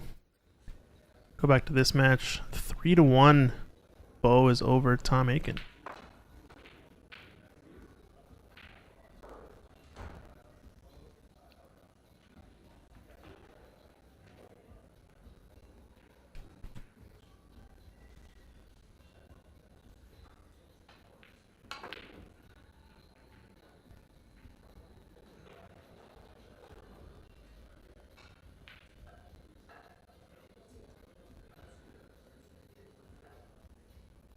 Is it a bathroom break? What's going on? No, I think Bo's just thinking his shot through. He's a little. I think he's hooked on this one ball with the 2. I think you can see some of it. You think so? Yeah, probably not enough to pot it, but I think you can see some of it. Oh, maybe not. Calling the corner just to be safe. Bottom right corner. Okay. That was pretty full hit. He actually wasn't far off from making that ball. It's gonna leave a tricky shot. I'm liking this though. I'm feeling the tension in this match for some reason compared to all the other ones we've been watching. Don't know what it is.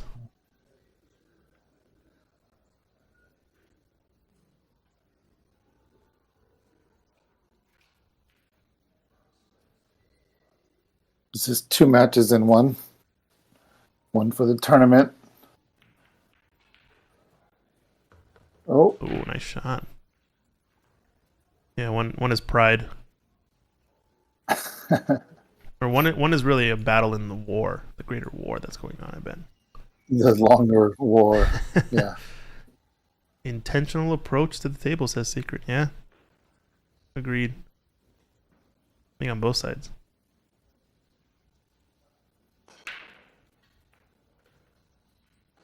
Alright, so I'm going to go inside spin on this.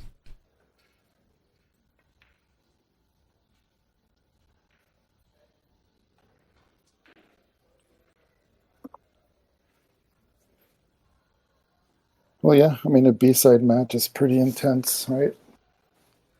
Yeah, but it sounds like this one has got a little bit of history behind it. You know what I'm saying? Yeah. Yeah. Yeah, it's a little, but current history. I'm a bit So, surprised you didn't go yeah. for it though. Oh, sorry, my headphones cut out, but yeah, what you said, yeah. Get on the. Maybe he couldn't get on the 3 ball. I don't know.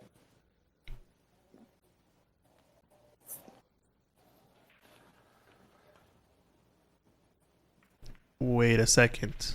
Oh, is this going to be a ball in hand? Yep. Yeah, it's a foul. Nothing hit the rail. Yeah, it's a foul.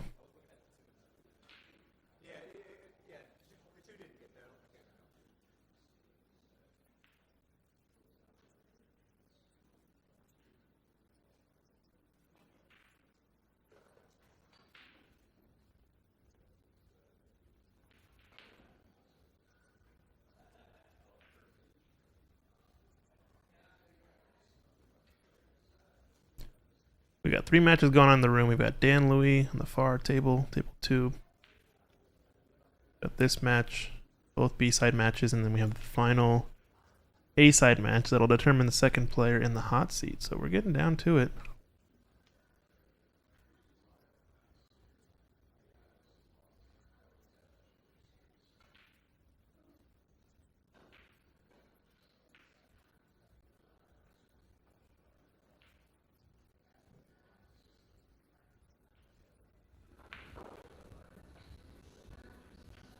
Nice shot. Hit the gap perfect.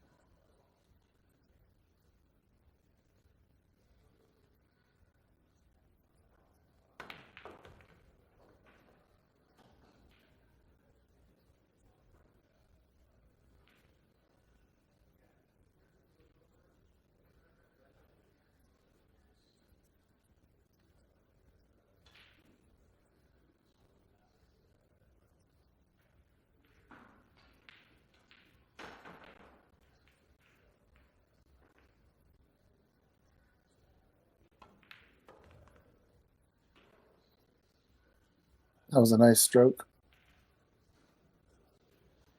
Little short, but I was thinking back to that stroke where he was bridging over the 8-ball against Stephen Folan when he gave him the match after he just kind of overpowered that. I believe, what was it? Was it the red ball, the pink ball? But Yeah, they had like 2 balls bridging left or over something. these 3 balls. Yeah. Yeah. But bridging over all these 3, this was a much better shot than much better stroke. There's history here, okay? Oh, Oh my goodness. What happened there? What the heck? What? I'm sorry, I gotta replay this, but how did that go in off of that That was angle? not enough side. Did he chicken wing it? No, I think he was fine. He just didn't hit enough. Yeah, so he hit right around the 1 3/4 diamond away from the corner, and That's too thin. yikes. Just got too. It looked like it was, with that speed, actually probably gonna over roll position anyway, but might have been close.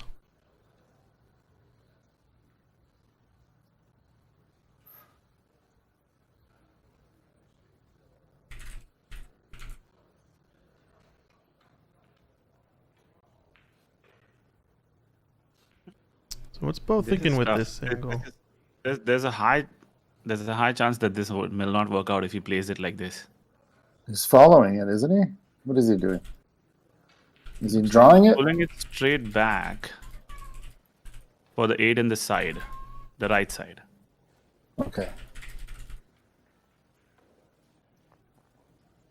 The But pocket it's a doesn't like touchy this. shot. He needs speed control. Yeah, looks like he's pulling it back. Could go 3 rails, but yeah. Wow, deciding to draw. That's interesting. I guess it's just preference, really. Kind of which you prefer. What do you think he prefers now? Side or the top? He prefers draw. Or That's the all I corner. know. I learned on that last shot. He just prefers draw. That's it. Doesn't matter what it is. Just draw.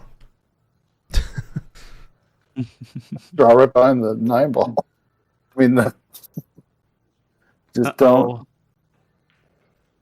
miss. A lot of decel there.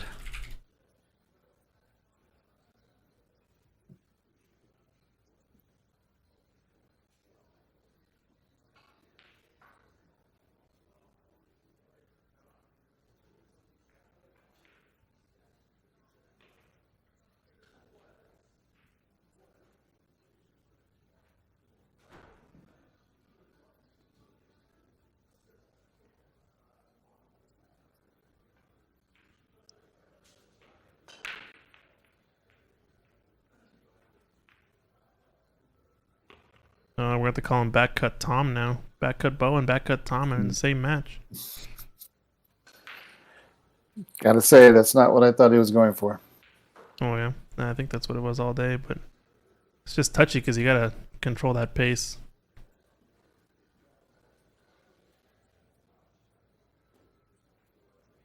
This looks natural. Yeah.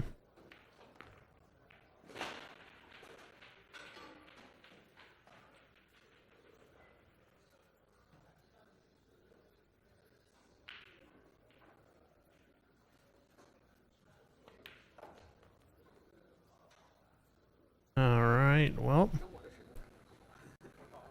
2-3 now in this one. We're gonna go back over here. It looks like Clay's on the last ball. If he can run this out, he wins the match.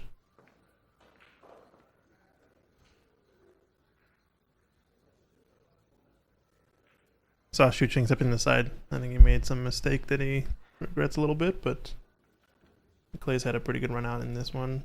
Watch outside. I think he's perfect. Wow.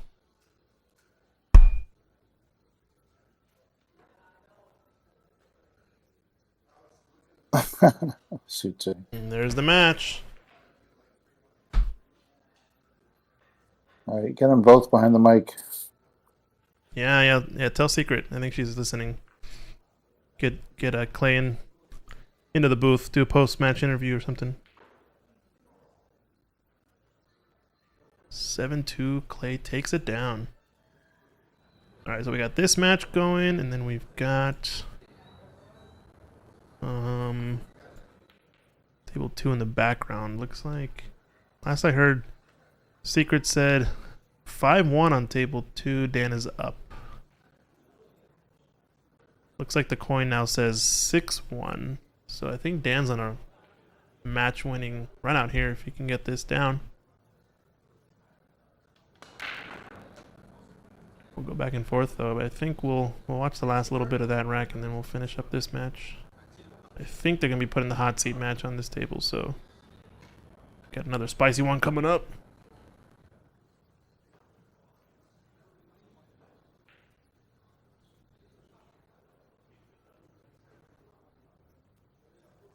They are headed to the booth.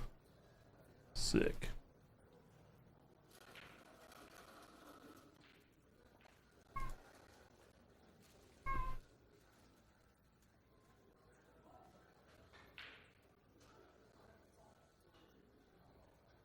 Oh, Pablo's got a chance to bring it back.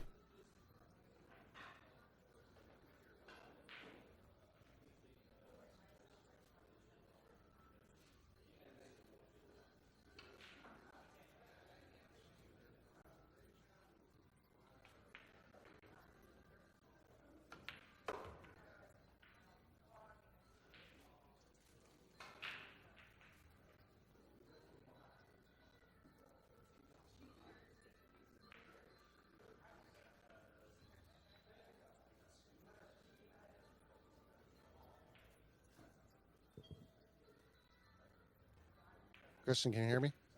Yep. What's up, Clay? How's it going? Pretty good. How are you? Congrats on the win. You're live. Oh, thank you, man. Yeah, nicely done. Ready for the hot seat match? You're playing the big bad baddie. Yeah, tough Canadians. Someone's got to take them down at some point. Yeah, I know. You're the man for the job, I think.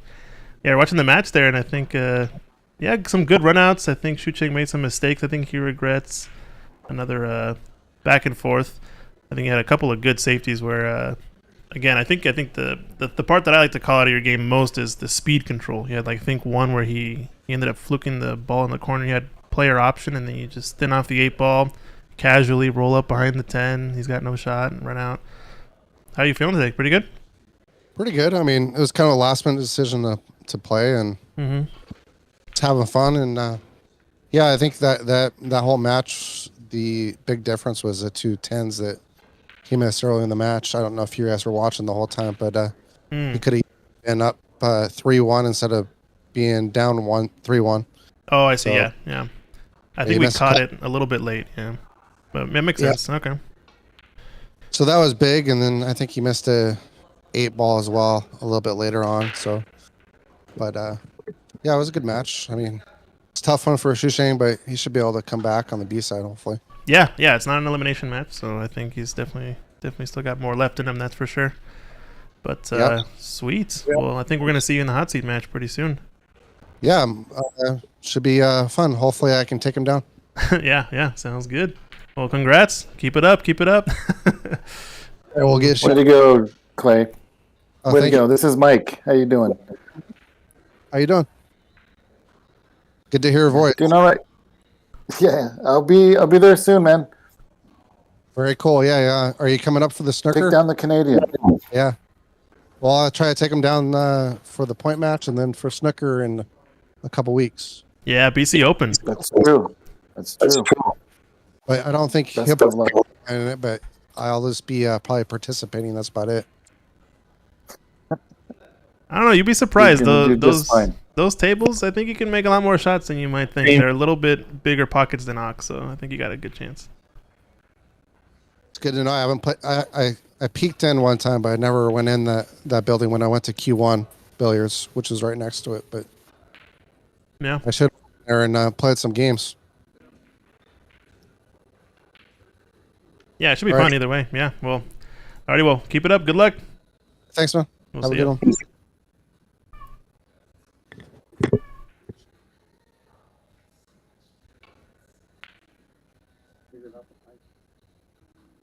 So it looks like Clay in the hot seat match, but both players are looking at this one. Bo recording the shot here. It's all right, Bo. We got the recording. Don't worry.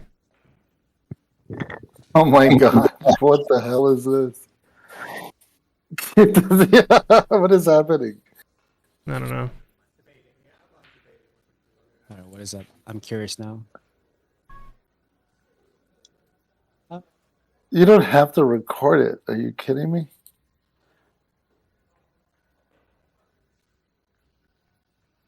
Maybe Tom wants to record it. Yeah, maybe. Can we use the camera Judd and just zoom into it? Yeah, we can just use this camera here. Is he trying to jump? Hit it, or can he just hit it directly?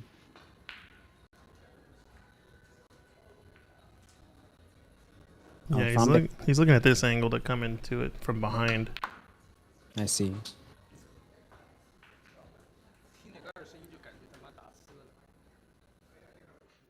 Are you going to test your replay and slow mo at the same time?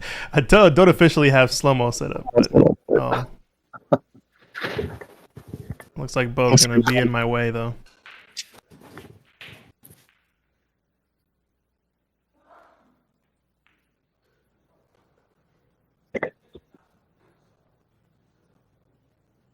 I think the 4 goes up the table, then hit the 9 first. That's a good hit, I think. Yeah. He made it. He made the ball. Dang, the ball went in. Don't tell me he didn't call it. No, he didn't call it. Oh my god. You gotta call that. Oh gosh. All this production and you don't call that.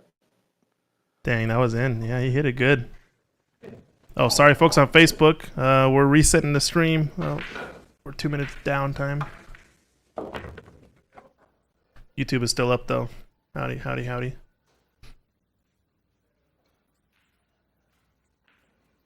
Dang, the folks on Facebook missed that last shot. Oh well. They should be on YouTube. Yeah. Oh well. It's a better quality anyway. Yeah, you can actually get the full 1080 on YouTube, which is nice.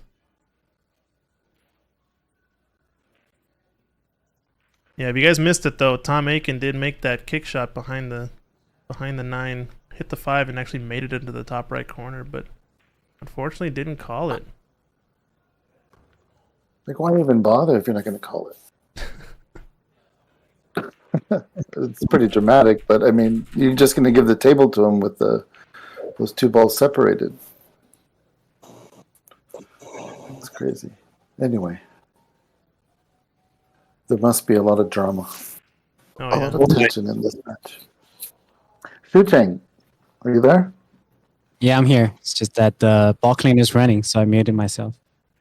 Oh, okay.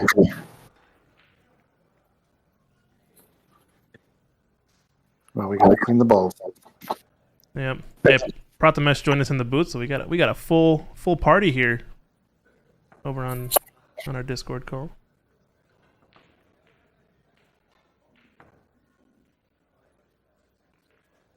But yeah, we got action, folks.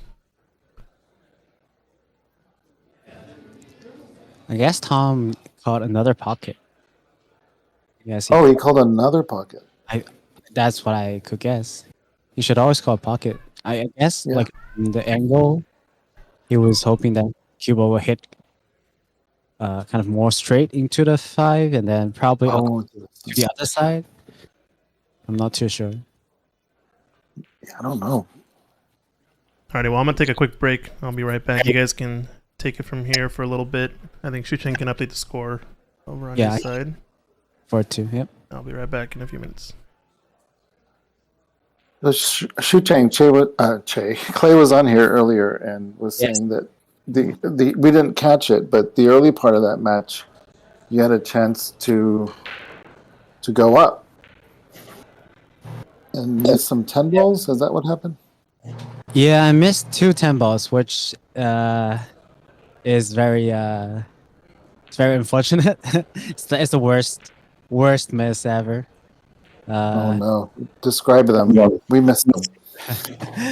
No, it's just I know it was. I want you to describe your pain right now. for both of those. It's like a cut cue ball on the rail, 10 ball kind of parallel to the cue ball. So just a cut to the bottom 2 corners, but cue ball on the rail. I mean, any rotation players should have been practicing those for a lot, but for me, like one of the shot, I was a little blocked by the table behind, and I just kind of shoot instead of regather. And the other one, I need to put power into it so the cue ball doesn't scratch into the side pocket. So that's what I did, and the 10 ball just rattled and stayed at the pocket.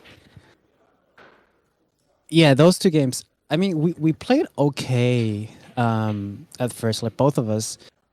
He had a break and run right off bat. Out of my 2 games, I had a break and run as well.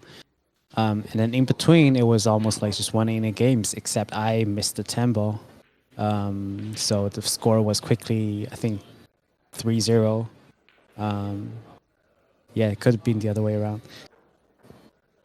Yeah, and Clay was shooting pretty consistently, pretty well. His breaks is especially like his first break, boom, and then like, I think 4 ball went in, and then the rest of it just 6 easy run out. 6 balls, easy run out. Well, coming down to the 10 ball, I mean, you missed both of them, but still, it sounds like you're swinging the ball pretty well, and you're still on the B side, so you might get a chance to say him or Steven. Yeah, ooh, that pocket. Came out. Wow, yeah, that's a good cue action. Very good cue action. Fortunately, Second prize. second prize.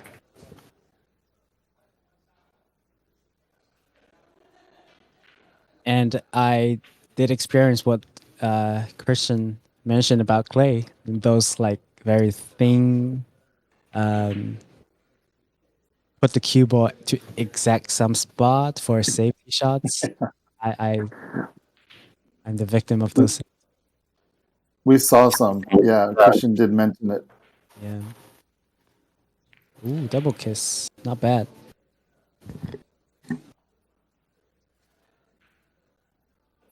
Yeah, and I had also 1 or 2 racks that like it was out of a safety, but I almost kind of just kicked and then make the shot, but the 8 ball also rattled at the pocket. Yeah, those could easily be like momentum turns. So if I didn't miss 10, didn't rattle those. No, not so many ifs. Yeah. Yeah. Well, those shots will come up again, and you'll knock them down, I'm sure. Just to keeping faith. Alright, looks like he's cutting it. I don't mind cutting it, but it is awfully thin. The cue ball might even go. Yeah. Derail it. Like it will almost come back if it doesn't hit anything. If he's using top. Okay, he's just doing a blitz. I think he left home with a thin edge. Probably not enough to make it. Hard to tell from this angle, unless I switch to.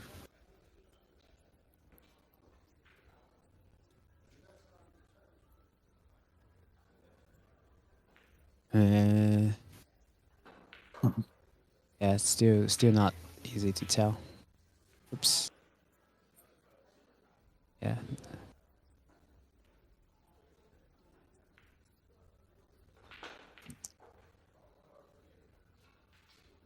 Maybe he has it from this Q action. Yeah, it's just enough. Oh wow! How's There's the cue ball. That's Wow. insane. Almost like a trap. It's almost like Brabo left him with that only act to make it. Who It's a trap. yeah, because Tom couldn't use any power nor spin because otherwise that one wouldn't go.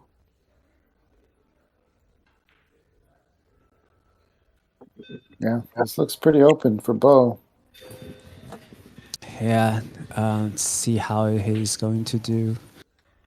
I wouldn't mind short side. Just stay there for the 3 ball, shooting up table or down table. Yeah, like just like that. Secret says in the chat that you play the winner of this match. Yeah, I saw the bracket. Thanks.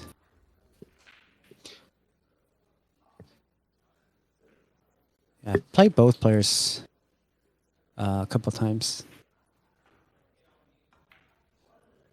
Ooh, nice shot. A little straight on this one.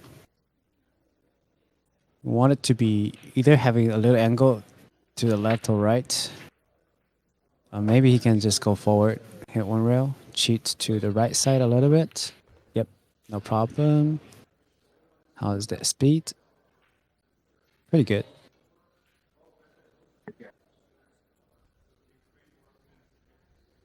I think the 9 ball goes to the left side too, which gives him a lot of option. Just need to stay focused on clearing those out. Drag shot, not bad.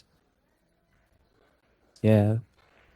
Bo has really improved on those shots in particular. Like he used to try to swing the cue ball a lot and then have the cue ball run longer routes. Mm-hmm. But having this soft kind of break shot stroke is also important and useful in a lot of situations. As you can do the same one rail. Yep. Not bad. Nice shot.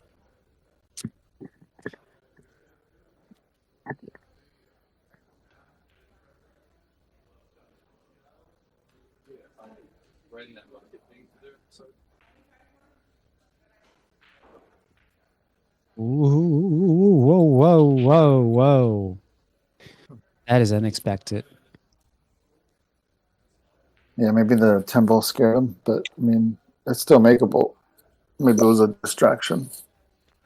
I think he was a little afraid that if he hit two, like if he cheated on the wrong side, if he hit it too, it was a little straight. So had he hit full center or like even the 9 ball hitting the other side of the pocket, the cue ball might drift down. So a shot on the 10 ball won't be as like juice as this one, as easy.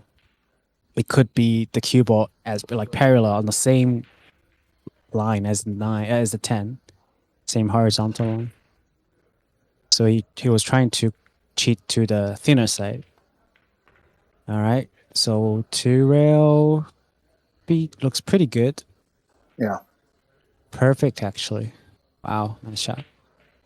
Wow, 5-2 and 4-3. That's a large difference.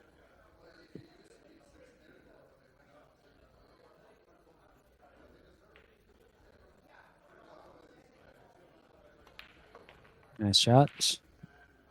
Yeah, that's a really good point. That 5-2 was looking Bo in the eyes, and then he just couldn't close it.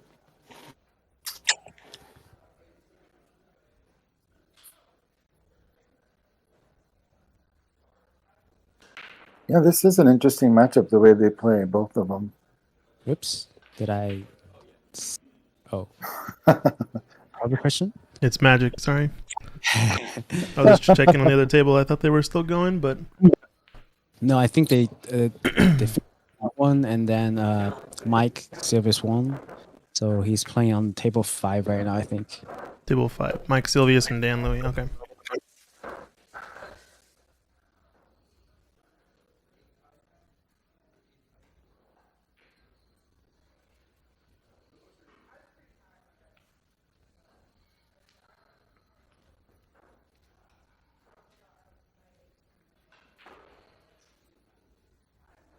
All right. Yeah.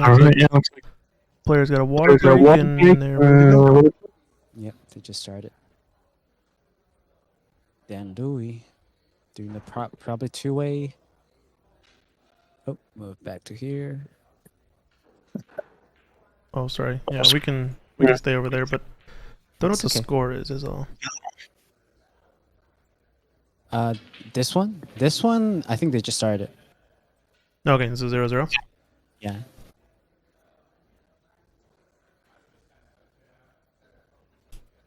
So he made the cross bank.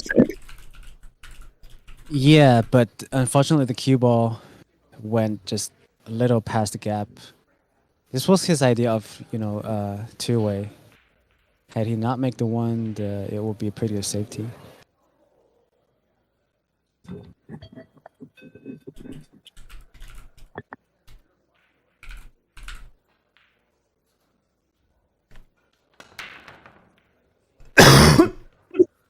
I guess Bo just break. Sorry about that. I guess Bo they started again, so we can move back to table 1. Oh, okay.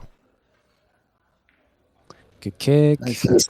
Yeah, but left the chance, unfortunately.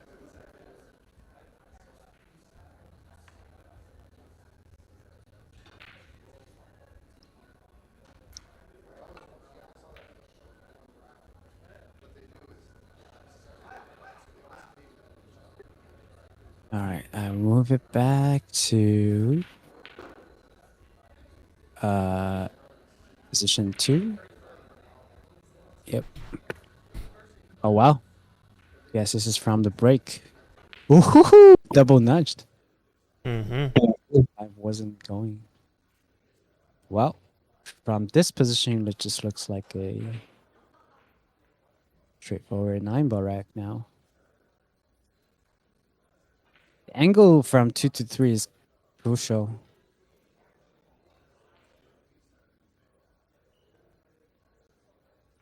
I wouldn't mind it to be straight. See. So he's taking a larger. Yeah, no problem, D. Davis. Yeah. Yeah, I think this People are is. having bets on shots. No, I think it's because I switched the shot from Dan's kick shot at the 2 earlier. Okay.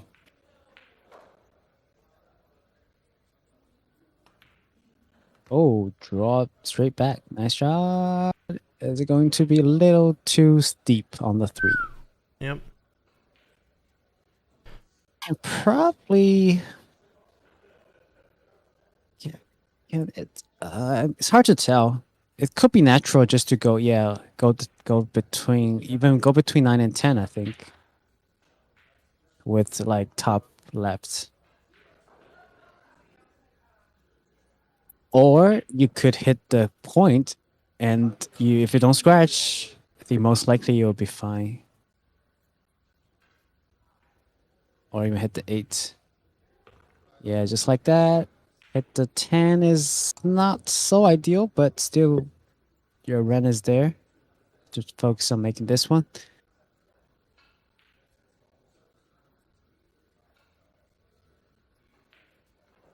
This one, you don't need any special spin, just top spin. Should carry your 2-rail out into a good position.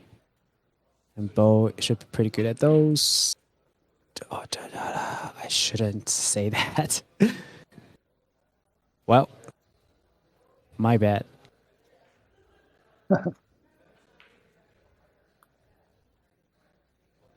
those are deep shelves, so it's Yeah. gonna have to do some work. Yeah, it's not trivial. But this one, like, you can just do straight draw, and then just there's a big window if you aim for the one rail. Just do straight back, and then there's like 2 diamond of anywhere on the from the first diamond to the third diamond. You can park the cue ball. See, it's like a draw shot. Yep. So close to third diamond, which is okay as long as it's stopping time. And this gives you a shorter distance between the cue ball and the 8. So this one is just like make the shot with center ball. You don't need any spin. Yeah, stun over is fine, but I don't like going all the way over there, because if you get too straight and you're on the rail, it's kind of doomed. It's totally fine to stay in the central table. This one, Tom can vote 2 rails, or 1 rail, depending on the angle. I think 2 rail is proper, probably. Oh, he's still drawing, so which means it's straighter than I thought. Oh, wow. Tricky. Do you draw back? Oh, perfect. Wow. Wow. I was like, will I try to draw back just 1 ball, or I want to draw? Half a ball.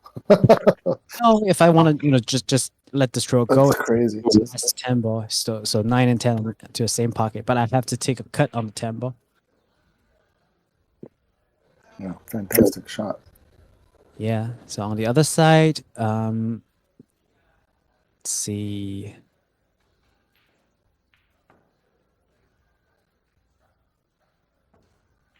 I think on the other side, I think Mike Silvius got the first rack. That ends. So the score is 0-1. Dan is trailing.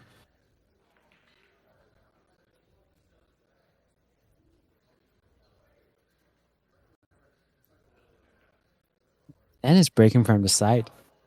It's interesting. Cut break. Yeah, he's been doing that all tournament long. That's that side. Yeah, I usually do that if I come to play the like the weekly Sunday tournament in like those very short races. I try to make sure that at least it's going to be a back and forth game. Yeah, you're saying you kind of want to create a little more clustering of the balls and. Yeah, it's just for me. Breaking from center tend to either become a dry break but very scattered, or if I break too hard, then kind of lose the control and Yeah. probably scratch on one of the side or get kicked, which is going to be sad. 3-7 combo looks like it's on, but it's not the ideal angle because the cue ball will move forward a little bit. Maybe the 6 ball will help. Yeah, I think it'll See. stop it there. Yeah. Yeah, it will still be a kind of steep cut though. Yeah. He yeah, went he push through. pushed through. Because you have to cut the 3 ball in order to make the combo. And if you cut that much, the 6 ball won't stop the cue ball that well. So I think this is experience. I go between the 8 and 9 probably. Yep. And it goes on the short side. Just a little bit too much. Maybe now the side is better.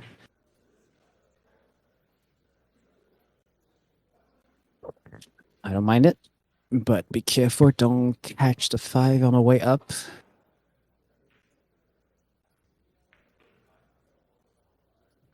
Yeah, this shot, like, it's stroke-wise, it's not too hard, but it's very easy to overcut or undercut just a little bit, so the angle coming out of the 4 is different than you thought. No, he hit it sweet though. Wow. Sweet, but the cue ball is a little far. So need another good stroke to have the cue ball one rail go towards the 6. And this pocket right on my ball like 5 times from the match to me. Mm. Nice shot. Yeah, he's Alright. good. Yeah. Now this shot, I think just top should fine. If you nudge the 9, that will be okay. If you go past the 9, that's also okay. Or cannon the 9. Nice. Where are you? Yeah, I got a call, so I was out for a bit. I'm gonna drop in about 10 to 15 minutes. Okay. So you're going to play this one. Yeah, I'm traveling tomorrow, so I had to skip. I didn't know this was gonna be a 1-day event. Yeah, maybe if you join it, it's going to be 2 days. All right. Let's see Dan if Dan can cut it. It's going to be Yeah, I think holding it is a little hard though. Yeah, that was the problem. Overcut it. Yeah, overcut it because you want to go around. So you want to reduce the chance of scratching on the bottom right corner. That's why you want it to be straighter coming out of the bottom rail. But I think it's still on. Yeah, Mike can make it, I think. What's the score here? This is 1-0. They just started. Mike is 1. See the angle straight with a tiny bit of angle. I think follow. Yeah, is fine. Follow. Yeah. 2 cushions. Follow 2 cushion. What's some how to? Yeah, you need left spin probably. Yeah, to check it. Yep. Yeah, not enough left, but should be good enough. No, you hit it No. good. Yeah. Good, nice. All right, we'll switch back to the other match table. Looks like Tom Aiken's at the table. Believe it's not after the break.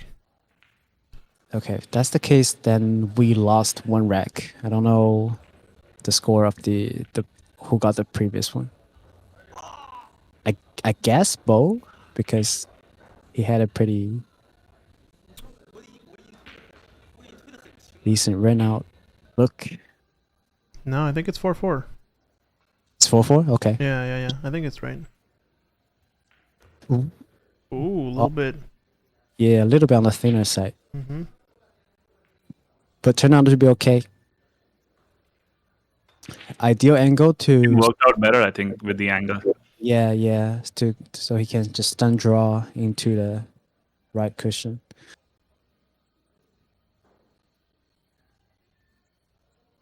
Yeah, and you can be straight on this one. It's okay. Need to focus on making a shot. I think it's fine. Straight is fine. You can just float it down or draw back a little bit. I like floating down.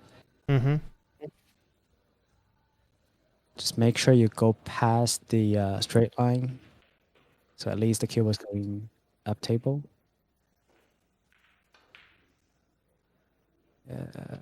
He's trying to draw back. I don't Yeah, like. I think drawing back is better actually because his cue ball would be slightly higher. Yeah, think- but there is a chance that if you draw just tiny bit too much, see now his bridge is tempered. If he drew a tiny bit too much and the cue ball is on the road like that, it's hard Yeah. to cue ball a table. I just think the follow is easier to control, so I know I can get precisely on the good side of the 9, I guess. Yeah. But I think you should have used the bridge. Send the bridge. bridge out. Bridge. Bridge. I mean, this angle, I would almost vote for going just forward 1 rail and then shoot a tempo to the upper right corner. I think the angle is natural for that one. So you can just focus on making a shot. But still need some stroke going forward.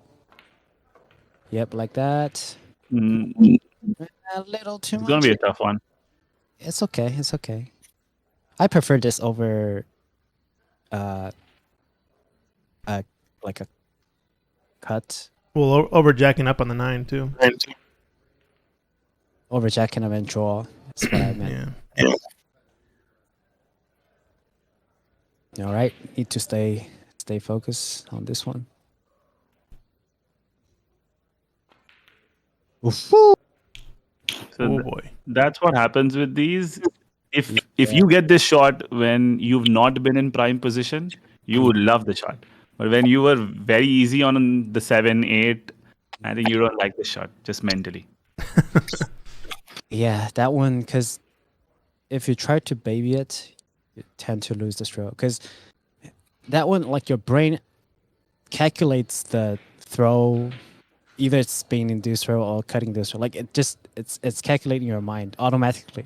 But if you just decided to slow it down, the aiming point is different, and you just miss those.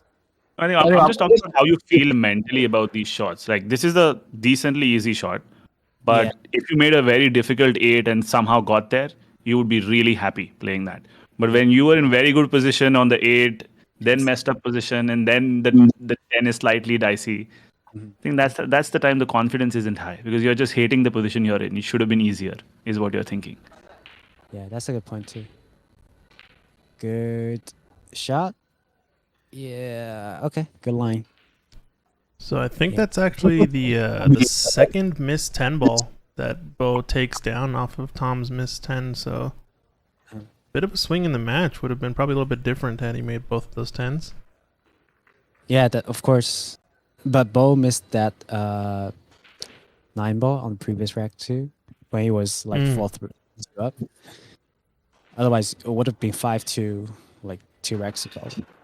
Now 5-4, it's still manageable. Yeah, still close.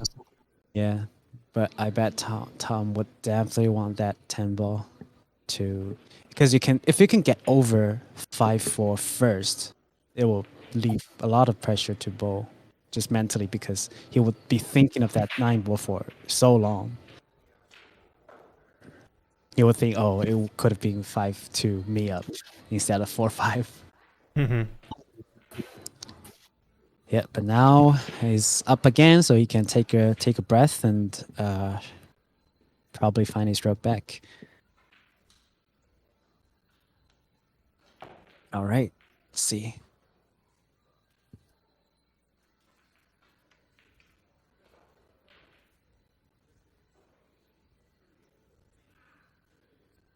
Oh, he's putting cue ball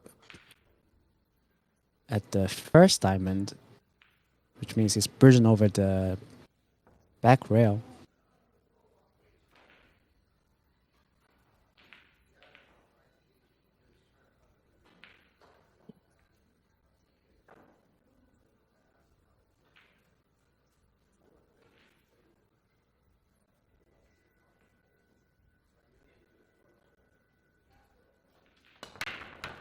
Woo! What a break. Yeah, nice cue ball.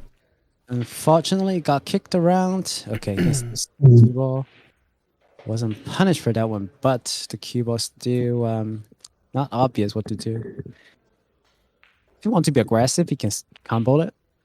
I mean, it's rewarding once you get the 7 down. It will be a pretty good run out. Or I think go behind the 7 with the cue ball. Yeah. If you have Up and down with the 1 and behind the 7. Yep.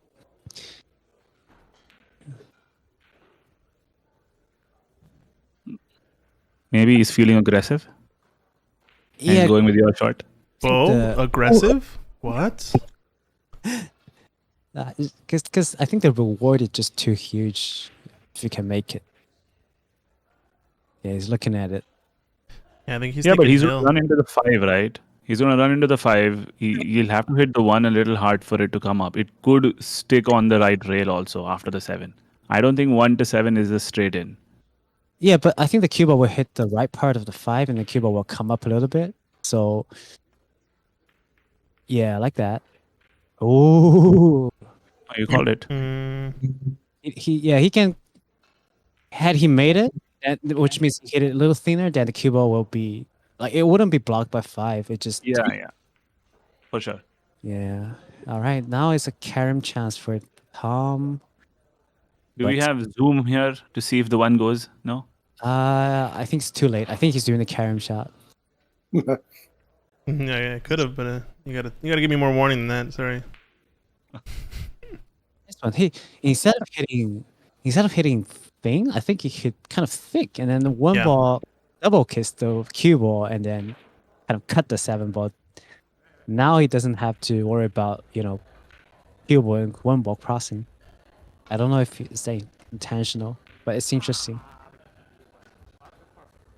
But the cue ball is on the rail.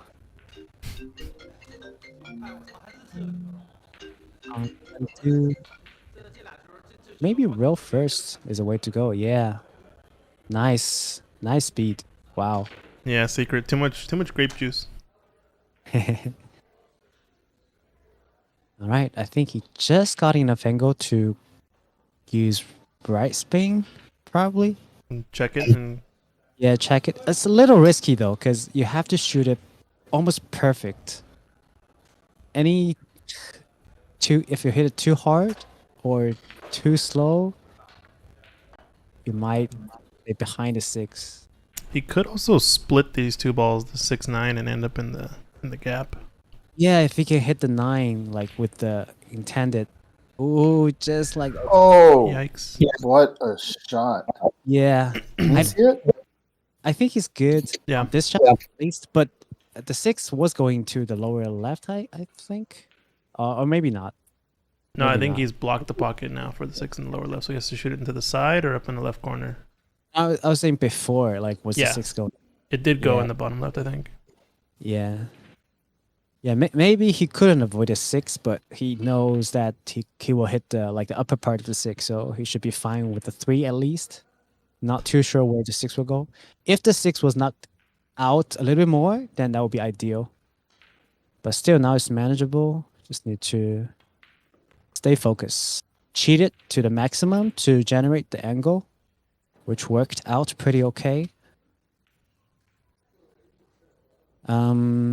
Yeah, want to stay straight. Yeah, going down is good because you have 2 pocket of options, or even a safety option. But it all depends on the cue ball control. That if you can find that line. So the second diamond is almost exact point as where his chalk is at. Whoa, a little too much. Wow. Wow. That's the perfect line, but any Faster? any faster, it will be devastating. All right, now I think it's okay. Yeah, he rubbing his stomach. Shaking it off. Yeah, shaking off. It's still not easy. You need good stroke of topspin because now it's very close. So sometimes the topspin doesn't take effect. If you just roll it, you have to actively add topspin to it. I think he had more angle than I thought. So nah, I was sizing up. Oh, I thought it was the 8 ball. Never mind. Well, if that's the case, he didn't have to roll that much. He can just kind of stun it. Now it's little awkward. Okay, yep, that's where he was sizing for 10 ball. But again, it's a gnarly shot. Like when you're nervous, you definitely don't want to shoot those. He doesn't want to give away other 10 ball either. No, and that thought is dangerous because once you're thinking about that, you're assuming that you may miss, and with the score line, it's pretty dangerous. Very hard to clear out the mind at this time and just shoot as you normally do. Oh no! No, See that's not the that way. stroke was weird. Yeah, that's not the way he normally shoots. Normally he shoots with more confidence and authority. Yeah, That one yeah, he just he was timid. yeah. That's the same shot happening in the last rack too. Like he was kind of just floating the cue ball, the 10 ball. I think if he just hit it harder, the last one it would have been better. Yeah. Wow. Wow. You never know. Okay, going back to Dan Louis and Mike Silvis.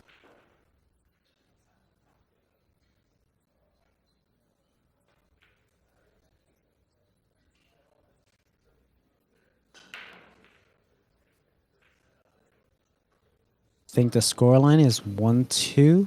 Mike Silvis is up.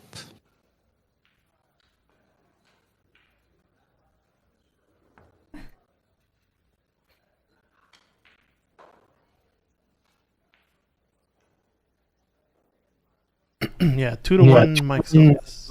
Mhm. And on the other side, Tom just broke.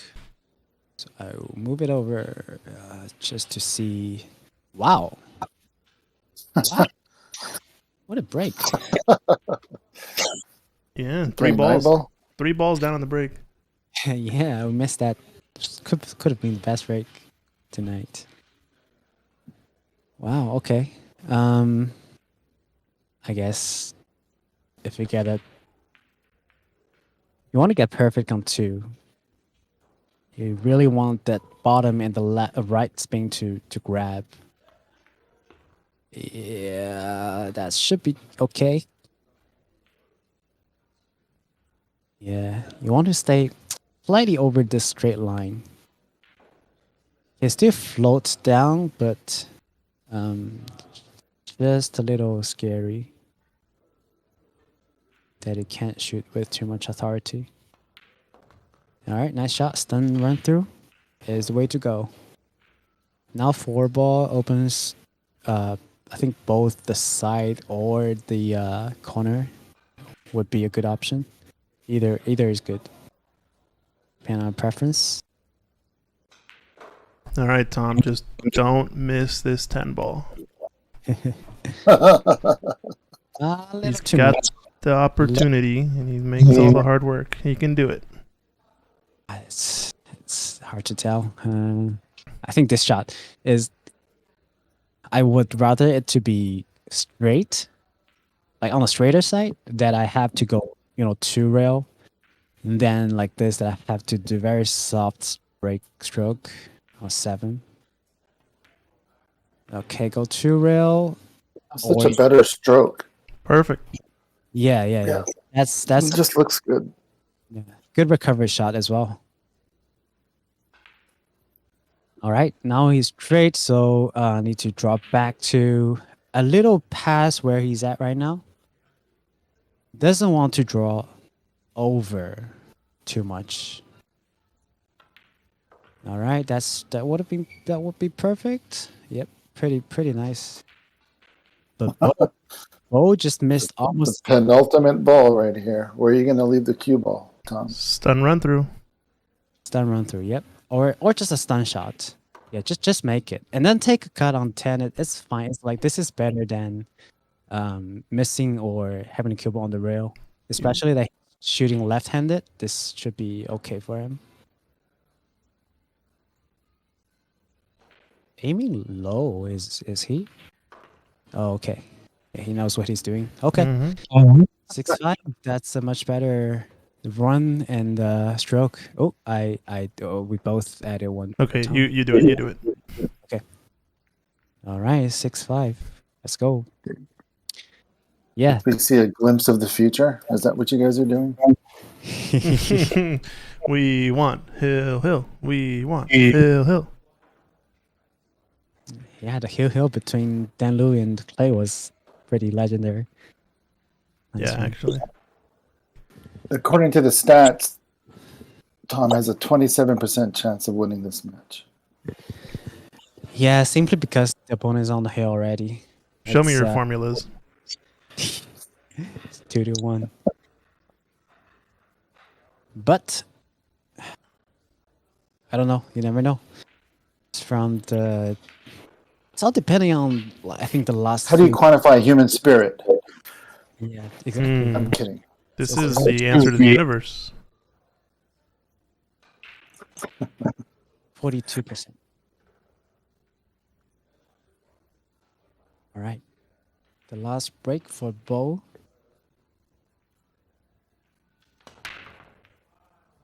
Oh, Good cue nice. ball. Whoa. Nice. Really nice cue ball. What? But the 2 ball, okay, 2 is still out there. Wow, could have been a break and run from both sides to end the game. Well, you can't ask for a better layout than this, honestly. Yeah, I think the only thing, maybe the 4 to the 5. Yeah, but now you're trying to find something that's wrong with the rack. You know what I'm saying? Like, that just shows you that it's a pretty good layout, relatively. Yeah, well, not as easy as what Tom had last rack though. I Oh, have to fair say. enough. Yeah, 7 ball on the break, or Wait, 3 more balls on the balls. break. Yeah. Yeah, it's very powerful and True. good. All right, top right. I think that's the way he likes. Oh, Mhm. soft. Wow. This might just be there. Yeah, maybe. But now he has the risk of getting either the cube The pink. right? Yeah, or behind a pink. Who cares? Just run into the pink, hit it full. Yeah, Yeah. but not that easy to judge if you're hitting thing Yeah. and then soft. Sometimes you can't help. He's looking at. I think it's going because he's not hesitating. Yep. Go Hit it behind. full. Yeah, he's good. Oh, there you go. Now it's a different layout for the 4 too. Yeah, but now 4 is closer to the 5, so if you Yeah. can just drop the same spot, it's actually easier.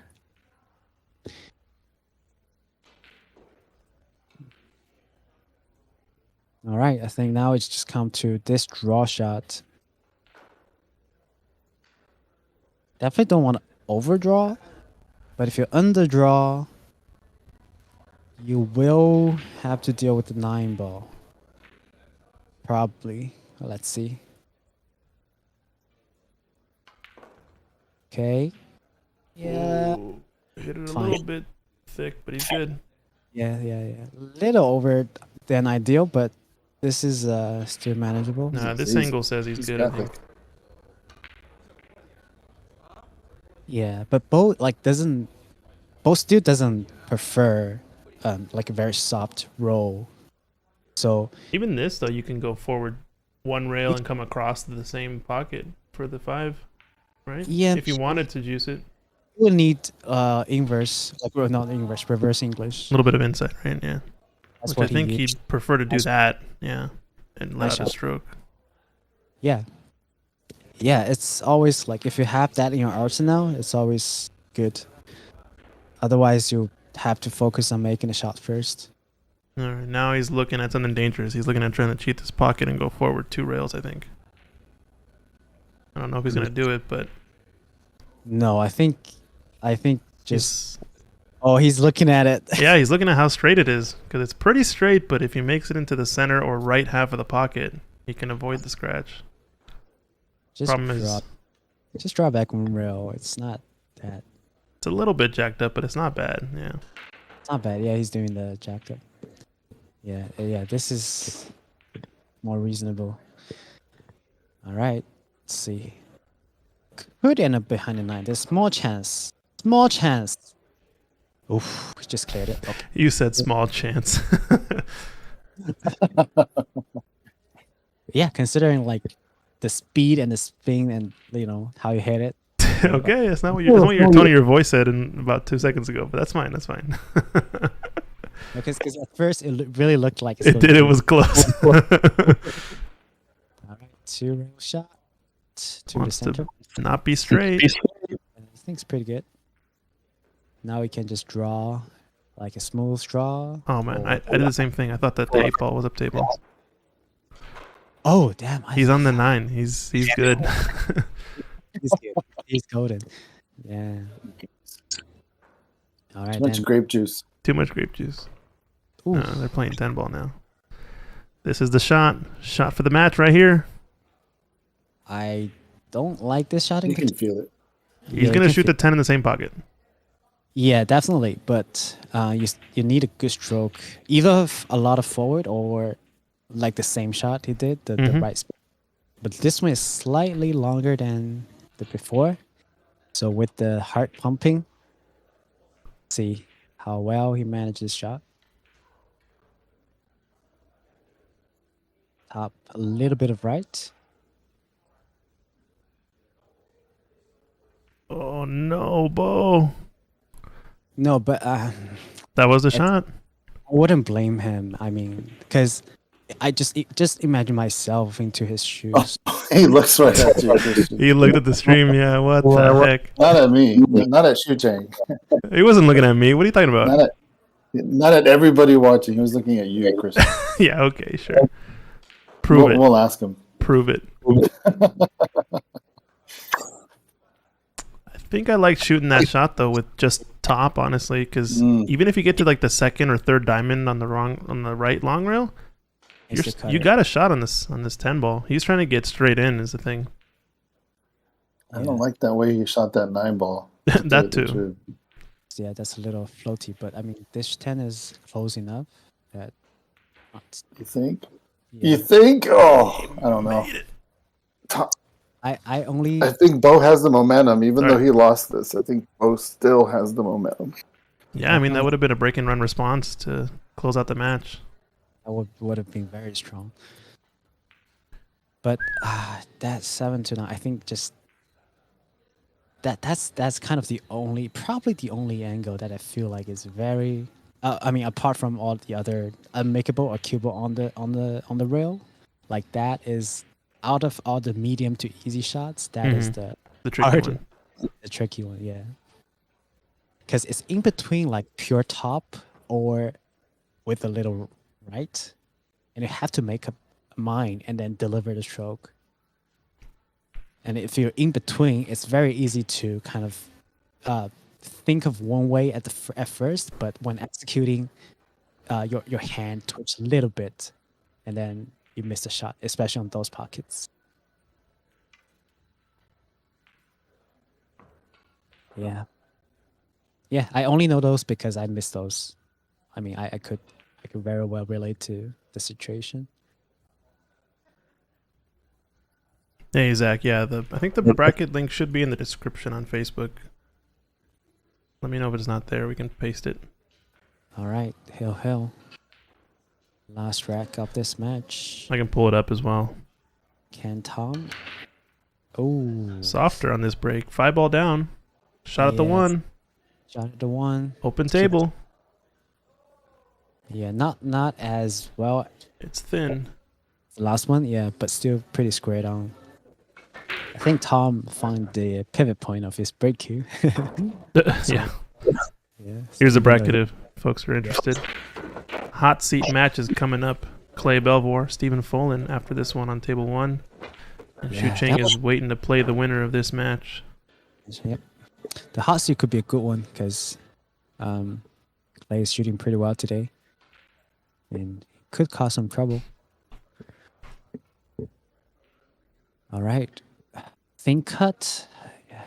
What's worse is that the natural line is going into the 8 and 9, so it's hard to judge. Yeah, it's hard to get around that stack. You almost have to check with some inside to get it to go around the stack, right? Yeah, but the thing is, if you check it and then hit really too thick, then you might set yourself up again. Because all right, let's see. Oh, he no. could. He was way Nice, straighter nice. on, yeah. Yeah. He could see. He could use more of that phone ball. All right. Let's see. So he has a slight angle that he could either just soft stop it to shoot the 3 ball down to the left, or with more authority stun it out. It's little in between. Like the angle is not big, so he has to shoot hard. I mean stun hard.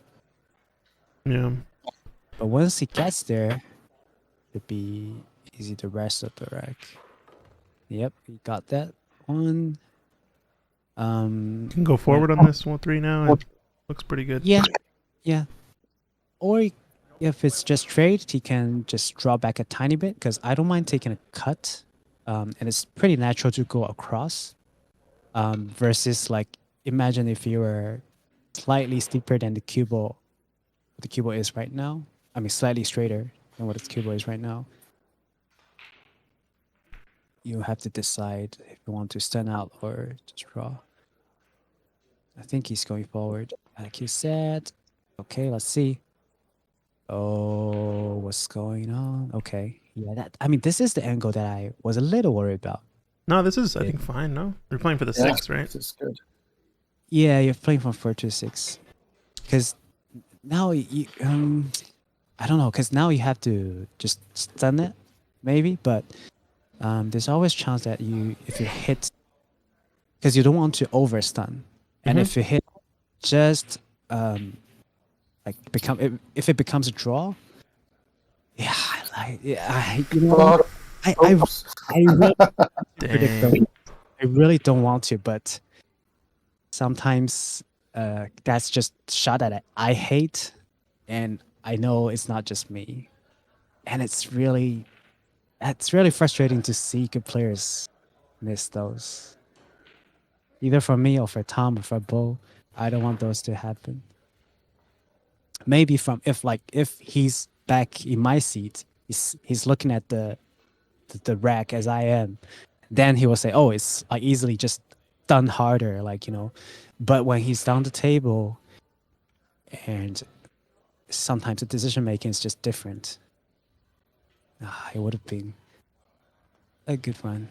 All right, let's see. Ooh, stop it there. Oh, It's okay. It's a okay. little close. Yeah, a little close, but I wouldn't mind this shot because now I can just focus on making it because the line is carrying the cube around the 7 naturally, so I don't have to worry too much about position. I just need to make sure I make the shot and I don't hit too hard. Like those other shots versus like previously, I'm indecisive between two kinds of strokes. Like this one, I just have to focus on making it. So I like those better. I love the bridge. Kudos to Bo. Yeah. Bo is not a stranger of the bridge. He's pretty good at those.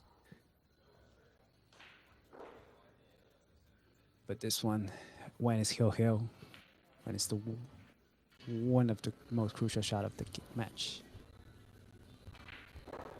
All right, decide to use the center ball, kind of. Okay, make it. Yeah, just like just Hit it have to good. make. Yeah, and then hit it soft. Well, he's a little unfortunate that he's kind of too straight on this one, but he can still draw back. This is the worst spot to get around the 7, which is totally straight. Yeah, do you have to draw this to a pinpoint to shoot the 8 in the left corner, bottom left corner? Yeah. Or what do you do? I wouldn't mind drawing it because I still have, let's say, I think he has slightly towards a right angle, so he will around like 5 to 6 balls width of a window that he can park the cue ball, and he can manage anywhere like plus minus 2 balls from the from the straighting angle. If you have enough angle, though, you might be able to go forward with some right spin and just come down the left half of the table and play 8 in the side. Yeah, You have more room on that side, ideally, if you have enough angle. But if it's too straight, yeah, you're going to have to draw it. No, for Bo, he has to reach for this shot. So it's not... Yeah. But top is a little bit easier to hit, I feel like, when you're reaching than draw. Top is... Yeah. If he can into top and then miss the pocket. He went for it. It's got to hit it harder, though. So the only thing here is you could take on this 8-9 combo, too. Yeah, you could, but... the balls are close to each other, so it's really not an impossible feat. No, but now you would think, like, is it better to take the combo, or do I have a better chance doing safeties? Mm-hmm. It had to make decisions quick, and you could regret either, depending on the result. He's looking at the combo. I wouldn't blame him. I think either is very valid, but depending on your, you just have to be determined to do that. With combo, you need to rely little on luck, I think, for the result. Oh, Steven is teaching something to me. Sorry. All right, going for the combo, I think. Big shot. Yeah, big shot. Oh, cue ball. And he nails it. Yowza. Big Big shot. Gotta replay that one, sorry. Close to scratch as well. All right. You can't see it, Chucheng, but we're doing the replay for this shot. Pretty sick. Definitely 8-9. Yeah, so this one, I think he likes going top and left spin. He's pretty good at those. And also Cubo is not that on the rail, so it's still pretty close to rail, so not trivial. But if he can pull it off, I think he would have at least a cut. He can at least make it back to the center table. Yeah, he's going 3 rails, I think. Yeah, definitely 3 rails, but depending on the speed. Oh, the nudge of all nudges. No, what a roll. Yeah, because the line, if it's not a There's a handshake. He fist does bump. it up. Nice shot. Yowza. Let's take a look at that replay, though. Sorry. So yeah, you can Bam. see. Well, Tom is practicing the shot that missed the 10 ball. Yeah, even with that stroke, That nudge. that nudge, yep. I mean, you just have to hope for the best, because the line would actually, usually the Cuba will go kind of past the 10 and then you have to take a cut afterwards. But if you haven't friendly nudge, It's not his night. Put the stick away. Dang. So dang. that's match. Looks like you're playing Bo now, huh, Chucheng? Yeah, again. Again.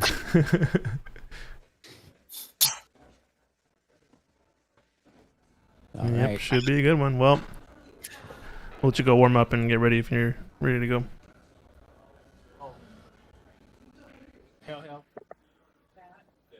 All right. All right. Yeah, put him on. Is that Bo? I'll try to grab him. I don't see him now. Let me see. All right. Well, epic match Distract him there. before he plays shooting. Yeah. Hill. We're gonna shark him before he starts. Dan Louis now has shifted the tide in this match. My score's not up to date, but it's 3 in a row for Dan, so he's 4-2 up now against Mike Silvius. You guys want to check out this match table? Evo Sports is streaming it on the second table, so go check them out on Facebook, and you can see the match there. We'll just tune in on this for a little bit until they're Good work for Evo Sports. Yeah. So, what is Evo Sports? Automatic streaming? Yeah, I think they're still developing some of their packages and products from what I hear, but I think some of their goals are to provide streaming automatic and continuously for pool halls and tournament directors alike. So a little bit similar to digital pool, but a little bit different in some ways. Trying to make it more accessible, kind of like the free streaming platforms, and make it more of a faster way to get to live for an average viewer. I'm sure I'm doing a disservice to their sales pitch, but if you guys want to reach out, go talk to them We're just talking about it. on Facebook. Yeah, I think they've been using it for a few different live streams and a couple different pool halls as well.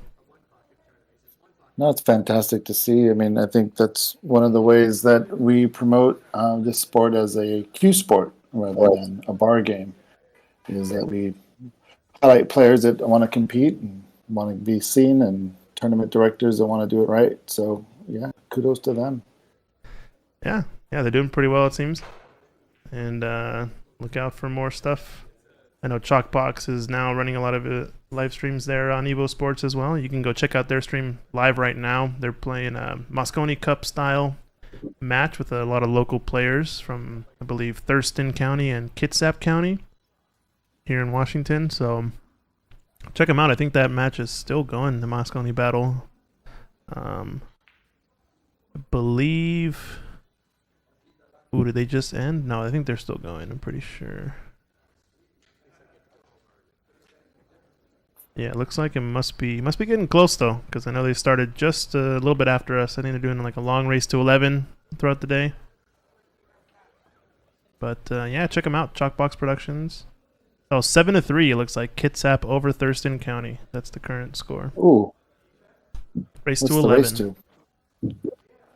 Yeah, 11.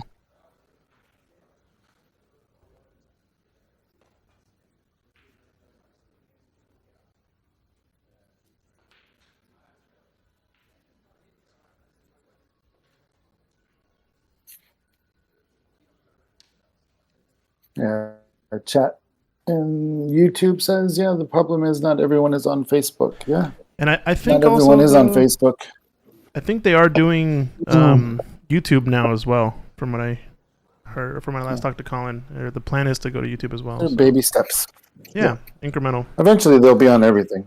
I mean, you've got to test one platform, then bring another in, and bring another. Especially when you're managing multiple venues, multiple people, different kind of cameras, different kind of tablets, like so many variables that you need to test out. And so why do it in every single platform at first? So it kind of makes sense. They got to start somewhere. Yeah, for sure. But we're just glad we can help out. Yeah, absolutely. We've been using Colin's scoreboard. Yeah, forever now. Almost since the beginning. Mm-hmm. But maybe it has been. Good to see him branching out. Sorry, I didn't include the Fargo rate, but approximate Fargo rate, I think Mike Silvius is 628 or something, and Dan Louie is something around 671, I believe.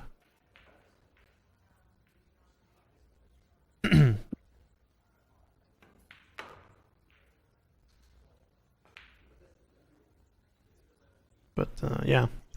Sorry, didn't mean to cut you off, Mike. I was just responding to the comment. Yeah, for sure. And 4-2 looks like Clay's warming up now on the main match table. Don't know if we're gonna get a Bo post-match interview or not, but I'm sure we'll talk to him later.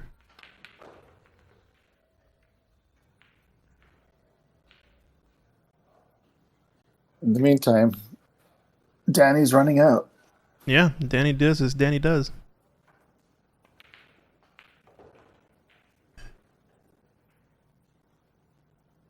Bit of a sleeper pick in this one because, I think both Dan and Clay have been playing pretty well. They're the ones that went hill, and Dan barely lost off that one positional mistake. Oh, it looks like Secret says Bo is going straight into the match against Shu Ching. So they're going to get started right away. So I think we'll just wait on table 1 to get ready for the hot seat match.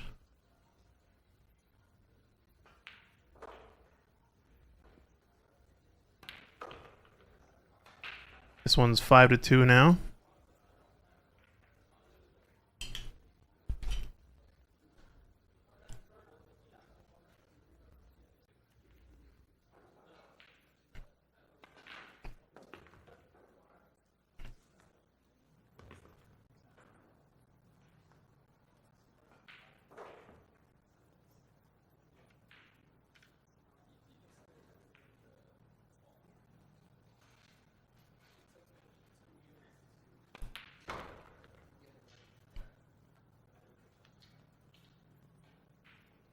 All right, somebody tell Francis to play in the tournament next time. She thinks she could just practice on the match tables after and not play in the tournament? What the heck? What's going on here? Who do you think you are?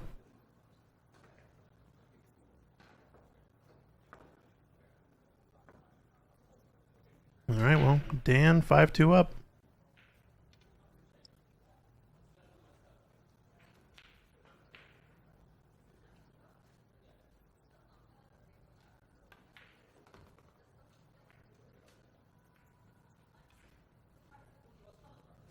Secret giving some credence to Francis's excuse. I know, I'm just giving her a hard time.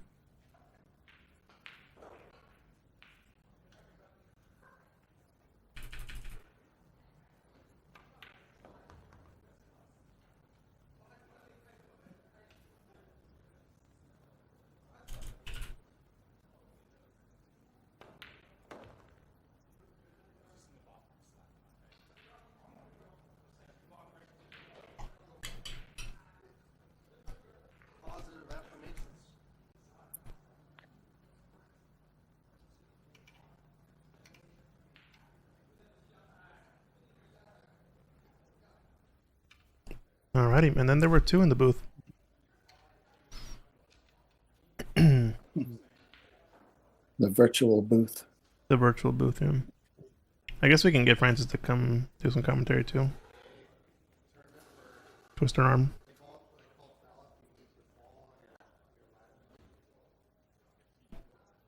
Yeah, sign her up. At It's least, enough practicing. at least for the hot seat match.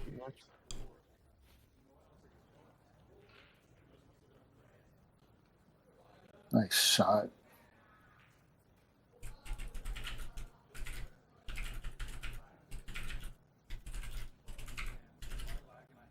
Unless she has something else to do. Yeah, unless she has something else to do. Again. Unless she has something else going on. Again. What else is there than pool? Snooker. Snooker. Okay, fair point.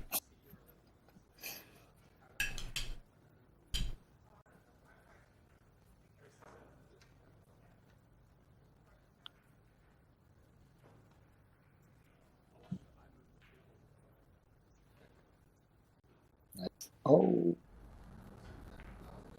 Alrighty, well, switching over here real quick. Looks like Steven wins the lag.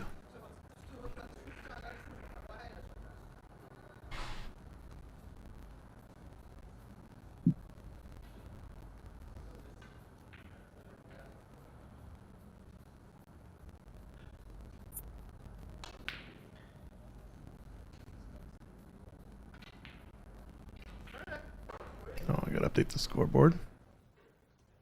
Meanwhile, Danny is as Danny does. Running out.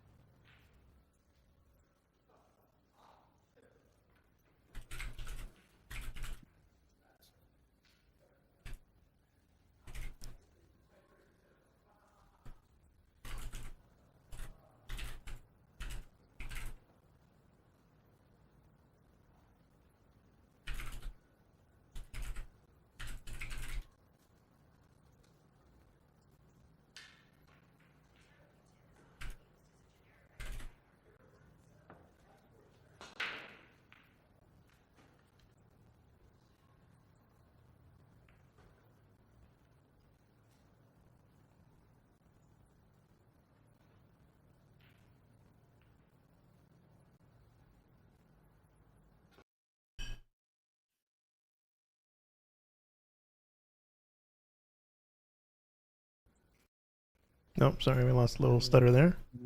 Bad idea.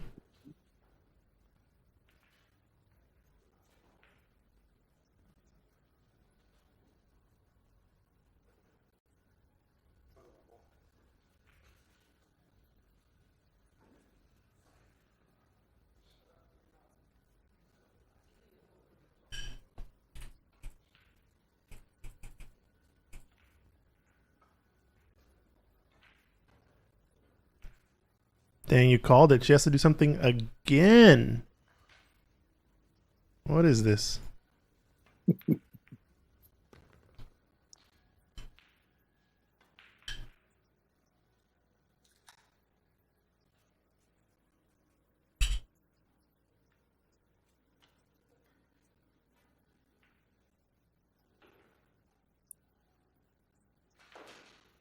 Oh boy.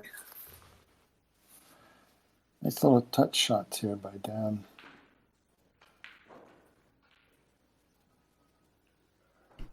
Dan bringing the tough runouts in some of these games, though.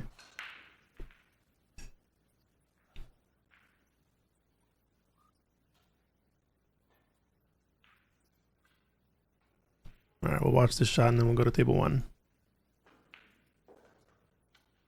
Change it right now. Right now. Oh, he got there. All right, let's check it out. First chance from Clay here. Looks like it was a Steven break. I don't know if he scratched exactly or what happened, but Clay at the table on this 3-ball.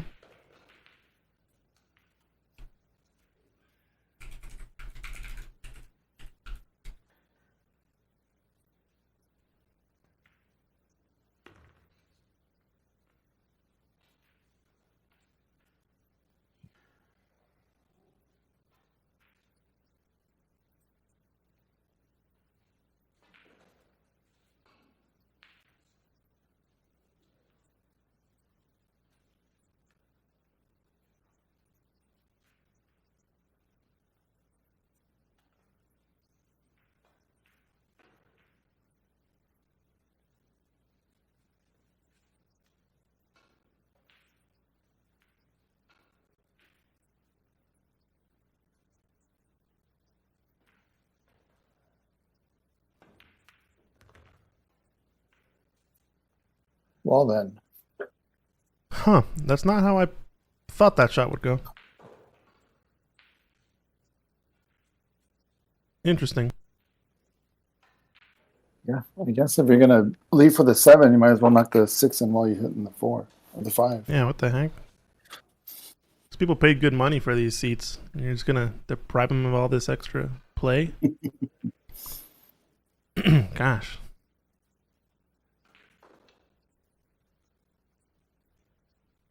Alright, looks like we can jack up and stun. Probably easier positional shot, but just a little bit harder to make. Speed, how's the speed? It's playing good. You know it's gonna be close after the moment you hit it.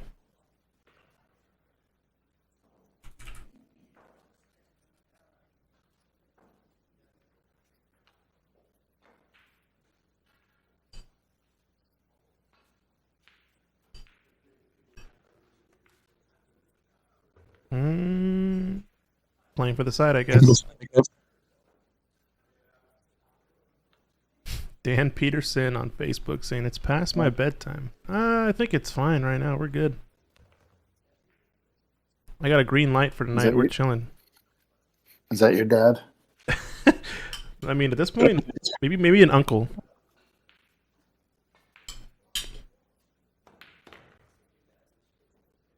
Nice. Well played. Yeah, good run up. By Clay. All right. Clay 1-0 up. Oh, hey, what's up, Eric? How's it going? No, I'm right here. I don't know what you're talking about. We are right here in Norfolk. This is all remote, baby.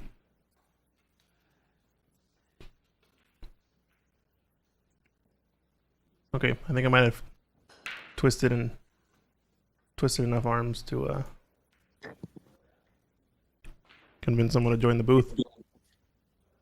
Howdy, howdy. Nice.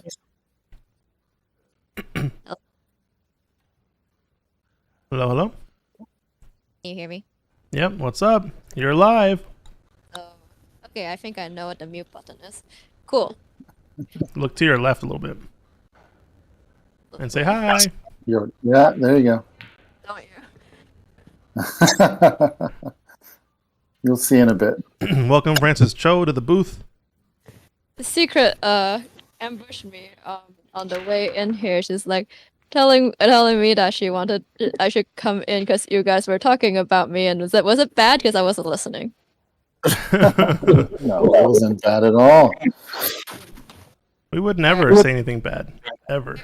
Just that you're very busy. the stream later, and if I find that is not true, I will plan some revenge. You will plan revenge. I see. Okay. We'll see you at the coast. How about that? The what? At Lincoln City. Yeah. All right. So we got the hot seat match here. Oh no! Oh, and it rounds down. Oh no! Okay. No, this is a push out. Sorry. Oof.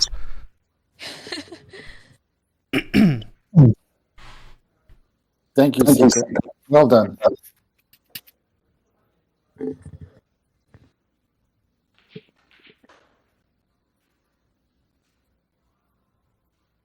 Are you remote desktoping in here? Yes. Yeah, we're doing a couple different things. We've got remote desktop, but you're not actually running the live stream on that computer. I'm running it from home Yeah. in OBS. I'm just running an NDI server and sending the video feed of all cameras and control over to me. Mm-hmm. And then locally I have all the feeds going and running the stream. Mm. But this means I can run 1080p 60 frames, which is very nice. Looks amazing. Yeah, it looks good.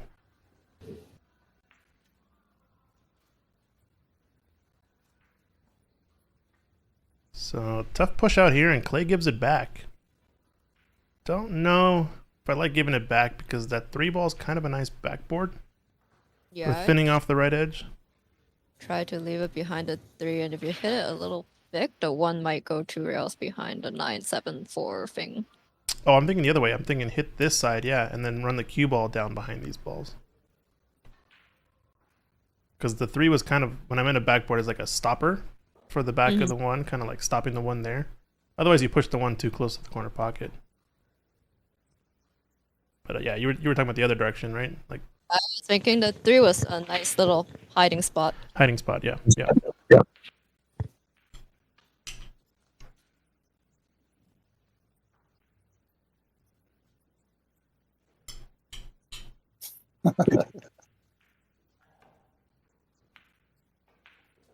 Ooh, that's nice. But I think he called that pocket too.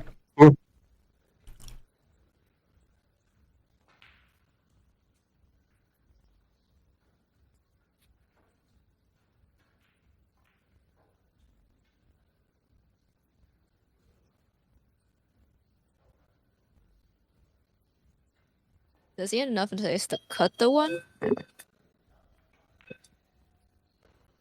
No, I don't think he can cut it. I think he's gonna play safe on this. Problem is getting the line right and not leaving a window. Pushing the 1, 2 rails, kind of like 2 railing it towards the 3 ball. And the 1 goes behind the 4. No, the 1 behind the 3 ball, but he's playing behind the 4. Uh-oh, mistake here. Cue ball.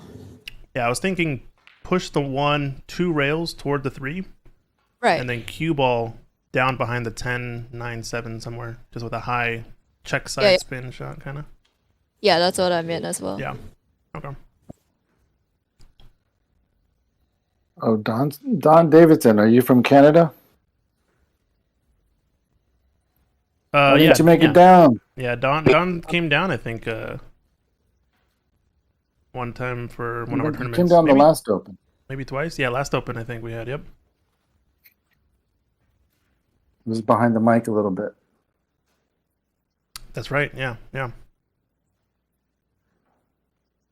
Now, which window do you play here? You just gonna play to the right of all the balls? Wow, that's nice. Little check side spin. Good thing the 4 is purple and not the 5. Oh wait. So that was a mistake that was made in the last tournament. Giving people who aren't used to these sets, that's a common mistake. Mm-hmm.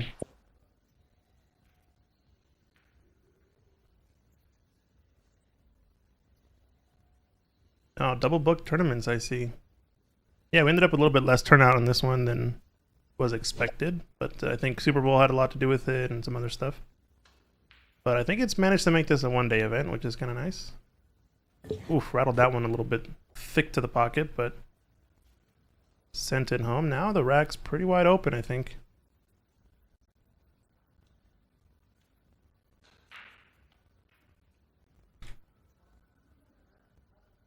Yeah, no problem, balls. Pretty easy from one to the other too.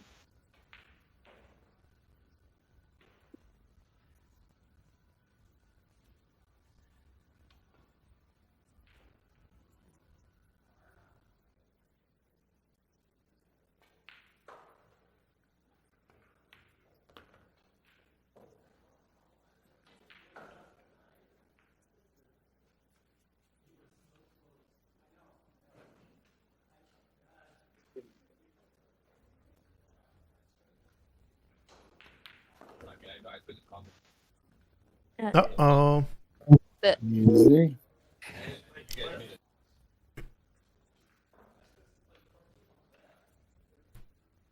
Did get a lot out of that. A lot more than he really needed to. I was surprised he went that far. I was playing with the Black Measle on Thursday night. Hmm. I noticed it felt a little slower if you're just rolling it on the bed, but it comes off the cushions faster. I see.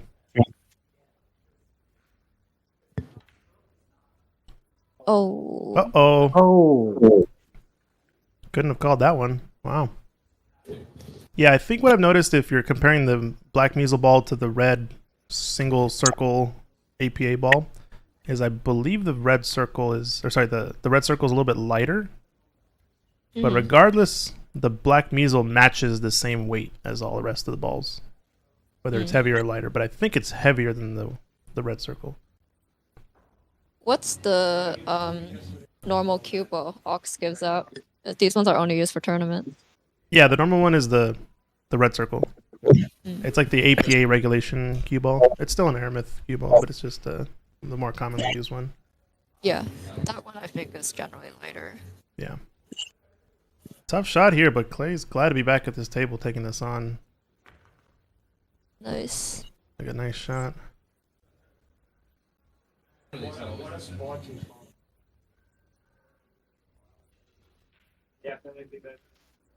Oh, Don saying that they might be playing a match tomorrow at Clay's. These two. Sounds fun. Is there a stream? I don't know. Does Clay have a stream at his place? I don't think so. Evo Sports might. Oh, Evo Sports might be able to do it. There you go. Quick, tell Colin. Has he left the room yet or no? I don't think he's here. Oh, did he just leave the box here for a while? Yeah, he left the box here for Secret to use. I think that's it. Oh, I see.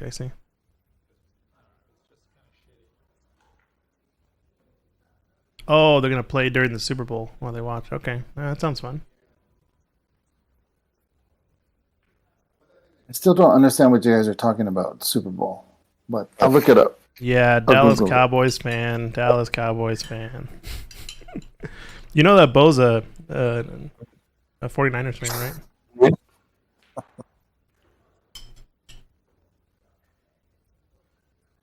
Hey, let's get back to the tournament. Okay, guys? Let's talk about this. Oh, I'm sorry. Like Don says, let's talk about the match. I'm sorry. Look at this jump on this cue ball. Wow. That's a lot of hops. A lot of hops. One is covered. A lot of Look- juice. Open rack too. Doesn't have a shot though on the one, does he? Nope. I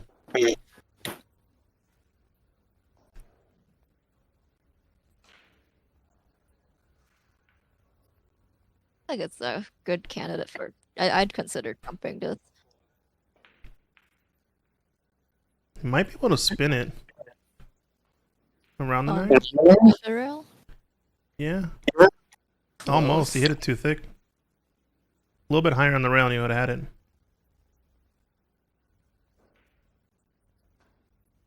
I think he also slow rolled it because he was trying to get on shape on the 2 and that ball was going to zip off the rail, but either a little less spin or a little less hard maybe, I don't know. Or just higher up on the rail. It's pretty close. Yeah, the one wasn't perfectly in the pocket either, so it made, calibrating that a little bit. Yeah. more. Pretty thin hit, right?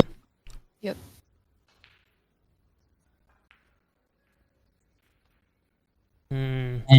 Play this combination next. 3-3-5.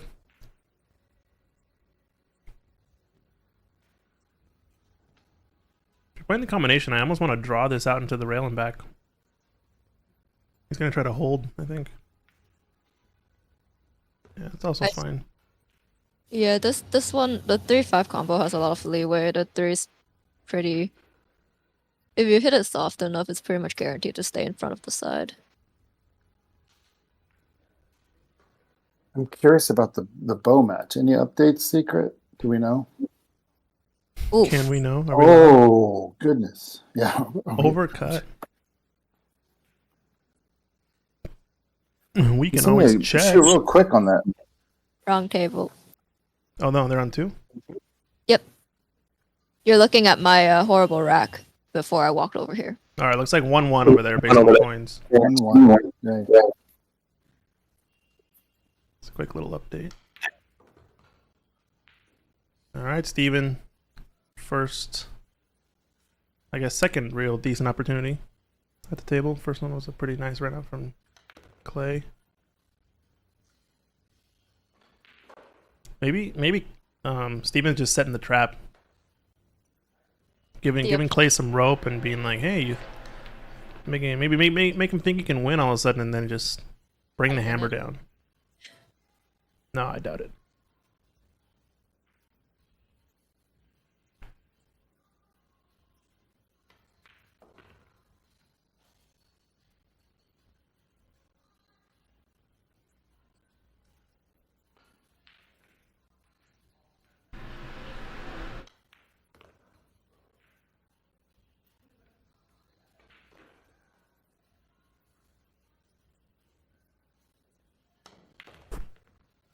Bam, takes one down.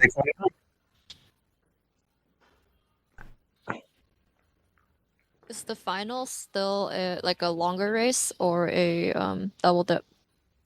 Or same? It's a race to 9, I believe, based on the post. So a longer race. Unless they split or chop. I don't know if they're allowed to chop or if they will chop or not, but this being the hot seat match, and it's what, 8 o'clock over there. I imagine they'll finish at a decent time. That probably won't chop. Yeah, it's still relatively early for tournament.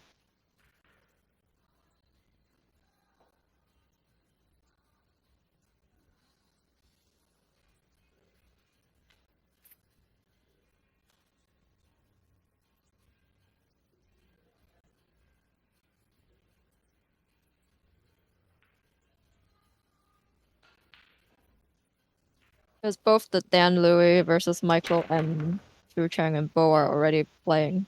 Dan Louis and Michael started. They should be almost done, honestly. They started a while ago. Yeah, looking at it, looks like Dan's on the hill, 6-3 over Mike Silvius. But Mike's the table. We're looking at a 3-ball run out, so not gonna be over yet, but at most 3 racks or so. Yeah, but I think the rest of the matches are gonna go pretty quick. There's not many left, and everything's already. Yeah, 6-3. Dan.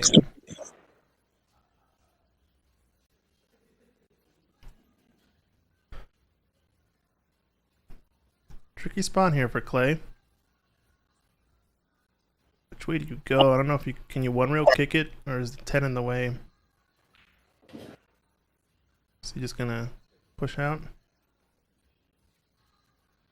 Push into a little bit easier kick maybe around the 9-10, or push into a kick behind the one up around the short rail maybe. Yeah, giving it back.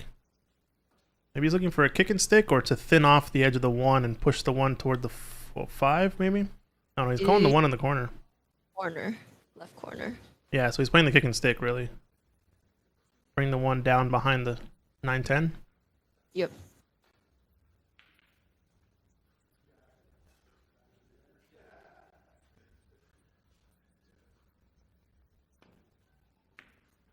Didn't get it too thick on this side. Up to contain though, doesn't really go without getting an aggressive combo or even a kiss off the 6. Technically goes, but don't think it'll go for either of those. Combination. Nice. Did go for the combo. Well struck. Leave on the one. Yeah.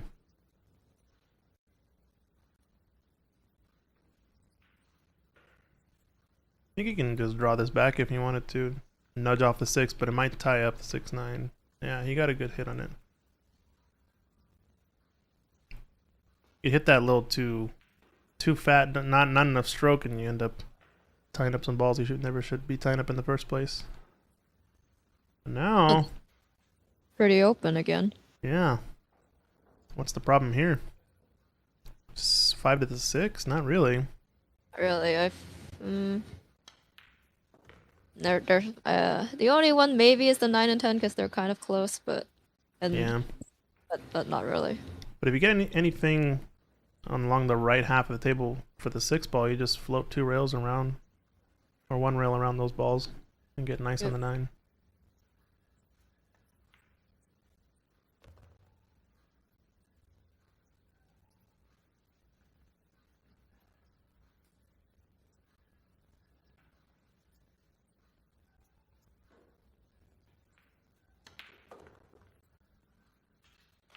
That's it to bounce.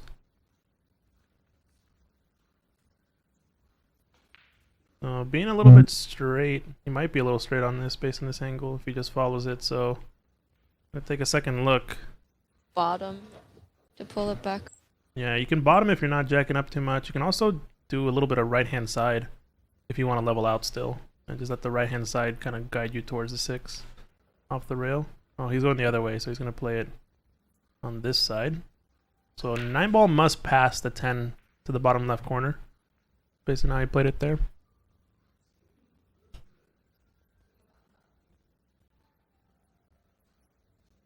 Is he going forward? Nah, he's playing the same pocket. Okay.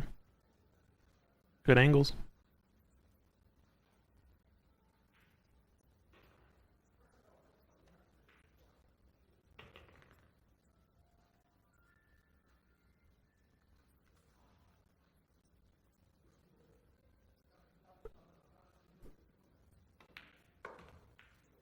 So question, what do you think would take to get more participation in 9-foot opens?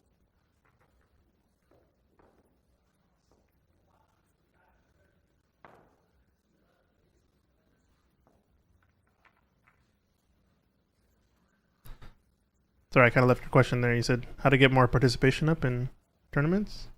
9-foot opens. There's really Um, a lot of participation in any of the handicap. Like the 585 under a couple weeks ago was pretty, want to say 30 something, 40 people. Have yeah, fear of those. I think it's a bit of changing the culture around the stigma of like playing against players that are better than you. Yeah. I think the real solution though is via added money. So if more tournaments have added money, then entry fees can be lower for the average player, and you can even put a lower entry fee for, players of a certain level and below. Yeah, like a tiered entry fee. Yeah. So tiered entry fee plus more sponsorships, I think, is the ultimate solution. Because then you don't feel like you're losing much, and so you kind of get a bigger chance to go for, a tougher tournament. Or at least you feel less pressure if money is the reason you're not doing it. Because I feel like for at least maybe half of people, money is the reason. I don't know. It was Fewer conflicts. Yeah, fewer conflicts, less excuses. Scheduling Oh, scheduling conflicts. That too. Yeah. Yeah, who plans the Super Bowl on Scheduling. this weekend, right? Yeah, some people have other things to do and stuff like that. Some people are traveling. But yeah, the entry fee was something that I noticed when I first moved to Washington, because coming from California, entry fees to tournaments were usually under 70 and honestly mostly under 50 before the pandemic. So coming here where tournaments are generally around 100 was actually a little bit of a sticker shock initially. Before the pandemic, $20 was worth 100.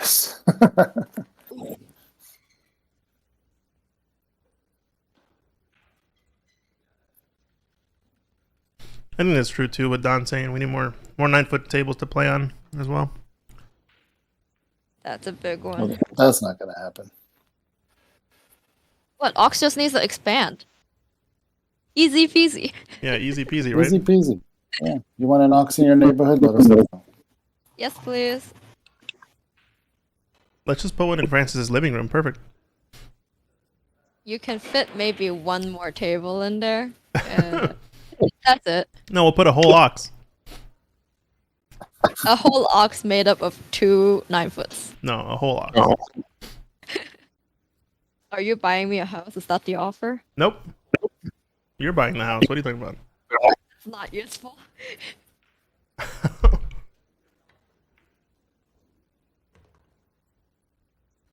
Oh, look at this professional shot. So the solution is more sponsorship, fewer 7-foot tables, more 9-foot tables, and more opens, and fewer capped tournaments. Yeah, fewer cap tournaments, yeah. So, yeah, that's a lot. That is a lot, yeah. And no conflicts. No conflicts. I think the biggest thing is the conflict. No Super Bowls.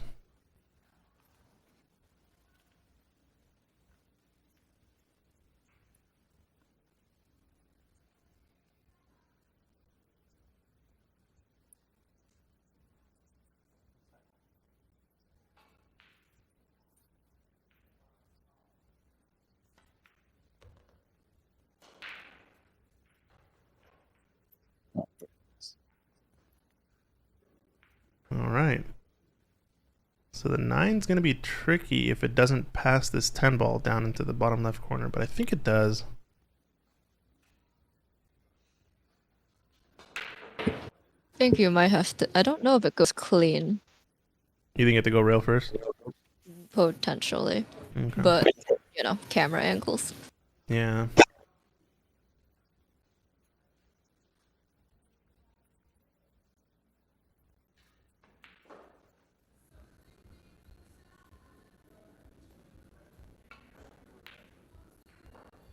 Ah, that zoom. Oh, you're in the room. Sorry, you're looking at the. Oh, never mind.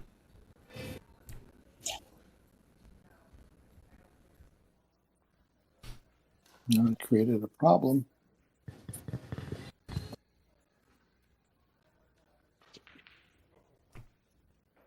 Yeah, and he's hooked on these balls, so we're gonna see a jump shot.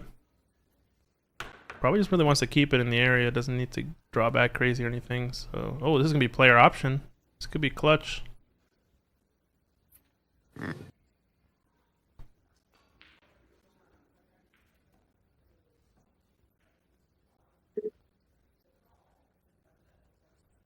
Don saying he never saw a flyer for this tournament. I don't think there was a flyer. I think it was just a post on the Ox page and then, or the Northwest Washington Northwest Pool tournaments page.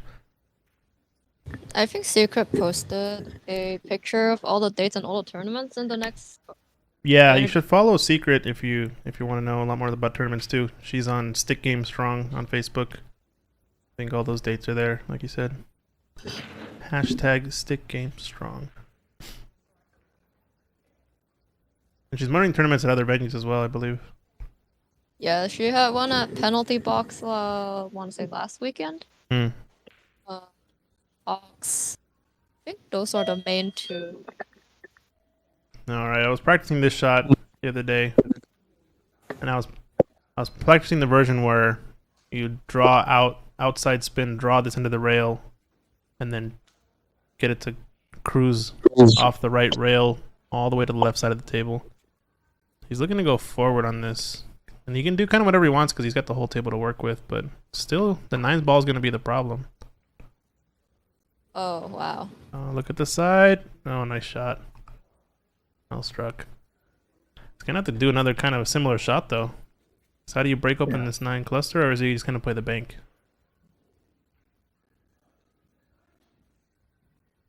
Or maximum inside. And swing it at those balls. Oh. Oh, he tried the inside. Oh, that's everything. Oof. Not terrible. This sleeve, it's kind of hard to break out the 9 if you do need to. Yeah, you can do it a few different ways, but I like either stunning it with two rails with a bunch of outside spin, or thinning it and going around the top right half the table, kind of 3 rails at it. That's a little bit weirder of an angle, though. I don't know if it's very natural.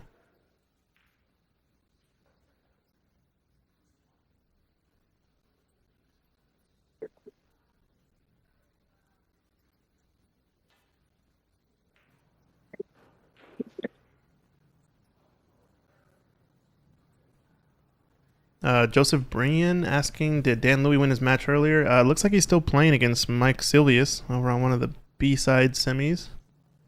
6-5, so Dan's on the hill and at the table. If you want to watch that match at the same time, I think the Evo Sports Facebook is streaming that one, so go check that out, because we're focusing on this match at the moment. What is he thinking here? Yeah, he's looking at the bank shot. I think the bank might be the best chance, honestly. Plays a little funny, though. Based on this angle, I think he's gonna want to be more reverse than not on it. Like, more close to the side pocket, almost, with the cue ball. The cue ball gets out of the way. It's awfully tricky. If he's hitting them well enough, he can go thick into this corner pocket and go 2 rails with outside spin. But it's a pretty tough shot. A lot of stroke and speed kind of required. And you get scratch. Yeah, I didn't really like that. It's going inside maybe and trying to catch it with top to kind of banana it or something. I think that was the idea. Well, now this cross bank might actually work. What do you think? Yeah. Too bad he's on the cushion. Oh, he's on the rail, yeah. Oh, whoops. It's on. Yeah, it's It on. doesn't matter. Doesn't matter. Kind of like a nice shot, but do it again situation, though. Yeah. Like, here's a reward. Do the same thing again. And there it is. Good. Wow. Nice shot there from Stephen Folan. Let's see if we can get the replay up for that one. Well done. Good. 2 cross banks in a row. Oh, yeah. I got it. Okay. Dang. Well done.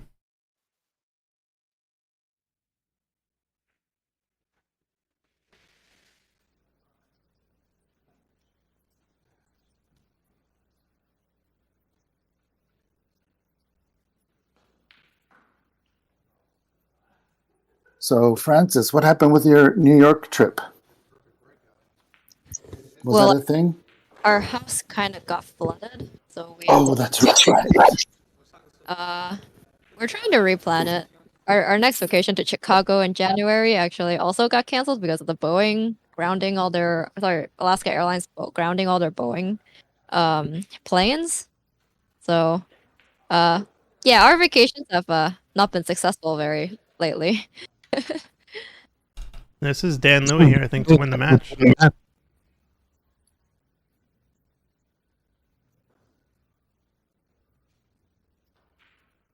Playing strong all day. Yeah, but Beat Daniel 7-4. 7-0.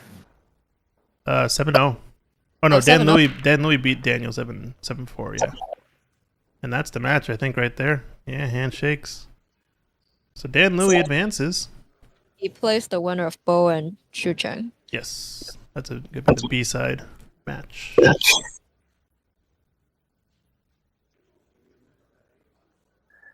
SC Manhattan commenting about the double cross from Stephen Folan. Yeah, what a heck of a finish. Mm-hmm. I'm assuming that's what you're talking about, SC.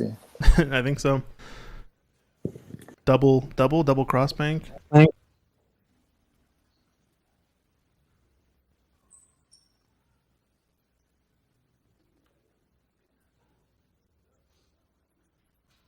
Yeah, indeed, Joseph. Dan Louis is a Hall of Famer. The legend. We're playing on the same team for Lincoln City. We're playing 8-ball teams with him. I am amazed we actually got him on our team. Really?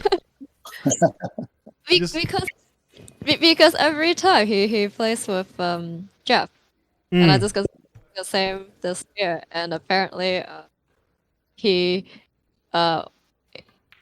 yeah. So I think Jeff asked him after we asked him, so he's like, "Oh, I'm already on the team." Oh, we beat him. We beat him to the dang. Let's go. Sorry, Jeff.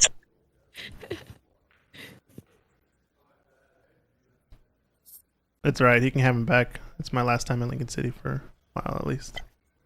Yeah, I was telling Dan I had to. I wasn't planning on Lincoln City, but I had to make exceptions because it was your last year qualified. Ah, now he's got to play on 9-ball. That dude, when is it? That's fall, right? Fall, I think, like October or something. Mm-hmm. We could do Yumi Chow. Assuming Evo Sport doesn't snatch him up again. Oh no, we got him reserved for Evo Sport. I already talked to Chow. Let's see. October 6th through 13, 24. Mark your calendar.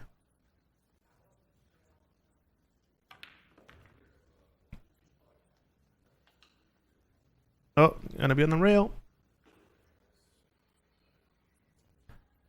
Think he's okay if he can just nudge past this 9-ball. Shoot the 7 into either bottom corner depending on how far he creeps down the table. Yeah, he's looking right there. And he can shoot. He can still shoot the 7 from there. It's gonna be tougher. Yeah, I like creeping forward more.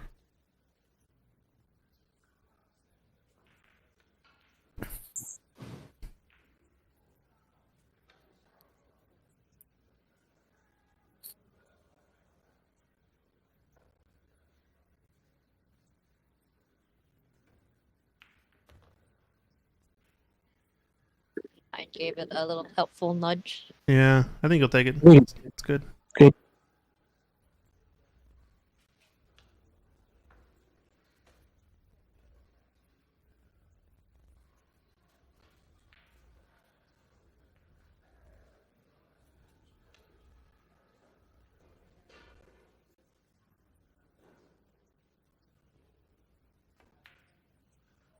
Oh, no. Oh, it's gonna leave a 9-ball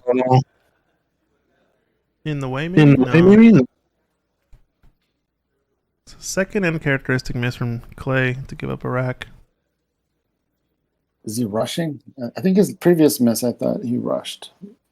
I mean, that all kind of sourced from him getting on the rail for the 6-ball. That was the ultimate source of that. Compounding positional error. Uh-oh, where's this cue ball gonna go? Yikes. What's happening? What is happening in our hot seat match? Uh-oh. They trade bad shots again like they did earlier in the first rack. Yeah. Clay getting the better of it this time.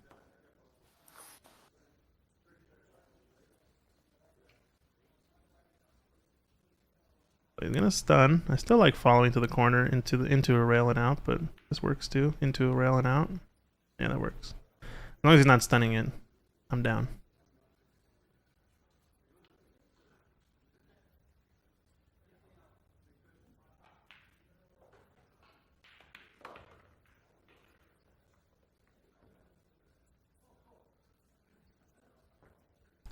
So Clay pulls one back. 3-3.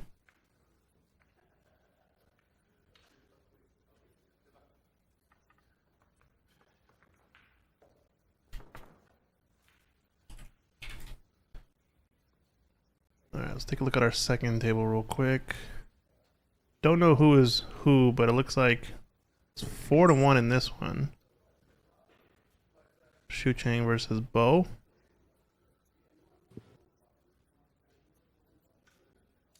Beginner to take a guess as to who has 4 and who has 1. I think I'll just keep an eye on it.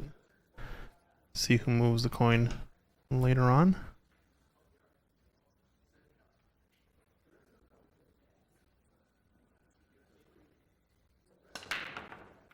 Didn't hit that quite as square.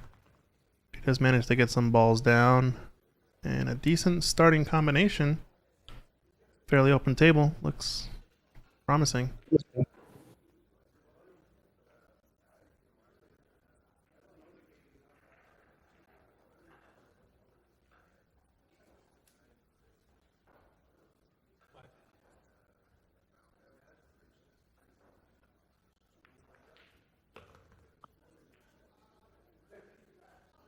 Based on this angle, he's going to have to play this 3-ball past the side pocket into the bottom right corner. It's off the rail, so it at least makes it slightly easier. Yeah, he doesn't have to worry about getting it so perfectly down the rail.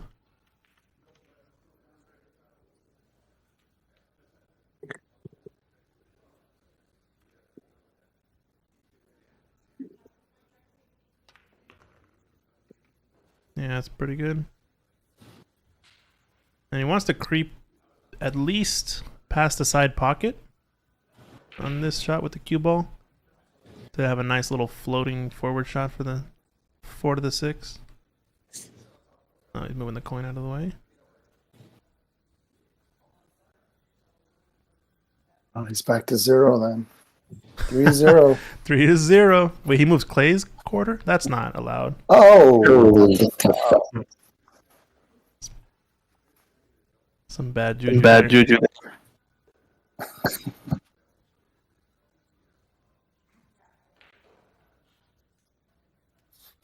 Crossing the middle pocket.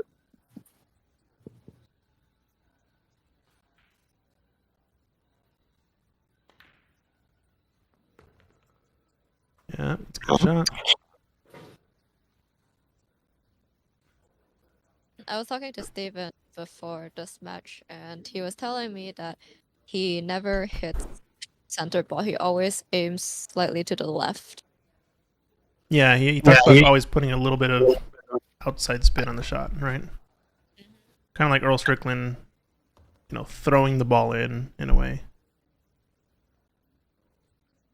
Yeah, I talked to him to this too, and I think there is some merit in that. I believe a lot of the pros also do that, subconsciously without realizing it, maybe. The reason he says is that if you try to hit center and you miss, you don't really know whether you hit right or left. But if you always aim left, you know you're always hitting to the left. Mm-hmm. Or center. Or center, yeah. Nice nudge on that 8-ball. Well done.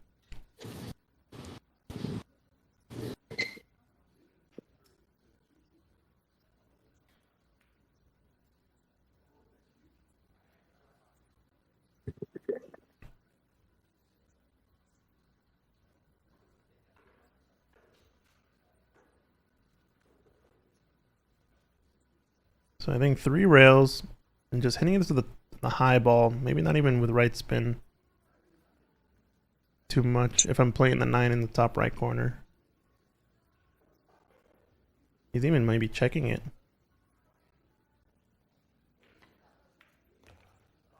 And he's playing it up table maybe? Or does he just get... Yeah, he's trying to get onto the top left corner, so he's just underhit it a drastic amount, I think. Or he's trying to hold for the side, which... Lesson from this tournament has been, don't try to hold the ball, try to play multiple rails into position. These tables definitely roll fast. Yeah.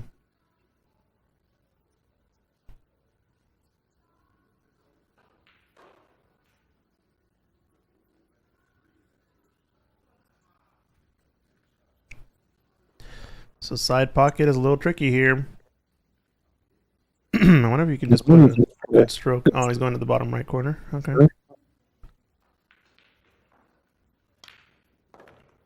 It's going around the rails. Nice shot. It was like center pocket too. What a shot. That's the example of he gets to use outside spin with that shot, and you can just hit it at a good pace and just let the cue ball race. Well done.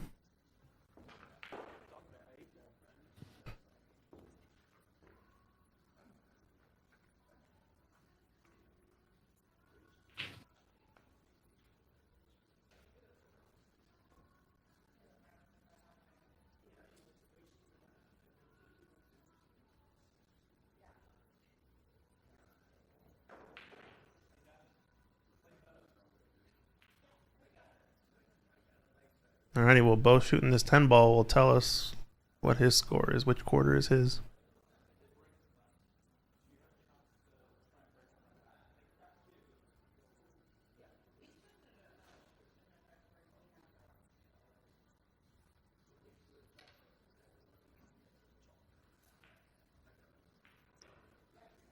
Oh, no.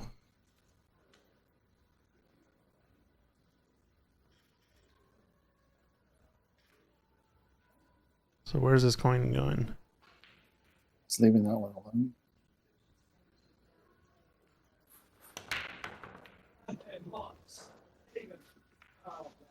Sorry, I didn't want to miss the break. Okay, so it looks like it's 1, 2, 3, 4, 5 to 1. Shucheng is up in that match against Bo.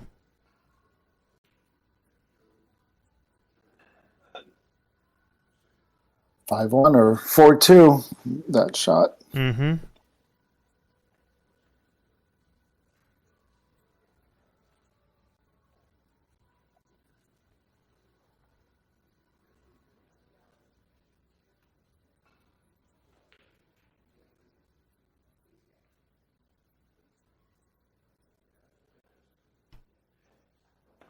Gonna play the reverse bank on this. Nice shot.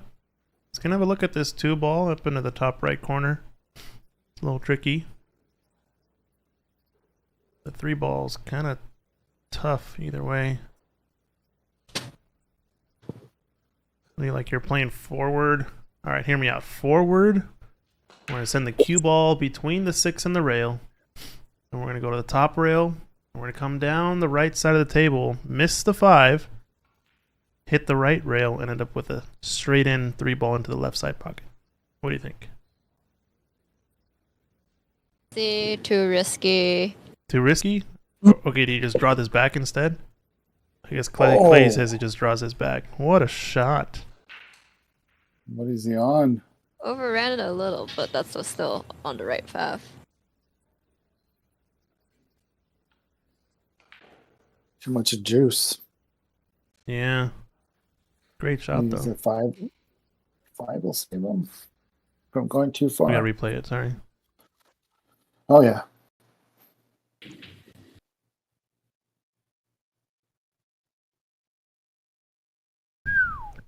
Nice shot.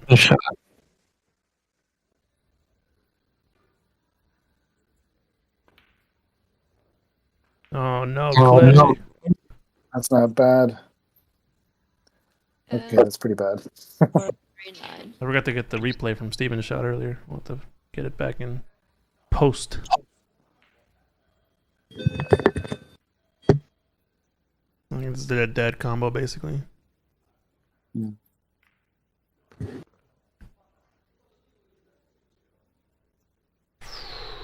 It's a little straight. Does he take on the Did side Clay have to pocket? hit that 3 ball in the middle so hard? No.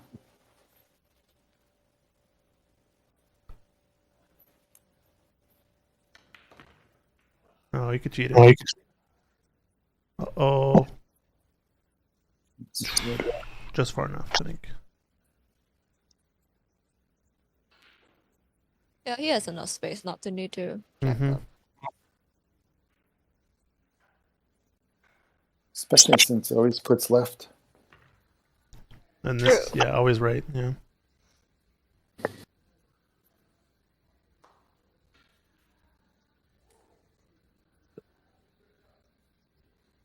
So if he's used it, no, never mind. Focus. Focus. Wow. That's pretty good placement. Yeah, pretty smooth. Kind of floated that one forward, and not a lot of top on it. Just kind of let the roll of the ball Oh, man. take it. Two games up against Steven. I mean, that's a Uh-oh. Oof. tough thing to come back from. Almost disaster on that shot.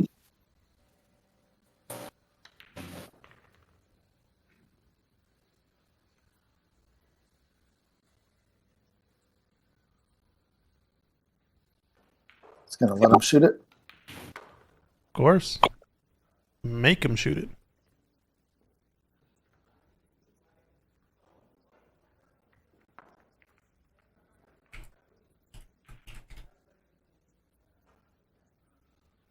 5-3 up.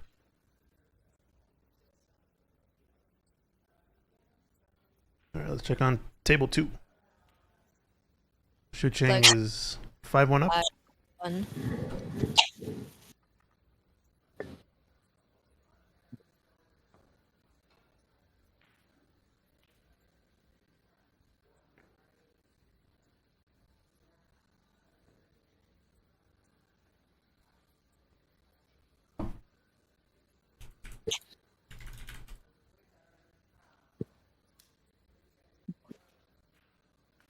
The person in the room next to me is checking their voicemail on full speaker volume with paper thin walls. You just can't hear that. Are you in the club? Yeah.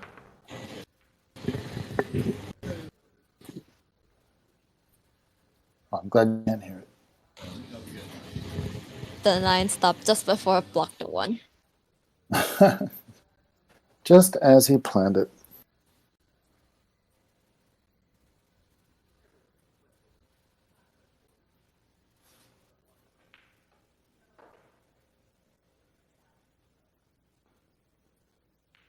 Yeah, another nice break. Lucky to get the 1 to hit that point and settle for the side pocket. It's looking like another run out opportunity.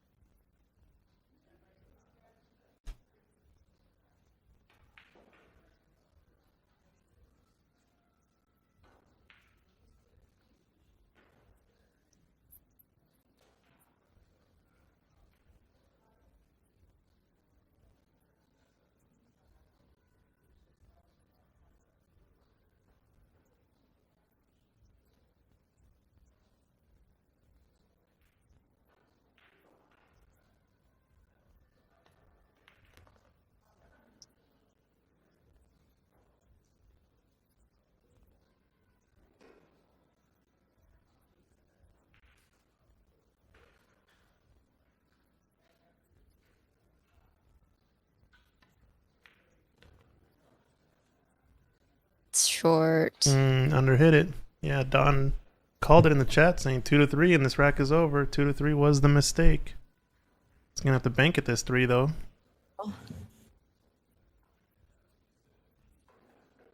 It's not over yet. It's pretty bankable. It's almost dead straight on, I think. Just needs to draw out for position. Over. He over. Oh, he's trying to play 2 rails. I thought just draw straight back and play the longer 4, but 4 to the 5 would have been really tough in that case, I guess. Chance that Clay has to take advantage of.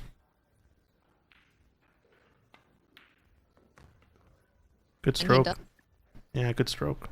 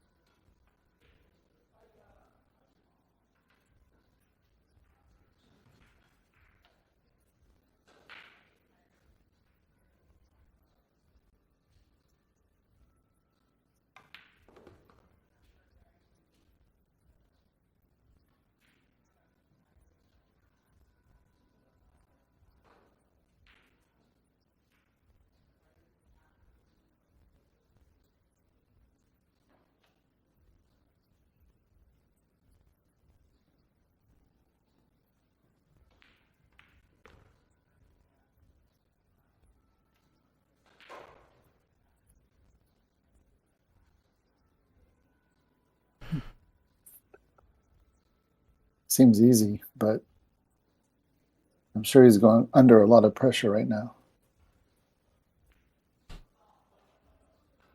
I feel like when you're under pressure, the straighter the shot, the harder it is. It feels like it should be the other way around.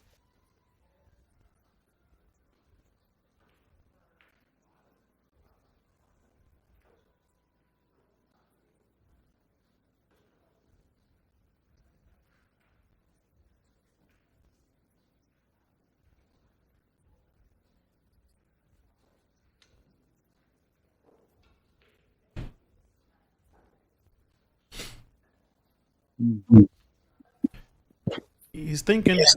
Yeah, well, you got to be sure. He must have come around the 9. Yeah, I Looks think like. that's the shot. Stun, outside spin. A little bit of draw, maybe. Just Yeah. wants to miss it. Oh, He didn't draw enough. oh. Side. He hit it hard enough for the side. Yeah, a little bit more draw.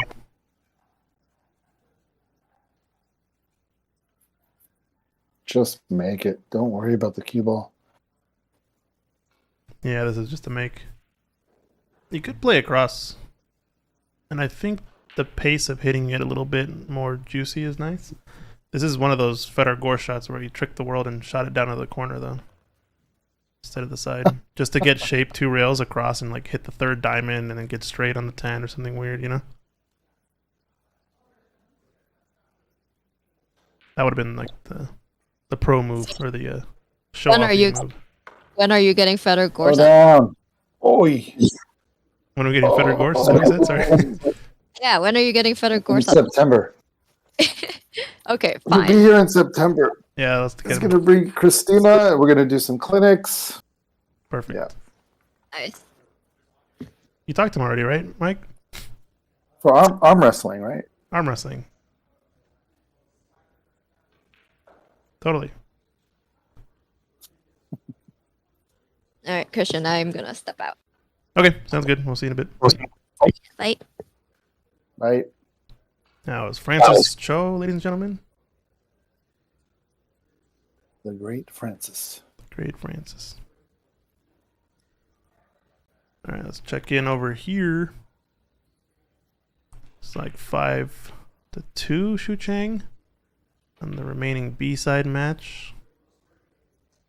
Oh, he's playing this a little bit spicy. Watch out, corner pocket. Oh man, I don't know if this goes. Yeah, he juiced it just too far. Wow.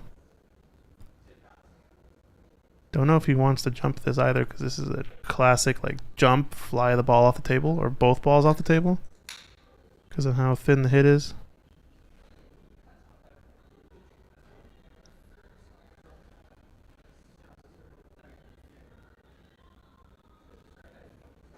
Can you see enough to cut it? No, you overcut it. Alright, so both still alive in that one. We'll be checking in and out. But meanwhile, the hot seat match. 5-4, Steven up. Clay sticking with him, and it's his break. Can you even the score line? It's all about control at this level. Keeping control of the table. You don't have the run out. But nice break to get the 2 in, and unlucky there at the last second. Oh, goodness. So we're going to see some more back and forth in this. Almost dressed up nicely on the 1. But alas, a harder path he must take.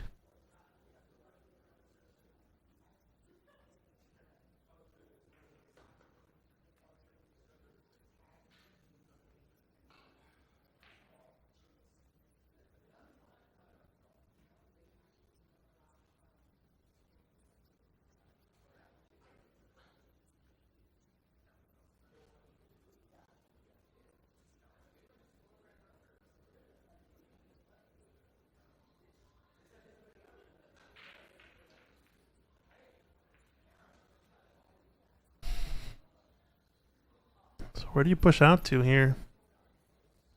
That's not a dead hook.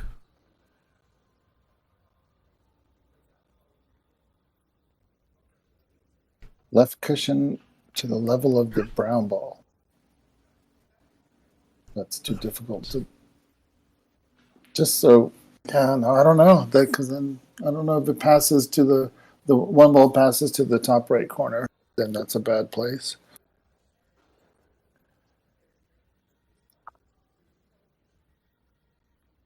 Yeah. It's a little bit close as well. I think you like putting more distance usually. Oh, he's trying to tie up the 310. That's not a bad choice, but he's left it. Had he tied up 310, I think it would have been pretty nice. At least would have made the Yeah, run he's out left to pretty start. tough. But still not an easy positional shot. You can banana this with a lot of top Oh no, he had enough to stun it. Oh, and 7 was in the way. The only reason I kind of like the banana shot, where you kind of arc it with some top spin, so you get it to go below this, or between the 7 and the 5. Yep. Now safety time. But yeah, back to Barry the story. Stark teaches the double kiss safe. Oh really? Good Does old he? Barry. Oh Yeah. really? Oh, I didn't know that. Oh, looks like we're having some dropped frames. I was playing the double kiss safety against Allison Fisher, and she was like, "What is with this? These double kiss safeties?" I think you guys were up in the booth testing things out, and she wouldn't leave me a shot, so I would just double kiss safe. Yeah. I couldn't have a natural safety, so I just kept doing that. And there you go.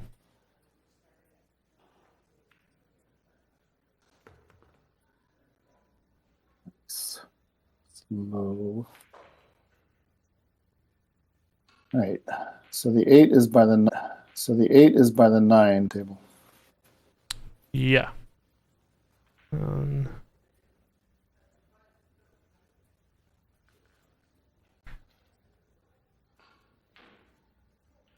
Looks like the stream is starting to lag a little bit on my end.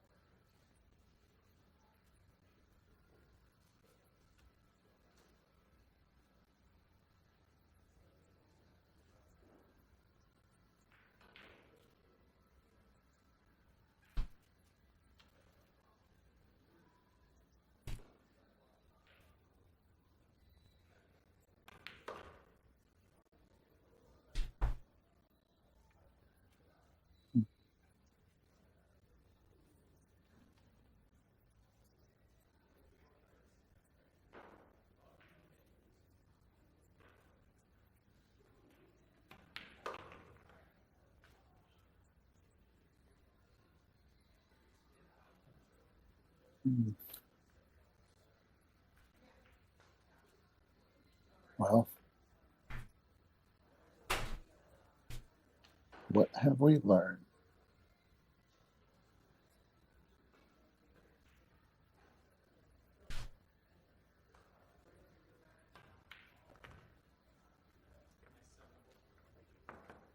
Well done.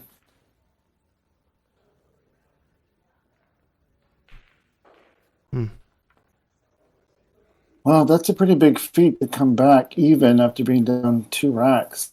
So that's a good effort in itself. Yeah.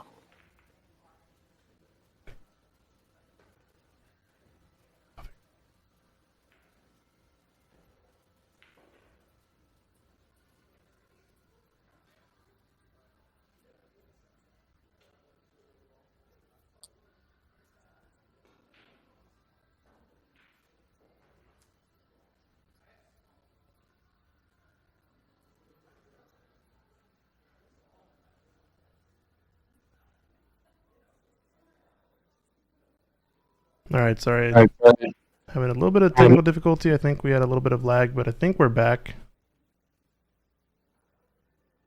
Let me know if the stream was having any issues.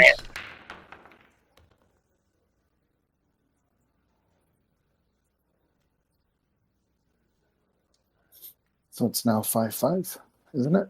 Yeah. Yeah, 5-5. Yep.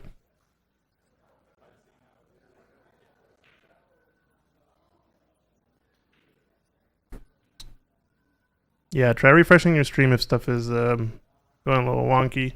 I had a little stunt there of a bunch of dropped frames, but I think we're good now. Everything looks back. Very odd, very sudden. That is the one downside of the solution, is that it requires good internet. Oh, wow. He kind of just chunked at that one. Okay, so Clay got out in that last rack. So 5-5. And another mistake here with an option to give it back, I think, Yeah, right? it's an option. Yeah.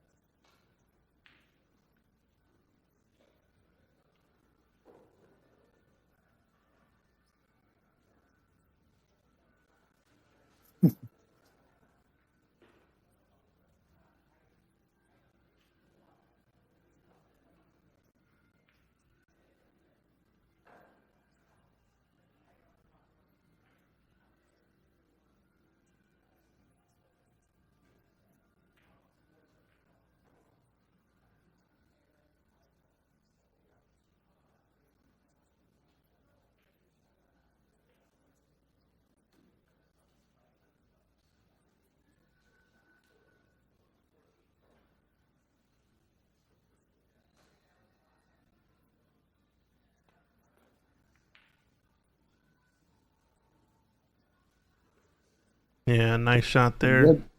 Little backboard on the 2. Opens it up as well to make it really easy to pot.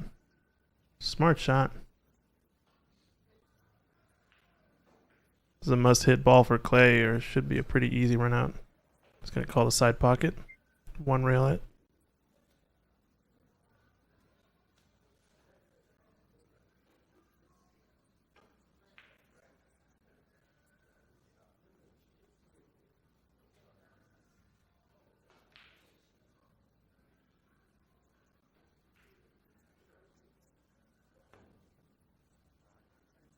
Ooh. Came short. That's always a tendency. He was hitting a little bit harder too.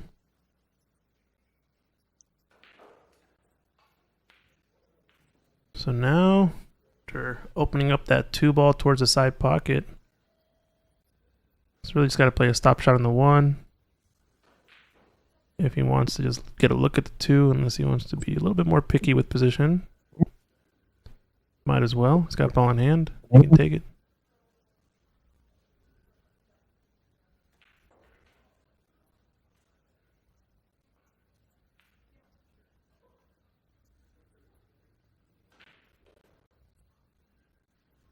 So we got an update from Secret 5-3 over on table 2, I think it is, right? I think it's actually table 2, Secret. The one in the back.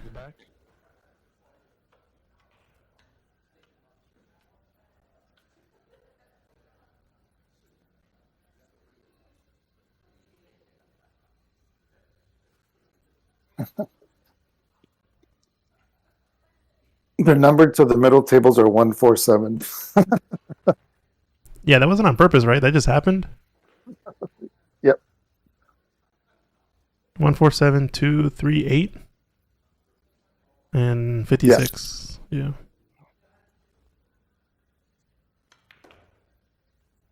I guess you kind of did like a snake pattern, right? That's what it is. Yeah.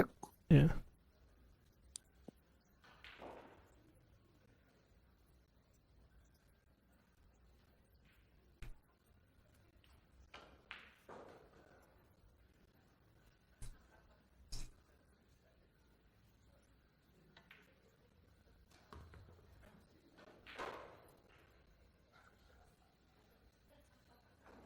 Oh boy, yeah. Nothing's gonna stop him on this rack.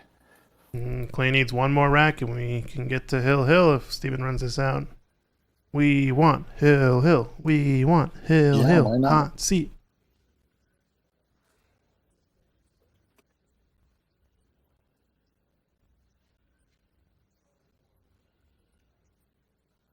Doesn't like it.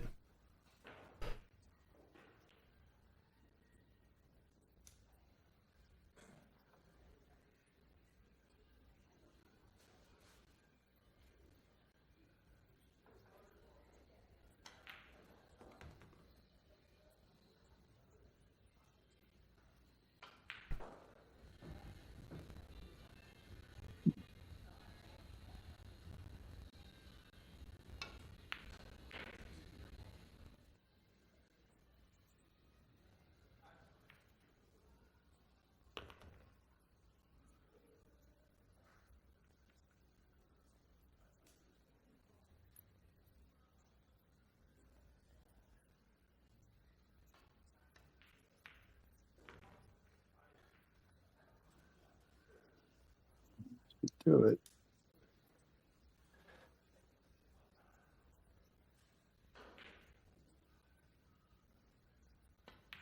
It's strange to see the 10 ball so far near the bulk side. Yeah, I think that must have been an artifact of the break, right? Must have pushed the 10 up table. Well, now Stephen Folan on the hill. Rattled that in.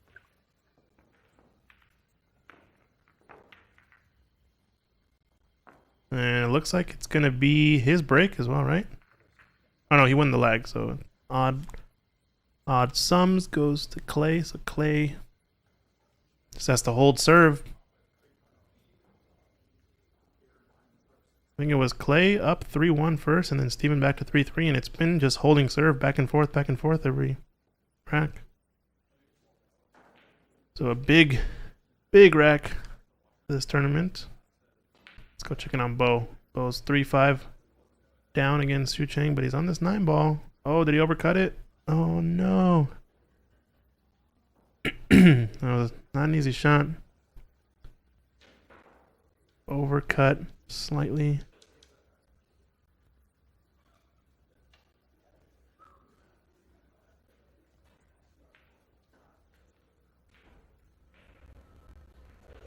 It's a far 9 ball. It's gonna be a tough shot, but we're gonna check in on this break.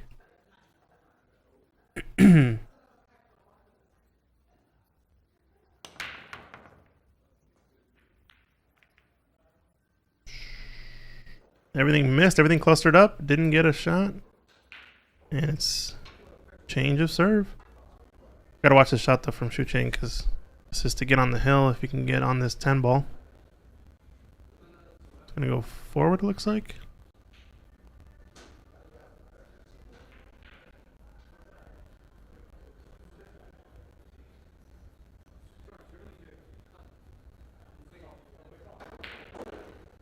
Wow, nice shot. Shot at the 10. Nicely done. Okay, so a safety from Steven here to start this rack. Must win situation for Clay to get it to Hill. Can he get a chance?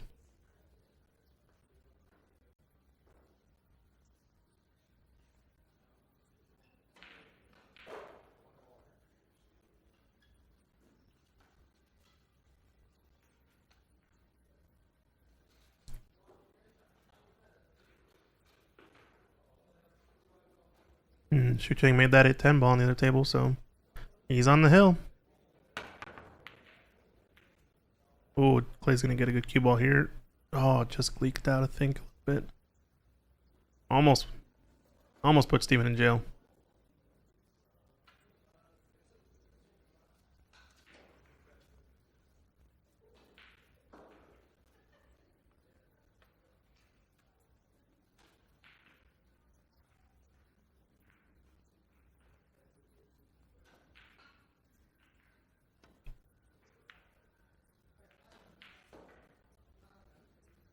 Might leak out. Yeah, I think it got out. It's got a shot at this 1 ball. Believe it cuts. And the 2 is pretty much out in the open, so.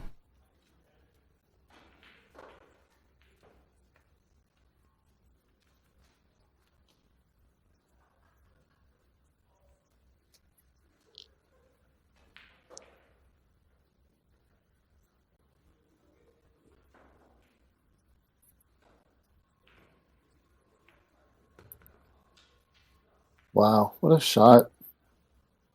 Yeah, nice shot. 2 ball passes the 9, I think, too, so. Yeah. This is a chance for Clay. No. Real opportunity. Gonna get one more tough run out. That Bring this 3 to isn't sitting too pretty. No, he's might have to jack up and just hold right there. Yeah, if he holds right there, you guys will look at it. But still getting on that 4 is tough. Could he go forward though and get on the right side of the 8 ball? If he can nudge the 8 ball, he can get over to where the 4 is. Yeah, he gets like right there. Not a little bit farther up. The 10 is the real blocker that's in the way here, I think.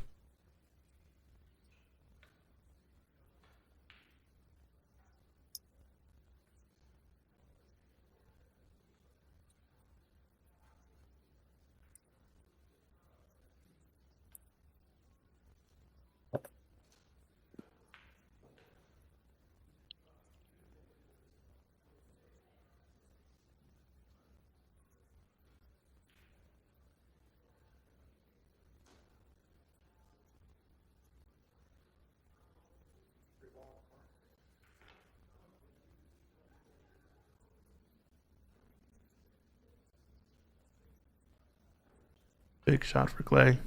This could be for the match. If he leaves it, he's playing safe. Prudent shot. Nicely done. Good choice. Good execution.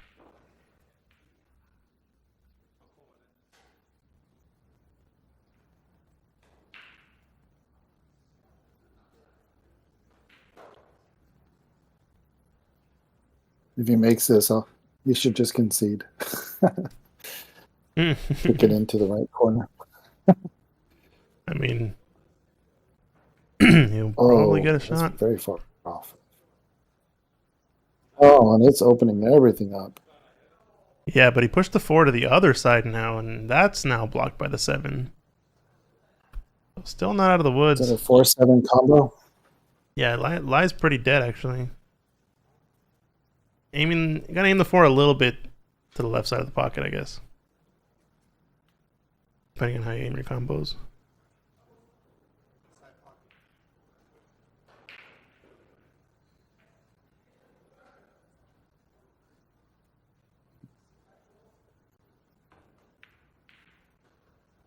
Side pocket bank. What?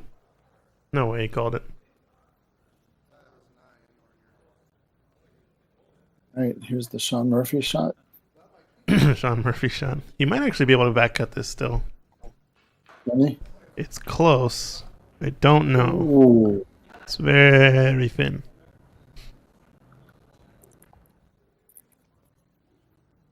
He's doing the Sean Murphy. He's doing the Sean Murphy. Here we go. And the Sean Murphy down. I don't have the horn, but look at that kick shot. And he's on the red. Oh, look at this. Gotta do that replay, sorry. Goes for the kick shot. He's feeling good. Hit it perfect, too. Just to get on the 3 and kind of creep down. 2 rails.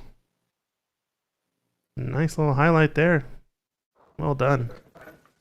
Stephen Folan coming with the highlight shots. Got a couple cross banks in this one to finish a rack.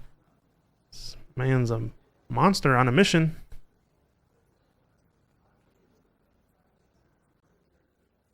What do you do now, though? Do you try to play for the gap between the 7 and the 9 up table by the 1 diamond?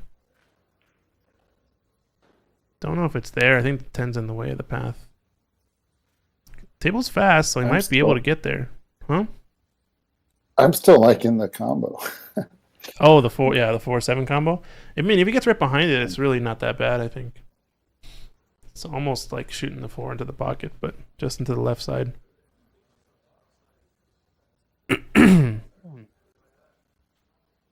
Just a little tap so you have a look at the 4 in the same pocket.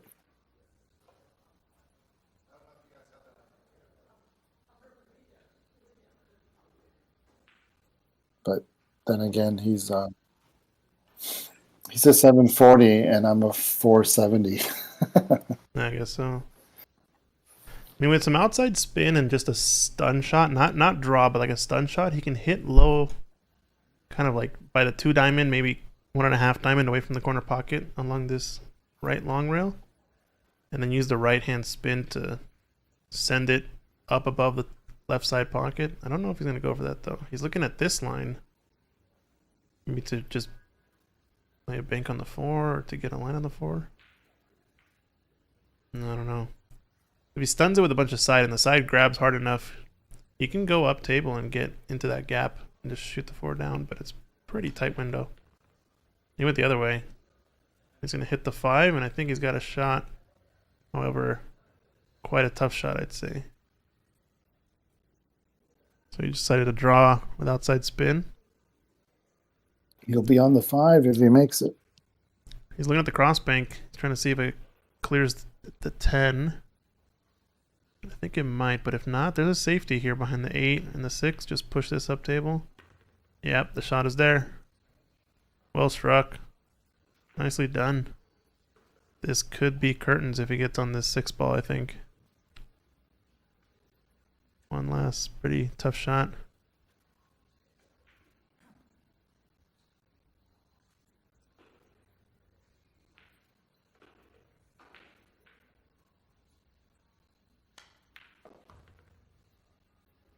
Yep, looks pretty good.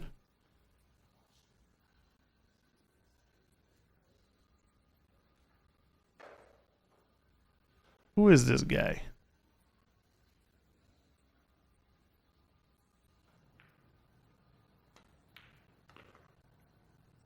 It's gonna get a little close here. I think he's good though. Take a look at that 4 down the rail from earlier. I think I got it. Dang, zinged it. Nice shot.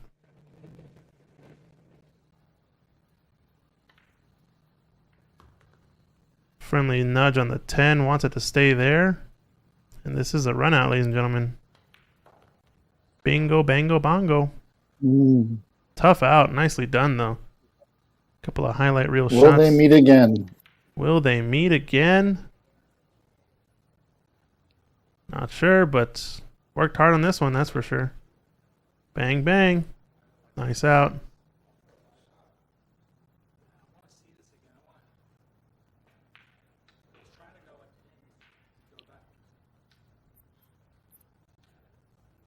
Oh, he's trying this shot from earlier. See, I like going stun. Oh, he's trying to go that way. No, there's no way.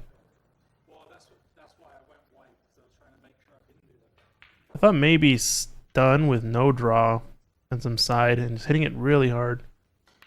Boom. No, he's going that way. I thought go stun, hit the rail, the left rail, kind of zigzag. But I don't know if it'll die off that next rail, so I don't know if it has enough pace to get up there. Anyway, congratulations to Steven. He's into the final. Won the hot seat match. And I think this is Shu Chang winning this match right here with 10. Is this on the hill? Yeah, it's on the hill. There's the handshakes. So Shu Chang takes it down. Congrats to him. He's in to the B-side semifinal, I believe. Him and Dan Louie are up next. We got 3 people left in this tournament, ladies and gentlemen. Let's take a look at the bracket. Just got the update there in the bottom right corner. We got 4 people left, I guess now. Shu Chang playing Dan Louie. Losers side 6th round. Clay Belvoir awaits the winner of that match, and Stephen Folan on the A side awaits them all in the final. So yeah, we got action, folks. Tournament starting to wind down, but still plenty of good matches left. And yeah, I think Dan and Shu Chang are probably going to get started on the next table. Now we got back-to-back match table action.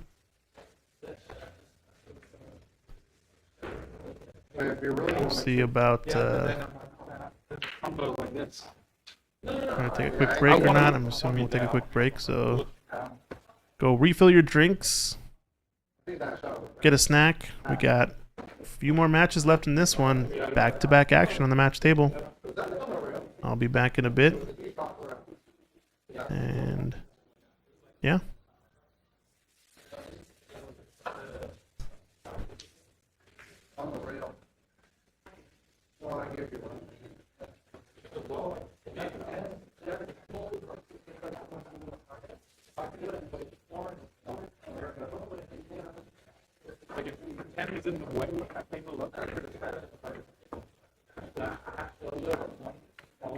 The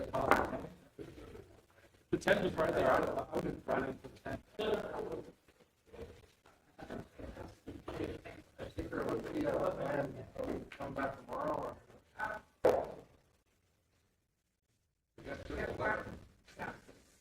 come back.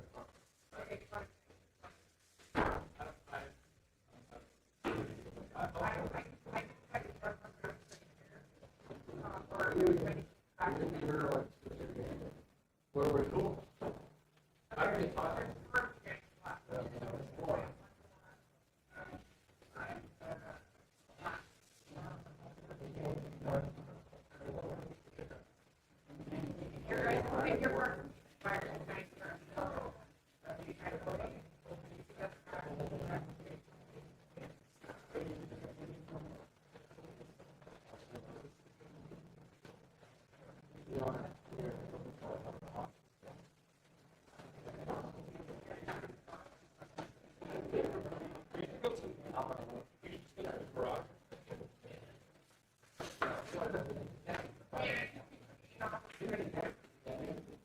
Be better off in the White House or don't be any.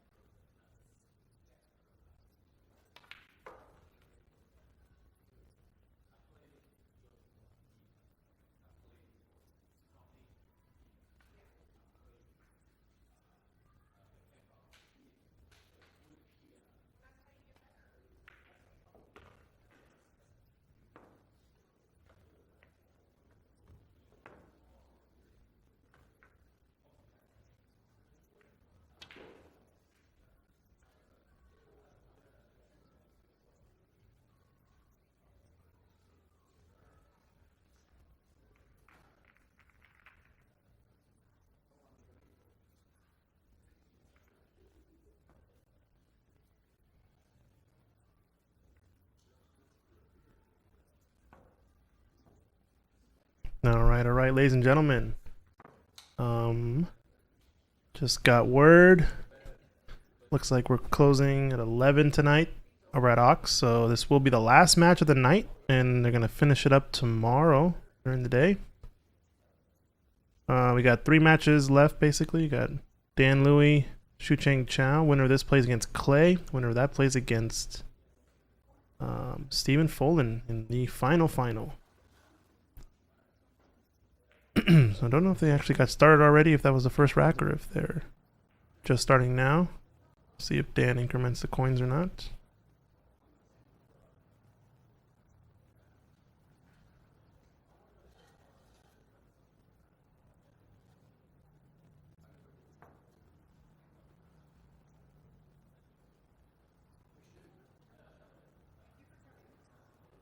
I guess it's the start of the match. 0-0.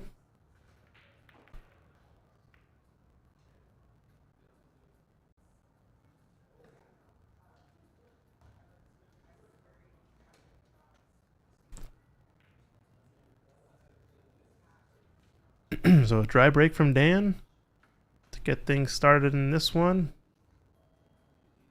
So heads up, this is the last match of the night. They're going to finish up the last 2 matches tomorrow since it's going to be going a little late. And we close at 11 at Ox tonight.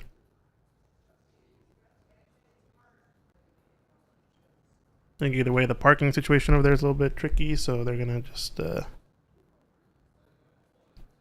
close it back, and then they get the last 3 players tomorrow.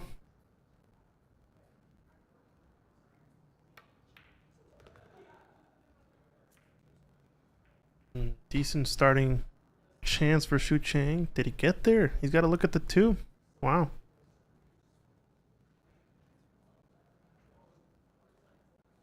So these 2 players, I don't think they've played too many times in the past before, from what I know. But it should be a pretty interesting match. Dan Louis is on the come up in this tournament, making a little bit of a comeback. Only loss was to Clay Belvoir in a hill match. Really close. Ski Ball's going to get away from him a little bit. Would have liked to actually just go up and down. Jonathan Herring, is the audio cutting in and out? I think it might have been while I was doing some of the replays, so apologies for that, but won't be running any of those anymore. I think things are back to normal. Let me know if you do hear any sort of audio cutting out anymore.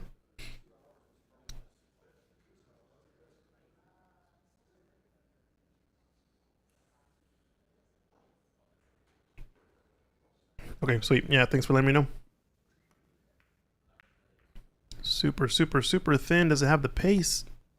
Oh, 5 seconds. Oh 4, my goodness. 3, 2, 1. Yikes. No go. So last match of the night, and then we got the semifinal and final tomorrow.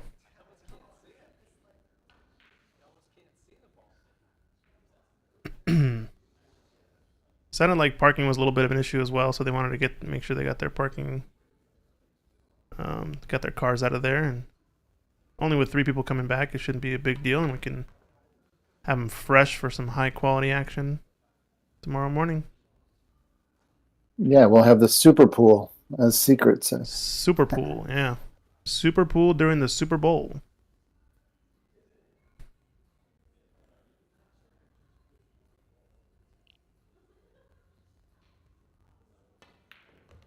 Question is what time? That's what we got to figure out. When are they doing it? Oh, side I think pocket. it's 11.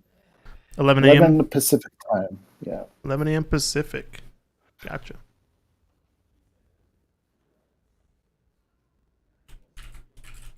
Yeah, we use all the coasts. We use all the time zones here now. Yeah. Gotta keep track of multiple time zones, right?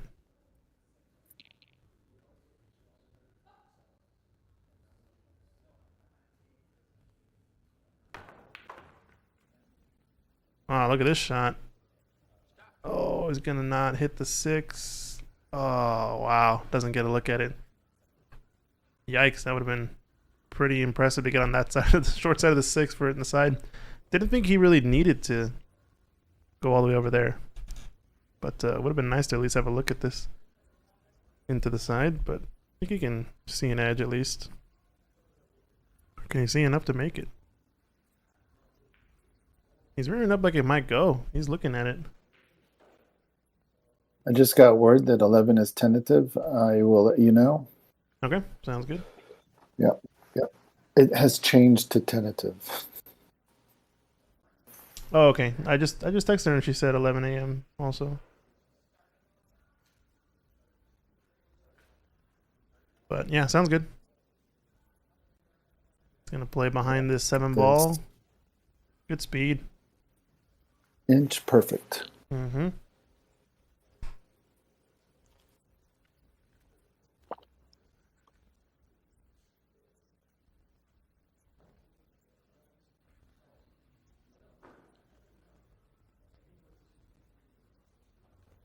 So it's going to be a full table kick at this 6 ball and try to separate the balls and maybe use the 7-10 as blockers. Either hit it at that speed or just kind of whack it a little bit harder so that maybe either cue ball or 6 ball end up on the opposite of the table. So he's calling the 6 in the corner maybe. Maybe going to be... Oh, he's jumping at it. Okay. Jump shot's not a bad choice. It's going to be kind of a long jump. Got a chance of flying the cue ball depending on how it lands. Because he's kind of thin on this 6. Yeah, then did a little hop, skip, and jump, but made contact. Leaving a long shot. See what you got, Dan.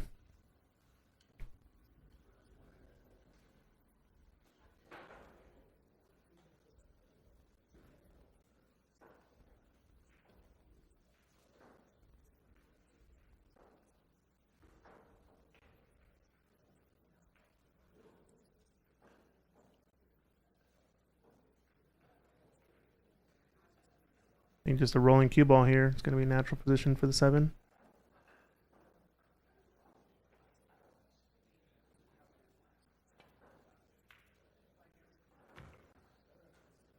Nice shot. Wants a little bit of an angle to come up, creep up the right side of the table for the 8 in the side pocket. Just going to need a nice draw stroke on this shot.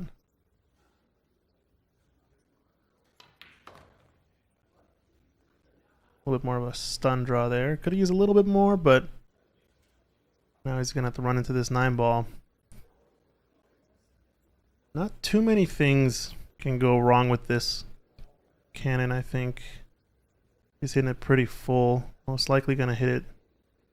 If it's fairly full, hit it into the left rail, top rail, and end up with a shot into the right corner. Yeah. If he hits it hard enough, he can maybe push it to the middle of the table, the 9 ball.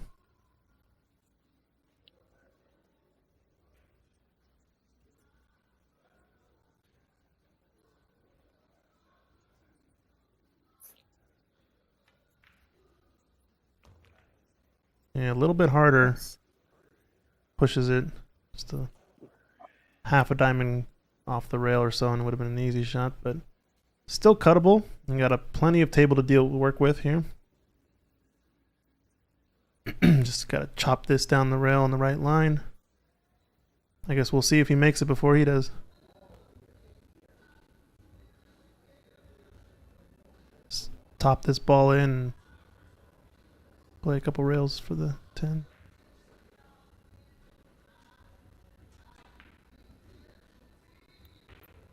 Rattles it home and bumps the 10. Is it going to go too far? Uh-oh. Big bounce. Got a little bounce. So we're going to have to see another thin slice from Dan here.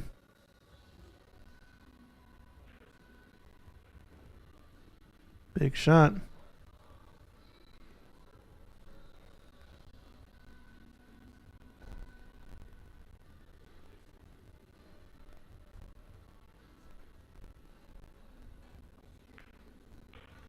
Nicely done.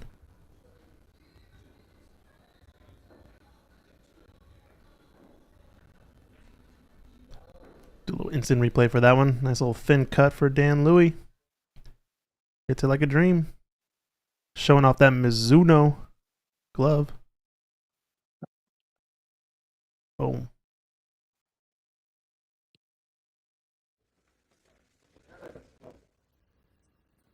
right, 1-0. What song is playing in the background? Oh, I don't know. Jonathan Herring likes it.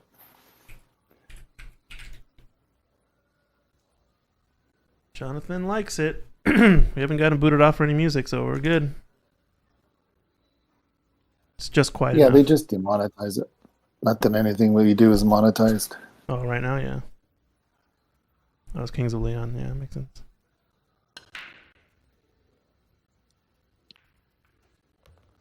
Ooh, got a nudge on there and making the 5 on the side. Rack's going to open up a little bit, but Oh, not Kings really. of Leon. Shot on the 1. Yeah, I hear it now. Nope.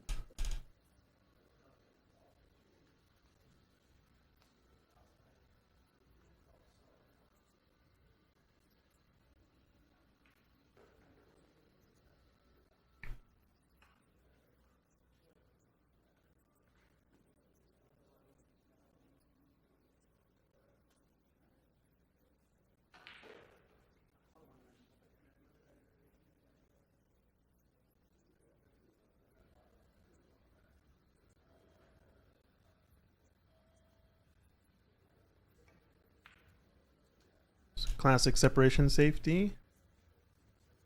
Got behind the 3 ball. But he's looking good. Needed to get there, otherwise would have left a cut on this one. You must have learned from watching Clay. Yeah. Do it to him those times.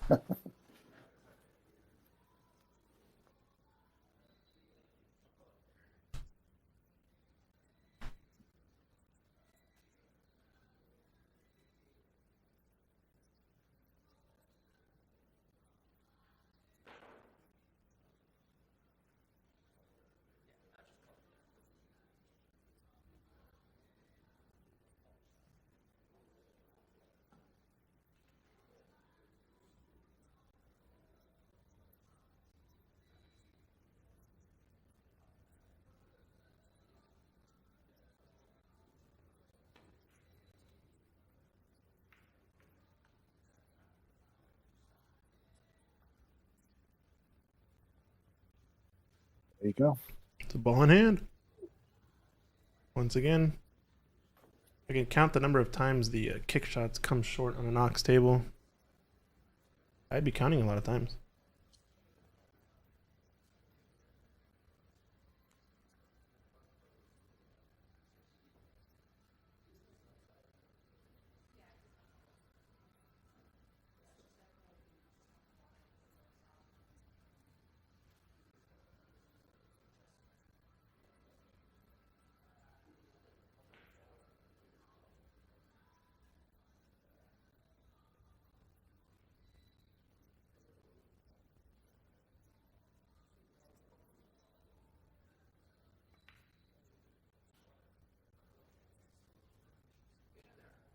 Ooh.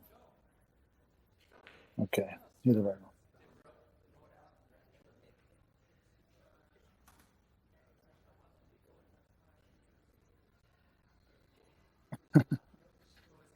Oh, Just well, making sure. Yeah, you're right. did they hit a rail? Yeah. I missed it.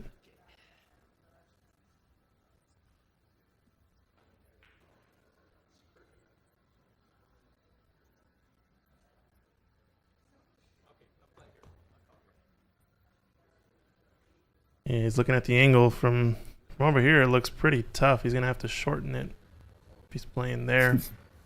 Shorten it a lot.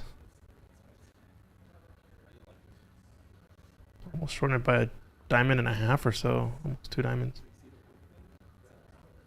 Luckily, he has the rail first still, so he doesn't have to go crazy short. The shot is basically hit it, stiff it, and try to get as close to 9 as possible without hitting it.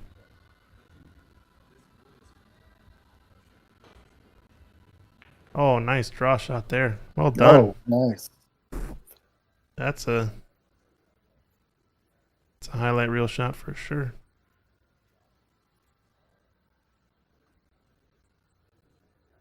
So he ended up hitting it also. He didn't really stiff it. He ended up drawing it off the rail.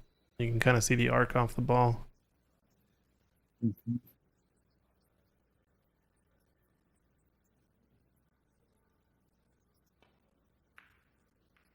Oof, just caught the point. Yeah, take a look at that replay. You can see here, he just, as it comes off this rail, just has a nice little arc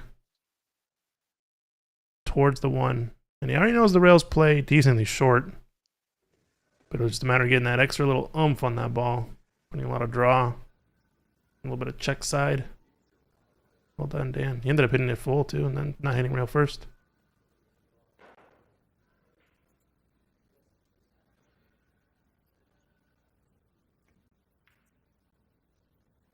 Uh-oh. Overcut it. Overcut it.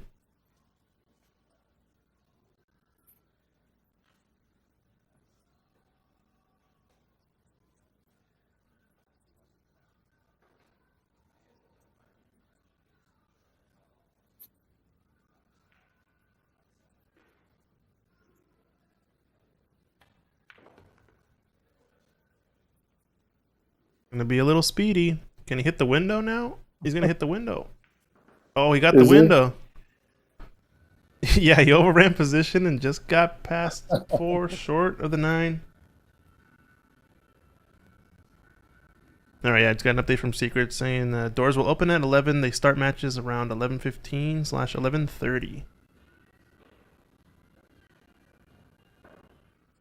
So he managed to hit the window. Wow.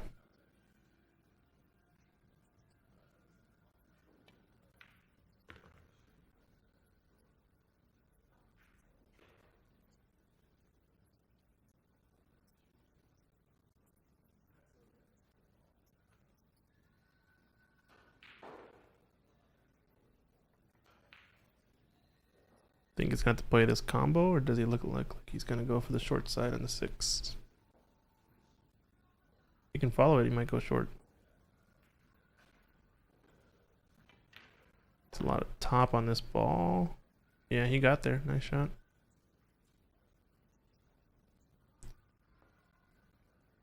And the 7 does pass the 8 into this bottom right corner pocket. We'll just roll this forward, maybe into the rail or not, I'm not sure, but just wants to roll it past the 7 enough. Needs a little angle, and he's perfect. Dan Louis, surgeon at work. Yeah, slicing them up. Ooh, he's a little straight on this 8 ball, but no problem. You can cheat the pocket and stun one rail up toward the 9, or you can just draw straight back past this 10 ball. You can take the stun option with some left-hand side. Now you can either, he's got a lot of options. Stun, you can roll forward, play either side of the 7 of this 10 ball. I like playing into one of the rails towards the 10. Usually it's a little bit better line. Coming down the table in the middle, you're trusting your speed control a little more, and so far they've been overrunning position a bit. I think with that shot, I almost liked hitting with the other side, hitting a little bit right-hand side, or more inside. If you get to that second rail, come toward the ball, it makes things a little bit easier for the position. Harder for the pot, though. Side pocket. Seems like they're overrunning the long shot, but the short shots are doing all right. But it's getting the position on. Yeah. Nice pot. Getting position on those shots that just take a little extra oomph. Yeah, I hear you for sure. It's a little bit too far on those long table, middle table. So, nice shot there.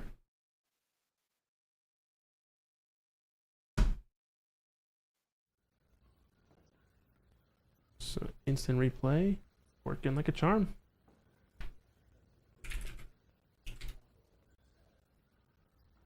(2-0) up to Dan Louis.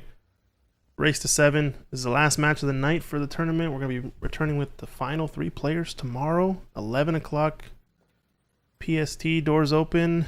And 11:15, 11:30 match start time. We got 2 matches tomorrow before the Super Bowl. The what? The what? The what? Cowboys fan. All right, back to the match. So, who do you Back like to in the the finals, match. by the way? Finals. You thinking about playoffs? Don't think about Oh. playoffs. Oh, playoffs? Playoffs? Don't think about playoffs. So dry break. Shicheng's got a little tiny sliver of this one ball. I don't know if I like pushing out here. I think I like just kicking at this one. Pretty decent chance you can control it. Get kind of hit the underside of the close side of the one. Send it up table and separate the balls. Should be doable. Oh, he actually thinned it. No, with this thin shot, he's going to leave something. What was? Oh, the 4. Oh, maybe not. He, he overran, He overran his safety. it. Yeah. Classic. Into a safety. Overran the safety into another safety. Dang. It's kind of like Dan overrunning that shot and ended up in the gap between the 4-9 and the last rack. This is makeable though, this kick shot. One rail. Dan's been kicking good today. Saw that way he stiffened up and curved that ball off the rail in the last rack. See if we can roll this one in. It's close off the 9. Nope. But doesn't leave a shot really. Maybe a safety.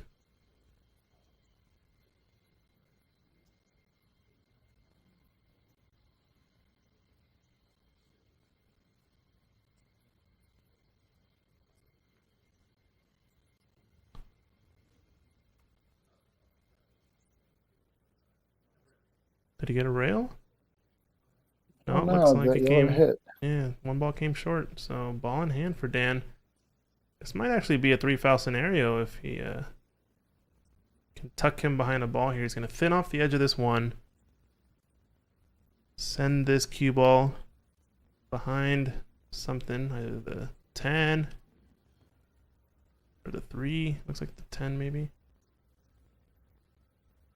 The idea here is that the 9 is blocking enough of this that he has to kick to the top rail. But if he can take away the top rail, multi-rail kick.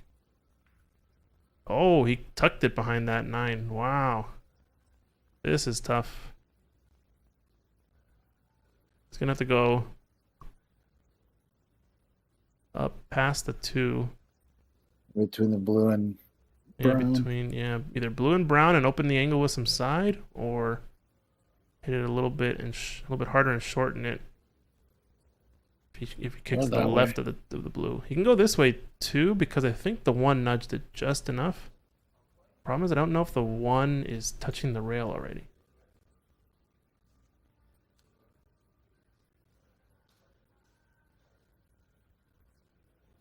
Take a look here.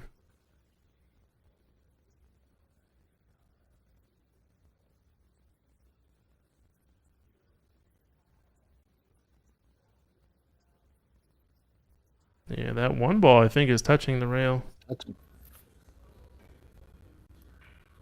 No, he hit the 9 dead. Yep. No go. So that's going to be 2 fouls on Shu Cheng. And once again, he's left the I think he's left the run out now. And just warned him. Yeah, so possible 3 foul opportunity, but I think Dan might go for this. Yeah, this looks like he's playing the safe behind the 2. So I think he's going to try to time up.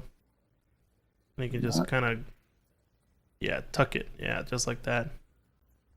Push it towards a bunch of balls, and now he's on 3 fouls.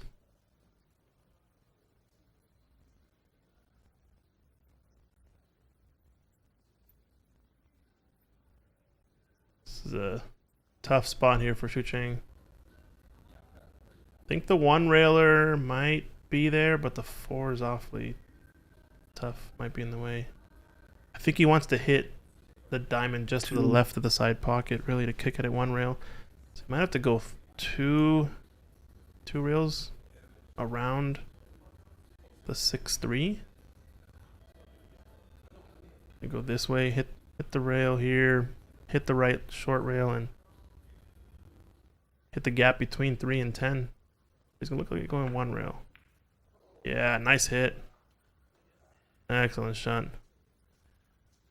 It's off the schneid. He ended up 2-railing it. Nicely done.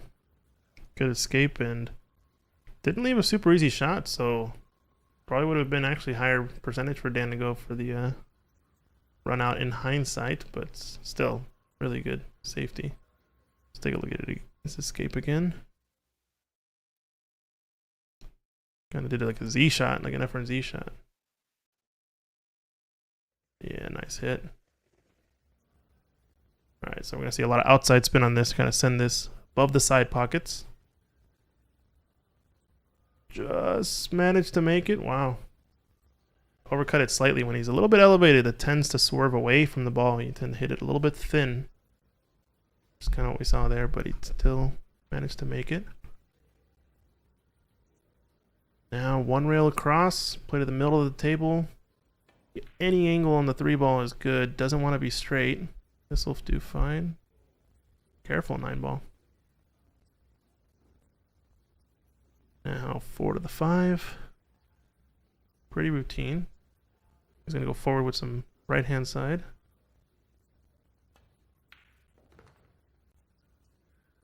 Misses the 6-ball. Well done. Dan's got it on the string today.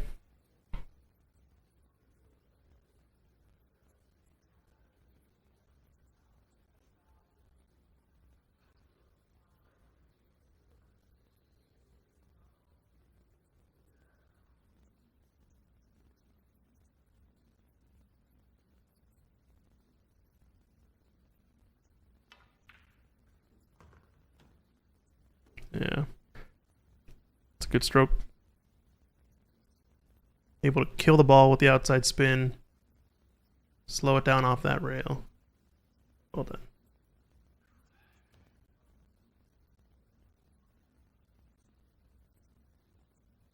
Is he thinking about going forward? Kind of like just stunning this around the 6-ball. 2 rails. Can catch it thick, he can miss the 10. Going forward. Oh, under hit it actually.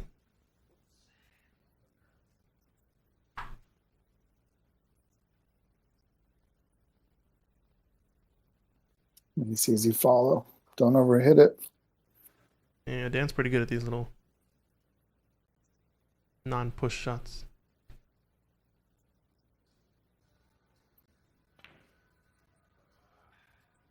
Oh, just missed a shot. Yeah, I was gonna say he's pretty good at not getting the push on the hit.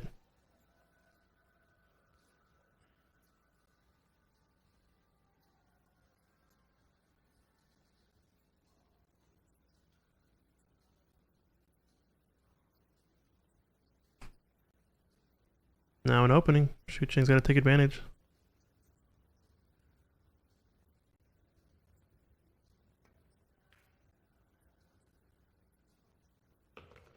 Ooh. Oh no. It's a bit of an artifact crazy. of going thin to the pocket. Yeah. So, Yep. Your ball keeps a little bit more energy than it should have when it's too thin, and it just ends up in weird places.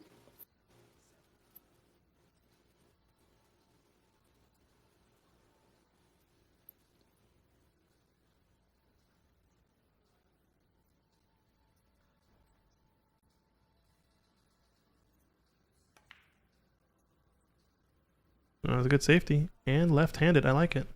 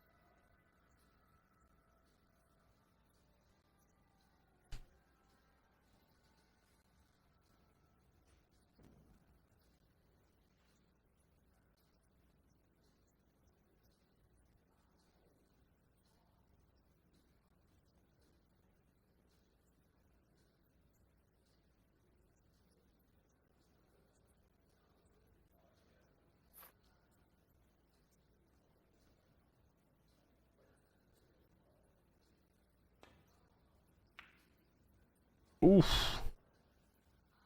It's gonna get behind the 8 ball, maybe. Oh, Relatively safe. For now.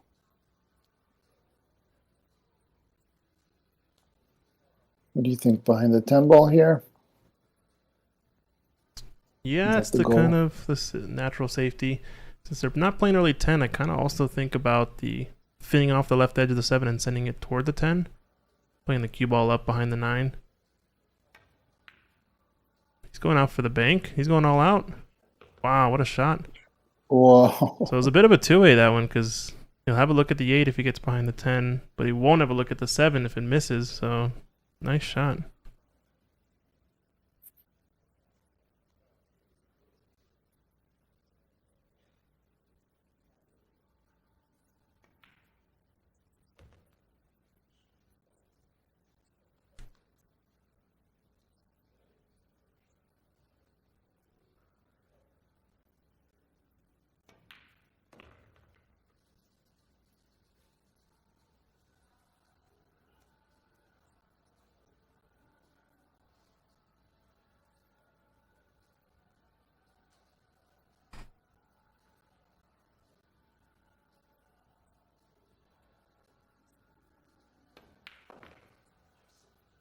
Oh, careful cue ball. Okay.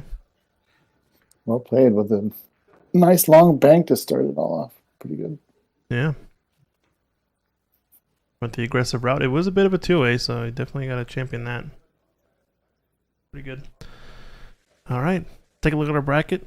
Open tournament, double elimination, 10 ball. We're down to the last 3, or last 4, I guess. It's going to be the last match of the night between these two. Tomorrow, we're going to see back Clay Belvoir versus the winner of this. And then Stephen Folan awaits on the hilliest of hills on the winner's side. Going to be a finals race to 9.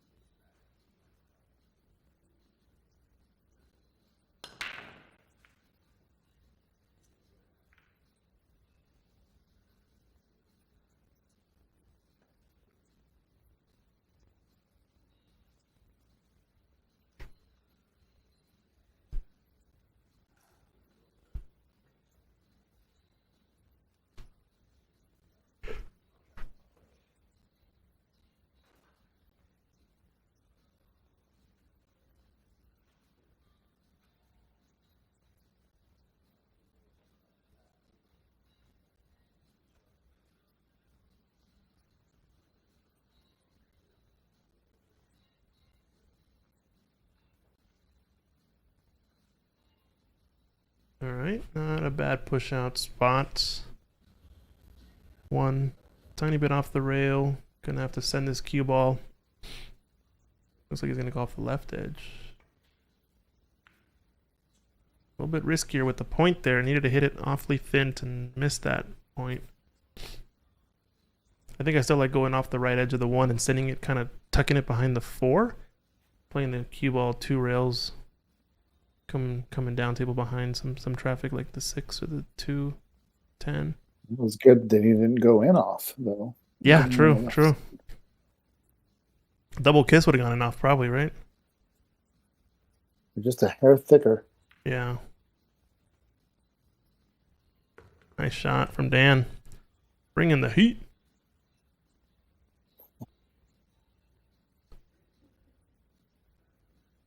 I think he can spin around these balls with stun outside. Just gotta get close to the 9 and not hit it. Nice shot. So now, got an option if you're hitting the 9 thin. I think you could do either one. Go forward or draw it. Hitting it thicker, I think draw is definitely the shot.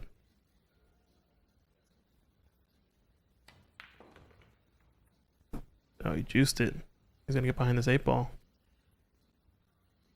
Oh, it held, yeah.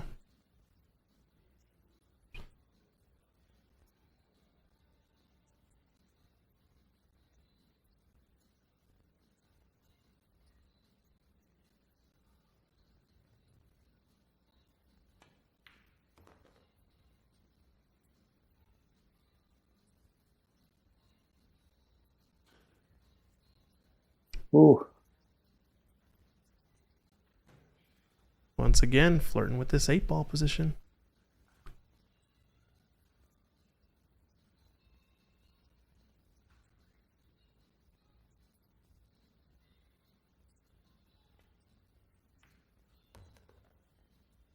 Okay, it's going to roll a few of these shots in.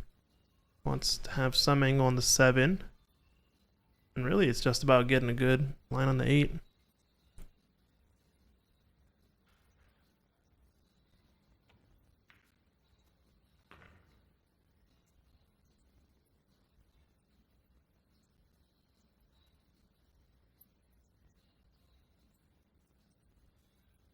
Hey, don't overhit this. he's actually These are playing for it, though, this time. Oh, yeah, I These know what are- you mean. Yeah. Yeah, these are the shots where they tend to overhit. Like, I mean, the 8-ball's in the middle of the table, so it's hard to Not get a get shot. out of Yeah. position. He still overhit But that, you don't I want to think, end right? up on the cushion. I think you did. Yeah, I don't But know. It looks a little bit too far. He's okay, like you said, though. Middle of the table, wide open. We. Oi, kakoi. Oh, boo boo. I think he's gonna go forward 2 rails, probably, just to get closer to this 10 ball.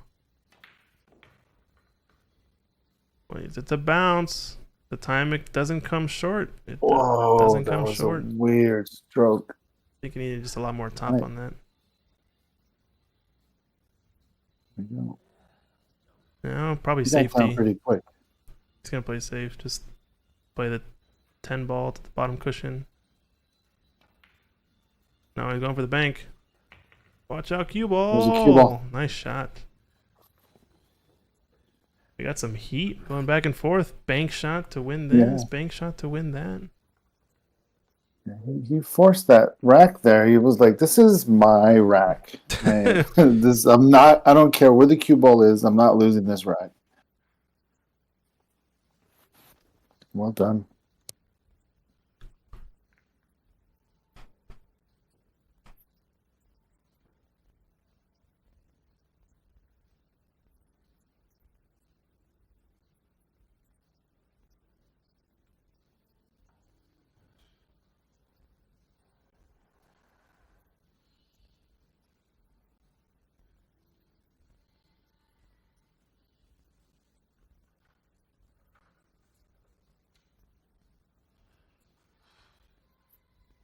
Nice to get a win and then break. Oh, he's actually 4-1 up, it looks like. Okay. Missed 1 point.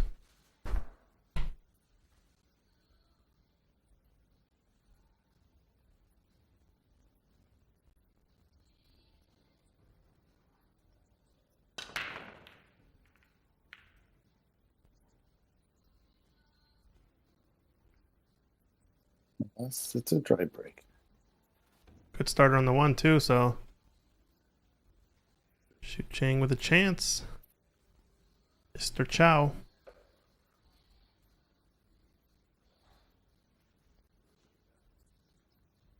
Jonathan Herring asking over on Facebook, are these just open tournaments or do you have to have a certain rating in a certain league to participate? This tournament specifically was an open tournament, so no requirements other than not even having a Fargo, right? Just nothing. Just you're not Show up. yeah, just show up, pretty much. There are some tournaments that do have some rating requirements. But yeah, check out Stick Game Strong Facebook page. It's run by Secret Wong. She's our tournament director here for this event, and she's planning a lot of events coming up. A few Fargo rate cap tournaments coming up. We're gonna have some more here at Ox. Future open tournaments. Yeah, a lot of stuff coming up. Hopefully. Got a nice little nudge off of that 5. Ended up pushing it to the rail though. Wonder if that's gonna make the run out a little tougher. Still managed to get on the 3, so let's see what he does. Looks tricky. If the 4 passes the 9, don't dislike just drawing this back a couple inches. A little bit more would have been nice so you're not jacked up over the 7. Maybe a few inches instead of a couple, I guess. Yeah, now it's a little awkward for him.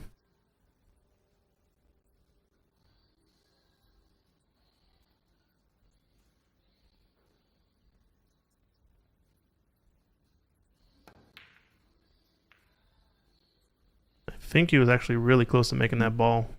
Pretty sure. It must have had a partial pocket and just nicked that 9 ball. But got away with it a little bit. Bank or cut? Cut. Cut all day. Cut it. Cut it. Cut it up. Cut it. Yeah, he's going for the bank though. Let's do it. He's Well, a this guy, he can do either. he's a Pulio player.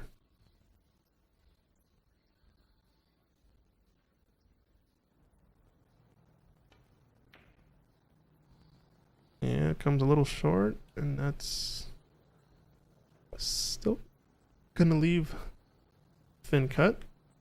Makeable ball.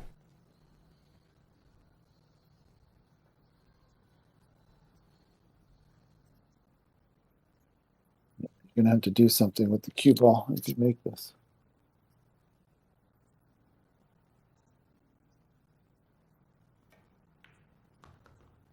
I like this. Letting out the stroke, play it into a lot of space up and down the table.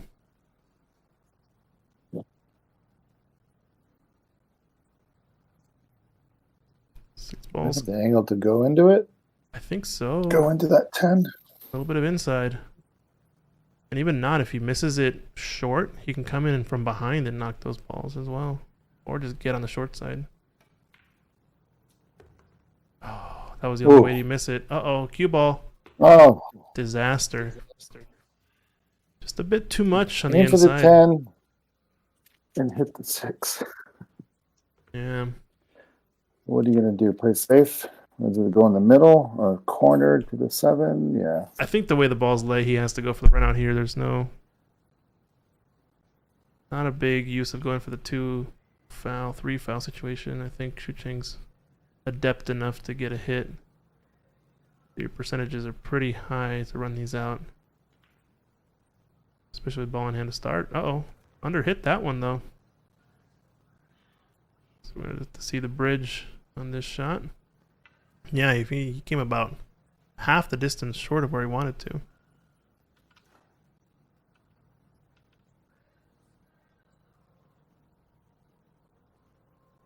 Now he has an option to use low outside and swing it around this 8 ball, or just I like that. go inside, hold it. Yeah, this will work. I like the swingy shot though, because you can let your stroke at it once again.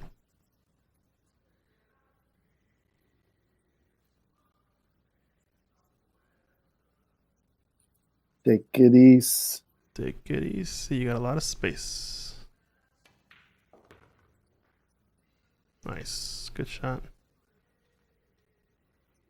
Should be tic-tac-toe from here. Dan Louis putting on a show. And I think that's the main difference with this opponent for Shucheng, is that he's gonna punish you for your mistakes a lot more than the previous opponents.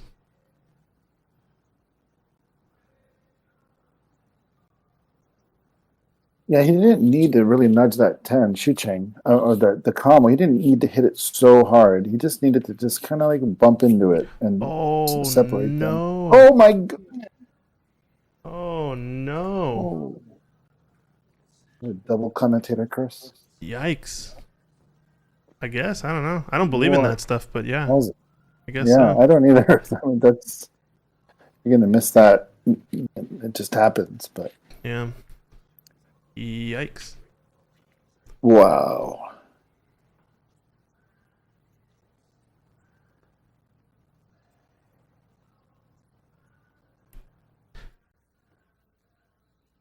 Well, there was a pretty big mistake that was maybe not very for a pretty unforced mistake that Dan had against Clay after getting off to a quick start in the first big match we had on tonight. So I wonder if that's gonna cause a chain reaction and force a couple more mistakes in this match, or is Dan gonna sweep it under the rug and clear house? Might also be tired because it's starting to get a little late over there. Been there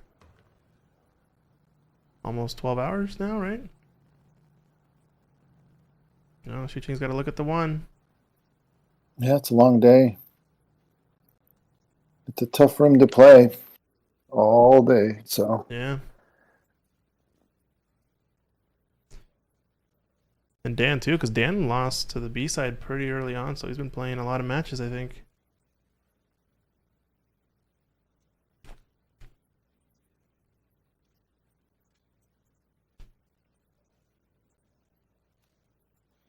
well, it was almost like he wanted to just get the whole match over with in that one shot. I mean, yeah, if he Missed makes it, you know, he's a pretty big favorite. 5-1 up. Only needing 2 more and having at least 2-3 breaks in the match.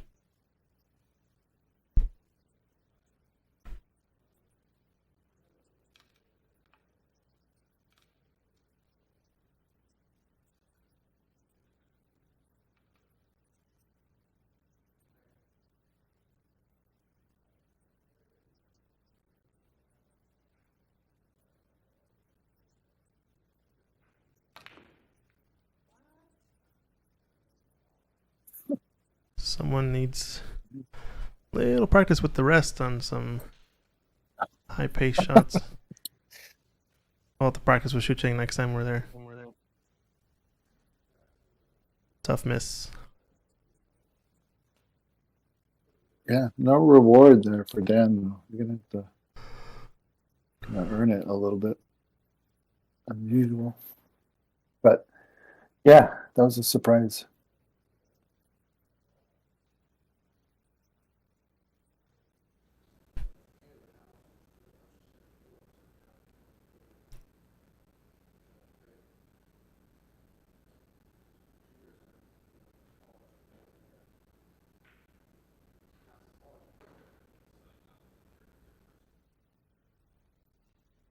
Uh-oh. I think that's a bit of an artifact of overcutting the ball. He hit it a little bit thick, or overcut it into the rail, I guess thin. Hit it into the rail and out, and that's why the cue ball moved towards the 9.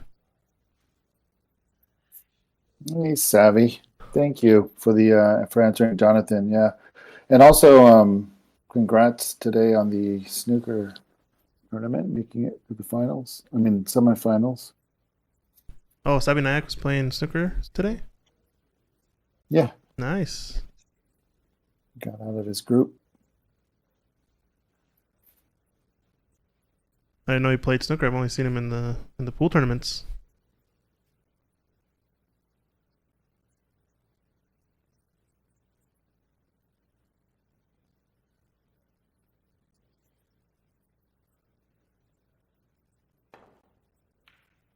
Watch out, cue ball. Wow. Oh, Unlucky.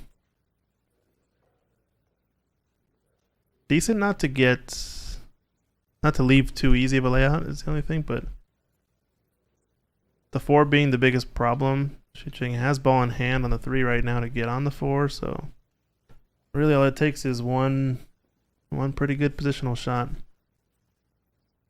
He has a chance to run these out. The 5 is kind of tucked up underneath this 8 ball, so not a ton of space to play for it.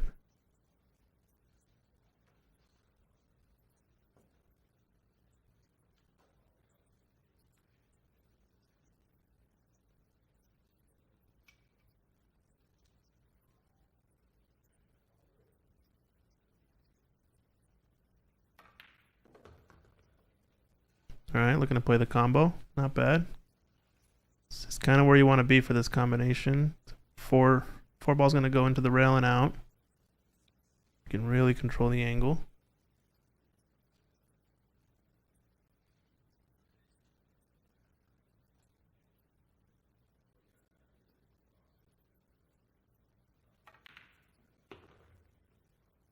Nice shot.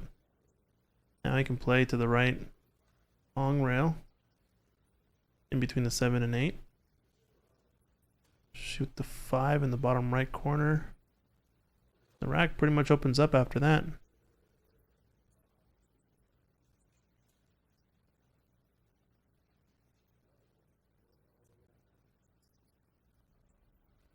Or is he looking to play 2 rails for 5 on the side? No, he's thinking ahead. He's thinking ahead.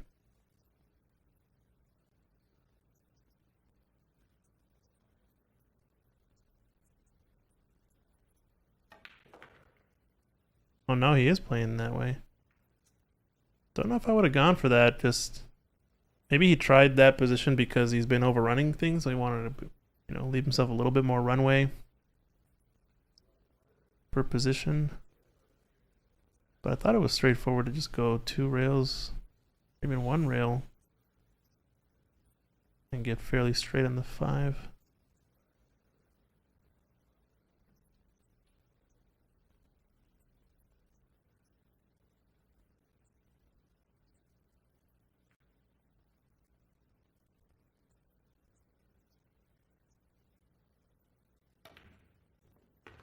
Wow. Don't get behind this 8 ball. Nice shot. Really nice. Now, don't flirt with this Classic left side 5 pocket. cushion. 5 cushion. Let me see. know. 1, 2, 3, 4, 5. Yeah, I mean, it could work technically. Just got to miss the 10 or miss the 9. Now you just flip this in, play 8 in the side. Careful side pocket. It looks good, but he's going to overrun pace a little bit. Still okay. You can always shoot it up into the corner.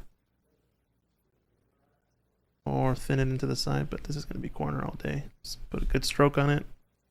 I like touching the bottom rail on this shot just to make sure you get down there and out.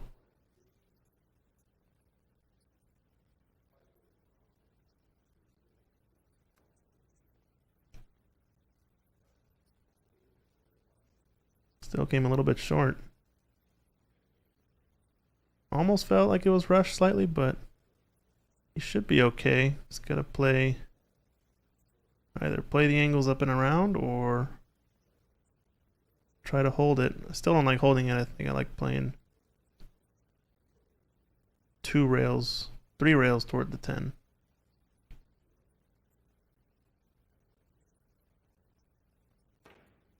Yeah, just like that. Draw it. He's overhit this though. He's gonna play it up table. Yeah, so easy to do on those thin cuts. Mm-hmm.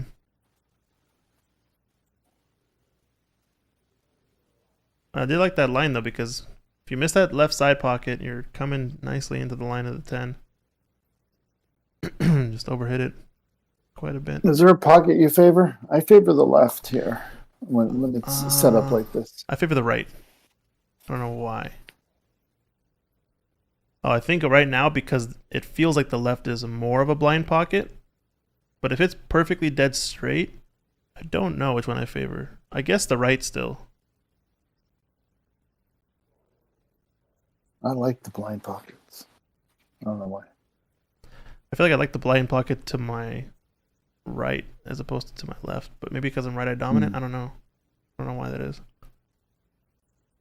Maybe I have such a perfect stroke imperfection that I actually shoot better on one than the other. Nice shot from Shu Chang. Stop. Good job. Let's take a look at that again.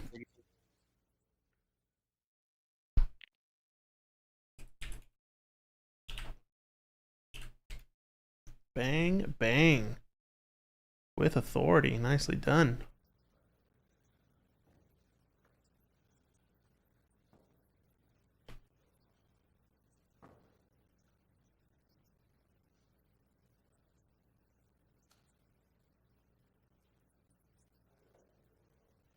So 3-4. Shu Chang's made this a match. This went quick from 5-1 possibly with that 10 ball miss to 3-4.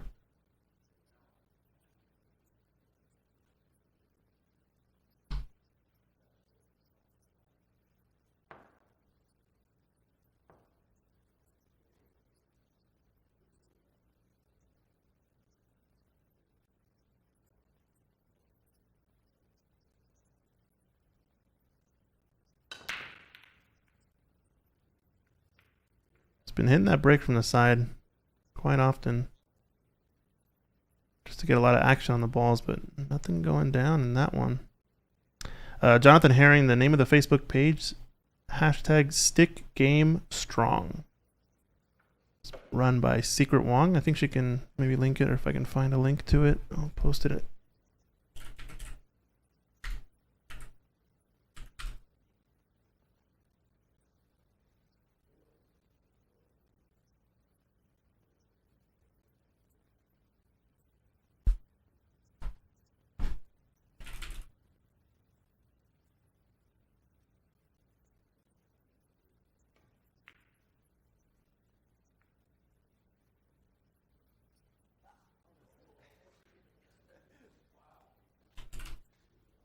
Yeah, there's a link in the Facebook chat for you. Or yeah, there you go.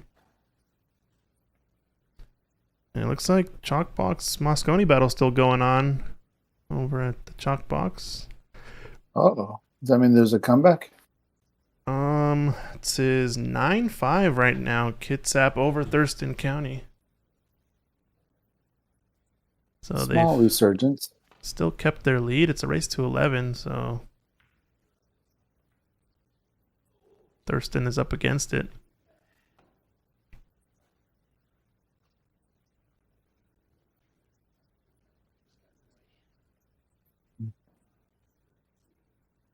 Wow, opened up all the balls with that shot. Nice shot, Dan. Nice little kiss on 10-3.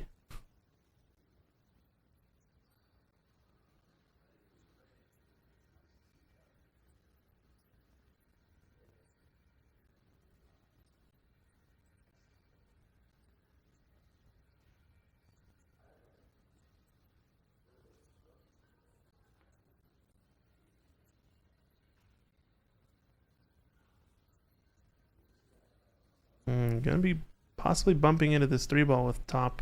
It's gotta put a good stroke on it to miss the 3. Or just play the half ball hit. Oh, he's playing safe. I think he overcut it just a little bit. Just left a shot. I wonder why he didn't go for it there. I thought he had a shot. Yeah, I wasn't sure if it went past the 8 or whatever ball that is. I think it's a 10 ball. 10? Yeah. 8 is up table next to 9.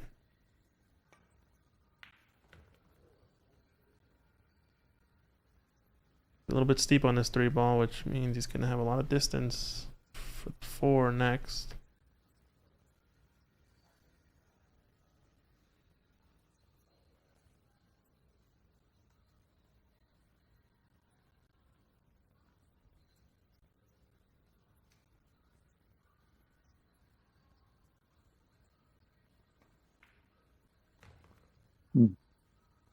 Oh, he's able to hit the gap and come short of it. Nice.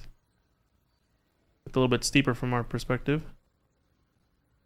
Almost felt like he was going to have to play like a Judd Trump snooker shot or something. Low on the black. Now I just want to stun it out. Maybe 1 or 2 rails.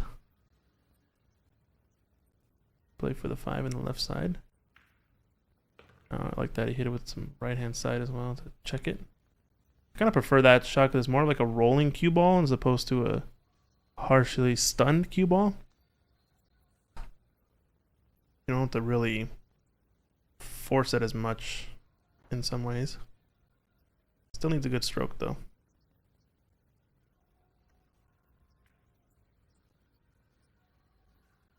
Oh, it's going to come short. It threw thick based on that speed. It looked like threw a tiny bit thick, and if he hits it harder, it drops off the point, but just underhit it. I think these fast tables are messing with their brains. Messing with mine, that's for sure. And I'm not even shooting. I'm just watching.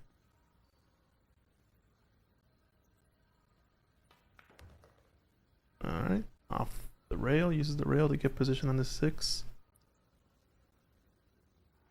Might be able to just arc this and play with top spin or stun it. If he's too straight, he's going to draw back.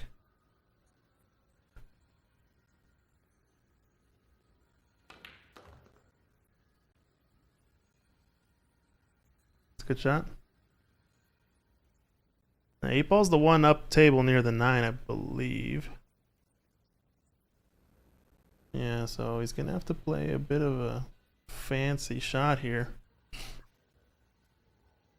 Gotta pick which side of this 10-ball you're gonna go down. And are you gonna play short or long on the 8? If he gets anywhere to the top rail, in theory he's gonna have a shot, but not gonna be easy to get on the 9. I think where he points, yeah. Okay, he's gonna be playing this line to play short side.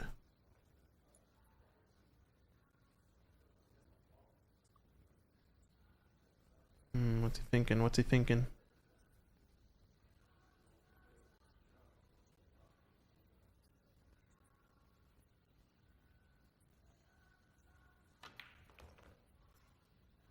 Around the rails. Watch out, 9-ball. Oh, he's hit the speed good. Oh, I think he's just there or a little bit too far. I think he's there.